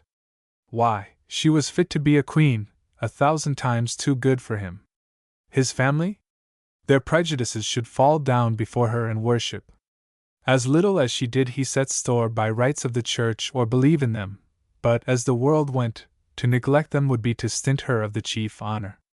Was this fair to him, who desired to heap honors upon her, and would stretch for them even beyond his power? His passion, rather than his arguments, overbore her. That passion rejuvenated him. Once or twice it choked his voice, and her heart leapt, for she was a sensible girl and, remembering the dead Margaret dance, had schooled herself to know that what was first love with her, drenching her heart with ecstasy, could never be first love with him. Yet now and again the miracle declared itself, and instead of a lord commanding her, he stood before her a boy, and with a boy's halting speech, so much dearer than eloquence. Beyond a doubt he was over head and ears in love. He was honest, too, in his desire to set her high and make a queen of her. In Boston, Mr. Ned Manley, architect of genius, was sitting up into the small hours of morning, now, between potations of brandy, cursing Sir Oliver for a slave driver, while Batty Langton looked on and criticized with a smile that tolerated a world of fools for the sake of one or two inspired ones, anon working like a demon and boasting while he worked. Already on a hillside between Boston and Sweetwater Farm, the hill itself could be seen from the farmstead, but not their operations, which lay on the far side. 300 laborers were toiling in gangs, leveling, terracing, hewing down forest trees, laying foundations. Already ships were heading for Boston Harbor with statuary and wrought marble in their holds, all to beautify a palace meet for Oliver Viles' bride. Thus love wrought in him, in a not extraordinary way if we allow for his extraordinary means. He and Ruth, between them, were beginning to sing the eternal duet of courtship. He dot, since that I love, this world has grown, widens all to be possiest. She, since that I love, it narrows down into one little nest. He dot, since that I love, I rage and burn o'erwhelming Nineveh with Rome. She dot, in vain! In vain! Fond man return, such doings be at home. He had reached an age to know himself in his own despite. He was no boy, to dream of building or overthrowing empires. But he could build his love a palace. His friend Batty Langton bore with all this energy and smiled wisely. Ruth guessed nothing of these preparations. But his vehemence broke down her scruples, overbore and swept away what she had built in hours of patient thinking. She yielded, she would be married, since he willed it. But the debate had been, and it left Tatty, with her maxims and taken for granted practicalities, hard to endure at times. The outfit? Tatty would suggest. At this distance from civilization we cannot even begin to take it in hand. Yet it should be worthy of the occasion, and men, speaking with all respect of Sir Oliver, are apt to overlook these things. Dear Ruth, I do not know if you have thought of returning to Sabines. So much handier. Ruth, half wilfully, refused to think of returning to Sabines. But if Tatty fussed, the Cordery lads made more than recompense for her fussing. From the hour when, at supper time, Sir Oliver led Miss Jocelyn into the kitchen, his bride affianced, all discord ceased between these young men. He was their master and patron, and they thenceforth were her servants only, her equal champions should occasion ever be given. Thenceforth too, and until the hour when at nightfall she drove away from Sweetwater Farm, she was their goddess, and as, while Phoebus served shepherd to Admetus, his fellow swains noted that never had harvest been so heavy or life so full of sweet and healthy rivalries, so these young men, who but once or twice saw Ruth Jocelyn after the hour of her departure, talked in scattered homesteads all their days of that good time at Sweetwater, and of the season's wonderful bearings. Undoubtedly the winter was a genial one, so genial that scarcely a day denied Ruth a bracing ride. The spring that followed seemed to rain and shine almost in obedience to Farmer Cordery's evening prayer, and it never left the Almighty in doubt of his exact wishes. Summer came, and the young men, emulous but no longer bickering, scythed down prodigious swathes. Harvest fall, and they put in their sickles among tall stalk and full ear. Sir Oliver and Ruth watched the harvest. When all was gathered, the young men begged that she would ride home on the last load. They escorted her back to the farmstead, walking 2 by 2 before the cart, under the young moon. Next evening at the same hour she bade them farewell and climbed into a light wagon that stood ready, its lamps throwing long shafts of light. Horses had been sent on ahead, with 2 servants for escort, and would await her at dawn, far on the road, but tonight she would sleep in the wagon, upon a scented bed of hay. The reason for this belated start Sir Oliver kept a secret from her. There was a certain hill upon the way, and he would not have her pass it by daylight. He had returned that morning to Boston, Miss Quiney with him. Ruth's eyes were moist to leave these good folk. Farmer Cordery cleared his throat and blessed her in parting. She blessed them in return. The wagon, after following the Boston road for a while, turned northward, bearing her by strange ways and through the night towards Port Nassau. Chapter 2. The Return. The breakers boomed up the beach, and in the blown spray old Jocelyn pottered, bareheaded and barefoot. His eyesight had grown dimmer, but otherwise his bodily health had improved, for nowadays he ate food enough, and, as for purblindness, why there was no real need to keep watch on the sea. He did it from habit. Ruth came on him much as Sir Oliver had come on him 3 years before, the roar of the breakers swallowing all sound of Madcap's hoofs until she was close at his shoulder. Now as then he turned about with a puzzled face, peered, and lifted his hand a little way as if to touch his forehead. "Your ladyship," he mumbled, noting only her fine clothes. "Grandfather!" She slipped down from saddle and kissed him, in sight of the grooms, who had reined up 50 yards away. "What? Ruth, is it? Here's news, now, for your mother, poor soul! How is she? Take me to her at once, please." Your mother keeps well enough, though doit, o' course, doit. Properly grown you be, too, I must say. I didn't recognize ye comin' on me like that. Inches ye've grown. And you, well, you look just the same as ever, only fuller and holler. Do I? The old man gave her in the old way certain details of his health. But I'm betterin'. Food's a blessin', however ye come by it. On a sudden, as she read his thought, the very tokens of health in his face accused her, and a moment since she had been merely glad to note them.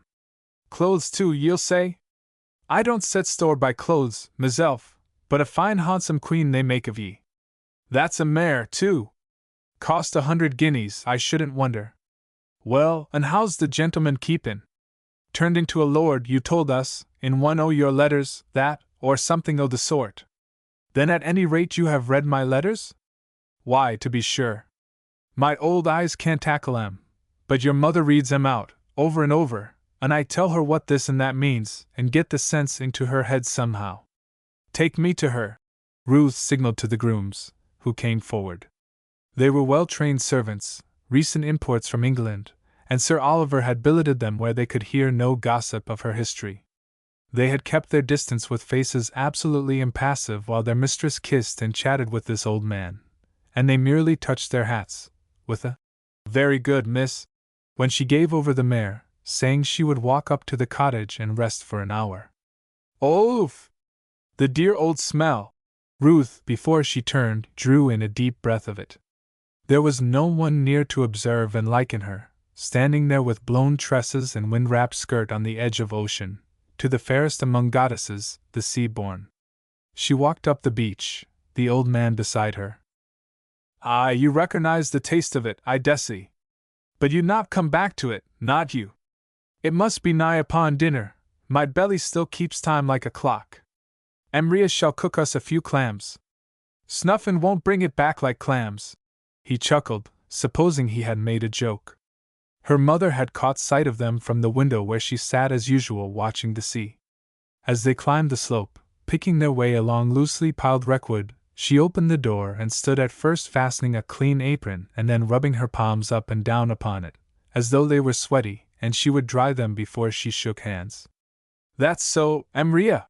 The old man shouted cheerfully, as his eyes made out the patch of white apron in the doorway. It's our Ruth, all right, come to pay us a visit! He bawled it, at close quarters. This was his way of conveying intelligence to the crazed brain. Mrs. Jocelyn, awed by her daughter's appearance, a little perhaps by her loveliness, more, belike, by her air of distinction and her fine dress, though this was simple enough, a riding suit of grey velvet, with a broad-brimmed hat and one black feather, withdrew behind her back the hand she had been wiping, and stood irresolute, smiling in a timid way. It was horrible. Ruth stretched out her arms lest in another moment her mother should bob a curtsy. Mother! Mother! She took the poor creature in her arms and held her, shivering a little as she sought her lips, for Mrs. Jocelyn, albeit scrupulously clean, had a trace of that strange wild smell that haunts the insane. Ruth had lived with it aforetime and ceased to notice it. Now she recognized it, and shivered.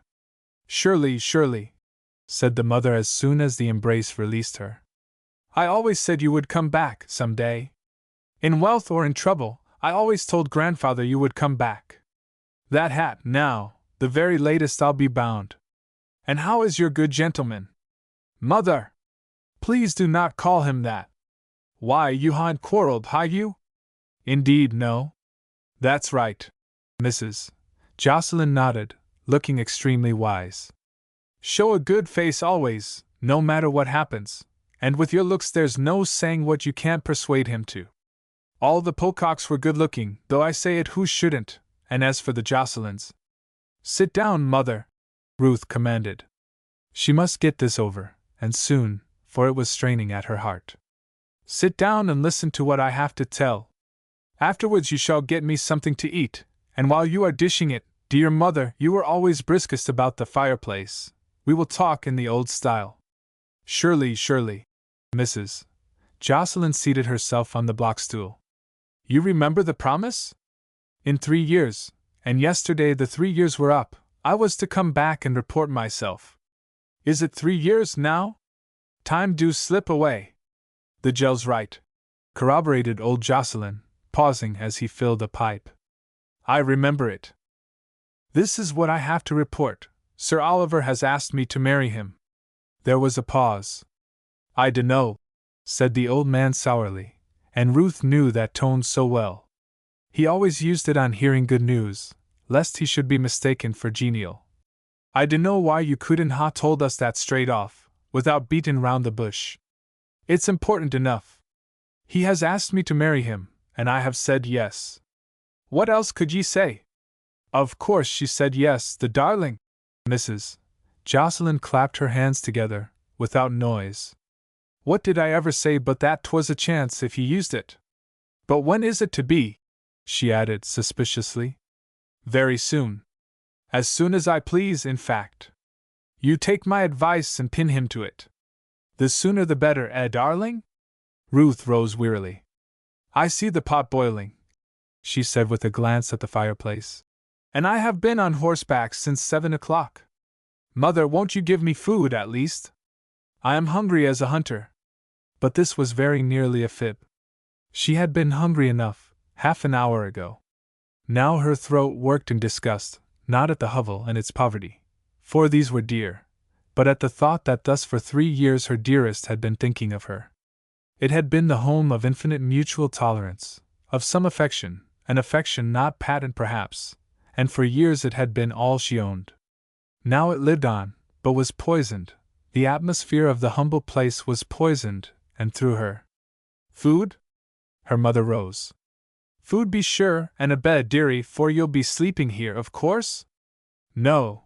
I go on to Port Nassau, and thence in a few days to a lodging up in the back country. Such a mare as she's riding too, put in the old man. I wouldn't put up at Port Nassau if I was you, said her mother, pausing as she made ready to lift the pot handle. They won't know what you've told us, and they'll cast up the old shame on you. Emria ha'n't talked so sensible for days, said the old man. Joy must ha steadied her. Clams, is it? Clams, I hope. The meal over, Ruth took leave of them, reproaching herself for her haste, though troubled to have delayed the grooms so long. She mounted and rode forward thoughtfully. The grooms did not wear the vile white and scarlet, but a sober livery of dark blue. Between more serious thoughts, Ruth wondered if any one in Port Nassau would recognize her. The hostess of the Bowling Green did not, but came to the door and dropped curtsies to her, as to a grand lady. She startled Ruth, however, by respectfully asking her name. Ruth, who had forgotten to provide against this, had a happy inspiration. I am Miss Ruth, she said. The landlady desired to be informed how to spell it. For, said she, I keep a list of all the quality that honor the Bowling Green. Ruth signed it boldly in the book presented, and ordered supper to be brought to her room, also a fire to be lit. She was given the same room in which she had knelt to pull off Oliver Vile's boots. While supper was preparing, in a panic lest she should be recognized, she tied her hair high and wound it with a rope of pearls, her lover's first gift to her. In her dress she could make little change. The wagon following in her wake would be due tomorrow with her boxes, but for tonight she must rely on the few necessaries of toilet the grooms had brought, packed in small holdalls at their saddle bows. Her fears proved to be idle. The meal was served by a small maid, upon whom she once or twice looked curiously. She wondered if the landlady scolded her often. After supper she sat a long while in thought over the fire, shielding its heat from her with her hands. They were exquisite hands, but once or twice she turned them palms uppermost, as though to make sure they bore no scars. Chapter 3. Nesting. She spent a week in Port Nassau, recognized by none. She walked its streets, her features half hidden by a veil, and among the Port Nassauers she passed for an English lady of quality who, by one of those freaks from which the wealthy suffer, designed to rent or build herself a house in the neighborhood. Her accent by this time was English. By unconscious preference she had learned it from her lover, translating and adapting it to her own musical tones. It deceived the Port Nassauers completely. She visited many stores, always with a manservant in attendance, and always paying down ready money, bought of the best the little town could afford, but chiefly small articles of furniture, with some salted provisions and luxuries such as well-to-do skippers took to sea for their private tables. The wagon had arrived. It, too, contained a quantity of wine and provisions, camp furniture, clothes, etc. At the end of the week she left Port Nassau with her purchases, the 2 men escorting her, the laden wagon following. They climbed the hill above the town, and struck inland from the base of the peninsula, traveling north and by west. The road, a passably good one, led them across a dip of cultivated land, shaped like a saddleback, with a line of forest trees topping its farther ridge. This was the fringe of a considerable forest, and beyond the ridge they rode for miles in the shade of boughs, slanting their way along a gentle declivity, with here and there glimpses of a broad plain below, and of a broad-banded river winding through it with many loops. But these glimpses were rare, and a stranger could not guess the extent of the plain until, stepping from the forest into broad day, he found himself on the very skirts of it. An ample plain it was, a grass ground of many thousand acres, where 50 years ago the Indians had pastured, but where now the farmers laboriously saved their hay when the floods allowed, and in spring launched their punts and went duck shooting with long guns and wading boots. For in winter one sheet of water, or of ice, as it might happen, covered the meadows and made the great river one with the many brooks that threaded their way to her. But at this season they ran low between their banks, and the eye easily traced their meanderings, while the main stream itself rolled its waters in full view, in places 300 yards wide, and seldom narrower than 100. Dwarf willows fringed it. At some distance back from the shore, alders and reddening maples dotted the meadows, with oaks here and there, and everywhere wild cranberry bushes and great moss-like hummocks. It ran sluggishly, and always, however long the curve, up to its near or right bank the plain lay flat, or broken only by these hummocks. But from the farther shore the ground rose at a moderate slope, and here were farmhouses and haystacks planted above reach of the waters. A high ridge of forest backed this inhabited terrace, and dense forest filled the eastward gap through which the river passed down to these levels from the cleft hills. At one point on the farther shore the houses had drawn together in a cluster, and towards this the road ran in a straight line on the raised causeway that had suffered much erosion from bygone floods. It cost the travelers an hour to reach the river bank, where a ferry plied to and from the village. It was a horseboat, but not capable of conveying the wagon, the contents of which must be unladen and shipped across in parcels, to be repacked in a cart that stood ready on the village quay.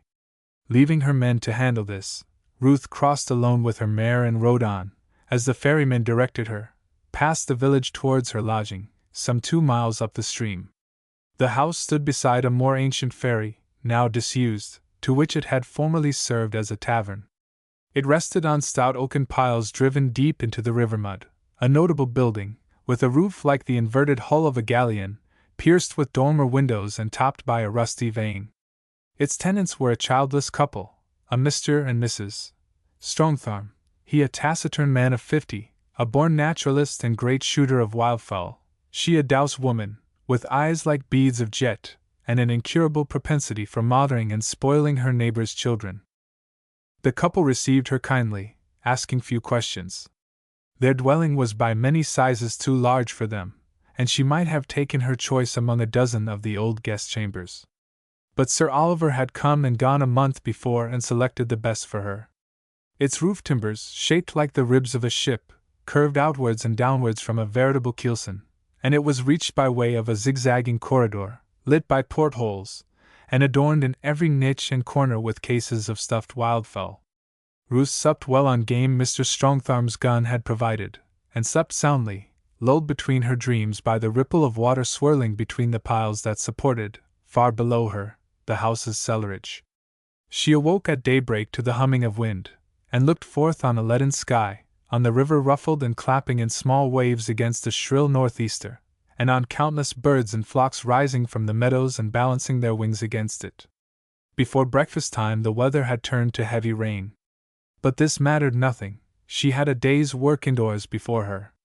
She spent the morning in unpacking the stores, which had arrived late overnight from the ferry, and in putting 100 small touches to her bedroom and sitting room, to make them more habitable. By noon she had finished the unpacking, and dismissed the 2 grooms to make their way back to Boston and report that all was well with her. It rained until 3 in the afternoon, and then, the weather clearing, she saddled Madcap with her own hands and rode to the edge of the forest.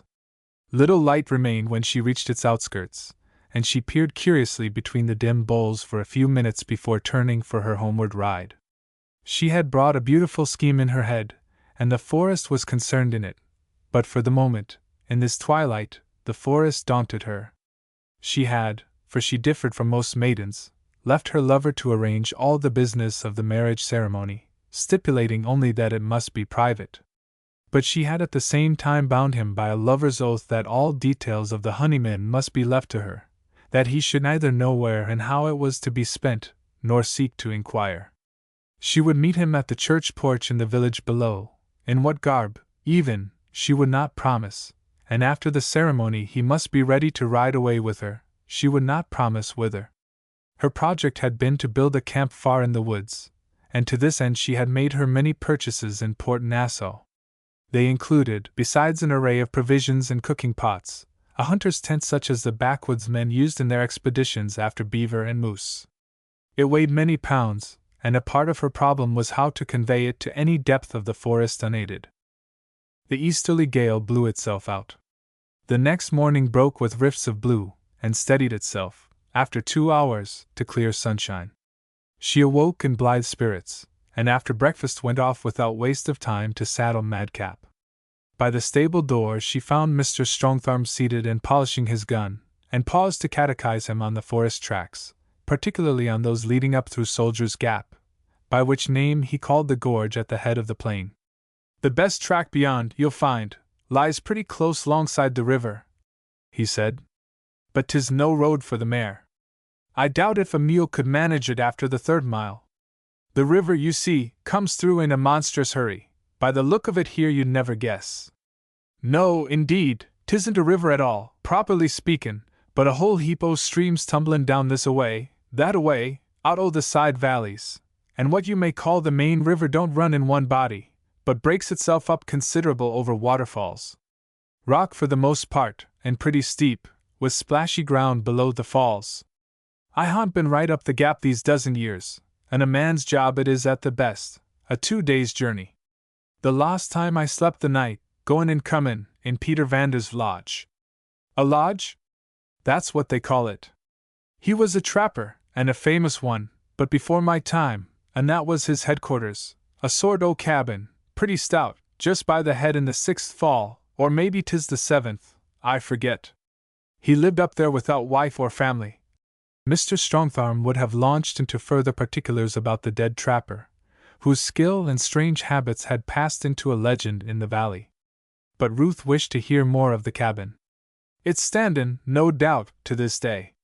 Vander's was a Dutchman, and Dutchmen build strong by nature. The man who built this your house was a Dutchman, and look at the piles of it, and the ribs you may ha' noticed. Aye, the lodge will be there yet, but you'll never find it, not unless I takes ye. That 4th fall is a teaser." Ruth saddled her mare, and rode off in the direction of the gap, thoughtfully. Mr. Strongtharm had given her a new notion. It was close upon nightfall when she returned. She was muddy, but cheerful, and she hummed a song to herself in her chamber, as she slid off her mired garments, and attired herself for supper. That song was her nesting song. Away Bostonwards, her lover, too, was building in his magnificent fashion, but Ruth had found a secret place, such as birds love, and shyly, stealthily as a mating bird, she set about planning and furnishing. It is woman's instinct. Every day, as soon as breakfast was done, she saddled and rode towards the gap, and always with a parcel or two dangling from the saddle-bow or strapped upon Madcap's back. For the first time in her life she had money to handle, money furnished by Sir Oliver to be spent at her own disposal on the honeymoon. It seemed to her a prodigious sum, but she was none the less economical with it. I fear that sometimes she opened the bags and gloated over the coins as over a hoard. She was neither miser nor spendthrift, but unlike many girls brought up in poverty, she brought good husbandry to good fortune.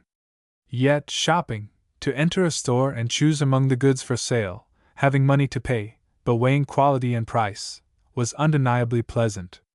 Twice or thrice, bethinking her of some trifle overlooked at Port Nassau, She enjoyed visiting the village store, it boasted but one, and dallying with a purchase. She was riding back from one of these visits. It had been, if the muse will smile and condescend, to buy a packet of hairpins, when, halfway up the village street, she spied a horseman approaching. An instant later she recognized Mr. Trask. There was really nothing strange in her meeting him here. Mr. Trask owned a herd of bullocks, and had ridden over from Port Nassau to bargain for their winter fodder. He had not aged a day. His horse was a tall gray, large-jointed, and ugly. Ruth wore a veil, but it was wreathed just now above the brim of her hat. Her first impulse was to draw it over her face, and her hand went up, but she desisted in pride, and rode by her old enemy with a calm face. They passed one another, and she believed that he had not recognized her, but after a few paces she heard him check his horse. "Hi, madam!" She halted, and he came slowly back. "You are Ruth Jocelyn," he said. "I am, sir. And what are you doing here?" She smiled at him a little scornfully. "Do you ask as a magistrate, sir, or in curiosity?" He frowned, narrowing his eyes. "You are marvelously changed. You appear prosperous. Has Vile married you yet?" "No, sir." "Nor as yet cast you off, it would seem." "No, sir." "Ah, well, go your ways. You are a beautiful thing, but evil, and I would have saved ye from it. I would ye remember." Her face burned, but she held her eyes steady on him. "Mr. Trask," she said, "do you believe in hell?" "Eh?" He was taken aback, but he could not frown away the question, for she asked it with a certain authority, albeit very courteously. "Eh? To be sure I do. I am going to prove to you, and some day you may take comfort from it, that, except on earth, there is no such place. Ye'd like to believe that, I dare say. For you see," she went on, letting the sneer pass, "it is agreed that, if there be a hell, none but the wicked go there. Well? Why, then, hell must defeat itself. For, where all are wicked together, no punishment can degrade, because no shame is felt. There's the pain, madam." He eyed her, and barked it in a short, savage laugh. "The torment, the worm that dies not, the fire that's not quenched. Won't these content ye, bating the shame?" Her eyes answered his in scorn. "No, sir. Because I once suffered your cruelty, you have less understanding than I, but you have more ingenuity than the Almighty, being able, in your district, to make a hell of earth. You blaspheme thus to me, that honestly tried to save your soul? Did you? Well, perhaps you did in your fashion, and you may take this comfort for reward. Believe me, who have tried, hell is bottomless, but in its own way. Should ever you attain to it, and there may in another world be such a place for the cruel, go down boldly, and it may be you will drop through into bliss. You, to talk of another world!" he snapped. "And why not, Mr. Trask? Once upon a time you killed me." He turned his gray horse impatiently. "I whipped ye," was his parting shot. "If 'twarn't too late, I'd take pleasure to whip ye again." Chapter 4. The Bridegroom. Mr. Trask had not concluded the bargain for his winter fodder. Just a week later he rode over from Port Nassau to clinch it, and had almost reached the foot of the descent to the river meadows when a better mounted rider overtook him. "Ah," said the stranger, checking his horse's stride as he passed. "Good morning, Mr. Trask. But possibly you do not remember me?" "I remember you perfectly," answered Mr. Trask. "You are Sir Oliver Vile, whom, once on a time, you sentenced to the stocks. You recall our last conversation? Well, I bear you no malice, and to prove it, will ask leave to ride to the ferry with you. You will oblige me? I like companionship, and my one fellow traveler, a poor horseman, I have left some way behind on the road." "I have no wish to ride with you, Sir Oliver," said Mr. Trask stiffly. "For by that I consider ye a son of Belial, I have a particular quarrel with you. At the time you condescend to mention, I took it upon me to give you some honest advice, not wholly for your own sake. You flouted it, and that's nothing to me, you'll say, but every step we take worsens that very sin against which I warned ye, and therefore I want none of your company." "Honest Mr. Trask," Sir Oliver answered with a laugh. I put it to you that, having fallen in together thus agreeably, we shall make ourselves but a pair of fools if one rides ahead of the other in dudgeon. Add to this that the ferryman, spying us, will wait to tide us over together, and add also, if you will, that I have the better mount, and it lies in my will that you shall either lag behind nor outstrip me. Moreover, you are mistaken. I am not mistaken. This day week I met Ruth Jocelyn and had speech with her. Satisfactory, I hope? It was not satisfactory, and if I must ride with you, Sir Oliver, you'll understand it to be under protest. You are a lewd man. You have taken this child. Here Mr. Trask choked upon speech. Recovering, he said the most unexpected thing in the world. I am not as a rule a judge of good looks, and no doubt 'tis unreason in me to pity her the more for her comeliness. But as a matter of fact I do. Sir Oliver stared at him. You to pity her? You to plead her beauty to me, who took it out of the mud where you had flung her, mauled by you and left to lie like a bloody clout? But the armor of Mr. Trask's self-righteousness was not pierced. I sentenced her, he replied calmly, for her soul's welfare. Who said, what right have you to assume, that she would have been left to lie there? Rather, did I not promise you in the market square that, her chastening over, my cart should fetch her? Did I not keep my word? And could you not read in the action some earnest that the girl would be looked after? Your atheism, sir, makes you dull in spiritual understanding. I am glad that it does, sir. If your passion for Ruth Jocelyn held an ounce of honesty, you would not be glad, for even in this world you have ruined her. Mr. Trask, I have not. Mr. Trask glanced at him quickly. Upon my honor as a gentleman I have not, neither do I desire it. Sir, twice in this half-mile you have prompted me to ask, what, here on this meadow, prevents my killing you? Wait, I know your answer. You are a courageous man and would say that as a magistrate you have schooled yourself to accept risks and to despise threats. Yes, Sir Oliver admitted with a laugh. You are an infernally hard nut to crack, and somehow I cannot help liking you for it. Are you spending the night yonder, by the by? He nodded towards the village. No, sir. I propose returning this evening to Port Nassau. Then it is idle to invite you to my wedding. I am to be married at 9 o'clock tomorrow. Mr. Trask eyed him for a moment or two. Then his gaze wandered ahead to the river, where already the ferrymen had caught sight of them and were pushing the horseboat across with long sweeps, and beyond the river to a small wood-inspired church, roofed with mossy shingles that even at this distance showed green in the slant sunlight. Yonder? He asked. Aye, you would have been welcome. I will attend, said Mr. Trask.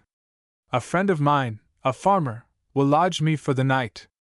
A hospitable man, who has made the offer a score of times. After so many refusals I am glad of an excuse for accepting.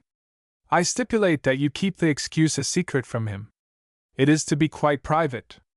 That, said Sir Oliver, turning in saddle for a look behind him, is one of my reasons for outriding my fellow traveler. The clergyman? Aye, tomorrow maybe you'll admit to having misjudged us. Maybe, Mr. Trask conceded. I shall at any rate thank God, provisionally. He is merciful. But I have difficulty in believing that any good can come of it. Chapter 5. Ruth's Wedding Day. She had left it all to him, receiving his instructions by letter. It was to be quite private, as he had told Mr. Trask. She would ride down to the village in her customary grey habit, as though on an early errand of shopping. He would lodge overnight at the ferry inn, and be awaiting her by the chancel step. Afterwards, that was her secret. In this, their first stage in married life, he had promised, reversing the marriage vow, to obey. Happiness bubbled within her like a spring, overshadowed by a little awe, but not to be held down. Almost at the last moment she must take Mrs. Strongtharm into her confidence. She could not help it. Granny, she whispered. They were great friends. I am to be married tomorrow. Sakes! Exclaimed Mrs. Strongtharm, peering at her, misdoubting that she jested. But Ruth's face told its own tale. May I? Asked the elder woman, and her arm went about the girl's waist. God bless ye, dear, and send ye a long family. Who's the gentleman? Not him as came and took the rooms for ye? He said you was a near relation o' his. Well, never mind. The trick's as old as Abram. Be down at the church at 9 tomorrow, and you shall see him, whoever he is. But it is a secret, and you are not to tell Mr. Strongtharm. Oh, said Mrs. Strongtharm. Him. But you ought to make some difference, whispered the good woman next morning, after breakfast, as she was preparing to slip away to the village. Be it but a flower in your bodice. But we've no garden, and the season's late. Ruth took her kiss of benediction. She was scarcely listening, but the words by a strange trick repeated themselves on her brain a few minutes later, upstairs, as she went about her last preparations. She leaned out at the lattice over the river. A lusty creeper, rooted in terra firma at the back of the house, had pushed its embrace over west side and front. The leaves, green the summer through, were now turned to a vivid flame color. She plucked 3 or 4 and pinned them over her bosom, glanced at the effect in the mirror, and went quickly down the stairs. Fairer day could hardly have been chosen. Happy is the bride the sun shines on. In the sunshine by the stable door Mr. Strongtharm sat polishing his gun. She asked him what sport he would be after today. He answered, None. I don't reckon 'pon luck, fishing, after a body's mentioned rabbits, and I don't go gunning if I've seen a parson. A new parson, I mean. Old ministers all in the day's work. You have seen a strange clergyman today? Yes, as I pulled home past the ferry. I'd been downstream early, tryin' for eels. On my way back I saw him, over my left shoulder too. He was comin' out o' the inn by the waterside door, wipin' his mouth, a loose-featured man, with one shoulder higher than t'other, and a hard drinker by his looks. Ruth saddled up and mounted in silence. Fatally she recognized the old fellow's description. But was it possible her lover had brought this man to marry them, this man, whose touch was defilement, to join their hands? If the precisions of Port Nassau had made religion her tragedy, this man had come in, by an afterblow, to turn it into a blasphemous farce. If Ruth had lost faith, she yet desired good thoughts, to have everything about her pure and holy, and on this day, of all days. Surely Oliver, she had taught herself to call him Oliver, would never misunderstand her so. Why, it was a misunderstanding that went down, almost to the roots. Those whom God hath joined together let no man put asunder. But here was cleavage, and from within. Say rather of such sundering. What man could remedy it? Those whom God hath joined together, by such hands. It was not possible. In all things her lover had shown himself considerate, tender, guessing, preventing her smallest wish. As she rode she sought back once more to the wellspring of love. Had he not stooped to her as a god, lifted her from the mire? It was not possible. Yet, as she rode, the unconquerable common sense within her kept whispering that this thing was possible. It darkened the sunlight. She rode as one who, having sung carelessly for miles, surmises a dreadful leap close ahead. Still she rode on, less and less sure of herself, and came to the church porch, and alighted. The church was a plain oblong building, homely within to the last degree. The pews were of pitch pine, the walls and rafters coated with whitewash, some of which had peeled off and lay strewing the floor. A smell of oil filled the air. It was sweet and sickly, and came from the oozings of half a dozen untended lamps. Ornament the place had none, save a decent damask cloth on the communion table. Oliver Vile stood by the chancel rail. The rest of the congregation comprised Mr. Trask, seated stiff and solitary in the largest pew, Mrs. Strongtharm, and half a score of children whom Mrs. Strongtharm had collected on the way and against her will. They followed her by habit, after goodies, but just now, though they sat quiet, her reputation was suffering from a transient distrust. Allurements to piety rarely fell in the path of a New England child, but even he was child enough to suspect them when they occurred. At the sound of the mare's footsteps they turned their heads, one and all. Mr. Silk, clad in white surplice and nervously turning the pages of the office by the holy table, faced about also. Ruth was seen alighting, out there in the sunlight. She hitched the mare's bridle over a staple and came lightly stepping through the shadow of the porchway. Her lover walked down the aisle to meet her. He, too, stepped briskly, courteously.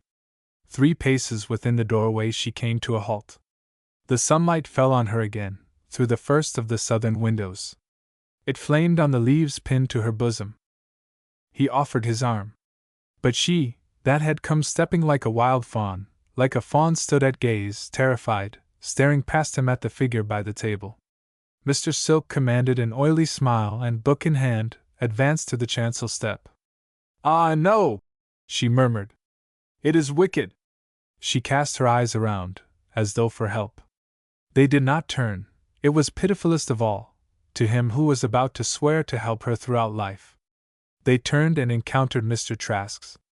With a sob, as Sir Oliver would have taken her arm, she threw it up, broke from him, and fled back through the porchway. As she drew back that 1 pace before fleeing, the sun fell full again on that breast knot of scarlet leaves. He stared after her dumbfounded, still doubting her intent. He saw her catch at the mare's bridle, and with a bitter curse, ran forward. But he was too late. She had mounted, and was away. He heard the mare's hoofs clattering up the street. His own horse was stabled at the Ferry Inn. It would cost him 10 minutes at least to mount and pursue. I said provisionally. It was Mr. Trask's voice, speaking at his elbow. "Nay, man, don't strike me. Since you meant business, 'tis yourself you should strike for a fool.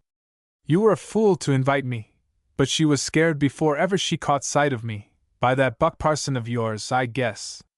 He had fetched Bayard, had mounted, and was after her. He pulled rein at her lodgings. Yes, Mr. Strongtharm had seen her go by. The old fellow did not guess what was amiss, as how should he? "It's cruel for the mare's hoofs," he commented, "forcing her that pace on the hard road. She rides well, as far as riding goes, but the best womankind on horseback has neither bowels nor understanding. He pointed toward Soldier's Gap. "She rides there most days," he said, "but it can't be far. There's no Christian road for a horse, once you're past the second fall." Oliver Viles struck spur and followed. Already he had the decency to curse himself, but not yet could he understand his transgressing. "Your atheism," Mr. Trask had said it, "makes you dull in spiritual understanding." Skeptics are of 2 orders, and religious disputants gain a potential advantage, but miss truth, by confusing them. Oliver Viles was dull, and his dullness had betrayed him, precisely because his reason was so lucid and logical that it shut out those half-tones in which abide all men's, all women's, tenderest feelings. He knew that Ruth had no more faith than he in Christian dogma, no faith at all in what a minister's intervention could do to sanctify marriage. He had inferred that she must consider the tying of the knot by Mr. Silk, if not as a fair jest, at least as a gentle mockery, the humor of which he and she would afterwards taste together. Why had she not pleaded against right of any kind? Besides, the dog had once insulted her with a proposal. Sir Oliver never allowed Mr. Silk to guess that he had surprised his secret, and Mr. Silk, tortuous himself in all ways, could not begin to be on terms with a candid soul such as Ruth's, craving in all things to be open where it loves. Sir Oliver had supposed it a pretty lesson to put on a calm, negligent face, and command the parson, who dared not disobey, to perform the ceremony. Mr. Silk had cringed. Likewise, when inviting Mr. Trask to the nuptials, he had looked on him but as a witness to his triumph. The very man who had sentenced her to degradation, was there not dramatic triumph in summoning him to behold her exalted? For behind all this reasoning, of course, and below all his real passion for her, lay the poisonous, proud, weak sense of superiority, the conviction that, desirable though she was, his choice exalted her. Would not 10,000 women, would not 100,000, have counted it heaven to stand in her place? Yet she had earnestly begged off the right which to every one of these women would have meant everything. This puzzled him. On second thoughts the puzzle had dissolved. She accepted his negations, and, womanlike, improved on them. The marriage service was humbug, therefore she had willed to have none of it. The attitude was touching. It might have been convenient, had he been less in love. But he was deeply in love, so deeply that in good earnest he longed to lift and set her above all women. For this, nonsensical though they were, due rights must be observed. At the last pinch she had broken away. Was it possible, then, that after all she did not love him? She had crossed her arms once and called herself his slave. Not for one moment did he understand that other skepticism which, forced out of faith, clasps and clings to reverence, which, though it count the right inefficient, yet sees the meaning, and counts the moment so wholly that to contaminate the right is to poison all. Not as yet did he understand one whit of this. But he vehemently desired her, and his desire was straight. Because it was straight, while he rode some inkling of the truth pierced him. For, as he rode, he recalled how she had cast up an arm and turned to flee. His eyes had rested confusedly on the breast knot of scarlet leaves, and it seemed to him, as he rode, that he had seen her heart beating there through her ribs. Chapter 6. Yet he will come! The cabin stood close above the fall. It was built of oak logs split in two, with the barked and rounded sides turned outward. Piet Vanders would have found pine logs more tractable and handier to come by, and they would have outlasted his time, but being a Dutchman, he had built solidly by instinct. Also, he had chosen his ledge cunningly or else with amazing luck. A stairway shaped in the solid rock, 8 treads and no more, led down to the very brink of the first cascade, yet through all these years, with their freshets and floods, the cabin had clung to its perch. Within doors the ears never lost the drone of the waters. There were top notes that lifted or sank as the wind blew, but below them the deep bass thundered on. Ruth had doffed her riding dress for a bodice and short skirt of russet, and moved about the cabin tidying where she had tidied a score of times already. Through the window opening drifted wisps of smoke, aromatic and pungent, from the fire she had built in an angle of the crags a few yards from the house. It had been the Dutchman's hearth. She had found it, and cleared the creepers away, and below them the rock face was yet black with the smoke of old fires, some way up the gorge, where, at the foot of a smaller waterfall, the river divided and swirled about an island covered with sweet grass, a miniature meadow. Her mare grazed at will. About a fortnight ago, having set aside 3 days for the search, on the second Ruth had found a circuitous way through the woods. A part of it she had cleared with a billhook, and since then Madcap had trodden a rough pathway with her frequent goings and comings. It had immensely lightened the labor of furnishing, but she feared that the pasturage would last but a day or two. Her lover, when he came, must devise means of sending the mare back. She never doubted his coming. He would probably miss the bridle path, the opening of which she had carefully hidden, and be forced to make the ascent on foot. But he would come. See, she was laying out his clothes for him. He had sent to Sweetwater, at her request, 2 valises full, packed by Manasseh, and she had conveyed them hither with the rest of the furniture. Carefully now she made her selection from the store: coat, breeches of homespun and leather, stout boots, moccasin leggings such as the Indians wore, woolen shirts, but other shirts also of finest cambric, with underclothes of silk, and delicate nightshirts, and silken stockings that could be drawn like soft ribbons between the fingers. She thrilled as she handled them garment by garment. Along the wall hung his 2 guns, with shot bag and powder flask. Here was his home. Here were his clothes. She had forgiven him, hours ago, without necessity for his pleading. So would he forgive her? After all, what store did he set by church ceremony? He had vowed to her a dozen times that he set none. He loved her, that was enough, an assurance of his following. He would confess that she had been right. As she moved about, touching, smoothing this garment and that, there crossed her memory the Virgilian refrain: Nihil al deos, nil carmina curit. Ducite aberb domum, mea carmina, ducite Daphnin. She murmured it, smiling to herself as she recalled also the dour figure of Mr. Hickens in the library at Sabine's, seated stiffly, listening while she construed. If only tutors guessed what they taught. She hummed the lines. Nihil al deos. He cared nothing for church rites. Nil carmina. She needed no incantations. She never doubted that he would arrive.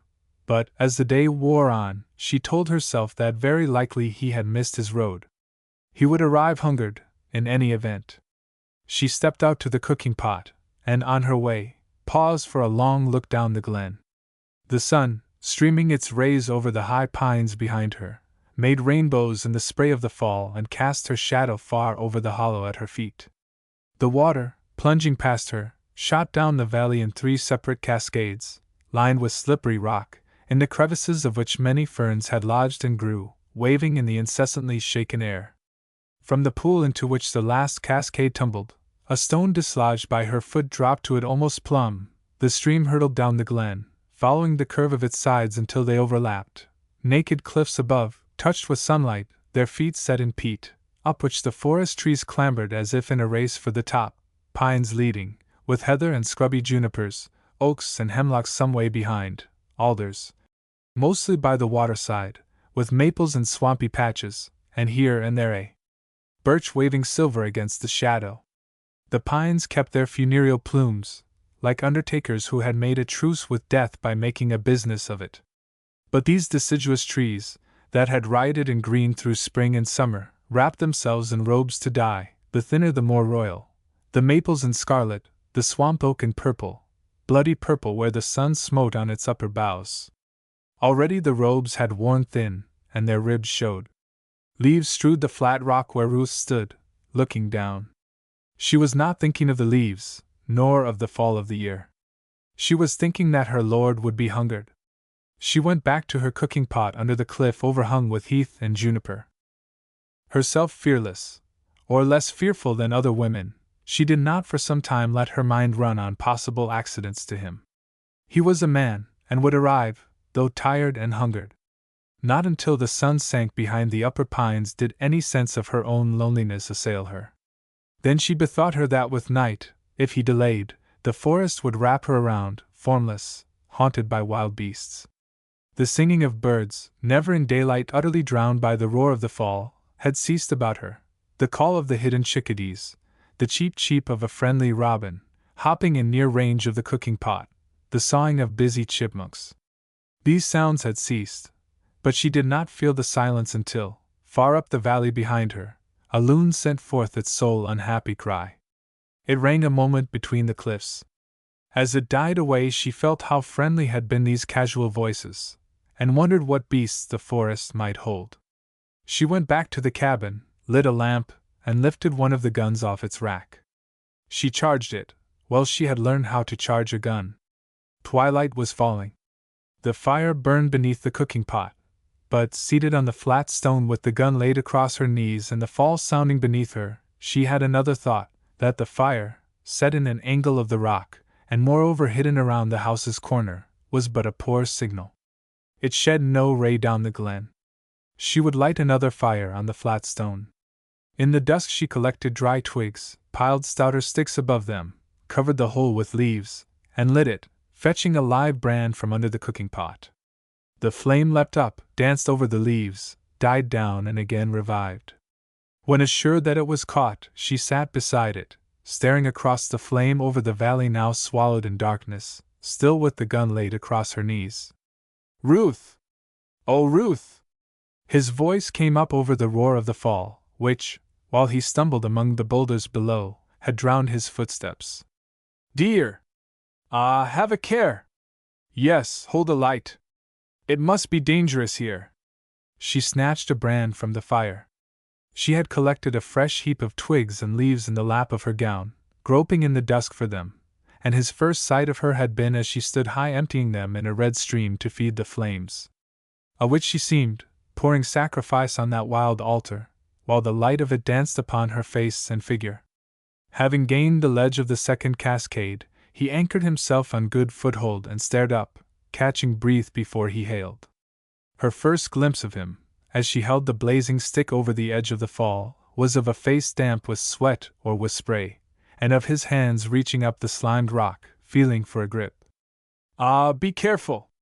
Shall I come down to you?" For the first time she realized his peril.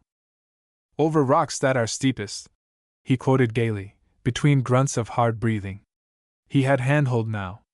"Hero on her tower, and faith, Leander came near to swimming for it, once or twice. Grunt. Over the mountains, and over the waves, hullo! That rock of yours overhangs. What's to the left? Grunt. Grass? I mistrust grass on these ledges. Reach down your hand, dear Ruth, to steady me only. She flung herself prone on the flat rock beside the fire, and gave a hand to him. He caught it, heaved himself over the ledge with a final grunt of triumph, and dropped beside her, panting and laughing. You might have killed yourself, she shivered. And whom, then, would you have reproached? You might have killed yourself, and then I think I should have died too. Ruth! My lord will be hungry. He shall rest here and eat. He flung a glance towards the cabin, or rather, for the dusk hid its outlines, towards the light that shone cozily through the window hatch. Not yet, she murmured. My lord shall rest here for a while. She was kneeling now to draw off his shoes. He drew away his foot, protesting. Child, I am not so tired, but out of breath, and yes, hungry as a hunter. My lord will remember. It was the first service I ever did for him. It may have been an innocent while to anchor him fast there and helpless. At any rate, she knelt, and drew off his shoes and carried them to a little distance. Next, my lord shall eat, she said, and having rinsed her hands in the stream and spread them a moment to the flame to dry, sped off to the cabin. In a minute she was back with glasses and clean napkins, knives, forks, spoons, and a bottle of wine. From a second visit she returned with plates, condiments, and a dish of fruit. Then, running to the cooking pot, she fetched soup in 2 bowls. And after that, she promised, there will be partridges. Mr. Strongthumb shot them for me, for I was too busy. They are turning by the fire on a jack my mother taught me to make out of threads that untwist and twist again. Shall I sit here at my lord's feet? Sit where you will, but close, and kiss me first. You have not kissed me yet, and it is our wedding day. Our wedding feast! Oh, Ruth, Ruth, my love! Our wedding feast! Could it be better? Oh, my dear, dear lord! But I'll not kiss you yet. Why, Ruth? Why, sir, because I will not, and that's a woman's reason. Afterwards, but not now. You boasted of your hunger. What has become of it? They ate for a while in silence. The stream roared at their feet. Above them, in the gap of the hills, Jupiter already blazed, and as the last of the light faded, star after star came out to keep him company. He praised her roasting of the partridges. Tomorrow, she answered, you shall take your gun and get me game. We must be good providers. Tomorrow. Tomorrow, and forever and ever. He poured wine and drank it slowly. Ah, look up at the heavens! And we two alone. Is this not best, after all? Was I not right? Perhaps, he answered after a pause. It is good, at all events. Tomorrow we will explore, and when this place tires us, but my lord has not praised it yet. Must I make speeches? No. When this place tires us, we will strike camp and travel up through the pass. It may be we shall find boatmen on the upper waters, and a canoe.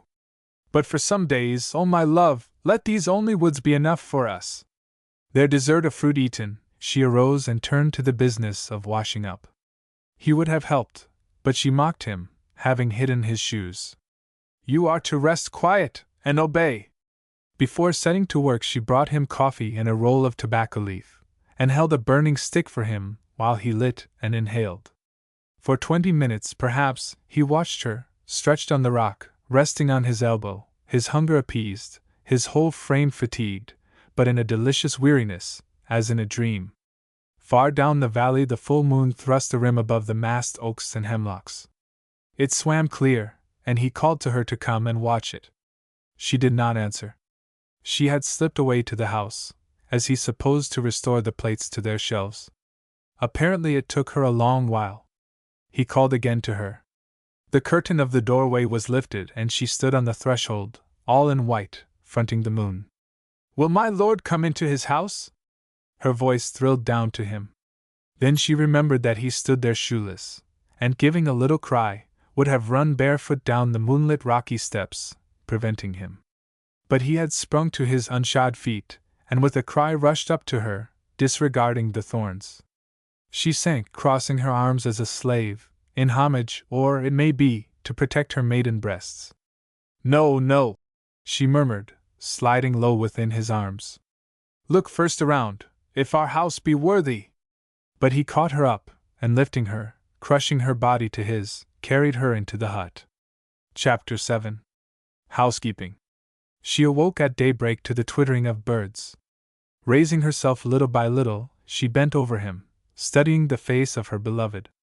He slept on, and after a while she slipped from the couch, collected her garments in a bundle, tiptoed to the door, and lifting its curtain, stole out to the dawn. Mist filled the valley below the fall. A purple bank of vapor blocked the end of it. But the rolling outline was edged already with gold, and already ray upon ray of gold shivered across the upper sky and touched the pine woods at the head of the pass. Clad in cloak and night rail, shod in loose slippers of Indian leatherwork, she moved across to the fire she had banked overnight. Beside it a bold robin had perched on the rim of the cooking pot. He fluttered up to a bough, and thence watched her warily. She remade the fire, building a cone of twigs, fetched water, scoured the cauldron, and hung it again on its bar. As she lifted it, the sunlight glinted on the ring her lover had brought for the wedding and had slipped on her finger in the cabin, binding her by this only right. The fire revived and crackled cheerfully. She caught up the bundle again and climbed beside the stream, following its right bank until she came to the pool of her choice. There, casting all garments aside, she went down to it, and the alders hid her. Half an hour later she returned and paused on the threshold of the hut, the sunlight behind her. In her arms she carried a cluster, a bundle almost, of ferns and autumnal branches, cedar and black alder, the one berried with blue, the other with coral, maple and aromatic spruce, with trails of the grapevine. He was awake and lay facing the door, half raised on his left elbow. This for good morning. She held out the armful to show him, but so that it hid her blushes. Then, dropping the cluster on the floor, she ran and knelt, bowing her face upon the couch beside him. But laying a palm against either temple, he forced her to lift it and gaze at him, mastering the lovely shame. He looked long into her eyes. "You are very beautiful," he said slowly. She sprang to her feet. "See the dew on my shoes! I have bathed and," with a gesture of the hand towards the scattered boughs, "afterwards I pulled these for you. But I was in haste and late because. She explained that while bathing she had let the ring, which was loose and heavy, slip from her finger into the pool. It had lodged endwise between two pebbles, and she had taken some minutes to find it. "As for these," she said, "the flowers are all done, but I like the leaves better. In summer our housekeeping might have been make-believe. Now, with the frosts upon us, we shall have hard work, and a fire to give thanks for." He slid from the couch and, standing erect, threw a bath gown over his shoulders. "I must build a chimney," he said, looking around. "A chimney and a stone hearth. Then our house will be perfect. I will start this very day. Show me the way to your pool." They ate their breakfast on the stone above the fall, in the warm sunshine, planning and talking together like children. He would build the chimney, but first he must climb down to the lower valley and find Bayard, deserted at the foot of the falls, and left to wander all night at will. He must take the mare, too, she said, and promised to start him on the bridle path, so that he could not miss it. "What? Must I ride on a side saddle? It should be easy for you." She laughed. "You pretended to know all about it when you taught me." In the end it was settled that she should ride, and he walked beside till Bayard was found. "Then you can lead her back and leave her with Mr. Strongtharm. But I shall need Bayard to bring home a sack of lime for my mortar. And you are over-thoughtful for Madcap." I walked up to inspect the pasture, and there is enough to last the pair for a week. It is odds, too, we find some burnt lands at the back of these woods, with patches of good grass. Let us keep the horses up here, at any rate until the nights turn colder. A taste of hard faring will be good for their pampered flesh, as for mine. Besides, though you may not know it, I am a first-class groom. As well as a mason? You will have to turn hunter, too, before long, else your cook will be out of work. Dear, dear, how we begin to crowd the days!" For a whole week he worked at intervals, building his chimney with stones from the river bed, and laying them well and truly. Ruth helped him at whiles, when household duties did not claim her. Now and then, when his back ached with the toil, he would break off for a spell and watch her as she stooped over the cooking pot, or knelt by the stream side, bare-legged, with petticoat kilted high, beating the linen on a flat stone. When the chimney was finished, they were in great anxiety lest, being built close under the cliff, it should catch a downdraft of the wind and fill the dwelling with smoke. But the wind came, and, as it turned out, made a leap from the cliff to the valley, singing high overhead and missing the chimney clear. When they lit their first fire indoors and ran forth to see the smoke rising in a thin blue pillar against the pines, they laughed elated, and at supper drank to their handiwork. Ruth's first sacrifice on the new hearth was the solemn heating of a flat iron, to crimp and pleat her lover's body linen. Next day he shot a deer and flayed it, and the next set to work to build a bed. Their couch had been of white linen laid upon skins, the skins resting on a thick mat of leaves. Now he raised it from the ground on 4 posts, joining the posts with a stout framework and lacing the framework with cords criss-crossed like the netting of a hammock. Also he replaced the curtain at the entrance with the door of split pine wood, and fashioned a wooden bolt. The halcyon weather held for 2 weeks, the delicate weather of Indian summer. Day by day the forest dropped its leaves under a blue windless sky, but the nights sharpened their frosts. Ruth, stealing early to her bathing pool, found it edged with thin ice, and paused, breaking it with taps of her naked foot while she braced her body for the cold shock. The flat rock over the fall was still their supper table. After supping they would wrap themselves closer in their cloaks of bearskin, and sit for long, his arm about her body. The stars wheeled overhead. At a little distance shone the open window inviting them. From their ledge they overlooked the world.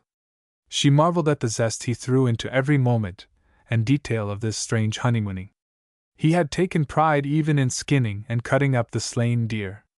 She had, in fact, being fearful of her experiment, had planned it, in some sort, as a test for him. She was no sentimentalist.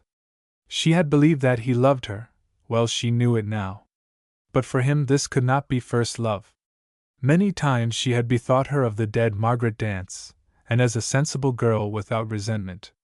But herself in the ecstasy of first love, she marveled how it could die and anything comparable spring up in its room, and she had only her own heart to interrogate. Her own heart told her that it was impossible. "Fool!" said her own heart. "Is it not enough that he condescends, that you have found favor in his sight, you that asked but to be his slave? Fool!" said her heart again. "Would you be jealous of this dead woman? Then jealousy is not cruel as the grave, but crueler." And she retorted, "The woman is dead and cannot grudge it. Ah, conscience!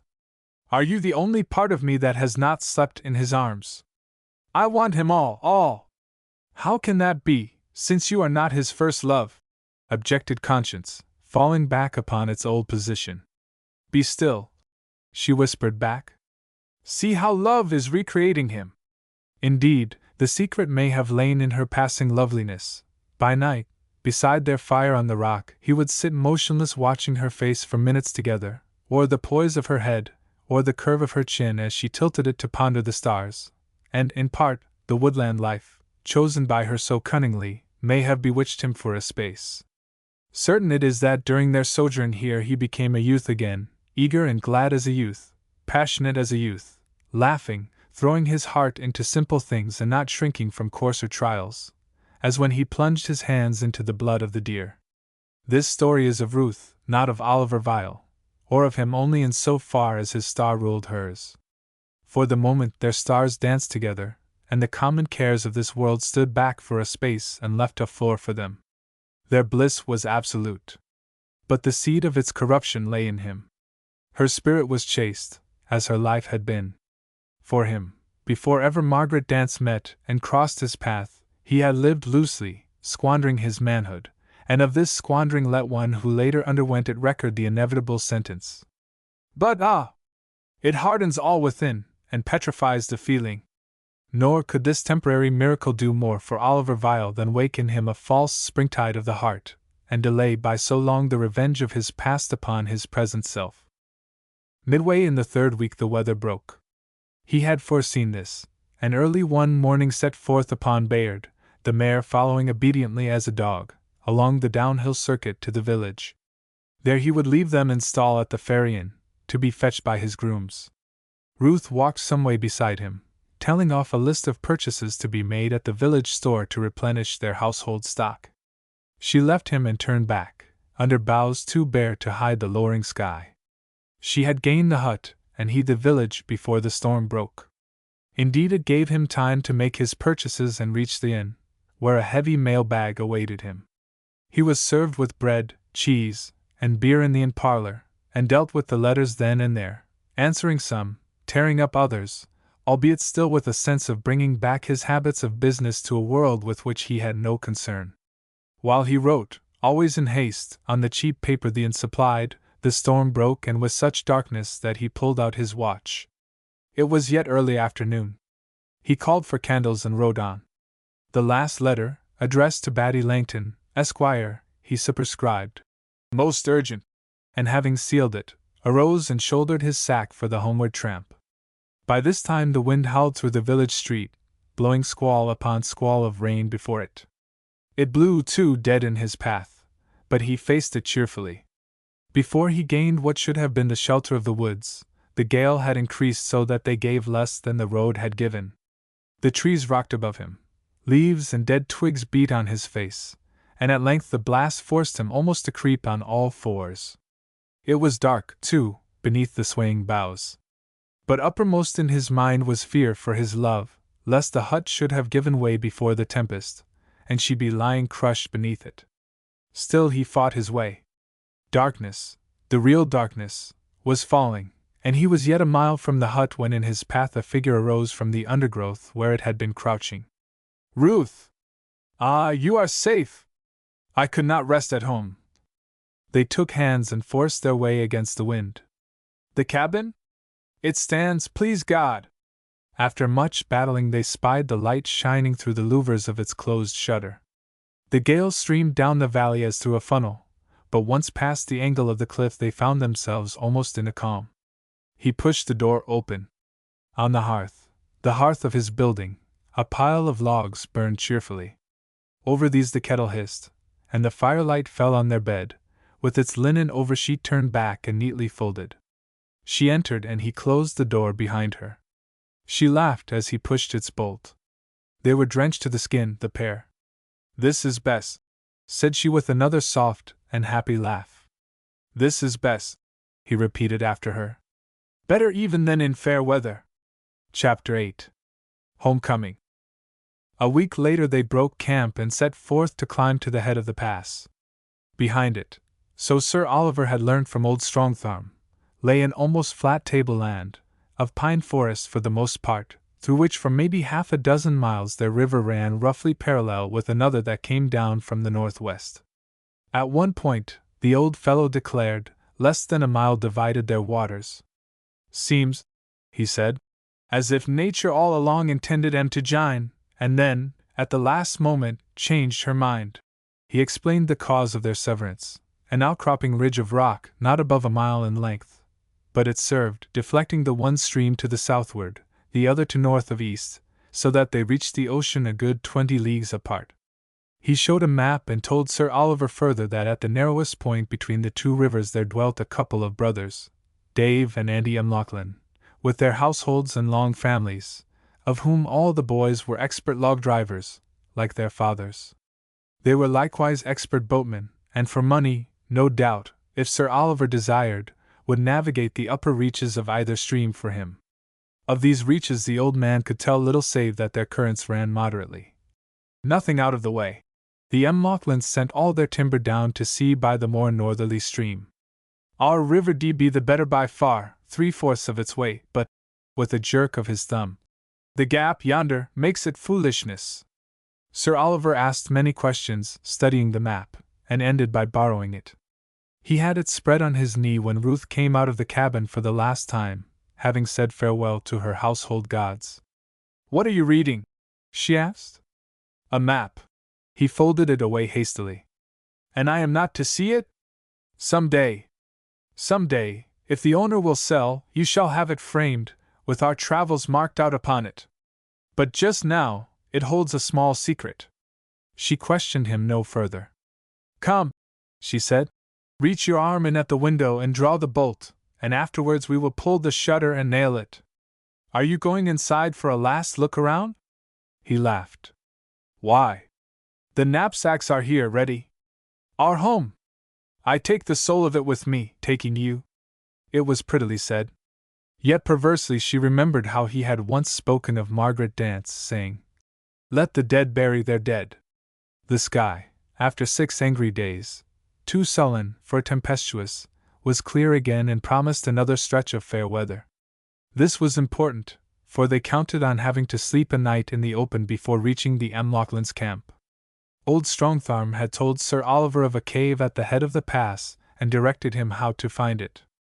Should the sky's promise prove false, they would descend back to the hut. Snow was their one serious peril.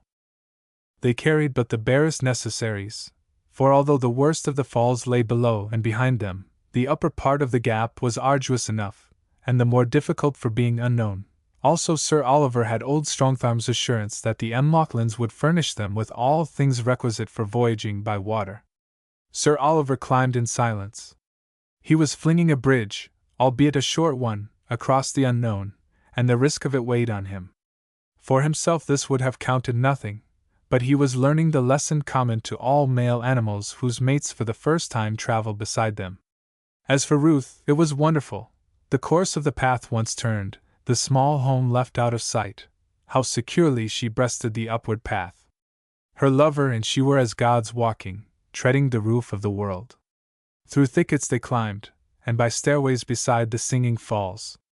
In a pool below one of these falls they surprised a great loon that had resorted here to live solitary through his molting season. He rose and winged away with a cry like an inhuman laugh, and they recognized a sound which had often been borne down the gorge, once or twice at night, to awake and puzzle them. They came to the uppermost fall a good hour before sunset, and after a little search Sir Oliver found the cave. They could have pushed on, but decided to sleep here, and they slept soundly, being in truth more weary than their spirits, exhilarated in the high air, allowed them to guess. They might, as it turned out, by forcing the march, have found the M'Loughlin settlement before dusk. For scarcely had they traveled 5 miles next morning before they came on an outpost of it, a large hut, half dwelling house, half boat shed. It stood in a clearing on the left shore, and close by the water's edge was a young man, patching the bottom of an upturned canoe. 2 children, a boy and a girl, had dropped their play to watch him. A flat-bottomed boat lay moored to the bank close by. The children, catching sight of our travelers, must have uttered some exclamation, for the young man turned quickly, and after a brief look called, "Good morning." There was a ford, he shouted, 50 yards upstream, but no need to wade. Let them wait a minute, and he would fetch them. He laid down his tools, unmoored the flat-bottomed boat, and pulled across. On the way back he told them that he was Adam M'Loughlin, son of David. The little ones were children of his father by a second wife, but he had 7 brothers and sisters of his own. Yes, their settlement stood by the other river, at no great distance. If you'll hark, maybe you can hear the long saws at work. He led them to it, the small children bringing up the rear of the procession. The zm of the saws grew loud in Ruth's ears. Before crossing the ridge she spied the huts between the trees, a congregation of 10 or a dozen standing a little way back from a smooth-flowing river. Between the huts and the river were many sawpits, with men at work. At young Adam's hail the men in view desisted, quite as though he had sounded the dinner horn. Heads of others emerged from the pits. Within a minute there was a small crowd gathered, of burly fellows diffusing the fragrance of pine sawdust, all stamped in their degrees with the M'Loughlin family likeness, and all eager to know the stranger's business. Sir Oliver explained that he wanted a boat and 2 strong guides to explore the upper waters. He would pay any price, in moderation. "Aye," said their spokesman. He wore a magnificent iron-gray beard powdered with sawdust, and he carried a gigantic pair of shoulders, but rheumatism had contracted them to a permanent stoop. "Aye, I'm no fearin' about the pay. You'll be the rich man, the collector from Boston." Ruth was startled. She had supposed herself to be traveling deep into the wilderness.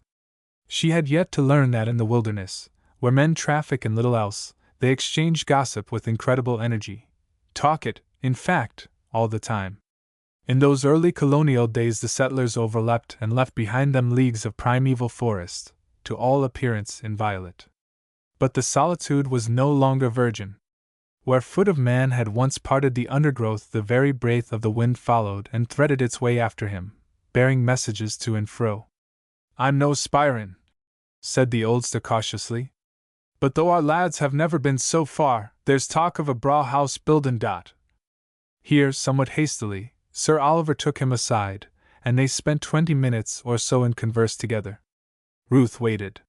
He came back and selected young Adam, with a cousin of his, a taciturn youth, by name Jesse, son of Andrew, to be their boatman. 5 or 6 of the young men were evidently eager to be chosen, but none disputed his choice. Rome, which reaches everywhere, reigned in the forest here, its old law of family unquestioned and absolute. The 2 youths swung off to pack and provision the canoe.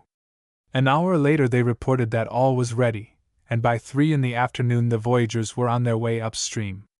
The voyage lasted 4 days and was seldom laborious, for the river ran in long loops through the tableland, and with an easy current. But here and there shallow runs of rock made stairways for it from one level to another, and each of these miniature rapids compelled a portage, so that towards the end of the 2nd day the young men had each a red shoulder spot chafed by the canoe's weight. They camped by night close beside the murmuring water, ate their supper beside a fire of boughs, slept on piled leaves beneath a tent of canvas stretched over a long ridgepole. The 2 young men had a separate and similar tent. For 2 days the forest hemmed them in so closely that although frost had half stripped the deciduous trees, the eye found few vistas save along the river ahead. On either hand was drawn a continuous curtain of moss stems and boughs overlapping and interlacing their delicate twigs. Scarcely a bird sang within the curtain. Scarcely a woodland sound broke in upon the monotonous plash of the paddles. Alder, birch, maple, pine, spruce, and hemlock, the woods were a lifeless tapestry. Ahead curved and stretched the waterway, rippled now and again by a muskrat crossing, swimming with its nose and no more above water. A little before noon on the 3rd day they emerged from this forest upon a wide tract of burnt land, and certain hills of which the blue summits had for some hours been visible above the treetops on their right, now took shape from the base up, behind thin clumps of birch, poplar, and spruce, all of them, but the spruce especially, ragged and stunted in growth. For the rest this burnt land resembled a neglected pasture, being carpeted for the most part with moss and blueberry. A mysterious blight lay over all, and appeared to extend to the foot of the hills. All through the afternoon the chine of these hills clothed the landscape, purpled at times by passing clouds, at times lit up by sunrays that defined every bush and seam on the slopes. All through the afternoon the folded gullies between the slopes unwound themselves interminably, little by little, as the voyagers traced up the river, paddling almost due southward, along its loops and meanders. But by nightfall they had turned the last spur of the range, and the next morning opened to them a vastly different landscape, an undulating country, wooded like a park, with hills indeed, but scattered ones to the south and west, and behind the hills the faint purple dome of a far distant mountain, so faintly seen that at first Ruth mistook it for a cloud. She could not tell afterwards, though she often asked herself the question, at what point the landscape struck her as being strangely familiar.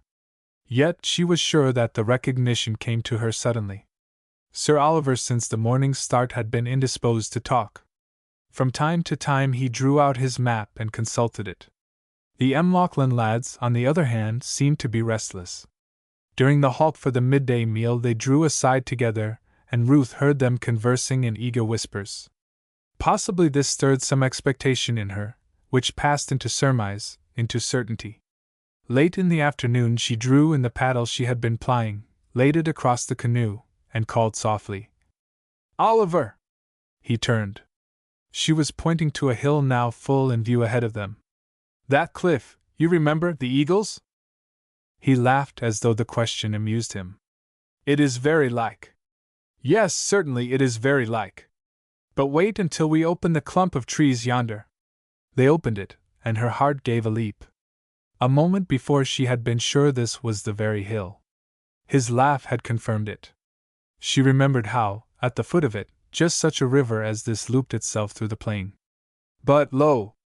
In the opening gap, inch by inch, a long building displayed itself, a mansion, gleaming white, with a pillared front and pillared terraces, rising, terrace on terrace, from the woodland, into which a cascade of water, spouting halfway down the slope, plunged and was lost.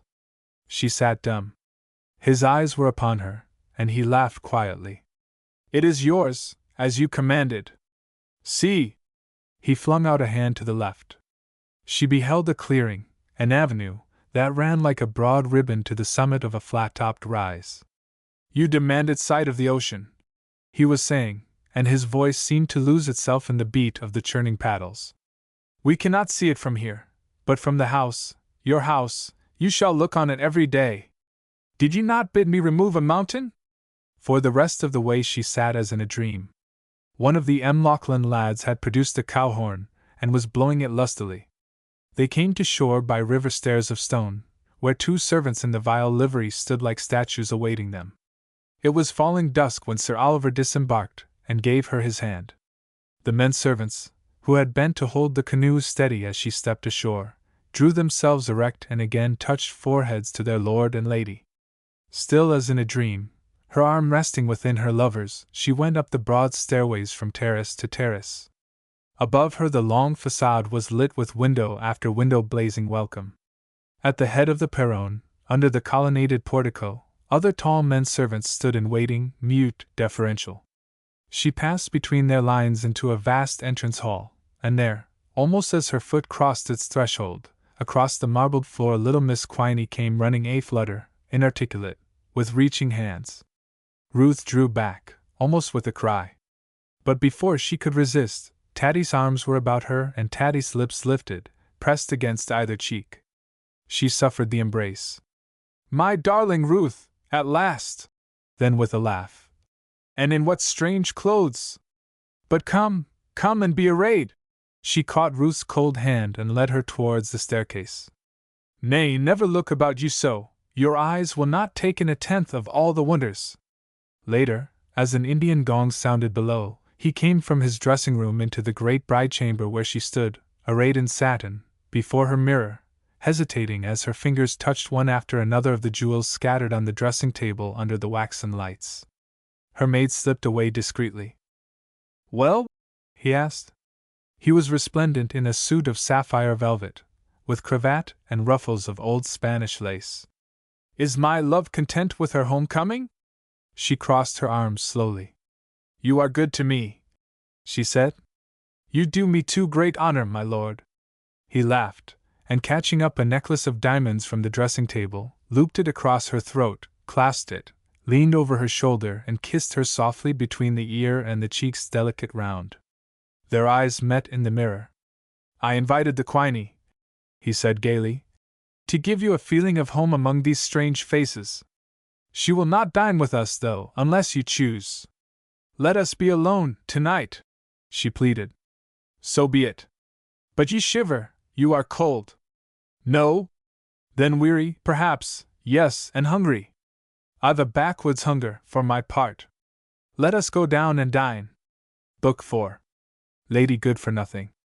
Chapter 1. Batty Langton, Chronicler. From Batty Langton, Esquire, to the Hon. Horatio Walpole.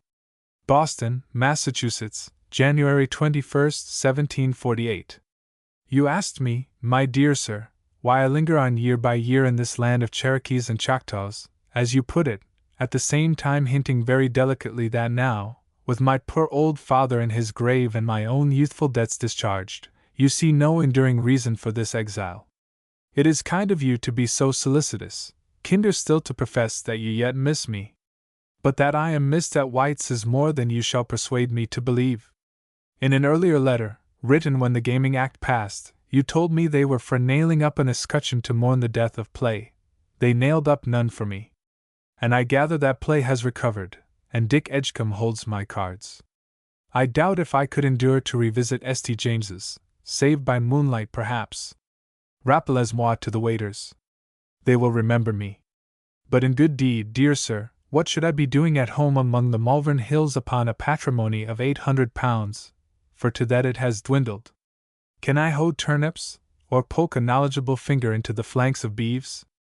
I wonder if your literary explorations ever led you across the furrow of an ancient ploughman who, on a May morning on Malvern Hills, was weary of wandering and laid him down to sleep beside a brook, having been chased thither betimes, no doubt, by a nagging bedfellow. I have no wife, nor mean to take one, and find it more to my comfort to sleep here by the River Charles and dream of Malvern, secure that I shall wake to find myself detached from it by half a world. Yet your last letter touched me closely, for it happens that Sir O.V., for love of whom rather than for any better reason I have kept this exile, has taken to himself a lady. That, you'll say, should be my dismissal, and that I like her, as she appears willing to be friends with me, gives me, you'll say again, no excuse to linger. Yet I do and shall. As for her history, Vial picked her up in a godforsaken fishing town, some leagues up the coast, brought her home, placed her under gouvernante and tutors, finally espoused her. Finally he has built a palace for her, Eagles, by name, whither he forces all Boston to pay its homage. For convenience of access to the goddess, he has cut a road 20 feet broad through the woodlands of her domain. The palace in a woody vale they found, high raised, of stone. Or, to speak accurately, of stone and timber combined. Be pleased to imagine a river very much like that of Richmond, but covered with grey crags. Fie, you will say. The sight is savage, then, like all else in this new world. My dear sir, you were never more mistaken. Mr. Manley's young eye of genius fastened upon it at once, to adapt it to a house and gardens in the Italian style. Have I mentioned this Mr. Manley in former letters? He is a young gentleman of good Midland blood, his county, I believe, Bedfordshire, with a moderate talent for drinking, a something more than talent for living on his friends, and a positive genius for architecture. He will have none of your new craze for Gothic. Palladio is his god, albeit he allows that Palladio had feet of clay, and corrects him boldly, though always, as he tells me, with help of his minor deities, Vignola and the rest, who built the great villas around Rome. He has studied in Italy, and tells me that at Florence he was much beholden to your friend Man, who, I dare swear, lost money by the acquaintance. Vial, his present patron, takes him out and shows him the sight. Italy! Exclaims the youth of genius. Italy? Echoes Maecenas, astonished. We'll make it so, says the youth. These terraces, this spouting water, these pines to serve us for cypresses. But, my good sir, the house? Cries the impatient Vial. A fig for your house! Any fool can design a house when the Almighty and an artist together have once made the landscape for it. Grant me 2 years for the gardens, he pleads. You shall have 10 months to complete landscape, house, everything. I shall need armies of workmen. You shall have them, the youth groaned. I shall have to be sober for 10 months on end. What of that? Says V. Lovers are unconscionable.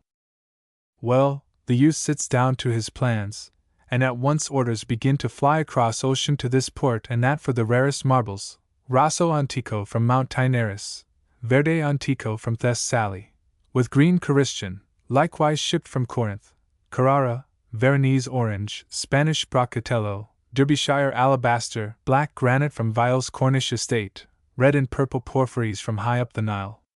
The youth conjures up his gardens as by magic. Here you have a terrace fenced with columns, below it a cascade pouring down a stairway of circular basins, the hint of it borrowed from Frascati, from the Villa Torlonia, if I remember.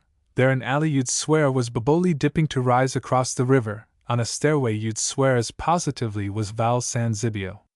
Yet all is congruous. The dog scouts the Villa d'Esfera. Toy shop. The house at first disappoints one, being straight and simple to the last degree.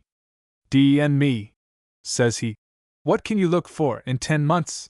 It is of 2 stories, the windows of the upper story loftier by 1/3 than those beneath, and has for sole ornament a balustrade parapet broken midway by an Ionic portico of 12 columns, with a loggia deeply recessed above its entrance door. To this portico a flight of 16 steps conducts you from the uppermost terrace. Such is Vile's new Pleasance of Eagles, Boston's latest wonder. I have described it at this length because you profess to take more interest in houses than in women, and also, to tell the truth, because I am shy of describing Lady V. To call her roundly the loveliest creature I have ever set eyes on, or am like to, is, you will say, no description, though it may argue me in love with her. On my honor, no! Or only as all others are in love, all the men, I mean, and even some proportion of the womankind. The rest agree to call her Lady Good-for-Nothing, upon a double rumor, of which one half is sad truth, and the other, my life on it, false as hell. They have heard that when Vile found her she was a serving girl, undergoing punishment, a whipping to be precise, for some trumpery offense against the Sabbath. Yes, my dear sir, this is true, as it is true also that Vile, like a knight-errant of old, offered to share her punishment, and did indeed share it to the extent of sitting in the stocks beside her. You'd have thought an honest mind might find food for compassion in this, and even an excuse to believe the better of human nature, but it merely scandalizes these Puritan tabbies. They fear Vile for his wealth and title, and he, despising them, forces them to visit her. Now for the falsehood. The clergyman who read the marriage ceremony for V, somewhere in the backwoods, this, too, was his whim, and they have to be content with it, is a low-bred trencher chaplain, by name Silk. He should have been unfrocked the next week, not for performing a function apostolically derived, but for spreading a report, I wait to fasten it on him, that before marriage she was no better than she should be. I have earned better right than any other man to know Vile, and I know it to be calumny. But the wind blows, and the name, Lady Good-for-Nothing, is a by-breath of it. Vile guesses nothing of this. He has a masculine judgment, and no small degree of wit, though 'tis of a hard intellectual kind, but through misprizing his fellow creatures he has come to lack flair. His lady, if she scent a taint on the wind wafted through her routs and assemblies, no doubt sets it down to breathings upon her humble origin, or, it may be, even to some leaking gossip of her foregone wrong. Women, my dear sir, are brutes to rend a wounded one of the herd. She can know nothing of the worst slander. She moves through her duties as hostess with a pretty well-bred grace, and a childishness infinitely touching. Yet something more protects her, a certain common sense, which now and then very nearly achieves wit. For an instance, but yesterday a certain pompous lady lamented to her in my hearing, and with intention, as it seemed to me, who am grown suspicious, the rapid moral decay of Boston society. Alas! Sighs my heroine. But what a comfort, ma'am, to think that neither of us belongs to it. Add to this that she has learning enough to equip 10 preciouses, and hides it, has read Plato and can quote her Virgil by the page, but forbears. Yet all this while you have suspected me, no doubt, of raving over a Belle Savage, a Pocahontas. Well, I shall watch her progress. I have become so nearly a part of Vile that I charge myself to stand for him and supply what he lacks. He loves her, she loves him to doting, but I cannot see into their future. Vile, by the way, charges me to request your good offices with Mr. Mann to procure him a couple of Tuscan vases. I know that your friend is infinitely obliging to all who approach him through you, and this request which my letter carries as a tag should have been its pretext, as in fact it was its occasion. Adieu, my dear sir. Yours most sincerely, Bat. Langton. Chapter 2. Sir Oliver Sayles. Mr. Langton was right. Theologians, preaching mysteries, are helpless before the logical mind until they abandon defense and boldly attack their opponent's capital incapacity, saying, "Precisely because you insist upon daylight, you miss discovering the stars." The battle is a secular one, and that sentence contains the reason, too, why it will never be ended in this world.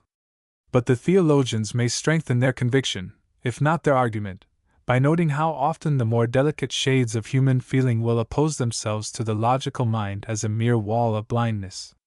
Oliver Vile loved his bride as passionately as his nature, hardened by his past, allowed him.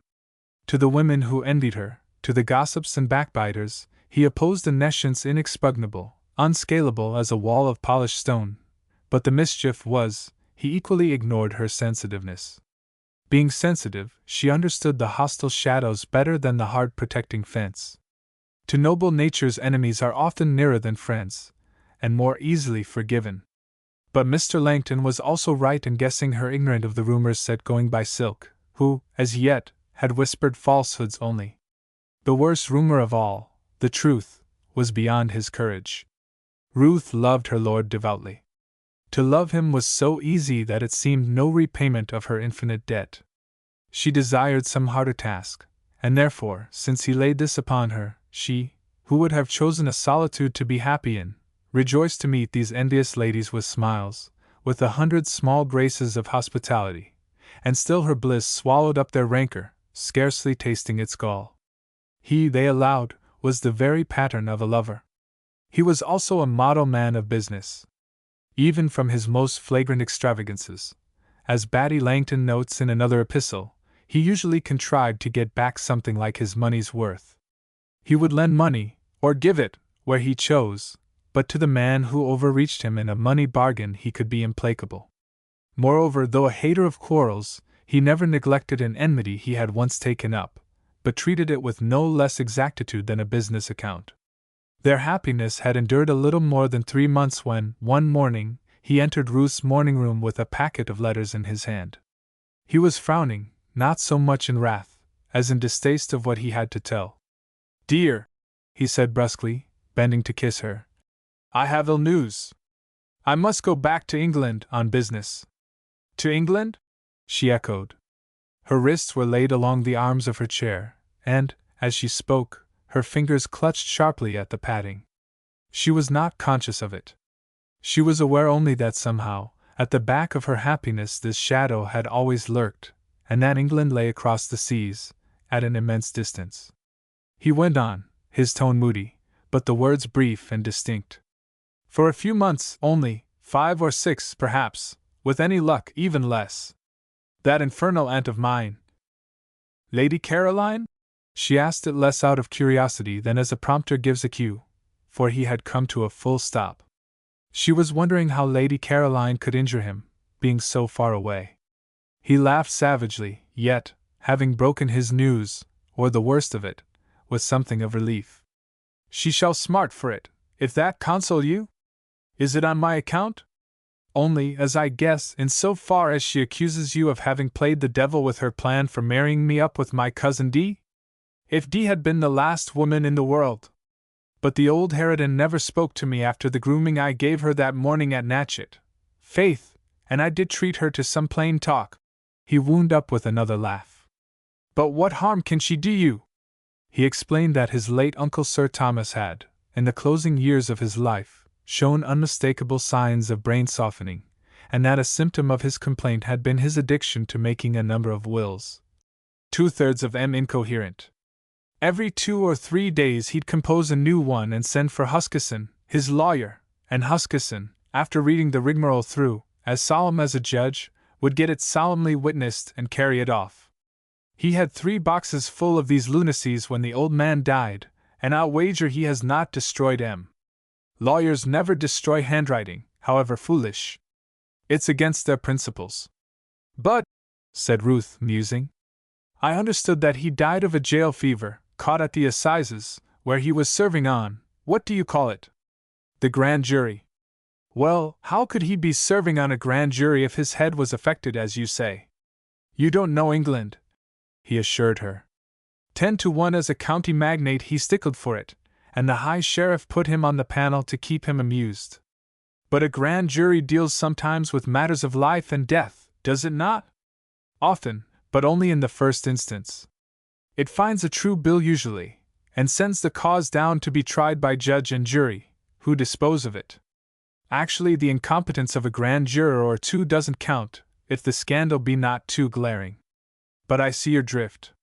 It will be a point for the other side, no matter how lunatic the document, that after perpetrating it he was still thought capable by the High Sheriff of his county. I do not know that the point struck me. I was wondering—" Here she broke off. The thought, in fact, uppermost in her mind was that he had not suggested her voyaging to England with him. "It is a point, anyway," he persisted. But it won't stand against Huskisson's documentary proof of lunacy. You see, the greater part of the property was entailed, and the poor old fool couldn't touch it. But there's an unentailed estate in Devonshire, Downton by name, worth about 2,000 a year. By a will made in '41, when his mind was admittedly sound, he left it to me with a charge upon it of 500 for Lady Caroline. By a second, made 3 years later and duly witnessed, he left her Downton for her life, and with that I chose not to quarrel, though I could have brought evidence that he was unfit to make any will. I agreed with the infernal woman to let things stand on that. But now, being at daggers drawn with me, she digs up, if you please, a will made in '46 and apparently sane in wording, by which, without any provision for the heir at law, the whole bagful, real and personal, goes to her, to be used by her and willed away, as she pleases. This, although she well knows I can prove Sir Thomas to have been a blethering idiot at the time. Is it worth while? Worth while? He echoed, as if doubtful that she had understood. The woman is doing it out of spite, of course. Very likely she is fool enough to think that, fixed here with the Atlantic between us, I shall give her the double gratification of annoying me and letting her win by default. It is a large sum, she mused. Of course it is, he agreed sharply. An estate yielding £2,000 interest. You would not suggest my letting it go, I should hope. Certainly not, if you cannot afford it. If it were a 20th part of the sum, I'd not be jockeyed out of it. He laughed harshly. As men go, I am well to do, but dear, has it never occurred to you to wonder what this place and its household cost me? She answered with a small wry smile. Often it has occurred to me. Often I tell myself that I am wicked to accept, as you are foolish perhaps to give, all this luxury. You adorn it. Dear, do not misunderstand me. All the offering I can bring is too little for my love. I know, she murmured, looking up at him with moist eyes. I know, and yet. I meant only that you are not used to handling money or calculating it, as why should you be? If my lord will only try me. Hey? Of what use is a wife if she may not contrive for her husband's good, take thought for his household? Ah, my dear, these cares are half a woman's happiness. I might make mistakes. Nay, 'tis certain. I would the house were smaller, in a sense I would that your wealth were smaller, it would frighten me less. But something tells me that, though frightened, I should not fail you. He stared down at her, pulling his lip moodily. I was thinking, said he, to ask Langton to be my steward. Would you really choose to be cumbered with all this business? She held her breath for a moment, for his question meant that he had no design to take her with him. Her face paled a little, but she answered steadily. It will at least fill my empty hours. Better, dear, it will keep you before me in all the day's duties, since, though I miss you, all day long I shall be learning to be a good wife. As she said it, her hand went up to her side beneath her left breast, as something fluttered there, soft as a bird's wing stirring. It fluttered for a moment under her palm, then ceased. The room had grown strangely still. Yet he was speaking. He was saying, I'll teach these good people who's head of the family. Ah, yes, the family! Should she tell him? She bethought her of Mrs. Harry's sudden giddiness in the wagon. Mrs. Harry was now the mother of a lusty boy, Sir Oliver's heir, and the family's prospective head. Should she tell him? He stooped and kissed her. Love, you are pale. I have broken this news too roughly. She faltered. When must you start? In 3 days. That's as soon as the Maryland can take in the rest of her cargo and clear the customs. They will be busy days for you. Desperately. Yet you must spare me a part of one, and teach me to keep accounts, said she, and smiled bravely, albeit her face was wan. Chapter 3. Miscalculating Wrath. Mr. Langton sat in his private apartment by Boston Quay trying the balance of a Malacca cane. Sir Oliver had sailed a week ago. Mr. Langton had walked down to the ship with him and taken his farewell instructions. By the way, said Sir Oliver, I want you to make occasion to visit Eagles now and again, and pay your respects. I shall write to you as well as to her, and the pair of you can exchange news from your letters. She likes you. I hope so. answered Langton. Because 'tis an open secret that I adore her. Sir Oliver smiled, a trifle ruefully. Then you'll understand how it hits a man to leave her. Maybe, for I had meant to make you paymaster in my absence, you'll also forgive me for having changed my mind? I'd have called you a damned fool if you hadn't, said Langton equably. She's your wife, hang it all, and I'll lay you £5 you'll return to find her with hair dishevelled over your monstrous careless bookkeeping. My dear no, a woman, a good woman, is never completely happy till convinced that she, and only she, has saved the man she loves from ruin, and what's more, she's a fool if she can't prove it. Nevertheless, she's a beginner, and I'll be glad of your promise to run over from time to time. A question or two will soon discover if things are running on an even keel. I shall attempt no method so coarse, Langton assured him. I don't want to be ordered out of the house. Must I repeat that I adore her? It may be news to you that she repays my attachment with a certain respect. Should she find herself in any difficulty, and she will not, I shall be sent for and consulted. In any event, fond man, you may count on my calling. As they shook hands, Sir Oliver asked, Don't you envy me, Batty? Constantly and in everything, answered Langton. Though, ass that I am, I have rather prided myself on concealing it. I mean, don't you wish that you, and not I, were sailing for England? For that matter, though, there's nothing prevents you. Oh yes, there is. What then? Use and wont, if you will, indolence if you choose, affection for you, no, if you prefer it. That had been an excellent reason for coming with me. It may be a better one for staying. Well, as you walk up St. James's, give it my regards. For so fine an intelligence Noel can be infernally crass at times, muttered Mr. Langton to himself as he walked back to his lodgings. He kept his promise and rode over to Eagles 10 days later, to pay Ruth a visit. He found her astonishingly cheerful. The sum left by Sir Oliver for her stewardship had scared her at first. It scared her worse to discover how the heap began to drain away as through a sieve. But slowly she saw her way to stop some of the holes in that sieve. He had calculated her expenses, taking for basis the accounts of the past few months, and in the matter of entertaining, for example, she would save vast sums. She foresaw herself a miser almost, to earn his praise. Who can find a virtuous woman? For her price is far above rubies. The heart of her husband shall safely trust in her, so that he shall have no need of spoil. She will do him good and not evil all the days of his life. She seeketh wool and flax, and worketh willingly with her hands. She is like the merchants' ships, she bringeth her food from afar. She riseth also while it is yet night, and giveth meat to her household. She considereth a field and buyeth it. She looketh well into the ways of her household. Her children rise up, and call her blessed. Her children? But she had let him go, after all, without telling her secret. Mr. Langton sat and balanced a malacca cane in his hand. When his man announced the Reverend Mr. Silk, he laid it down carefully on the floor beside him. Show Mr. Silk up, if you please. Mr. Silk entered with an affable smile. Ah, good morning, Mr. Langton, said he, depositing his hat on the table and pulling off a pair of thick woolen gloves. I am prompt on your call, eh? But this cold weather invites a man to walk briskly. Not to mention, he added with an effort at facetiousness, that when Mr. Langton sends for a clergyman his need is presumably urgent. It is, said Mr. Langton, seemingly blind to the hand he proffered.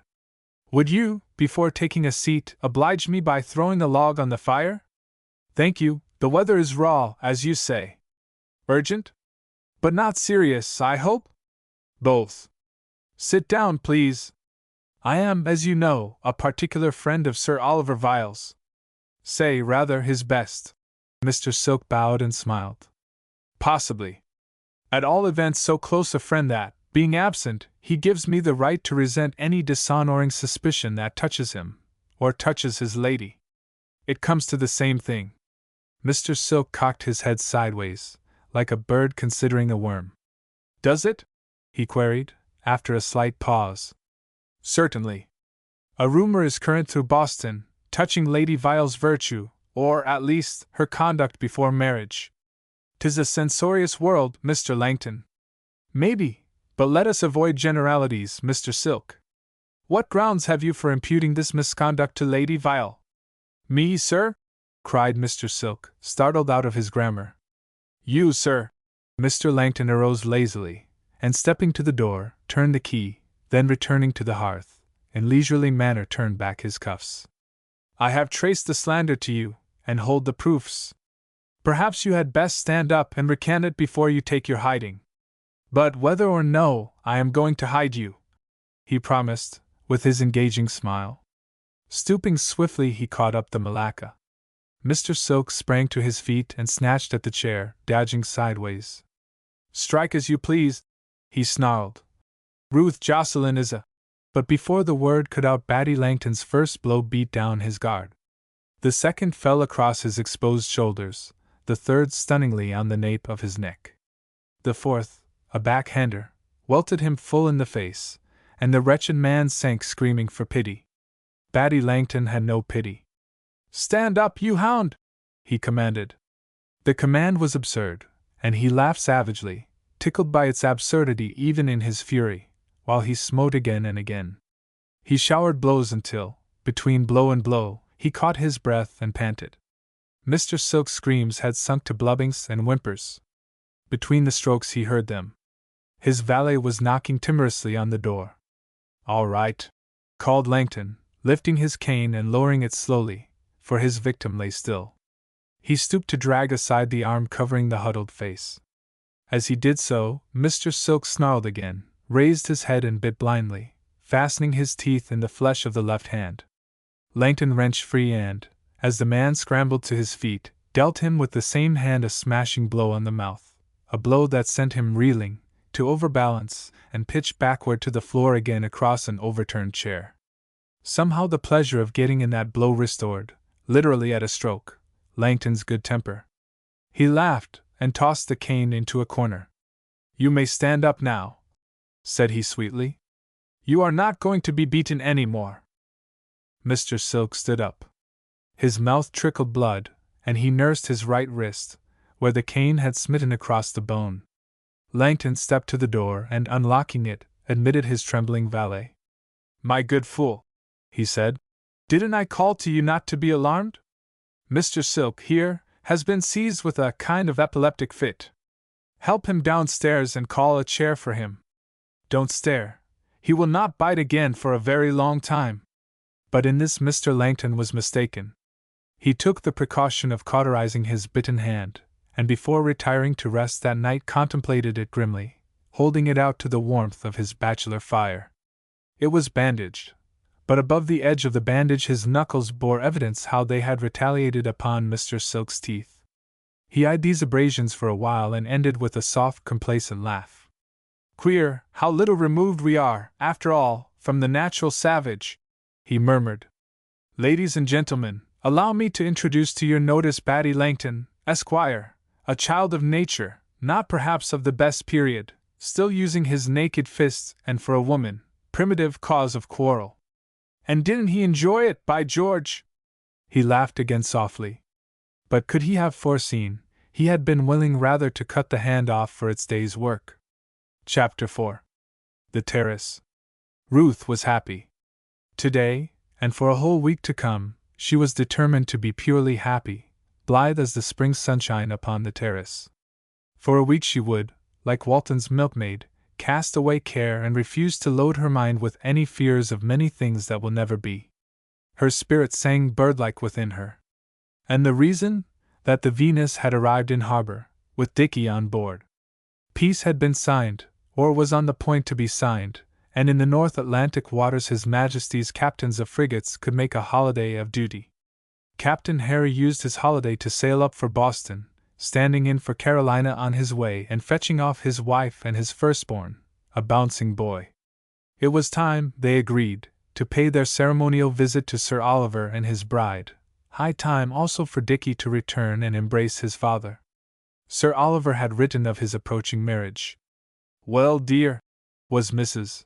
Harry's comment, 'twas always certain he would marry. As for Ruth Jocelyn, she is an amazingly beautiful girl, and I believe her to be good. So there's no more to be said but to wish em joy. Captain Harry kissed his wife. Glad you take it so, Sally. I was half afraid, for of course there was the chance, you know. I'm not a goose, I hope, to cry for the moon. Is that the way of geese? He asked, and they both laughed.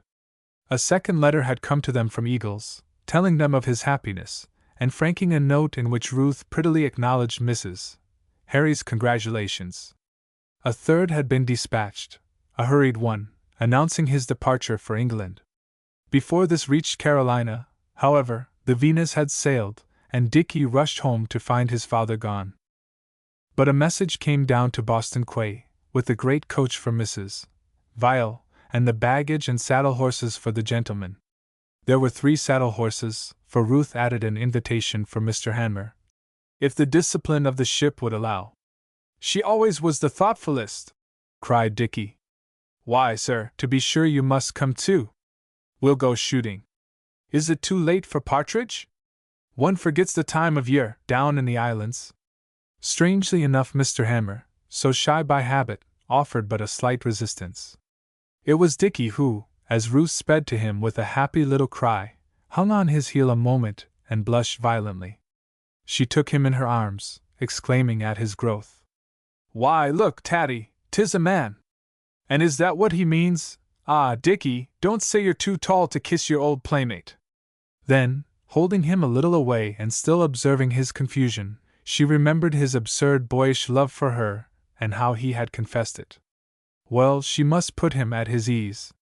She turned laughingly to welcome the others, and now for a moment she too flushed rosy red as she shook hands with Mr. Hanmer. She could not have told why, but perhaps it was that instead of returning her smile, his eyes rested on her face gravely, intently, as though unable to drag themselves away. Captain Harry and his wife marveled, as well they might, at the house and its wonders. Sir Oliver had chosen to take his meals French fashion and at French hours, and Ruth apologized for having kept up the custom. Captain Harry, after protesting against so ungodly a practice, admitted that his ride had hungered him, and at déjeuner proved it not only upon the courses but upon the cold meats on the side table. You must have a jewel of a housekeeper, my dear! Mrs.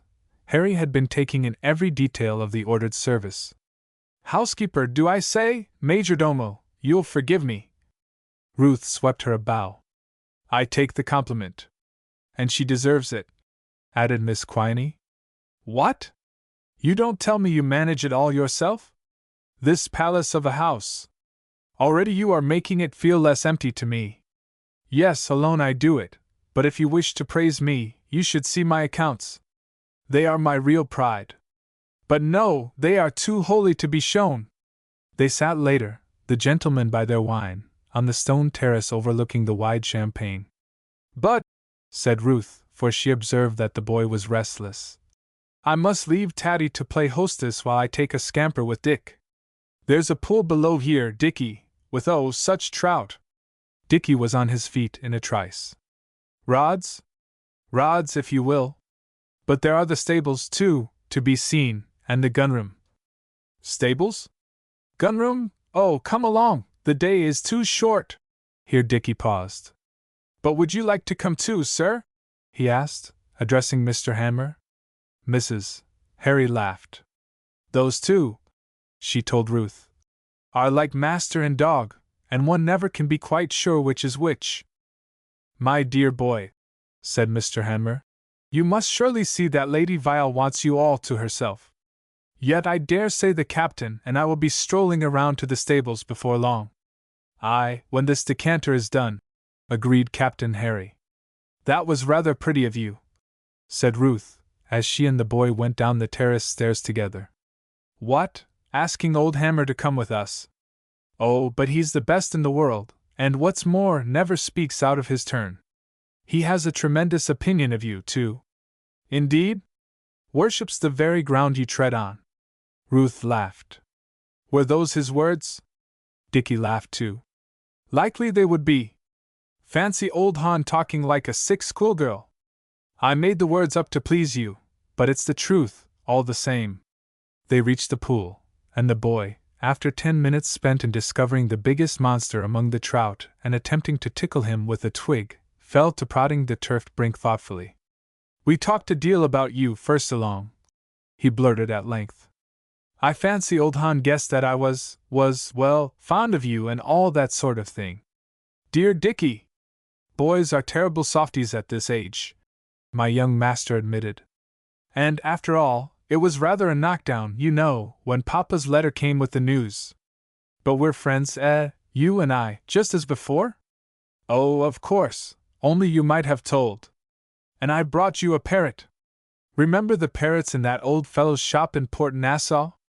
She led him to talk of his sea adventures, of the ship, of the West Indies among which they had been cruising, and as they wandered back from terrace to terrace he poured out a stream of boyish gossip about his shipmates, from Captain Vile down to the cook's dog.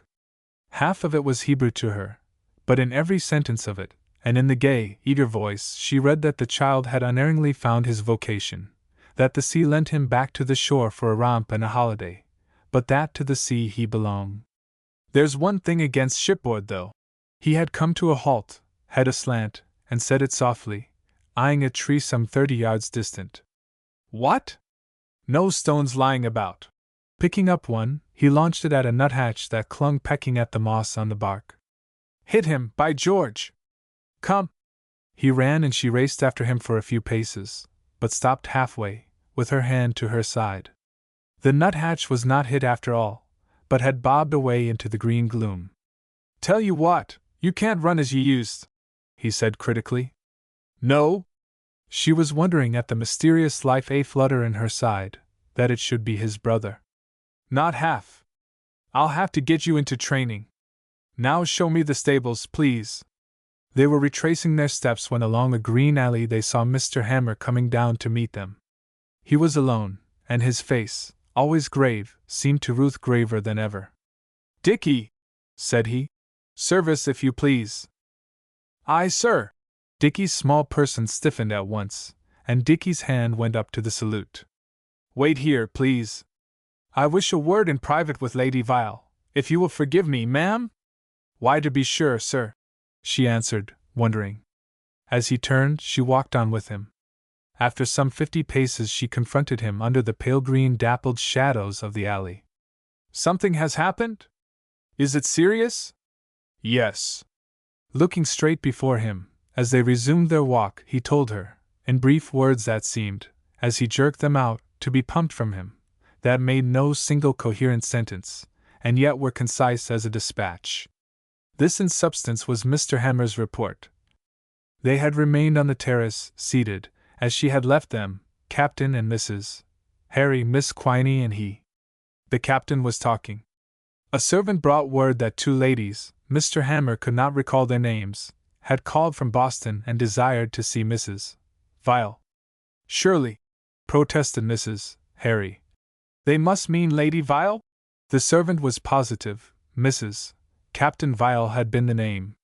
"They are anxious to pay their respects," suggested Miss Quiney. "Anxious indeed! Why, we landed but a few hours since. They must have galloped." Miss Quiney was sent to offer them refreshment and discover their business. Miss Quiney goes off on her errand. Minutes elapse. After many minutes the servant reappears. Miss Quiney requests Mrs. Harry's attendance. Mrs. Harry goes. "Women are queer cattle," says Captain Harry sententiously, and talks on. By and by the servant appears yet again. Mr. Hammer is sent for. "Why, 'tis like a story I've read somewhere, about a family sent one by one to stop a tap running," says Captain Harry. "But I'll say this for the women, I'm always the last they bother." Following the servant, Mr. Hammer, so runs his report, enters the great drawing-room to find Miss Quiney stretched on the sofa, her face buried in cushions, and Mrs. Harry standing erect and confronting 2 ladies of forbidding aspect. "In brief," concluded Mr. Hammer, "she sent me for you. To confront them with her? I wonder what their business can be."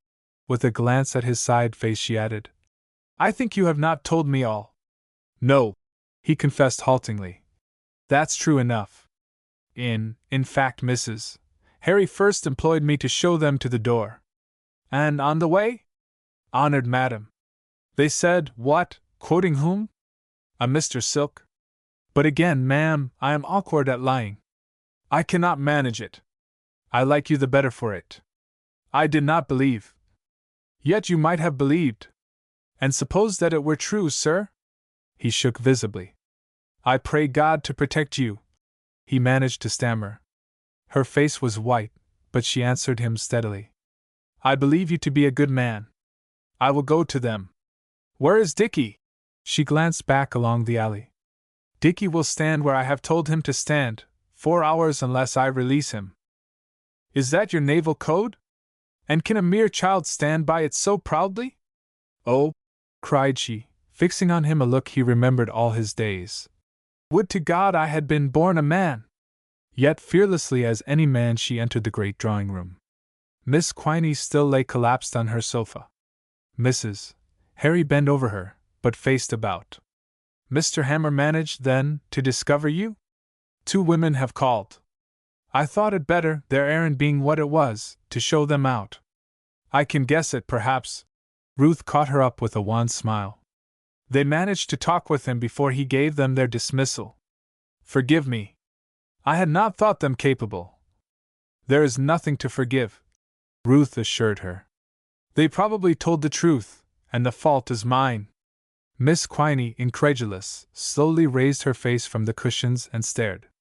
Yes, repeated Ruth. The fault is entirely mine. But, stammered Mrs. Harry. Ruth had turned away towards the window, and the honest wife stared after her, against the light. But he will make it all right when he returns. She started of a sudden. Cunningly as Ruth had dressed herself, Mrs. Harry's eyes guessed the truth. You have written to him? No. He guesses, at least? No. Then you are writing to him? There is enough time. No. Their eyes met. Ruth asked. And if I do not, will you? Mrs. Harry's met them for a few seconds and were abased. No words passed between these two. And as for my Tatty, said Ruth lightly, stepping to the sofa, she is not to write. I command her. Chapter 5. A Prologue to Nothing. Sir Oliver wrote cheerfully. His lawsuit was prospering. His prompt invasion of the field had disconcerted Lady Caroline and her advisers. He had discovered fresh evidence of the late Sir Thomas's insanity. His own lawyers were sanguine. They assured him that, at the worst, the courts would set aside the 46 will, and fall back for a compromise on that of 44, which gave the woman a life interest only in the Downton estates. But the case would not be taken this side of the long vacation. It was certain, then, that he could not return in time. He had visited Bath and spent some weeks with his mother. He devoted a page or 2 to criticism of that fashionable city. It was clear he had picked up many threads of his younger days, had renewed old acquaintances and made 100 new ones. Play, he wrote, was a craze in England. The stakes frightened a homecomer from New England. For his part, he gamed but moderately. As for the women, you have spoilt me for them. I see none, not one, dearest, who can hold a taper to you. Their artifices disgust me, and I watch them, telling myself that my Ruth has only to enter their balls and assemblies to triumph, nay, to eclipse them totally. And this reminds me to say that I have spoken with my mother. She had heard, of course, from more than one. Lady Caroline's account had been merely coarse and spiteful, but by that lady's later conduct she was already prepared to discount it. The pair encountered in London, at my Lady Newcastle's, and my mother, who has spirit, refused her bow. Diana, to her credit, appears to have done you more justice, and Mrs. Harry writes reams in your praise. To be sure, my mother, not knowing Mrs. Harry, distrusts her judgment for a colonial's, but I vow she is the soundest of women. In short, dear Ruth, we have only to regularize things and we are forgiven. The good soul dotes on me, and imagines she has but a few years left to live. This softens her. There is a rumor, credit it, if you can, that my Aunt Caroline intends to espouse a Mr. Adam Raffignac, a foreigner and a wine merchant, I suppose, since he is reputed rich, to arm herself with money to pay her lawyers. What his object can be, poor man, I am unable to conjecture. It is a strange world. While her ugly mother mates at the age of 50, Diana, who started with all the advantages of looks, withers upon the maiden thorn. His letters, every one, concluded with protests of affection. She rejoiced in them. But it was now certain that he could not return in time.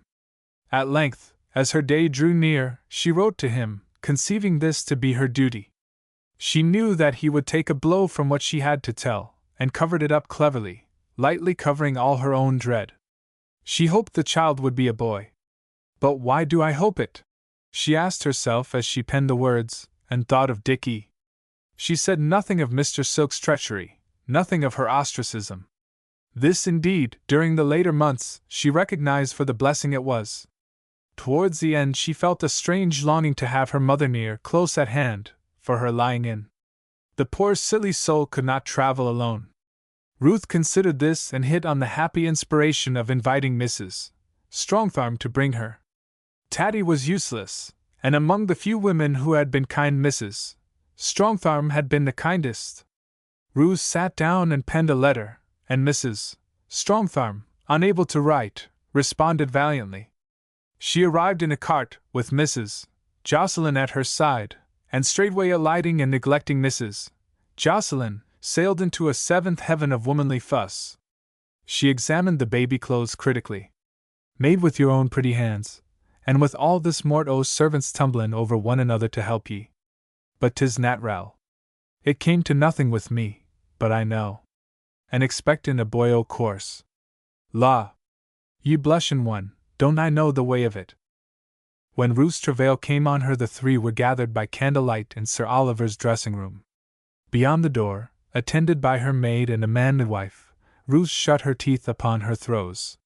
So the prologue opens. Prologue. Mrs.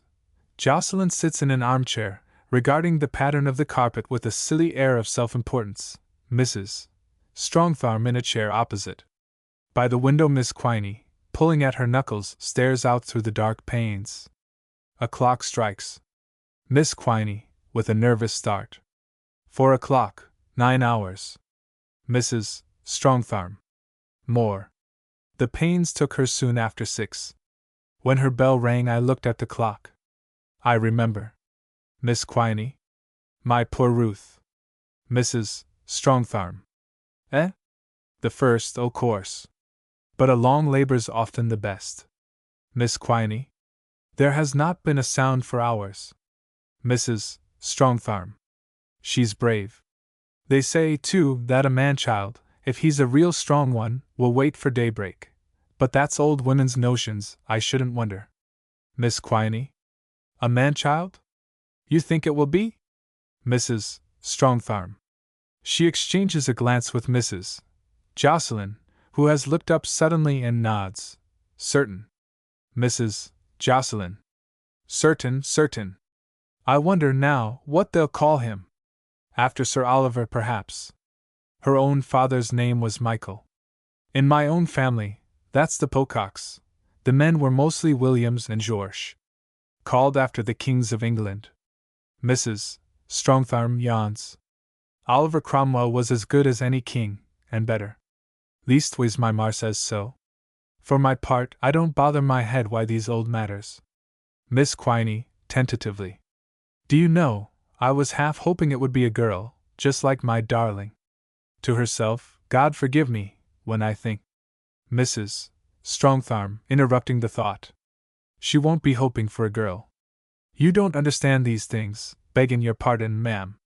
Miss Quiney meekly. No. Mrs. Jocelyn. You don't neither of you understand. How should you? Mrs. Strongtharm, stung. I understand as well as a fool, I should hope. She turns to Miss Quiney. 'Twas a nat'ral wishing ye, ma'am, that such a piece o' loveliness should bear just such another. But wait a while, they're young and there's time.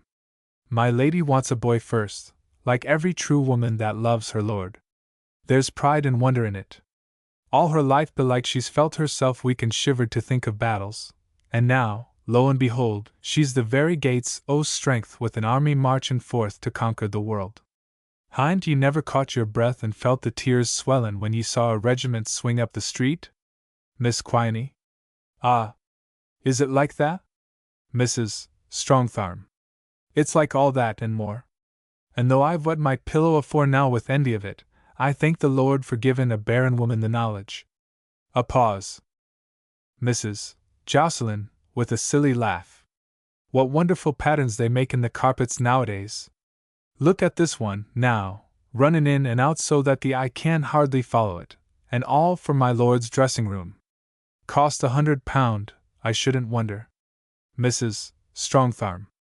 TCHT. Mrs. Jocelyn. He must be amazing fond of her. Fancy my Ruth. It's a pity he's not home, to take the child. Mrs. Strongtharm. Men at these times are best out o' the way. Mrs. Jocelyn. When my first was born, Michael, that's my husband, stayed home from sea o' purpose to take it. My first was a girl. No, not Ruth. Ruth was born after my man died, and I had her christened Ruth because someone told me it stood for sorrow. I had 3 before Ruth, a girl and 2 boys, and buried them all. Miss Quiney, listening. Hush! Mrs. Jocelyn, not hearing, immersed in her own mental flow. If you call a child by a sorrowful name, it's apt to ward off the ill luck. Look at Ruth now, christened in sorrow and married, after all, to the richest in the land. Miss Quiney, in desperation. Oh, hush! Hush! A low moan comes from the next room. The women sit silent, their faces white in the dawn that now comes stealing in at the window, conquering the candlelight by little and little. Mrs. Strongtharm. I thought I heard a child's cry. They cry at once. Miss Quiney. Ah? I fancied it, too, a feeble one. Mrs. Strongtharm, rising after a long pause. Something is wrong. As she goes to listen at the door, it opens, and the man midwife enters. His face is grave. Mrs. Strongtharm and Miss Quiney asked him together, under their breath, Well? He answers, It is well. We have saved her life, I trust. And the child? A boy. It lived less than a minute. Yet a shapely child. Miss Quiney clasps her hands. Shall she, within her breast, thank God? She cannot. She hears the voice saying, A very shapely child. But the labor was difficult. There was some pressure on the brain, some lesion.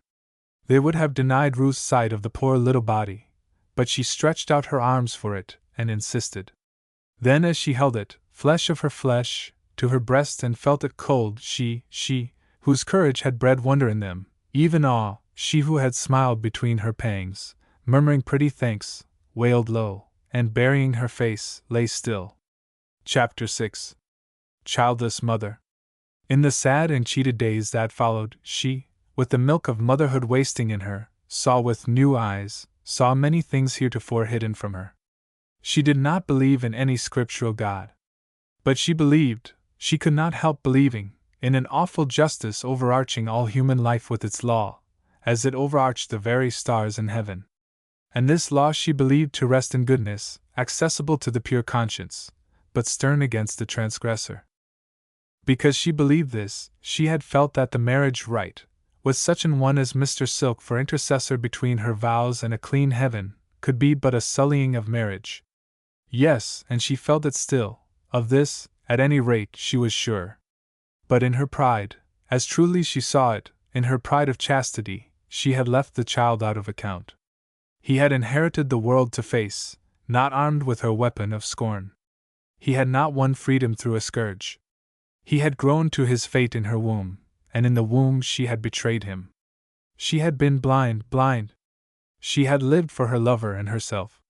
To him and to her, it had seemed, this warm, transitory life belonged, a fleeting space of time, a lodge leased to bliss.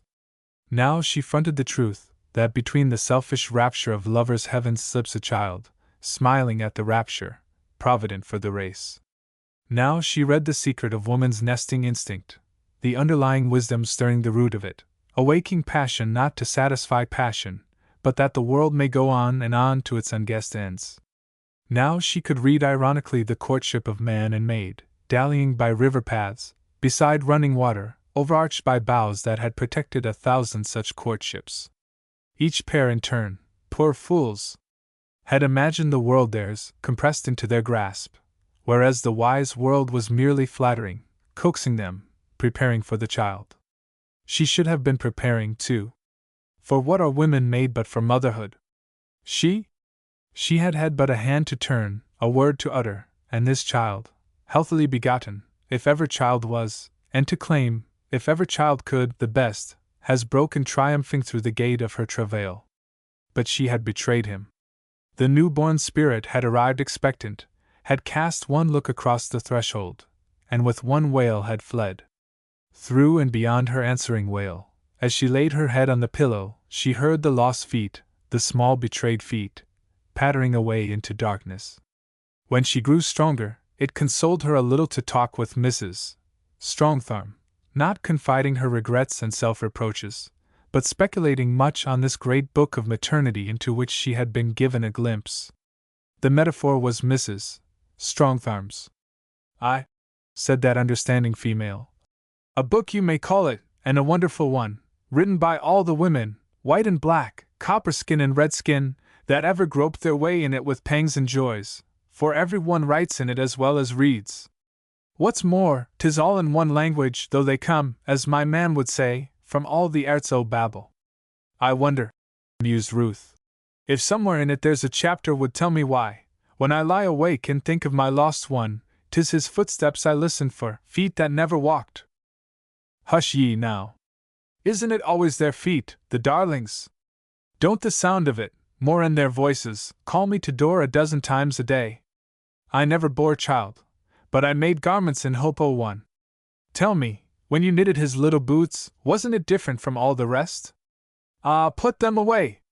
To be sure, dearie, to be sure, all ready for the next. I shall never have another child. Mrs. Strongthorn smiled tolerantly. Never, Ruth repeated. Never, I know it. With the same assurance of prophecy she answered her lover on his return, a bare 2 months later. But you must have known. Even your letters kept it secret. Yet, had you written, the next ship would have brought me. Surely you did not doubt that? No. Then why did you not tell me? It was the inevitable question. She had forestalled it so often in her thoughts that, when uttered at last, it gave her a curious sensation of reenacting some long-past scene. I thought you did not care for children. He was pacing the room. He halted, and stared at her in sheer astonishment. Many a beautiful woman touches the height of her beauty after the birth of her first child, and this woman had never stood before him in loveliness that, passing comprehension, so nearly touched the divine. But her perversity passed comprehension yet farther. Do you call that an answer? He demanded. No. You asked, and I had to say something, but it is no answer. Forgive me. It was the best I could find. He still eyed her, between wrath and admiration. I think, she said after a pause, the true answer is just that I did wrongly for the child's sake. That's certain. And your own? My own? That does not seem to me to count so much. Neither of us believe that a priest can hallow marriage, but once I felt that the touch of a certain one could defile it. You have never before reproached me with that. Nor mean to now. I chose to run from him, but, dear, I do not ask to run from the consequences. The blackguard has had his pretty revenge. Langton told me of it. All the prudes of Boston gather up their skirts, he says. What matter? Are we not happier missing them? Honester, surely, and by that much at any rate the happier. Marry me, and I promise to force them all back to your feet. She laughed quietly, almost to herself, a little wearily. Can you not see, my dear lord, that I ask for no such triumph? It is good of you, oh, I see how good, to desire it for me. But did we want these people in our forest days? One cannot escape the world, he muttered. What? Not when the world is so quick to cast one out. Ruth, he said, coming and standing close to her. I do not believe you have given me the whole answer even yet. The true reason, please. Must a woman give all her reasons? She follows her fate, and at each new turning she may have a dozen, all to be forgotten at the next. I am sure you harbor some grudge, some reservation? His eyes questioned her. She kept him waiting for some seconds. My lord, women have no consistency but in this: they are jealous when they love. As your slave, I demand nothing; as your mistress, I demand only you. But if you wished also to set me high among women, you should have given me all or nothing. You did not offer to take me with you. I was not worthy to be shown to that proud folk, your family. If you had breathed a wish, even the smallest hint of one. I had no wish, save that you should offer it. I had only some pride. I am, well content. Only do not come back and offer me these women of Boston, or anything second best in your eyes, however much the gift may cost you. Have it as you will, said he, after a long pause. I was wrong, and I beg your pardon. But I was less wrong than your jealousy suspects. My family will welcome you. Forgive me that I thought it well, that it might save you any chance of humiliation, to prepare them. She swept him a curtsy. They are very good, she said. He detected the irony, yet he persisted, holding his temper well in control. But all this presupposes, you see, that you marry me. Ruth, you confessed that you were wrong, for the child's sake. He is dead, and, on the whole, so much the better, poor mite. But for another, should another be born, there would be time, she said quietly. But we shall never have another. She had hardened strangely. It was as if the milk of motherhood, wasting in her, had packed itself in a crust about her heart. He loved her, she never ceased to love him, but whereas under the public scourge something had broken, letting her free of opinion, to love the good and hate the evil for their own sakes, under this second and more mysterious visitation, she kept her courage indeed, but certainty was hers no longer, nor was she any longer free of opinion, but hardened her heart against it consciously, as against an enemy. Not otherwise can I account for the image of Ruth Jocelyn, my Lady Vile, Lady Good-for-Nothing, as under these various names it flits, for the next few years, through annals, memoirs, correspondence, scandalous chronicles, now vindicated, now glanced at with unseemly nods and becks, anon passionately denounced, now purely shining, now balefully, above and between the clouds of those times. But always a star and an object of wonder. In all Massachusetts, writes the Reverend Hiram Williams, B.D., in his tract entitled A Shoe over Edom, was no stronghold of Satan to compare with that built on a slope to the rearward of Boston, by Sir O. V. Baronet.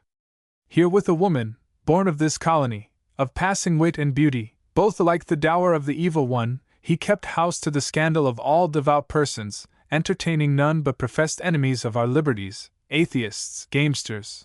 Here one may pause and suspect the reverend castigator of confusing several dislikes in one argument. It is done sometimes, even in our own day, by religious folk who polemize in politics. Cards they played on the Sabbath. Plays they rehearsed too, by Shakespeare, Dryden, Congreve and others, whose names may guarantee their lewdness. The woman, I have said, was fair, but of that sort their feet go down ever to hell. My nose bell savage, writes Langton to Walpole, continues a riddle. I shall never solve it, yet till I have solved it, expect me not. 'Tis certain she loves him, and because she loves him, her loyalty allows not hint of sadness even to me, his best friend.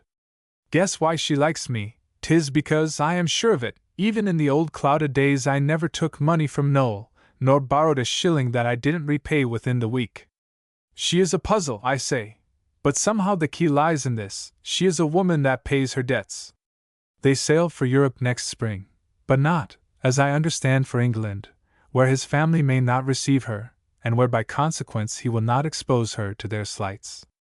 If I have made you impatient to set eyes on her, you must e'en pack and pay that long-promised visit to Florence. She is worth the pilgrimage. They sailed in the early spring of 1752, Langton with them, and duly came to port in the Tagus. From Lisbon, after a short stay, they travelled to Paris, and from Paris across Switzerland to Italy, visiting in turn Turin, Venice, Ravenna, Florence, Rome, Naples, and returning from that port to Lisbon, where the situation so charmed him, Sir Oliver bought and furnished a villa overlooking the Tagus. As she passes through Paris, we get a glimpse of her in the memoirs of that agreeable rattle, Arnauld de Joly. I must not forget to tell of an amusing little comedy of error played at the Opera House this season, 1752. All Paris was agog to see the famous English, or rather Irish, beauty, my Lady Coventry, newly arrived in the capital. She was one of the Gunning sisters, over whom all London had already lost its head so wildly that I am assured a shoemaker made no small sum by exhibiting their pantoufles to the porters and chairmen at 3 sous a gaze. On a certain night, then, it was rumored that she would pay her first visit to the opera, but none could say whose box she intended to honor. It turned out to be the Duc de Luxembourg's, and upon my lady's entrance, a little late, the whole audience rose to its feet in homage, though Visconti happened just then to be midway in an aria. The singer faltered at the interruption, perplexed. Her singing stopped, and lifting her eyes to the lines of boxes she dropped a sweeping curtsy. To the opposite side of the house. All eyes turn, and behold! Right opposite to beauty number 1, into the box of Madame. The Marechal de Loendal there has just entered a beauty number 2, not one whit less fair, so regally fair indeed that the audience, yet standing, turned from one to the other, uncertain which to salute. Nor were they resolved when the act closed.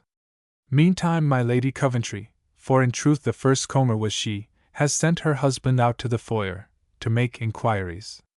He comes back and reports her to be the lady of Sir Oliver Vile, a great American governor, but here we detected Joey in a slight error, newly arrived from his province, that she is by birth an American, and has never visited Europe before. She must be Pocahontas herself, then, says the Gunning, and very prettily sends across after the second act, desiring the honor of her acquaintance. Nay, this being granted, she goes herself to the Marechal's box, and the pair sit together in full view of all, a superb challenge, and made with no show, as I believe, with no feeling of jealousy. The audience is entranced. Report said later that my Lady Coventry, who was given to these small indiscretions, asked almost in her first breath, yet breathlessly, her rival's age. Her rival smiled and told it. Then you are older than I. But how long have you been married? This, too, her rival told her. Then, sighed the Gunning, perhaps you do not love your lord as I love my Cov. It is wearing to the looks, but faith, I cannot help it. From Lisbon Sir Oliver paid several flying visits to England, where his suit against Lady Caroline still dragged. Nor was it concluded until the summer of 1754, when the Gentleman's Magazine yields us the following. June 4th. A cause between Sir Oliver Vile, Baronet, plaintiff, and the lady of the late Sir Thomas, defendant, was tried in the Court of King's Bench by a special jury. The subject of the litigation was a will of Sir Thomas, suspected to be made when he was not of sound mind, and it appeared that he had made 3, one in 1741, another in 1744, and a third in 1746. In the first only a slender provision was made for his lady, by the second a family estate in Devonshire, of £2,000 per annum, was given her for her life, and by the third the whole estate real and personal was left to be disposed of at her discretion without any provision for the heir at law. The jury, after having withdrawn for about an hour and a half, set aside the last and confirmed the second. In a hearing before the Lord Chancellor some time afterwards in relation to the costs, it was deemed that the lady should pay them all, both at common law and in chancery. Thus we see our Ruth by glimpses in these years which were far from being the best or the happiest of her life. An innocent life, yet far astray.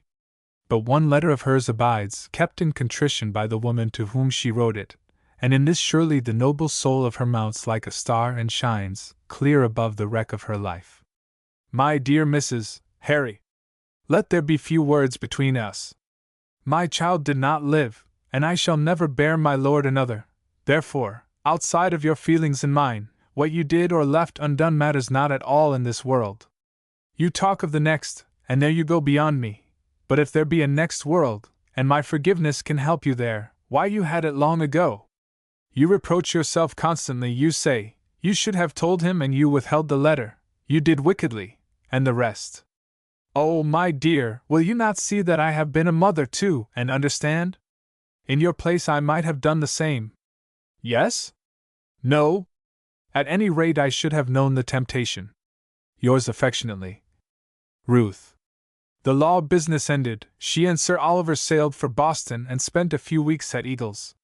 He had resigned the collectorship of customs, but with no intent to return and make England his home. His attachment to Eagles had grown. He was perpetually making fresh plans to enlarge and adorn it, and he proposed henceforth, laying aside all official cares, to spend his summers in New England, his winters in the softer climate of Lisbon. Book V. Lisbon and After. Chapter 1. Act of Faith. How is it possible for people beholding that glorious body to worship any being but him who created it? Upon the stroke of 9 the procession filed forth into the square.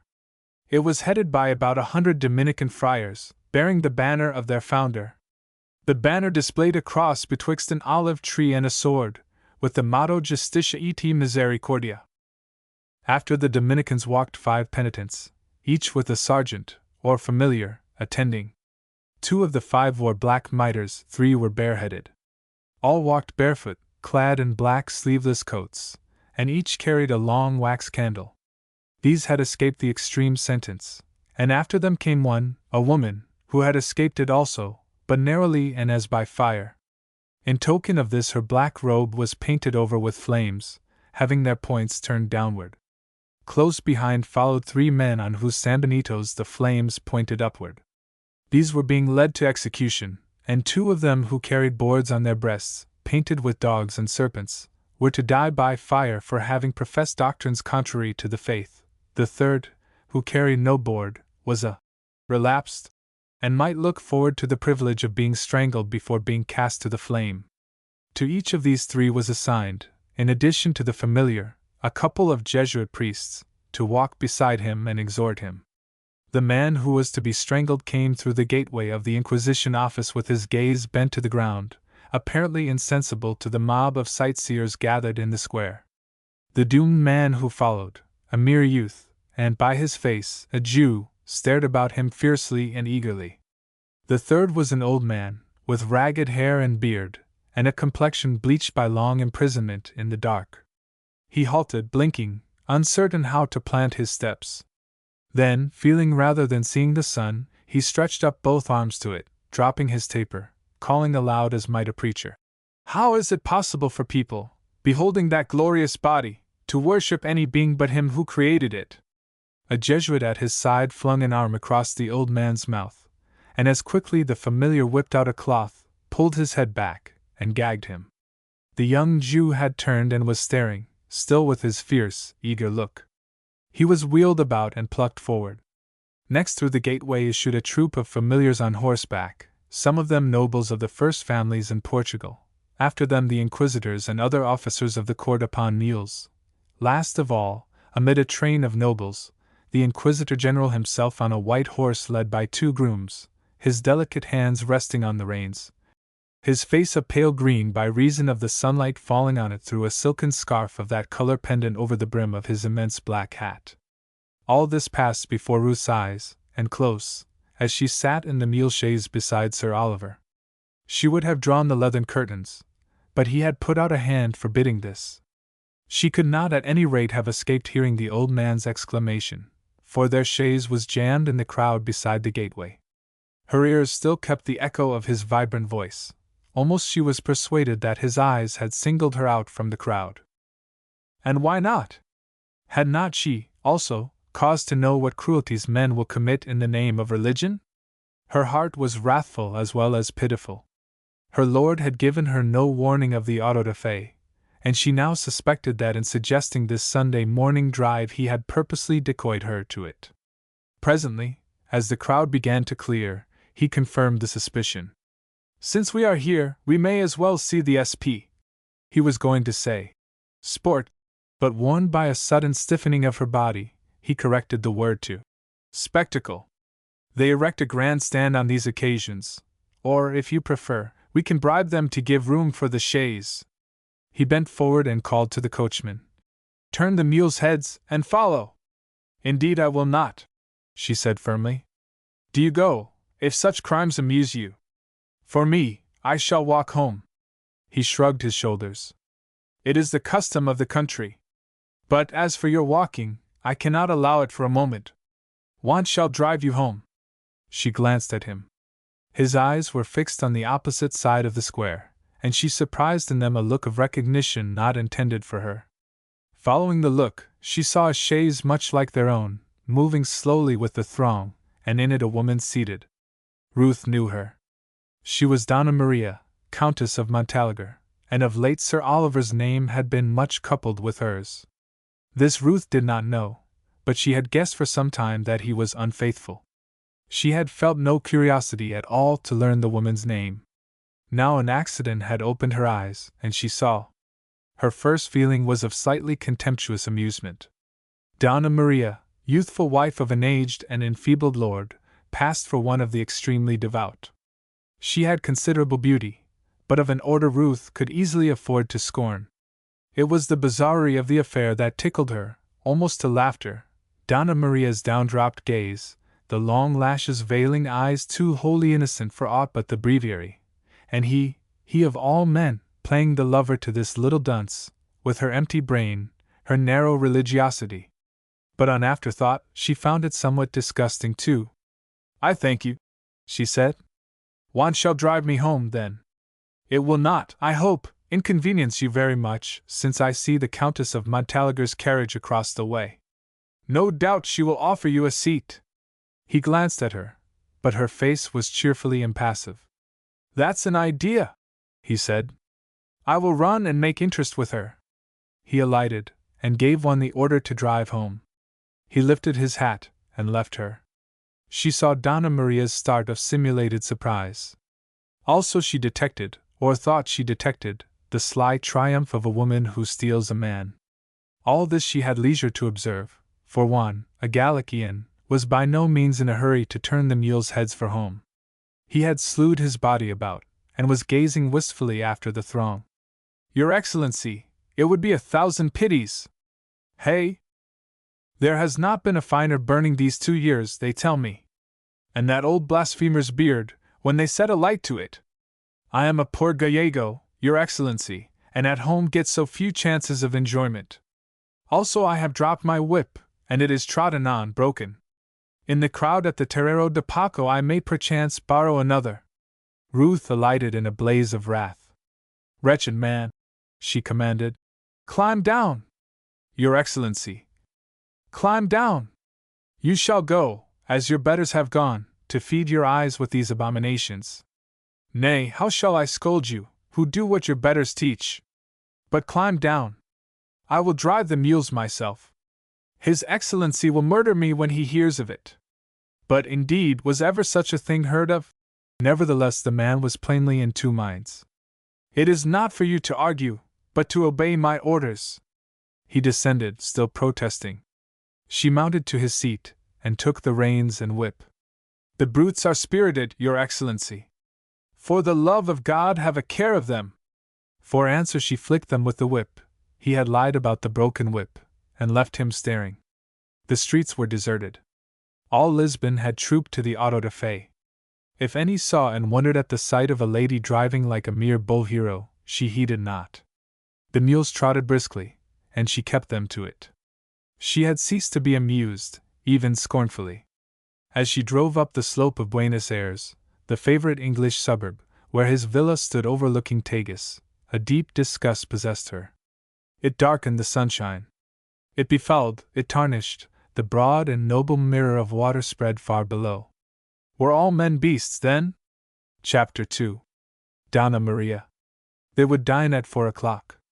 On Sundays Sir Oliver chose to dine informally with a few favored guests, and these today would make 9, not counting Mr. Langton, who might be reckoned one of the household.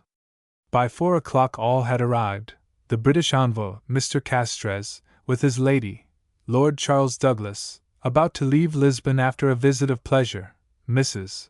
Hake, a sister of Governor Hardy of New York. She, with an invalid husband and 2 children, occupied a villa somewhat lower down the slope of Buenos Aires.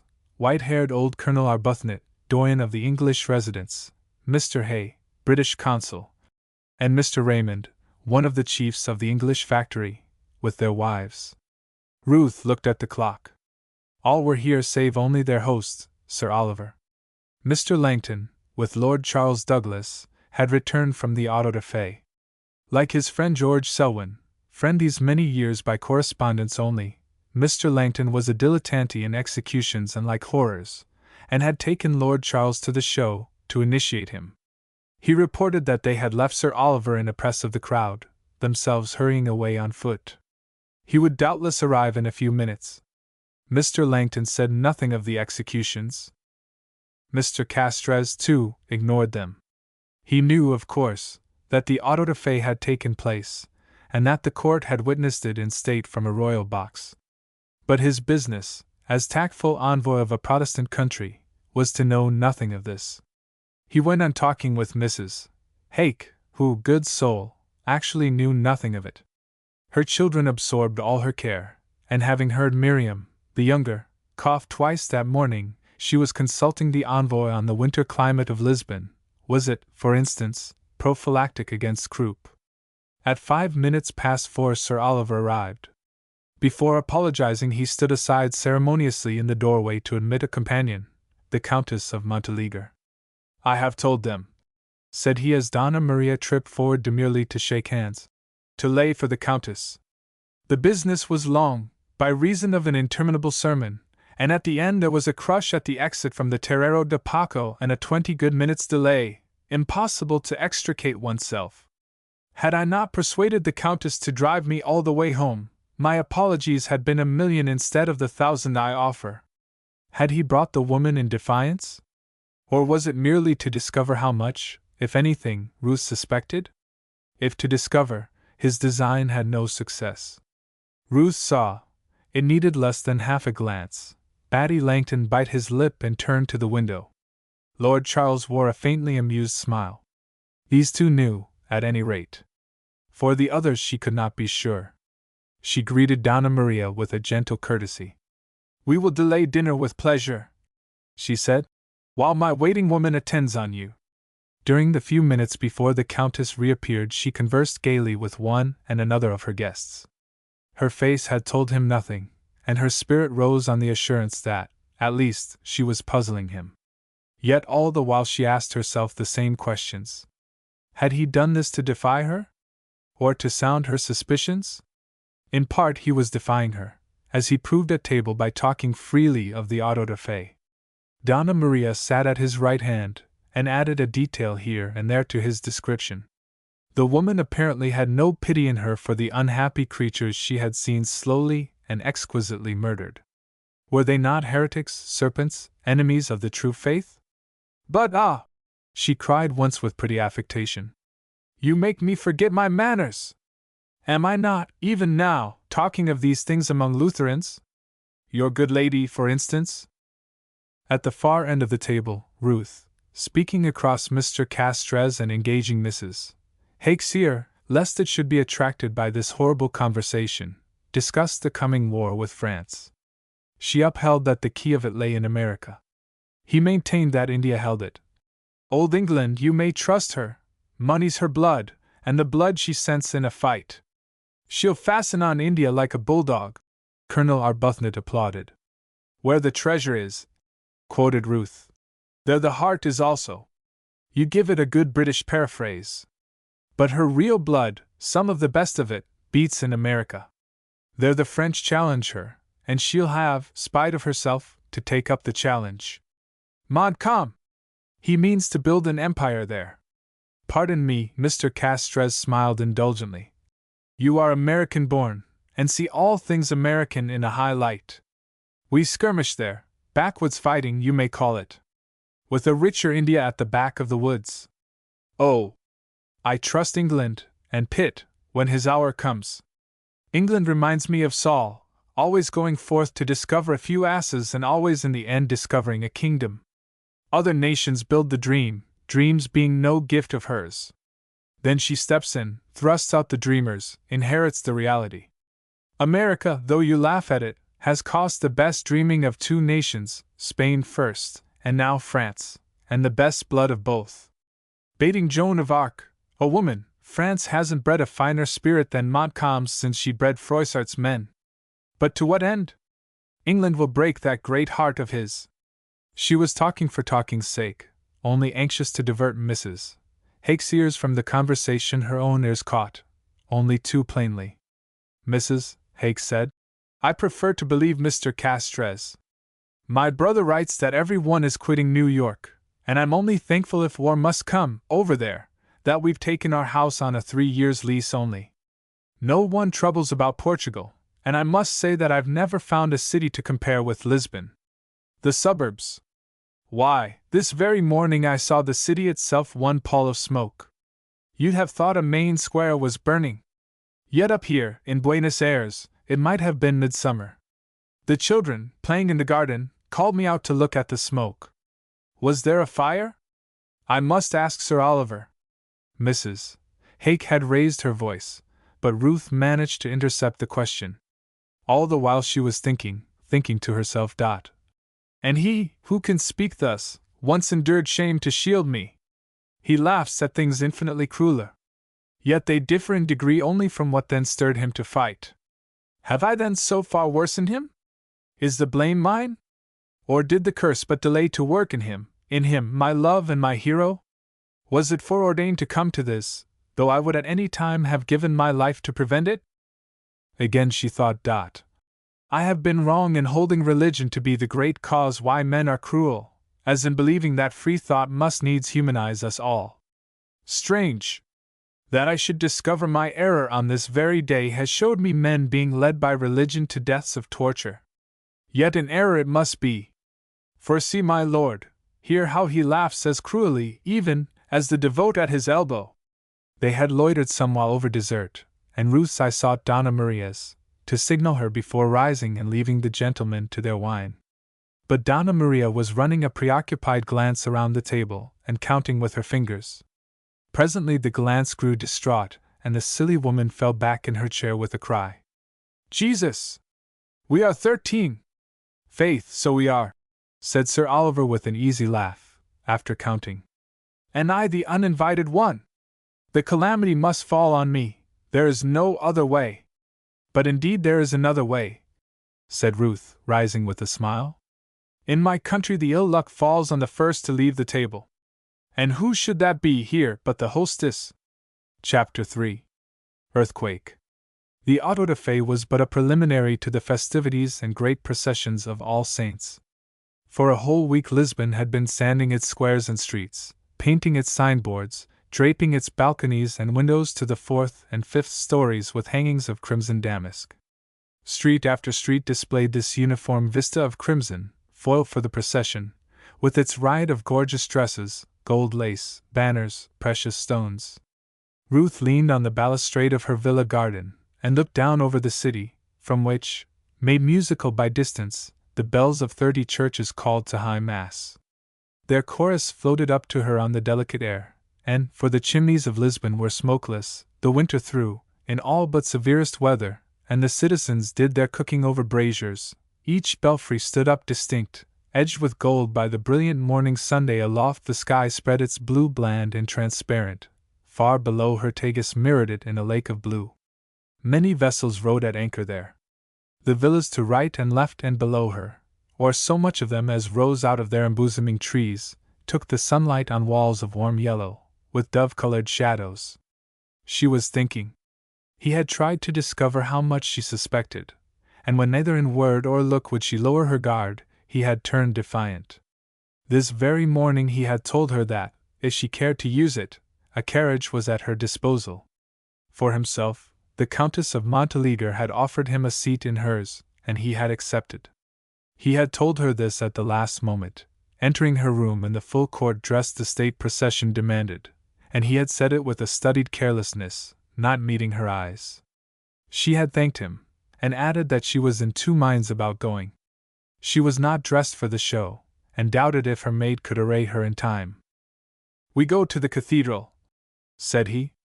"I should recommend that or the church of St. Vincent, where, some say, the Mass is equally fine.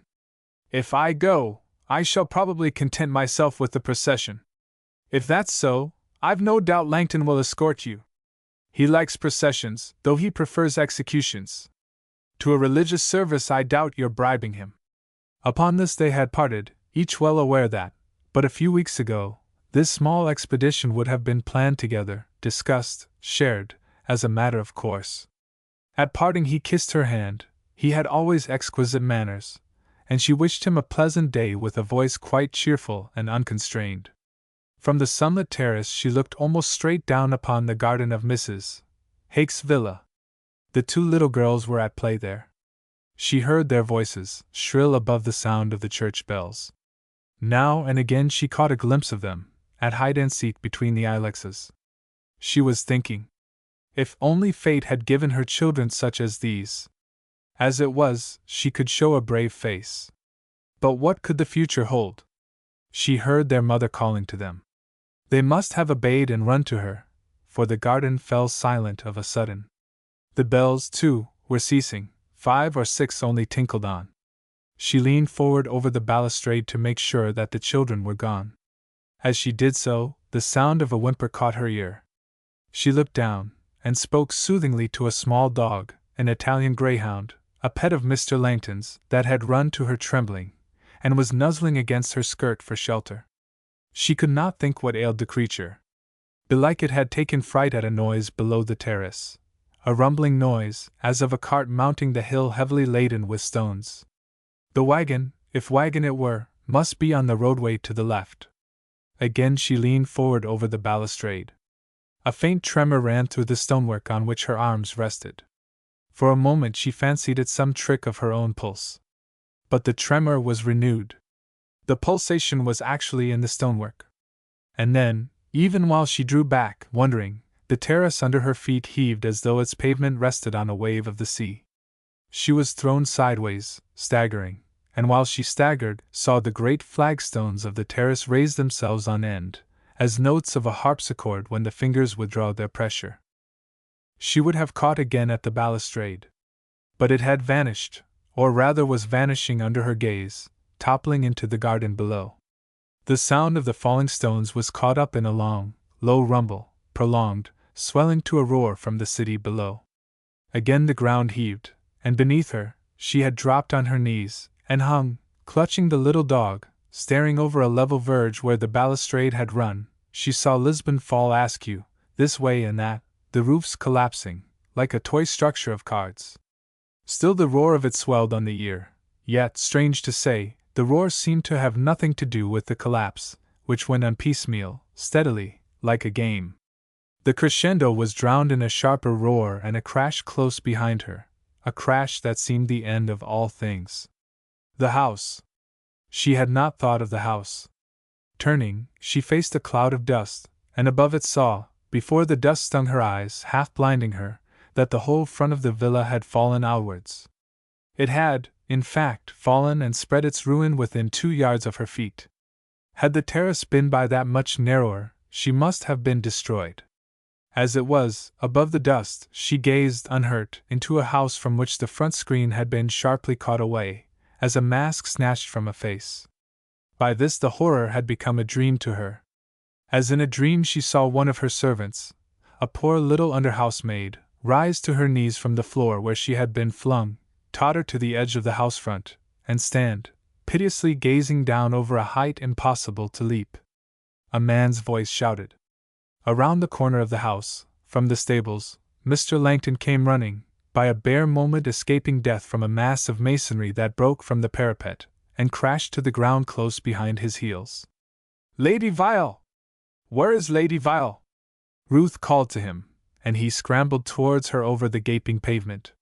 He called as he came, but she could distinguish no words, for within the last few seconds another and different sound had grown on the ear, more terrible even than the first roar of ruin. "My God! Look!" He was at her side, shouting in her ear, for a wind like a gale was roaring past them down from the hills. With one hand he steadied her against it, lest it should blow her over the verge. His other pointed out over Tagus. She stared. She did not comprehend. She only saw that a stroke more awful than any was falling, or about to fall. The first convulsion had lifted the river bed, leaving the anchored ships high and dry. Some lay canted almost on their beam ends. As the bottom sank again they slowly righted, but too late, for the mass of water, flung to the opposite shore, and hurled back from it, came swooping with a refluent wave that even from this high hillside was seen to be monstrous. It fell on their decks, drowning and smothering. Their masts only were visible above the smother, some pointing firmly, others tottering and breaking. Some rose no more. Others, as the great wave passed on, lurched up into sight again, broken, dismasted, wrenched from their moorings, spinning about aimlessly, tossed like corks amid the spume, and still, its crest arching, its deep note gathering, the great wave came on straight for the harbor quay. Ruth and Langton, staring down on this portent, did not witness the end, for a dense cloud of dust, on this upper side dun-colored against the sunlight, interposed itself between them and the city, over which it made a total darkness. Into that darkness the great wave passed and broke, and almost in the moment of its breaking a second tremor shook the hillside. Then, indeed, wave and earthquake together made universal roar, drowning the last cry of thousands, for before it died away earthquake and wave together had turned the harbor quay of Lisbon bottom up, and engulfed it. Of all the population huddled there to escape from death in the falling streets, not a corpse ever rose to the surface of Tagus. But Ruth saw nothing of this. She clung to Langton, and his arm was about her. She believed, with so much of her mind as was not paralyzed, that the end of the world was come. As the infernal hubbub died away on the dropping wind, she glanced back over her shoulder at the house. The poor little Criadomogal was no longer there. Peering over the edge she dared not leap. Nay, the house was no longer there. Only 3 gaunt walls, and between them a heap where rooms, floors, roof had collapsed together. Of a sudden complete silence fell about them. As her eyes traveled along the edge of the terrace where the balustrade had run, but ran no longer, she had a sensation of standing on the last brink of the world, high over nothingness. Langton's arms still supported her. "As safe here as anywhere," she heard him saying. "For the chance that led you here, thank whatever gods may be." "But I must find him," she cried. "Eh? No, find no? Dear lady, small chance of that. I must find him. He was to attend high mass in the cathedral." "Yes, with that woman. What help could such an one bring to him if, oh, I must find him, I say." "The cathedral," he repeated. "You are brave, let your own eyes look for it." He had withdrawn his arm. "Yet I must search, and you shall search with me. You were his friend, I think?" "Indeed, I even believed so. I was thinking of you. It is almost certain death. Do you say that he is worth it? Do you fear death?" she asked. "Moderately," he answered. "Yet if you command me, I come, if you go, I go with you. Come." Chapter 4. The Search. They set out hand in hand. The small dog ran with them. Even the beginning of the descent was far from easy, for the high walls that had protected the villa gardens of Buenos Aires lay in heaps, cumbering the roadway, and in places obliterating it. About 150 yards down the road, by what had been the walled entrance to the Hake's garden, they sighted 2 forlorn small figures, the 6- and 5-year-old Hake children, Sophie and Miriam, who recognized Ruth and, running, clung to her skirts. "Mama! Where is Mama? Dears, where did you leave her last? She pushed us out through the gateway, here, and told us to stand in the middle of the road while she ran back to call Daddy. She said no stones could fall on us here. But she has been gone ever so long, and we can't hear her calling at all." While Ruth gathered them to her and attempted to console them, Mr. Langton stepped within the ruined gateway. In a minute or so he came back, and his face was grave. She noted it. "What can we do with them?" she asked, and added with a haggard little smile. "I had actually begun to tell them to run up to our house and wait, forgetting. They had best wait here, as their mother advised. It is terrible." He lifted his shoulders slightly. "If once we begin—" "No, you are right," she said, with a shuddering glance down the road, and bade the little ones rest still as their mother had commanded. She was but going down to the city, she said, to see if the danger was as terrible down there. The two little ones cried and clung to her, but she put them aside firmly, promising to look for their mamma when she returned. Langton did not dare to glance at her face. The dark cloud dust met them, a gunshot below, rolling up the hillside from the city. They passed within the fringe of it, and at once the noonday sun was darkened for them. In the unnatural light they picked their way with difficulty. She was lying close within the entrance, said Langton. The gateway arch must have fallen on her as she turned. One side of her skull was broken. I pulled down some branches and covered her. Your own face is bleeding. Is it? He put up a hand. Yes, I remember, a brick struck me, on my way from the stables. No, a beam grazed me as I ran for the back stairs, meaning to get you out that way. The stairs were choked. I made sure you were in the house. The horses, have you ever heard a horse scream? She shivered. At a turn of the road they came full in view of the black pall stretching over the city. Flames shot up through it, here and there.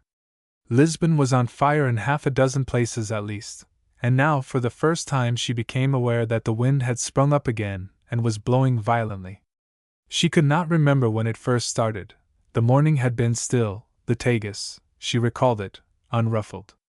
At the very foot of the hill they came on the first of 3 fires, 2 houses blazing furiously, and a whole side street doomed, if the wind should hold. Among the ruins of a house, right in the face of the fire, squatted a dozen persons, men and women, all dazed by terror. The women had opened their parasols, possibly to screen their faces from the heat, albeit they might have escaped this quite easily by shifting their positions a few paces. None of these folk betrayed the smallest interest in Ruth, or in Langton. Indeed, they scarcely lifted their eyes. The suburbs were deserted, for the earthquake had surprised all Lisbon in a pack, crowded within its churches, or in its central streets and squares. Yet the emptiness of what should have been the thoroughfares astonished them scarcely less than did the piles of masonry, breast high in places, over which they picked their way in the uncanny twilight. They had scarcely passed beyond the glare of the burning houses when Langton stumbled over a corpse, the first they encountered. He drew Ruth aside from it, entreating her in a low voice to walk warily. But she had seen. "We shall see many before we reach the cathedral," she said quietly.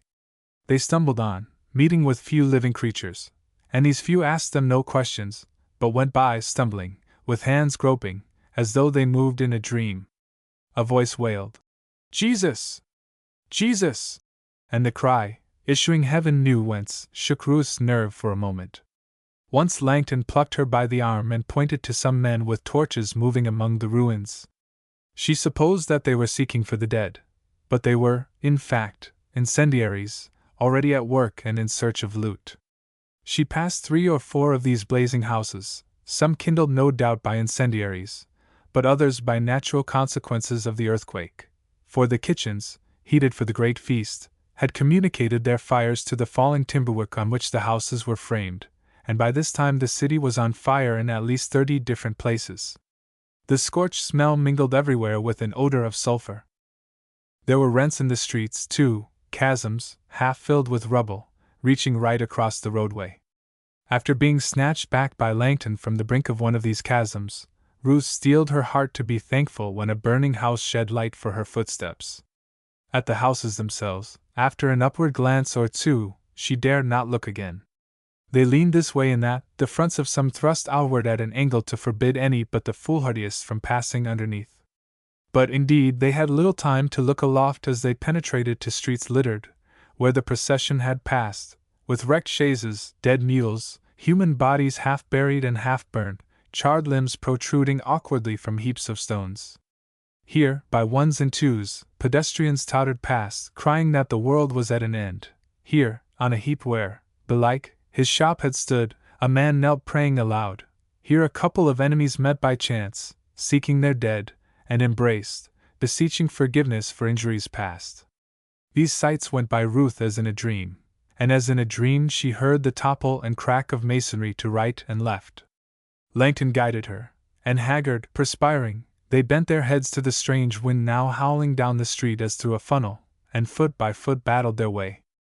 The wind swept over their bent heads, carrying flakes of fire to start new conflagrations. The stream of these flakes became so steady that Ruth began to count on it to guide her. She began to think that amid all this dissolution to right and left, some charm must be protecting them both, when, as he stretched a hand to help her across a mound of rubble, she saw him turn, cast a look up, and fall back beneath a rush of masonry. A flying brick struck her on the shoulder, cutting the flesh. For the rest, she stood unscathed, but her companion lay at her feet, with legs buried deep, body buried to the ribs. "Your hand!" she gasped. He stretched it out feebly, but withdrew it in an agony, for the stones crushed his bowels. "You are hurt?" "Killed," he contrived a smile. "Not so wide as a church door," he quoted, looking up at her strangely through the wan light. "But 'twill serve." "My friend! And I cannot help you!" She plucked vainly at the mass of stones burying his legs. He gasped on his anguish, and controlled it. "Let be these silly bricks. They belong to some grocer's kitchen chimney, belike, but they have killed me, and may as well serve for my tomb. Reach me your hand." He took it and thrust it gently within the breast of his waistcoat. There, guided by him, her fingers closed on the handle of a tiny stiletto. The sheath, too, it is sewn by a few stitches only. He looked up into her eyes. "You are too beautiful to be wandering these streets alone." "I understand," she said gravely. "Now go." He pressed the back of her hand to his lips, and released it. "Can I do nothing?" she asked, with a hard sob. "Yes. 'Tis unlucky, they say, to accept a knife without paying for it. One kiss. You may tell Noel. Is it too high a price?" She knelt and kissed him on the brow. "Ah!" He drew a long sigh. "I have held you today, and today you have kissed me. Go now." She went. The dog ran with her a little way, then turned and crept back to its master. Chapter 5. The Finding. "Hola!" hailed a man, signaling by a brazier with his back to the wind. "For what are you seeking?" Ruth halted, gripping her stiletto. This man might help her, perhaps. At any rate, he seemed a cool-headed fellow who made the best of things. For 2 hours she had searched, and for the time her strength was nearly spent. Dust filled her hair and caked her long eyelashes. Her face, haggard with woe and weariness, was a mask of dust. "For one," she answered. "Who was to have attended high mass in the cathedral?" "Eh?" The man swept a hand to the ruined shell of that building, at the end of the square, and to a horrible pile of masonry covering many hundreds of bodies. "If he reached there, Your Excellency had better go home and pray for his soul, that is, if Your Excellency believes it efficacious. But first, will Your Excellency sit here and rest? No, not on the lee side, in the fumes of the charcoal, but to windward here, where the fire is bright, and where I have the honor to give room." "So Your Excellency did not attend the Mass? Not approving of it, maybe?" "It would seem that you know me?" said Ruth, answering something in his tone, not his words. The question set him chuckling. "Not by that token, though faith 'tis an ill wind blows nobody good. This earthquake, considered philosophically, is a great opportunity for heretics. You and I, for example, may sit here in the very middle of the square and talk blasphemy to our heart's content, whereas—" He broke off. "But I forget my manners. I ought to have started by saying that no one, having once set eyes on Your Excellency's face, could ever forget it, and by St. James, that is no more than the truth. Where have you seen me before?" "By the gateway of the Holy Office, in a carriage with your lord beside you." "I marked his face, too. What it is to be young and rich and beautiful! And yet you might have remembered me, seeing that I made part of the procession, though, praise be to fate, a modest one." Ruth gazed at him. "I remember you," she said slowly. "You were one of the penitents. They were gracious enough to call me so. Yes, I can understand that a San Benito makes some difference to a man's personal appearance. And old Gonsalves, I saw Your Excellency wince and Your Excellency's beauty turn pale when he cast up his hands to the sun. Hey? How is it possible? How went the words?" Ruth had them well by heart. "How is it possible for people, beholding that glorious body, to worship any being but him who created it.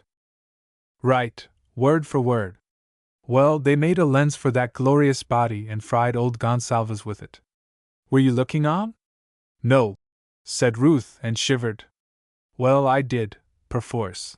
'Twas part of my lesson, for you must know that I, too, had my little difficulty over that same glorious sun, touching his standing still over Gibeon at the command of ancient Joshua. Faith, I've no quarrel with a miracle or so, up and down, but that one. Well, they convinced me I was a fool to have any doubt, and a worse fool to let it slip off the tongue. And yet, said the penitent, warming his hands and casting a look up at the sky, where the dust cloud had given place to a rolling pall of smoke, what a treat it is to let the tongue wag at times. Ruth, her strength refreshed by the few minutes' rest, thanked him and arose to continue her search. Stay, said the penitent. Your Excellency has not heard all the story, nor yet arrived near the moral. Between ourselves, the Reverend Fathers were lenient with me because, well, it may have been because I hold some influence among the beggars of Lisbon, who are numerous and not always meek, in spite of the promise that meekness shall inherit the earth. I may confess, in short, that my presence in the procession was to some extent a farce, and the result of a compromise. But all the same, Your Excellency does ill to disbelieve in miracles, as I dare say Your Excellency, casting an eye about Lisbon on this particular day of all the saints, will not dispute? Alas, sir! I have seen too many horrors today to be in any mood to argue. Then, said the penitent, skipping up, you are in the precise mood to be convinced, as I have seen men, under extremity of torture, ready to believe anything. Come! She hesitated. Where would you lead me? To a miracle, he answered, and with a fine gesture, flinging his tattered cloak over his shoulder, he led the way. He strode rapidly down a couple of streets.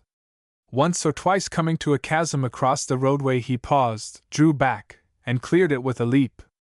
But at these pitfalls he neither turned nor offered Ruth a hand. She followed him panting, so agile was his pace. The first street ran south, the second east.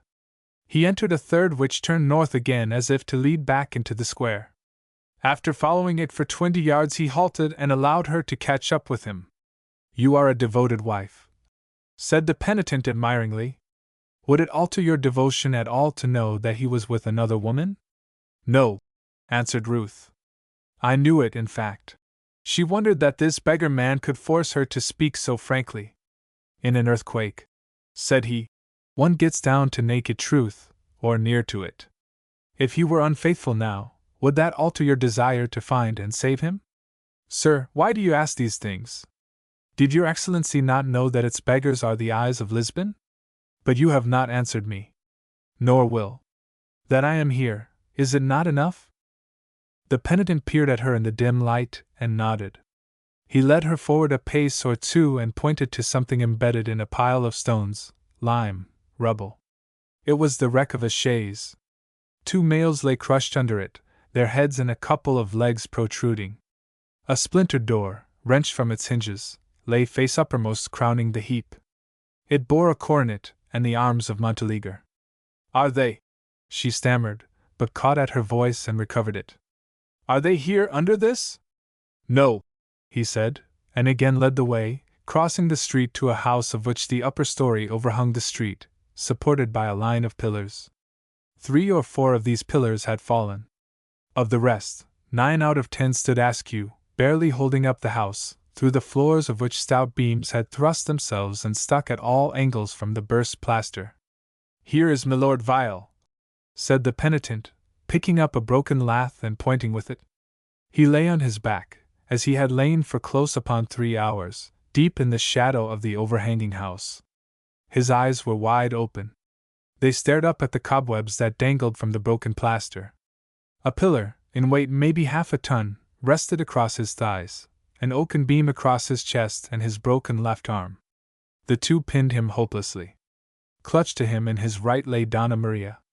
She seemed to sleep, with her head turned from his breast and laid upon the upper arm. The weight of the pillar resting on her bowels had squeezed the life out of her. She was dead, her flesh by this time almost cold. Oliver, ah, look at me, I am here, I have come to help. The lids twitched slightly over his wide eyes. In the dim light she could almost be sworn that the lips, too, moved as though to speak. But no words came, and the eyes did not see her. He was alive. What else mattered? She knelt and flung her arms about the pillar. Frantically, vainly, she tugged at it. Not by an inch or the 10th part of an inch could she stir it. Speak to me, Oliver! Look at least! If your Excellency will but have patience! The penitent stepped out into the street, and she heard him blowing a whistle. Clearly he was a man to be obeyed, for in less than 10 minutes a dozen figures crowded about the entrance, shutting out the day. This darkness of their making was in truth their best commendation. For against any one of them coming singly Ruth had undoubtedly held her dagger ready. They grumbled, too, and some even cursed the penitent for having dragged them away from their loot. The penitent called them cheerfully his little sons of the devil, and adjured them to fall to work, or it would be the worse for them. For his part, he lifted no hand, but stood overseer as the ruffians lifted the pillar, Ruth straining her strength with theirs. But when they came to lift Donna Maria, for a moment something hitched, and Ruth heard the sound of rending cloth. The poor wretch in her death agony had bitten through Sir Oliver's arm to the bone. The corpse yet clenched its jaws on the bite. They had to wrench the teeth open, delicate pretty teeth made for nibbling sweetmeats. To his last day Oliver Vile bore the mark of those pretty teeth, and took it to the grave with him. Ruth drew out a purse. But the penitent, though they grumbled, would suffer his scoundrels to take no fee. Nay, he commanded too, and from somewhere out of devastated Lisbon they fetched a sedan chair for the broken man. You may pay these if you will, said he. Honestly, they deserve it. On her way westward, following the chair, she called to them to stop and search whereabouts Mr. Langton had fallen. They found him with the small greyhound standing guard beside the body. His head was pillowed on his arm, and he lay as one quietly sleeping. Chapter 6. Documents. I. From Abraham Castres Esq., His Majesty's Envoy Extraordinary to the King of Portugal, to the Secretary of State, Whitehall, London. Lisbon, November 6, 1755. Sir, you will in all likelihood have heard before this of the inexpressible calamity befallen the whole maritime coast, and in particular this opulent city, now reduced to a heap of rubbish and ruin, by a most tremendous earthquake on the 1st of this month, followed by a conflagration which has done 10 times more mischief than the earthquake itself. I gave a short account of our misfortune to Sir Benjamin Keene, by a Spaniard, who promised, as all intercourse by post was at a stand, to carry my letter as far as Badajoz and see it safe put into the post-house. It was merely to acquaint His Excellency that, God be praised, my house stood out the shocks, though greatly damaged, and that, happening to be out of the reach of the flames, several of my friends, burnt out of their houses, had taken refuge with me, where I have accommodated them as well as I could, under tents in my large garden, no body but Lord Charles Douglas, who is actually on board the packet, besides my chaplain and myself having dared hitherto to sleep in my house since the day of our disaster. The consul and his family have been saved, and are all well, in a country house near this city. Those with me at present are the Dutch minister, his lady, and their 3 children, with 7 or 8 of their servants.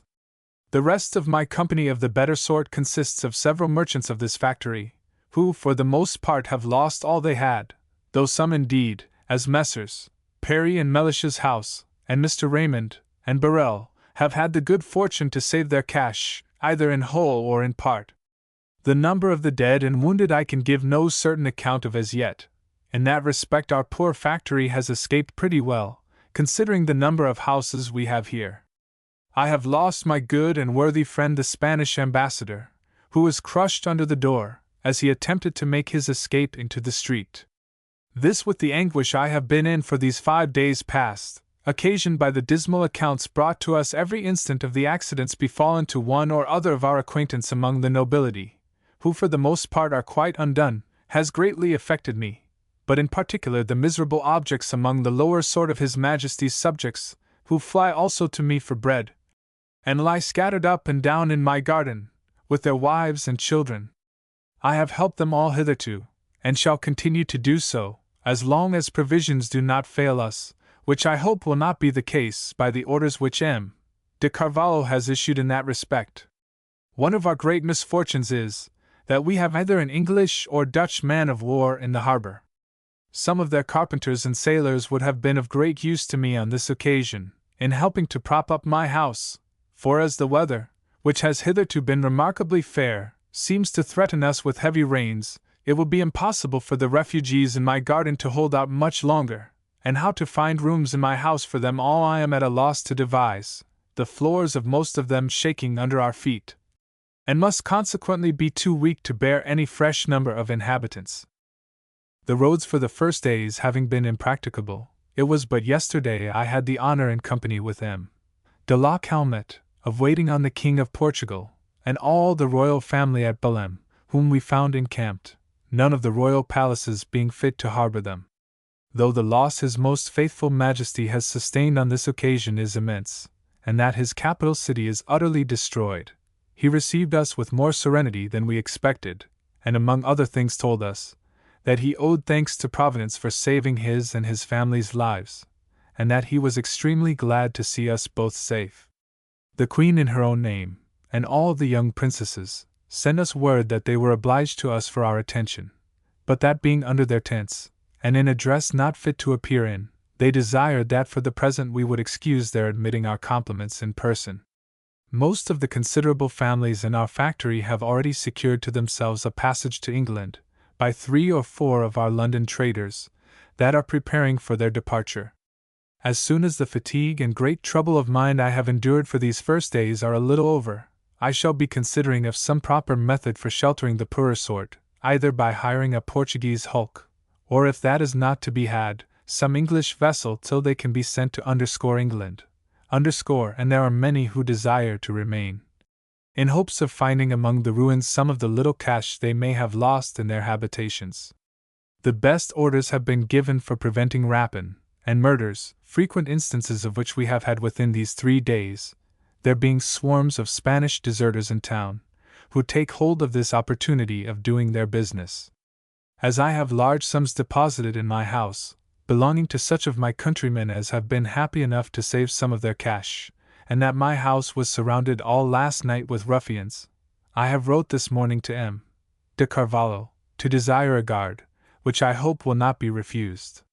We are to have in a day or two a meeting of our scattered factory at my house, to consider of what is best to be done in our present wretched circumstances.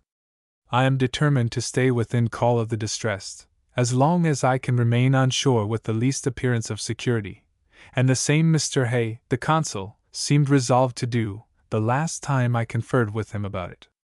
I most humbly beg your pardon, sir, for the disorder of this letter, surrounded as I am by many in distress, who from one instant to the other are applying to me either for advice or shelter. The packet has been detained at the desire of the factory, till another appears from England, or some man of war drops in here from the Straits. This will go by the first of several of our merchant ships bound to England. I must not forget to acquaint you, that Sir Oliver Vile and Lady are safe and well, and have the honor to be, and see. 2. From the same to the same. Belem, November 7th, 1755. Sir, the present scene of misery and distress is not to be described. The kingdom of Portugal is ruined and undone, and Lisbon, one of the finest cities that ever was seen, is now no more. The escape of the forementioned Sir Vile is one of the most providential things that ever was heard of, for whilst he was riding about the middle of the city in his chaise on the first instant, he observed the driver to look behind him, and immediately to make the mules gallop as fast as possible, but both he and they were very soon killed and buried in the ruins of a house which fell on them, whereupon Sir Oliver jumped out of the chaise, and ran into a house that instantly fell also to the ground, and buried him in the ruins for a considerable time. But it pleased God that he was taken out alive, and not much bruised. His lady likewise was providentially in the garden when their house fell, and so escaped. About half an hour after the first shock, the city was on fire in 5 different parts, and has been burning ever since, so that the English merchants here are entirely ruined. There have been 3 shocks every day since the first, but none so violent as the first. The king has ordered all the soldiers to assist in burying the dead, to prevent a plague, and indeed upon that account the fire was of service in consuming the carcasses both of men and beasts. The English have miraculously escaped, for notwithstanding the factory was so numerous, not more than a dozen are known to have been killed, amongst whom was poor Mrs. Hake, sister to Governor Hardy of New York, who suffered as she was driving her children before her, and the Spanish ambassador was killed also, with his young child in his arms. Every person, from the king to the beggar, is at present obliged to lie in the fields, and some are apprehensive that a famine may ensue. 3. An extract of a letter from on board a ship in Lisbon Harbor, Nov. 19, to the same purport. Mine will not bring you the first news of the most dreadful calamity befallen this city and whole kingdom. On Saturday the 1st instant, about half an hour past 9 o'clock, I was retired to my room after breakfast, when I perceived the house began to shake, but did not apprehend the cause. However, as I saw the neighbors about me all running downstairs, I also made the best of my way, and by the time I had crossed the street, and got under the piazzas of some low house, it was darker than the darkest night I ever was out in, and continued so for about a minute, occasioned by the clouds of dust from the falling of houses on all sides. After it cleared up, I ran into a large square adjoining, but being soon alarmed with a cry that the sea was coming in, all the people crowded forward to run to the hills, I among the rest, with Mr. Wood and family.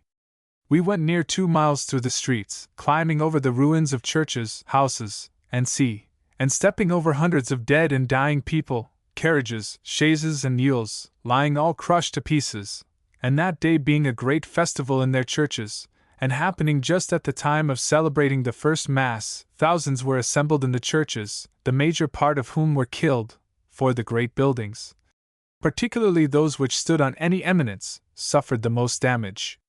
Very few of the churches or convents have escaped. We stayed near 2 hours in an open campo, and a dismal scene it was, the people howling and crying, and the sacrament going about to dying persons, so I advised, as the best, to return to the square near our own house and there wait the event, which we did immediately. But by the time we got there the city was in flames in several distant parts, being set on fire by some villains, who confessed it before execution. This completed the destruction of the greatest part of the city, for in the terror all persons were, no attempt was made to stop it, and the wind was very high, so that it was communicated from one street to another by the flakes of fire drove by the winds. It raged with great violence for 8 days, and this in the principal and most strong parts of the city.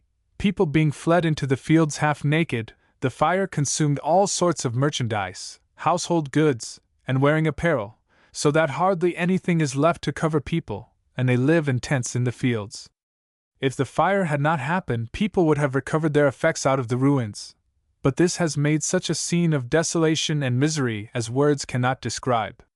The king's palace in the city is totally destroyed, with all the jewels, furniture, and the India warehouses adjoining, full of rich goods, are all consumed. The custom house, piled up with bales upon bales, is all destroyed, and the tobacco and other warehouses, with the cargoes of 3 Brazil fleets, shared the same fate. In short, there are few goods left in the whole city. 4. From a ship's captain writing home under the same date.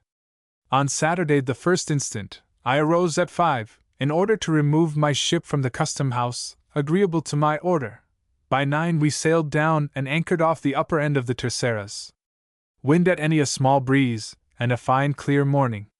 10 minutes before 10, I felt the ship have an uncommon motion, and could not help thinking she was aground, although sure of the depth of water. As the motion increased, my amazement increased also, and as I was looking round to find out the meaning of this uncommon motion, I was immediately acquainted with the direful cause, when at that instant looking towards the city, I beheld the tall and stately buildings tumbling down, with great cracks and noise, and particularly that part of the city from St. Paul's in a direct line to Barro Alto, as also, at the same time, that part from the said church along the riverside eastward as far as the gallows, and so in a curved line northward again, and the buildings as far as St. Joe's and the Rafcio, were laid in the 3 following shocks, which were so violent as I heard many say they could with great difficulty stand on their legs. There is scarce one house of this great city left habitable. The earth opened, and rent in several places, and many expected to be swallowed up.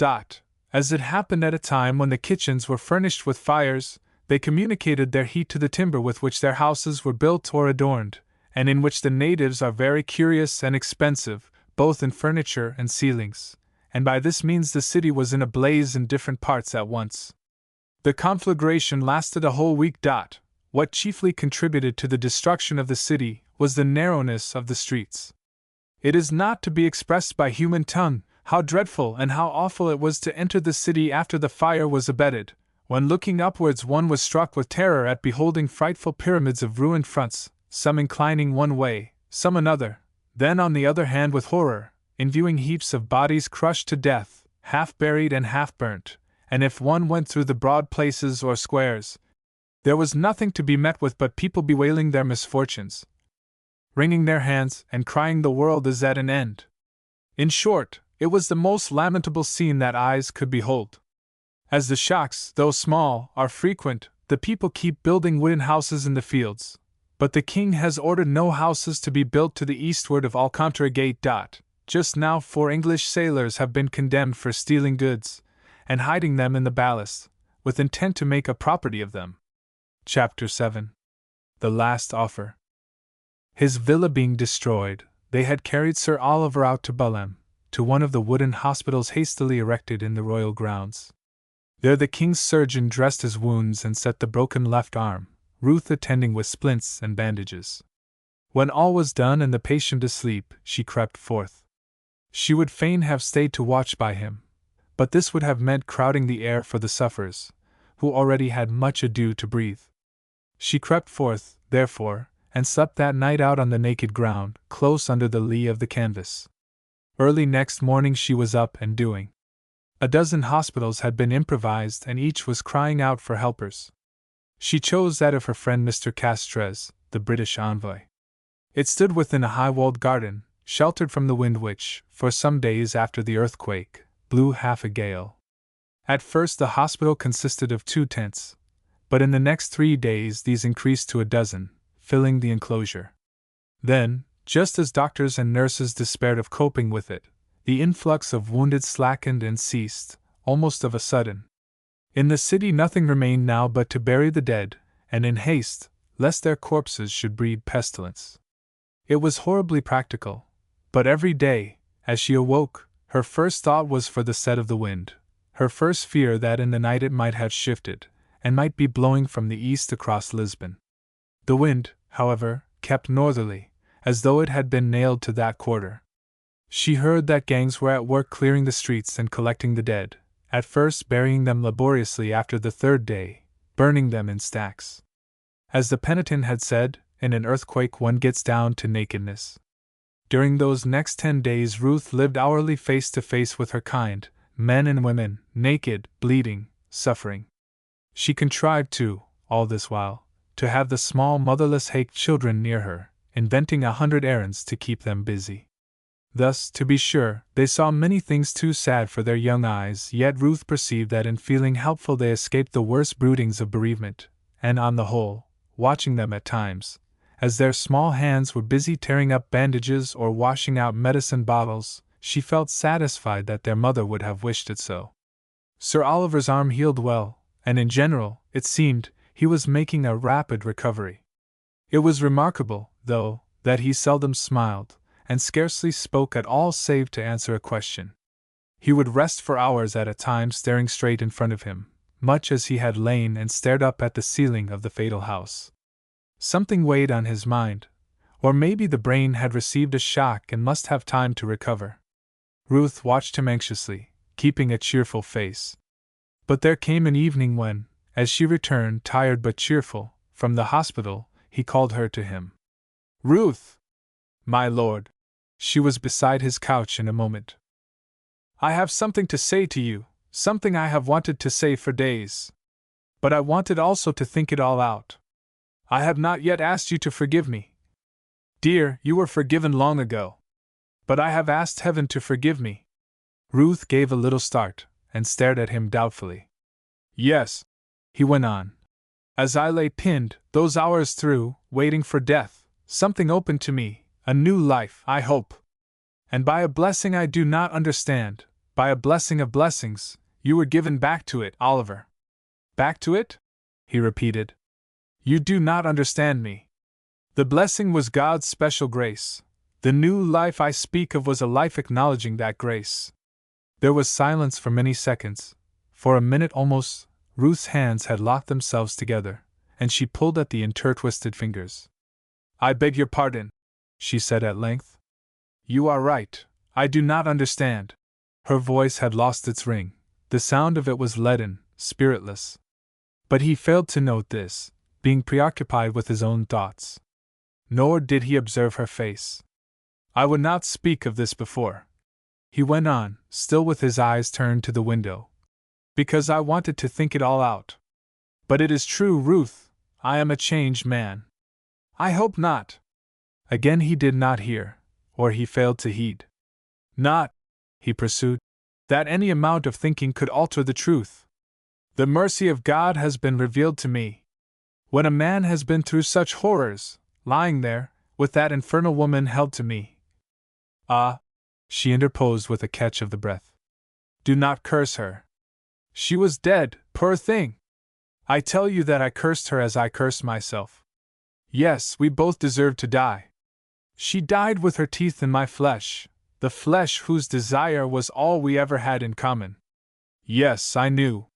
Have you the coat I wore? It is folded away. Some boxes of clothes were saved from the house, and I laid it away in one of them. Her teeth must have torn it. Yes. Ruth would have moved away in sheer heartsickness. Why would he persist in talking thus? I shall always keep that coat. If ever I am tempted to forget the mercy of God, the rent in that coat shall remind me. She wanted to cry aloud. Oh, cease, cease! This new pietism of his revolted her almost to physical sickness. She recognized in it the selfishness she had too fatally learned to detect in all pietism. At least he had owed enough to his poor little fellow sinner to spare a thought of pity, but a miserable restraint held her tongue as he went on. Yes, Ruth. God showed himself to me in that hour, showed me, too, all the evil of my past life. I had no hope to live, but I vowed to him then, if I lived, to live as one reformed. He paused here, as if waiting for her to speak. She did not speak. She felt her whole body stiffening. She wanted too to laugh outright, scornfully. The evil of his past life? Am I next to be expelled, as a part of it? Is it up to this he would lead? God help me, if there be a God, that this should be the man I loved! And another oath I swore. He went on solemnly. To do what compensation I may to any my sinning has injured. You are the chief of these. I, Oliver? You, who under heaven were made, and properly, the means of saving my life to repentance. Somehow with this new piety he had caught the very phraseology and intonation of its everyday professors, even those very tricks of bad logic at which he had been used to laugh. Ruth had always supposed, for example, that the presumption of instructing the deity in appropriate conduct was impossible even to second-rate minds until by imitation slowly acquired as a habit. It was monstrous to her that he should so suddenly and all unconsciously be guilty of it. Indeed, for the moment these small evidences of the change in him distressed her more than the change itself, which she had yet to realize, just as in company a solecism of speech or manners will make us wince before we have time to trace it to the ill-breeding from which it springs. His mother, she had heard, he, in fact, had told her, was given to these pious tricks of speech. Surely his fine brain had suffered some lesion. He was not himself, and she must wait for his recovery. But surely, too, he would recover and be himself again. Ruth, I have done you great wrong. Oh, cease! Cease, Oliver! Her voice cried it aloud now, as she dropped to her knees and buried her face in the coverlet. Do not talk like this. I had 100 times rather you neglected me than hear you talk so.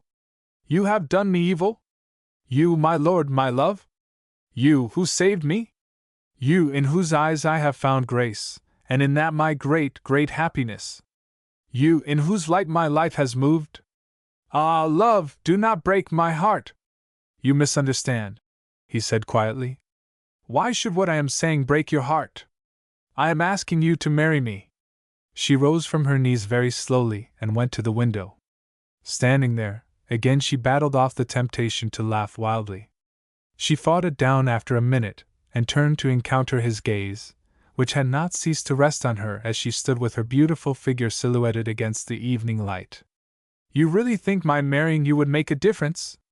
To me it would make all the difference, he urged, but still very gently, as one who, sure of himself, might reason with a child. I doubt if I shall recover, indeed, until this debt is paid. A debt, Oliver? What kind of debt? Why, of gratitude, to be sure. Did you not win me back from death? To be a new and different man henceforth, please God. Upon an excuse she left him and went to her own sleeping tent. It stood a little within the royal garden of Belem, and, the weather being chilly, the guard of the gate usually kept a small brazier alight for her. This evening for some reason he had neglected it, and the fire had sunk low. She stooped to rake its embers together, and, as she did so, at length her laughter escaped her, soft laughter, terrible to hear. In the midst of it a voice, a high, jolly, schoolboy voice, called out from the gateway demanding, in execrable Portuguese, to be shown Lady Viole's tent. She dropped the raking iron with a clatter and stood erect, listening. Dickie? She breathed. Yes, the tent flap was lifted and Dickie stood there in the twilight, a Dickie incredibly grown. Dickie! Motherkin! He was folded in her arms. But what on earth brings you to this terrible Lisbon, of all places? Well, Motherkin, said he with the finest air of importance. A man would say that if a crew of British sailors could be useful anywhere, we'll teach you Portuguese anyhow. Oh, yes, the Pegasus was at Gibraltar. We felt the shock there pretty badly, and the Admiral sent us up the coast to give help where we could. A coaster found us off Lagos with word that Lisbon had suffered worst of all. So we hammered at it, wind almost dead foul all the way, and here we are. Captain Hammer brought me ashore in his gig. My word, but the place is in a mess. That is Captain Hammer's footstep I hear by the gate. Yes, he has come to pay his respects. But come, said the boy, astonished. You don't tell me you know old Hans' footstep, begging his pardon, at all this distance. Yes, she did.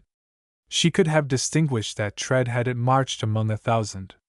Her brain had held the note of it ever since the night she had heard it at Sabine's, crushing the gravel of the drive. Dickie laughed, incredulous.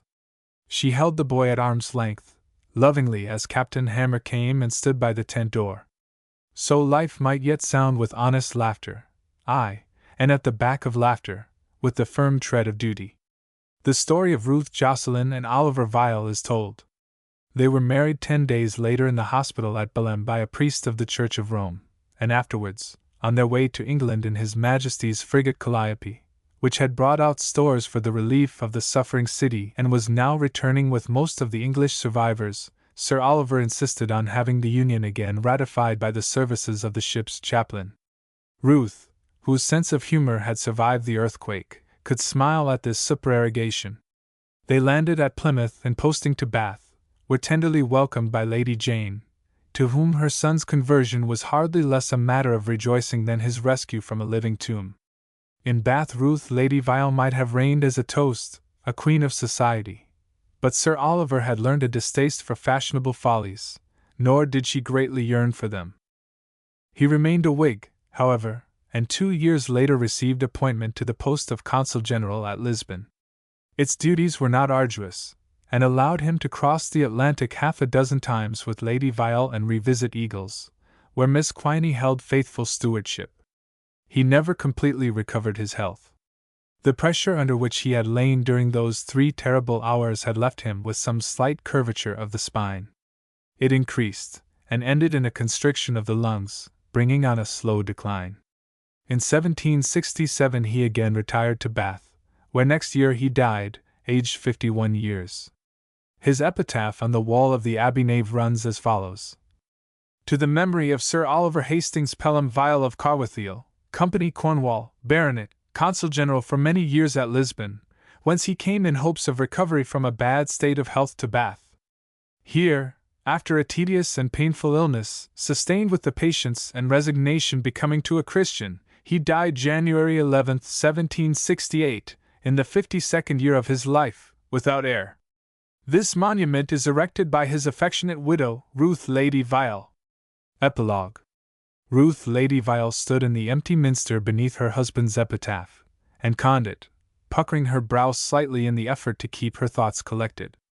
She had not set eyes on the tablet since the day the stonemasons had fixed it in place, and that was close upon 8 years ago. On the morrow, her pious duty fulfilled, she had taken post for Plymouth, there to embark for America, and the intervening years had been lived in widowhood at Eagles until the outbreak of the Revolution had forced her, early in 1775, to take shelter in Boston, and in the late fall of the year to sail back to England. For Eagles, though unravaged, had passed into the hands of the rebels, and Ruth, though an ardent loyalist, kept her old clearness of vision, and foresaw that King George could not beat his colonists, that the stars in their courses fought against this stupid monarch.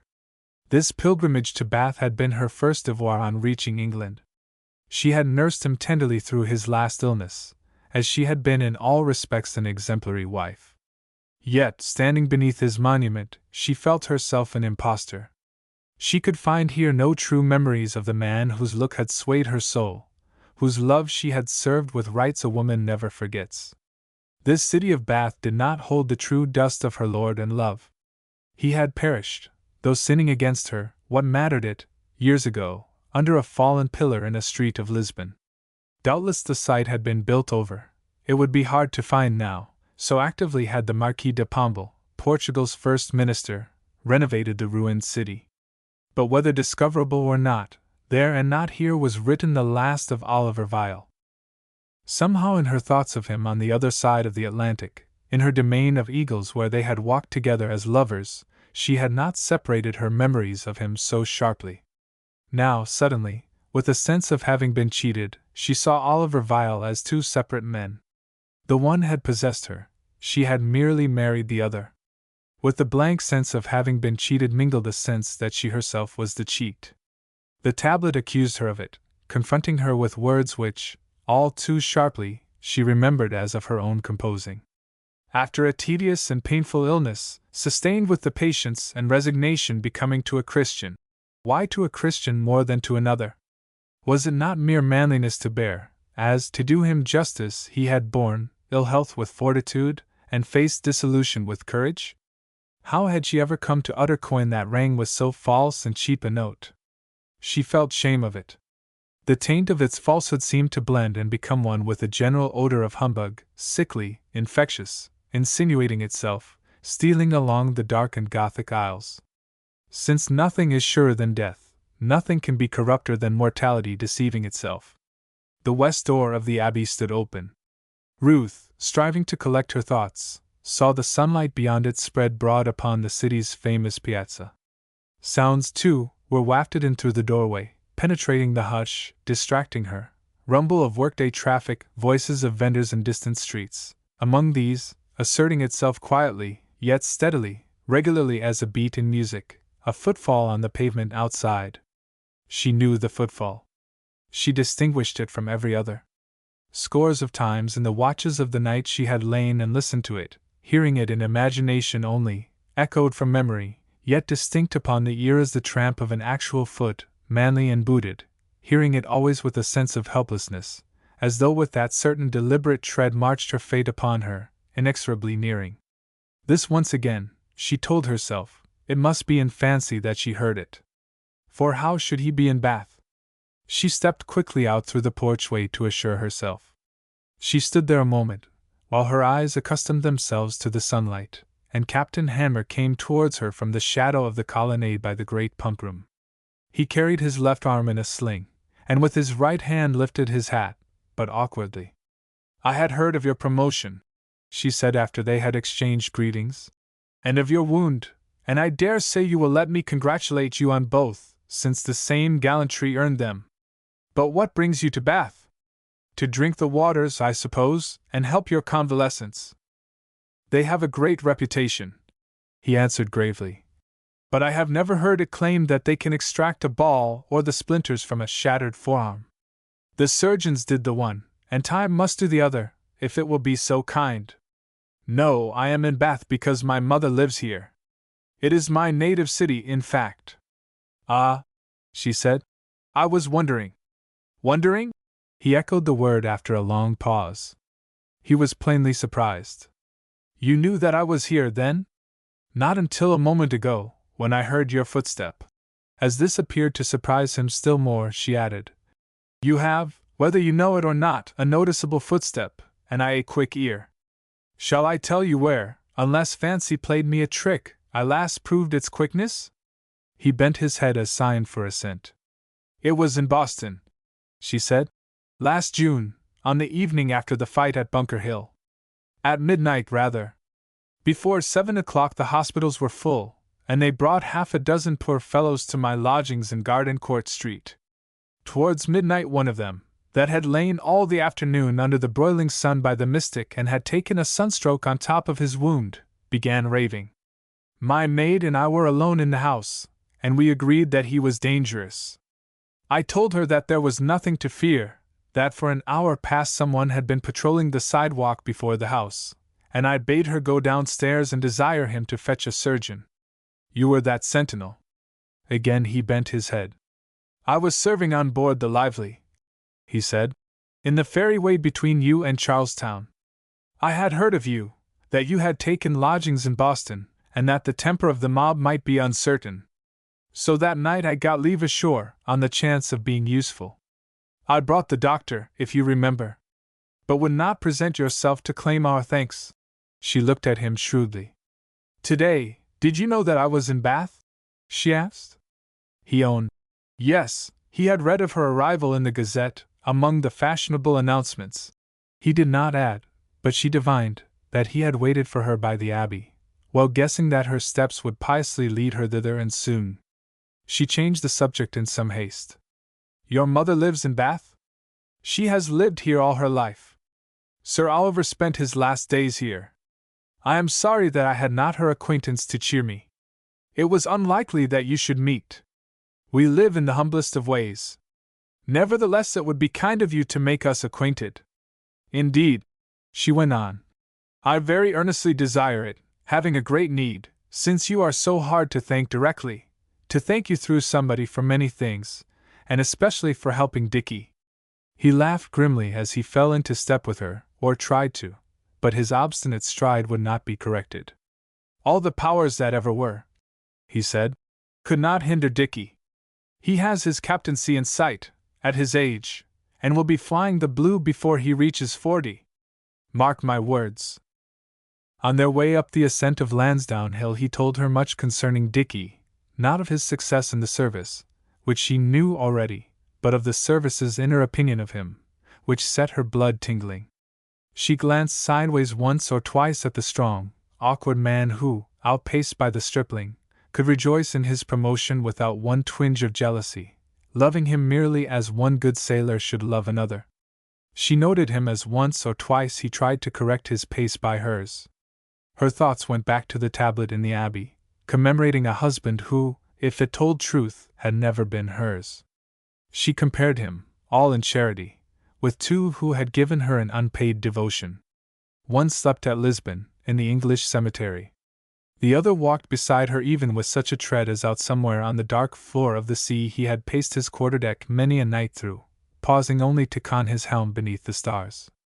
They turned aside into an unfashionable by-street, and halted before a modest door in a row. Ruth noted the railings, that they were spick and span as paint could make them, the dainty window blinds. Through the passageway, as he opened the door, came wafted from a back garden the clean odor of flowering stalks. In the parlor to the right of the passage, a frail, small woman rose from her chair to welcome them. Mother, said her son, this is Lady Vile.